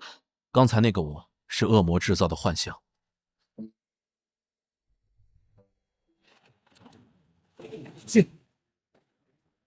怎么还是让你来到这里了？看我在那里哭，你心里一定在暗自偷笑吧？你怎么会这么想呢？少这么一本。喂，地狱吵架吧！恶魔的巢穴就在石洞的最深处，通向那里的只有一条道路，仿佛有意指引着人向那里前进。现在距离阿斯莫德复活还有一段时间，石洞通常不会持续那么久，他的使徒们就已经迫不及待了。阿斯莫德，我将以叛徒之名篡夺你的力量，而非跪迎你的亡魂复苏。面对唾手可得的力量与权力，恶魔只会选择独享。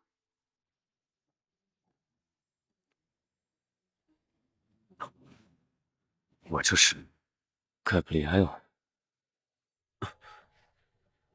还记得那个下午吗？我们躺在这里吹风。盖布里埃尔，是你在说话？没错，一直以来我都想告诉你，我本该在当年那次意外中死去。我期盼我的生命能跟随季节，我期待我的尸体化为泥土，风把它们吹散，然后逐渐消亡。无限的生命对我而言毫无意义，更何况是强留呢？来，孩子，怎么才回来？我一直在等你。怎么样，黑泽尔？很好看。什么时候变得这么乖了？你还那么小，我就让你独自留下了，一定很孤独，很痛苦吧？妈妈该带着你一起离开的。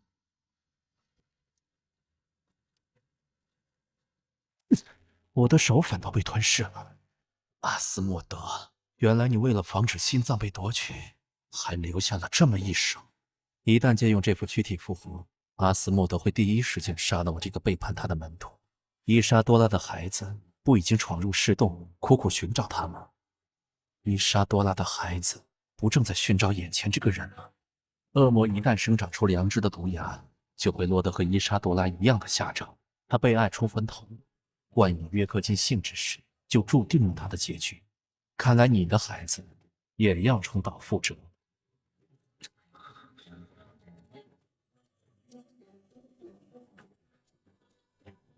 这一切都是假的，我还在石洞里。佳兰，佳兰，你怎么？实在太痛了，心脏的痛苦要把我撕碎了。每当我好不容易下定决心的时候，却又被你阻拦了下来。黑子儿，你每次都在自以为是。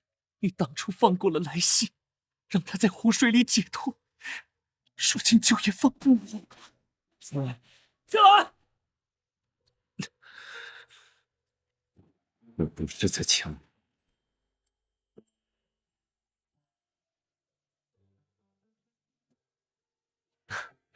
吃胖了。等我回来。他们愿意感受这个世界的微风，是他亲口告诉我的。我的生命困在泥泞的沼泽里，是你带我走了出去。黑泽尔布尔金，我爱你。差点就被石董骗过去。血，这里举行过仪式。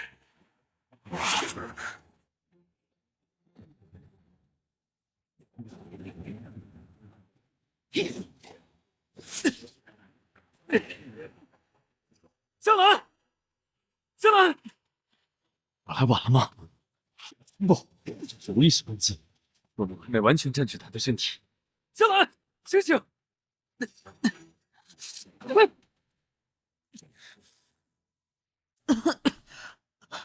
这里是……恶魔不见了。他把我们扔到了灵魂沼泽。萨利、塔米，全部都是我们黑羽的成员。他们已经是躯壳了，是披着人类外衣的怪物。不要被迷惑，即使是我向你挥刀，也要毫不犹豫地杀死。我们要速战速决，石洞里还有其他人等着我们解救。我明白。奇怪的是，恶魔为什么突然走掉？难道那边出了什么事？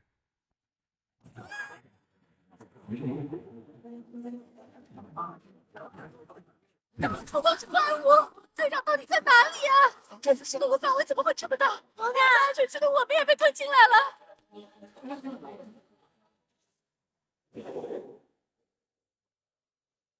阿萨内修斯，你竟然想独吞心脏！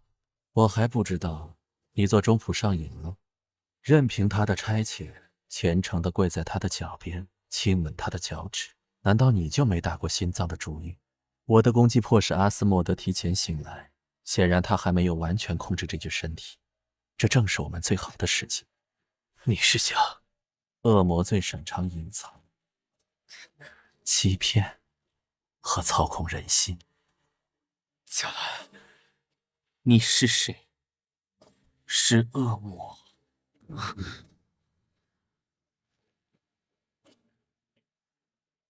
黑泽尔布尔金，该死！让他们用构筑的记忆堡垒轰然崩塌，让人类如同提线木偶般相残生活。我们只需要为这厮杀奏乐。小兰，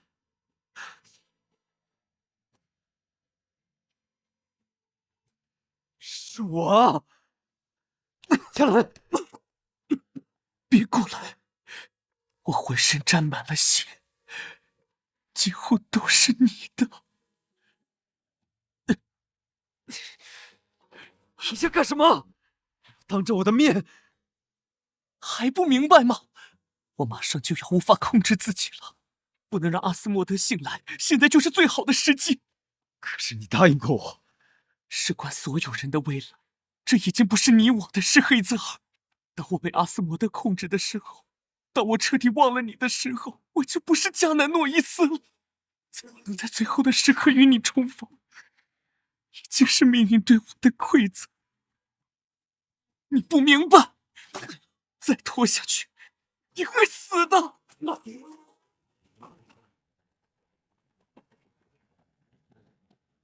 如果把这些幻想当真，我就会立刻叛逆，跌入这熔岩之中。阿斯莫德可是最善于迷惑人心的恶魔。杀了我，杀了我，黑泽尔！我终究无法阻止这一切的发生。那张字条所写的“牺牲与拯救的天平从不倾斜”，这边要挣脱绝望，那边就要完成同等的代价。一个更加无畏深渊的灵魂。原来是这样，要借助红月的力量。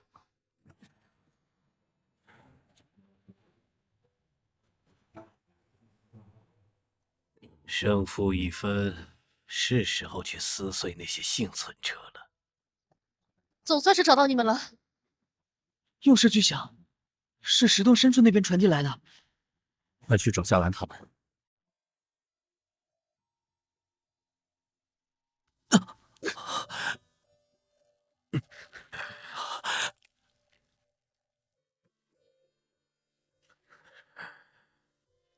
是你不明白，我怎么会让你在我面前死去？我将带走你所有痛苦。不，红月马上就要结束，我相信你有能力把恶魔封印在石洞。孩子儿，号外号外！我们取得了胜利！女王陛下将举行为期1个月的庆典，我们将告慰英灵，迎接和平时代。听说了吗？全城的酒馆免费续杯呢，是吗？那我可要喝个够。小朋友，你的花都卖完了吗？刚才有人拿他的袖扣换走了我所有的花束，人们都在隔壁街道庆祝呢。叔叔你呢？怎么一个人坐在这里？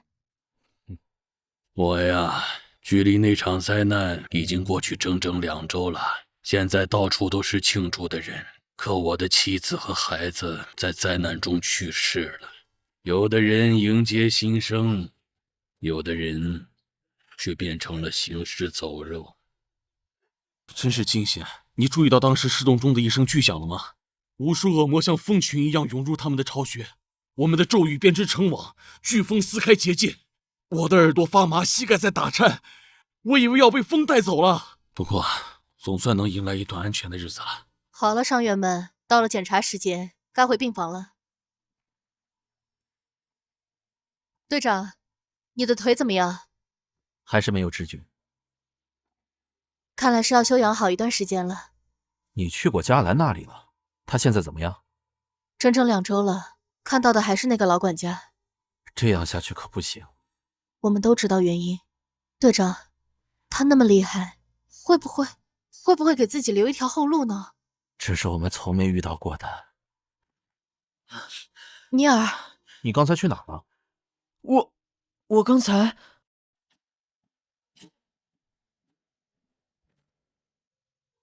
那封信，您还是不打算看吗？他留下那封信的时候，你早就知道他的决定了吧？他总是这样，擅自决定一切。您要去哪儿？别担心我，我只是去完成一个约定。如果尼尔他们问起，现在应该叫梅菲尔德了，让他们别担心。可你也是，我心里清楚，我这条命是他给的。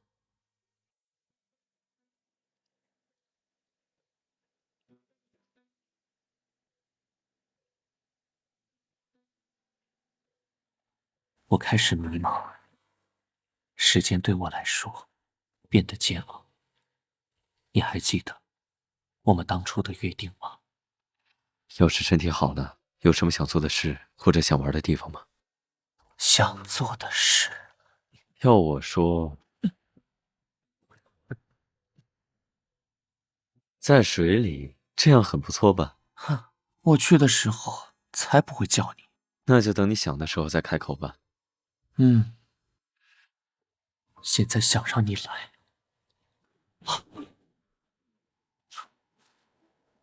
我到底在期待什么？佳兰，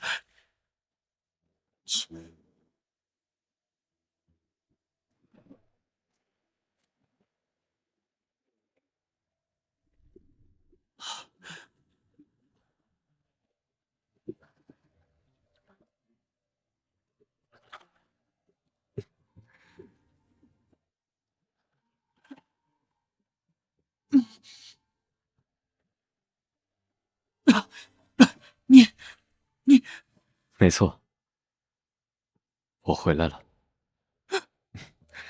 别哭了。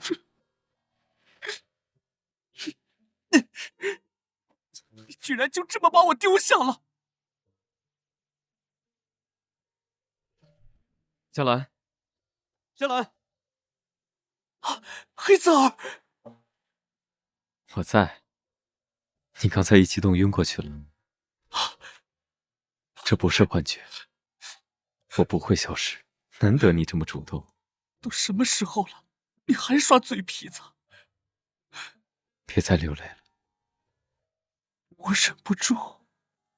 被恶魔附身的那一瞬间，我才明白你是多么的痛苦。我觉得那些安慰都变得可笑。黑泽尔，当时我感觉冥冥之中有一股力量保护了我，是项链。我的意识起起伏伏，很长的时间，我彻底恢复了这具身体。一开始我什么都想不起来，只凭本能漫无目的的行走。我买了一束花，隐约觉得要送给谁。这时遇到了老熟人，黑泽尔先生，听到了自己的名字，记忆像潮水源涌。我立刻去找你。卢克说你出去了，提到了什么约定，我想你一定来到了这里。我很害怕，害怕我们就此错过了。黑泽尔，我好像在梦里。不，我是真的回来了，我不会再放开你了。等等，帽子怎么办？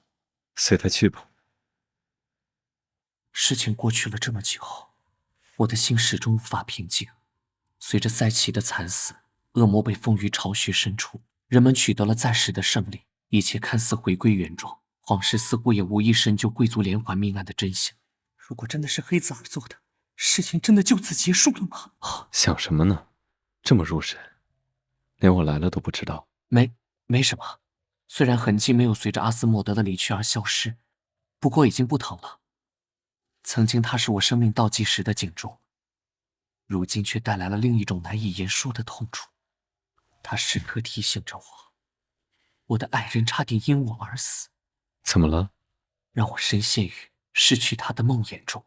黑泽尔，我时刻惊醒，害怕眼前的只是一场美梦。去餐厅吧，卢克准备了一顿大餐，还有一些北部特产的草本蜂蜜酿酒。听起来很不错。我有事和你说。怎么神神秘秘的？这是给我的手套。卡尔纳斯的传统，如果想要和爱人求婚，就要送一副手套，然后在婚礼的时候戴上。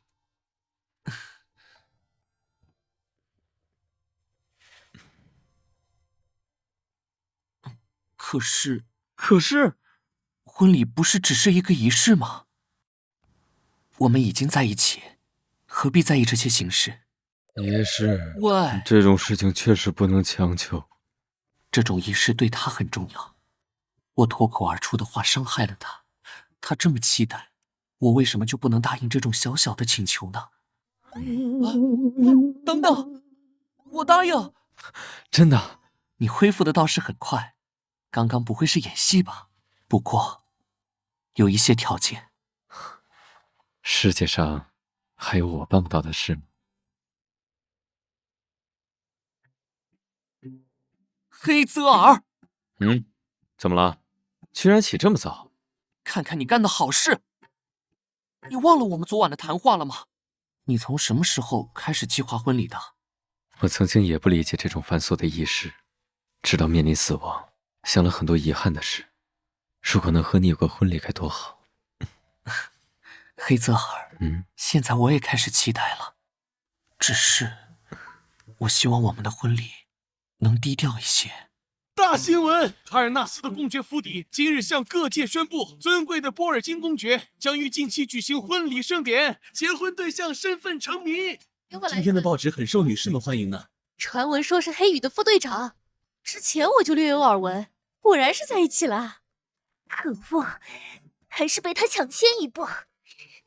以为这样就能让我放弃吗？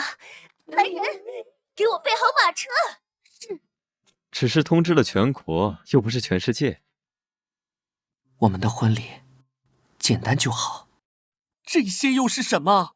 还有这些，几千套衣服而已，到时候穿什么不是由你来决定吗？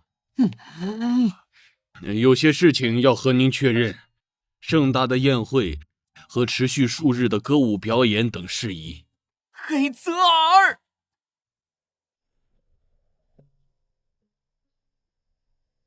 明天就要举行婚礼，紧张吗？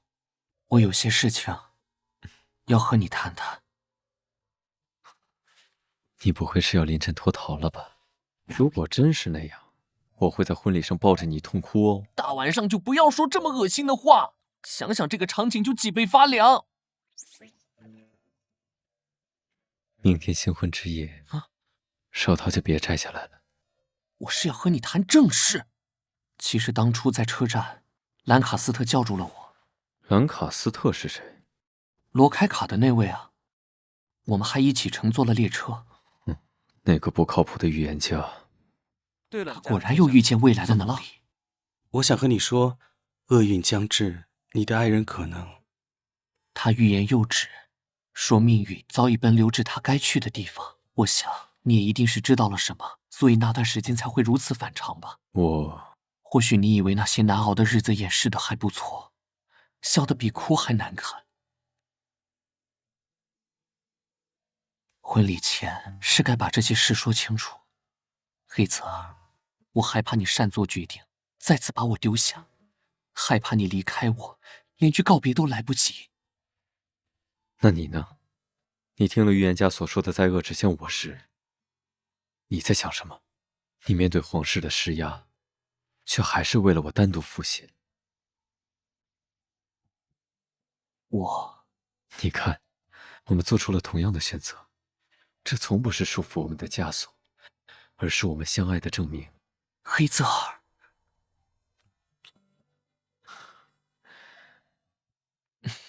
我想，我有了打开它的勇气。那封信我不是让卢克藏起来了吗？您是在找什么东西？黑泽尔给我的信，奇怪，明明一起带来了，怎么会找不到呢？我要把这封信藏起来。或许您可以在盖布里埃尔的猫窝里看看。抱歉了，主人。等，戒指，你这是以发寄情吗？是。当你想我的时候，就可以看着它。加兰诺伊斯。加兰诺伊斯，头发是不朽的事物，在卡尔纳斯，爱人离别之际，会把头发做成饰品留给对方，视为爱情与生命的永恒象征，把它视为我的陪伴，待一切都尘埃落定，带着我去你想去的任何地方，完成你所有心愿。我爱你。一向厚脸皮也感觉到肉麻了。笨蛋，就这么短短几句，就想把我丢下？你是怀着怎样的心情写出这些字的？黑泽尔，谢谢你回来。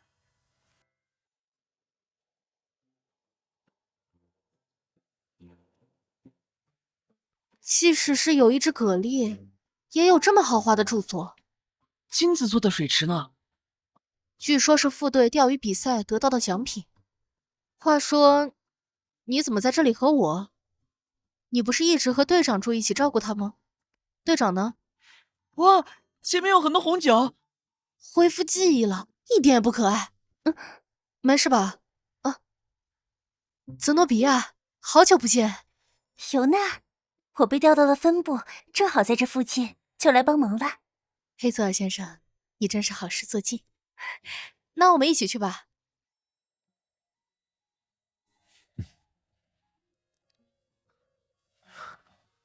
紧张吗？不，我很高兴。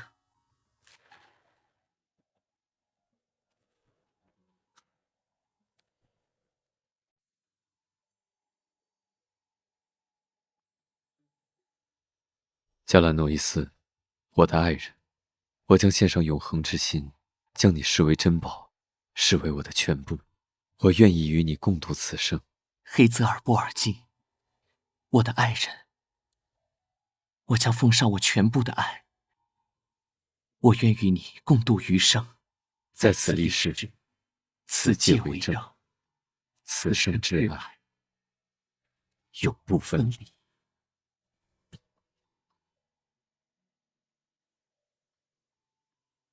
这一路太不容易了，希望你们永远幸福。你怎么哭了？控制不住嘛。尤娜，啊？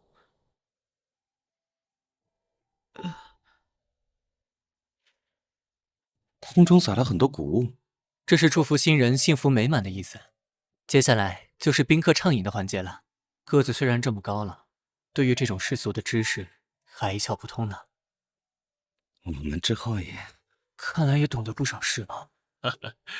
仪式结束，大家请尽情享受美酒与甜点吧。太阳落下，蛋糕像华丽的糖果城堡一样。我们早就想回来看看你们，收到你们婚礼的喜讯真是太好了。谢谢你们来参加我们的婚礼，汉密尔顿、萨迪。哦，对了，我们路过斯诺斯的时候，买了一份当地的礼物。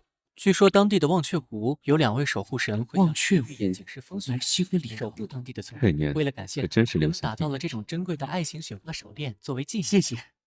哪里有美酒，哪里就有我。兰卡斯特，谢谢你来参加我们的婚礼。当然了，幸福的新人们，罗凯卡到处都是你们结婚的消息。后面2位还和之前那样紧跟着他。黑泽尔。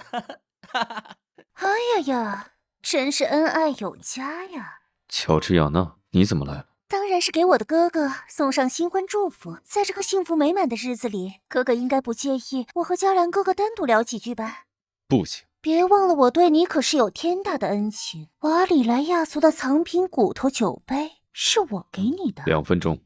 小气鬼！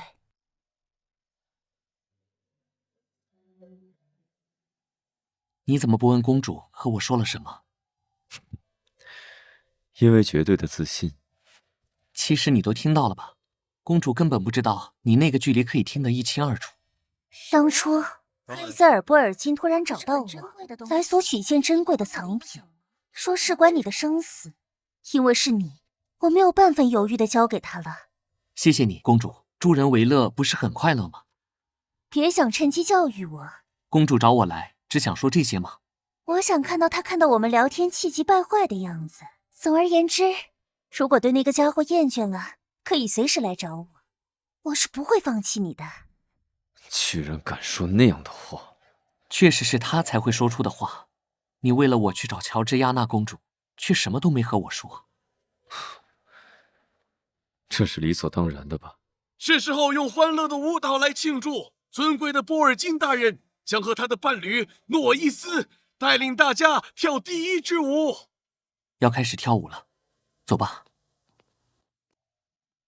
索诺比亚小姐，我能邀请你共舞一曲吗？当然。你怎么不去跳舞？因为这里有个腿脚不方便的病患。还记得吗？我们第一次跳舞的时候，是你教我的。你的脚步怎么乱套了？因为我的心乱了。跳完这支舞，我们就走吧。哪有把宾客留在这里的道理？他们都有自己的事忙，而我们有更重要的事要做。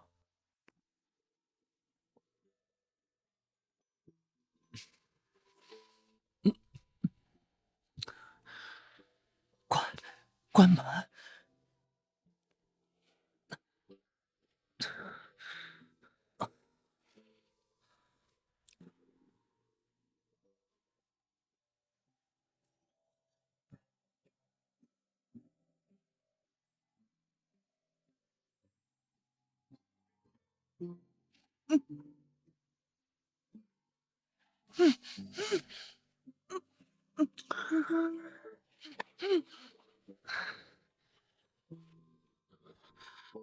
接吻需要那么久吗？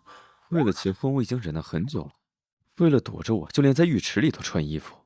总不能在婚礼上打瞌睡吧？你倒是睡得安稳，连碰你都成了奢望。整夜只能听着自己叹息。你总是这么夸张。不是我夸张，是你太欺负人了。到床上去吧。等等，我的裤子。去床上要什么裤子？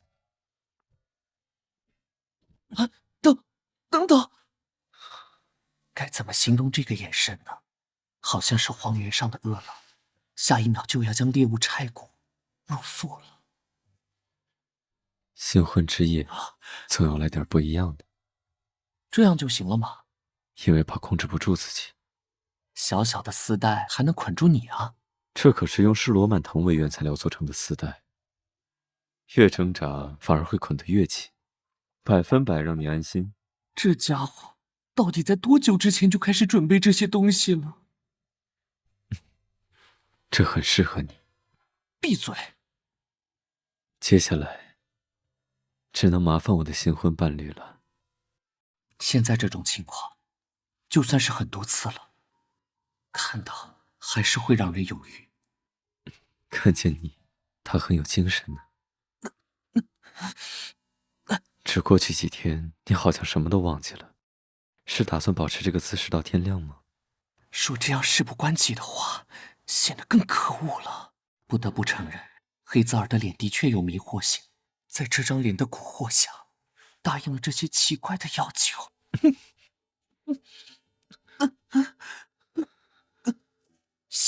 先别动。这怎么忍得住？黑泽尔，怎么？丝带这么轻易解开了，怎么回事？无论如何都解不开。大骗子！因为是施罗曼藤作为原材料，我的名字作为解开的咒语。居然给自己设置这么简单的咒语，这样绑起来有什么意义吗？还以为再也见不到你了。大放厥词之后，又开始说情话。别这样！你在黑泽尔？这是猫咪的尾巴。你解开它？那就想想这次解开的咒语吧。慢点，解开黑泽尔。这么简单却一直猜不到啊！这次可不是我的名字，再好好想想吧，小猫咪。总不会让我学猫叫吧？我爱你。我知道。怎么还没有解开？骗子！解开丝带的咒语到底是什么？只能把致辞改成歌舞表演了。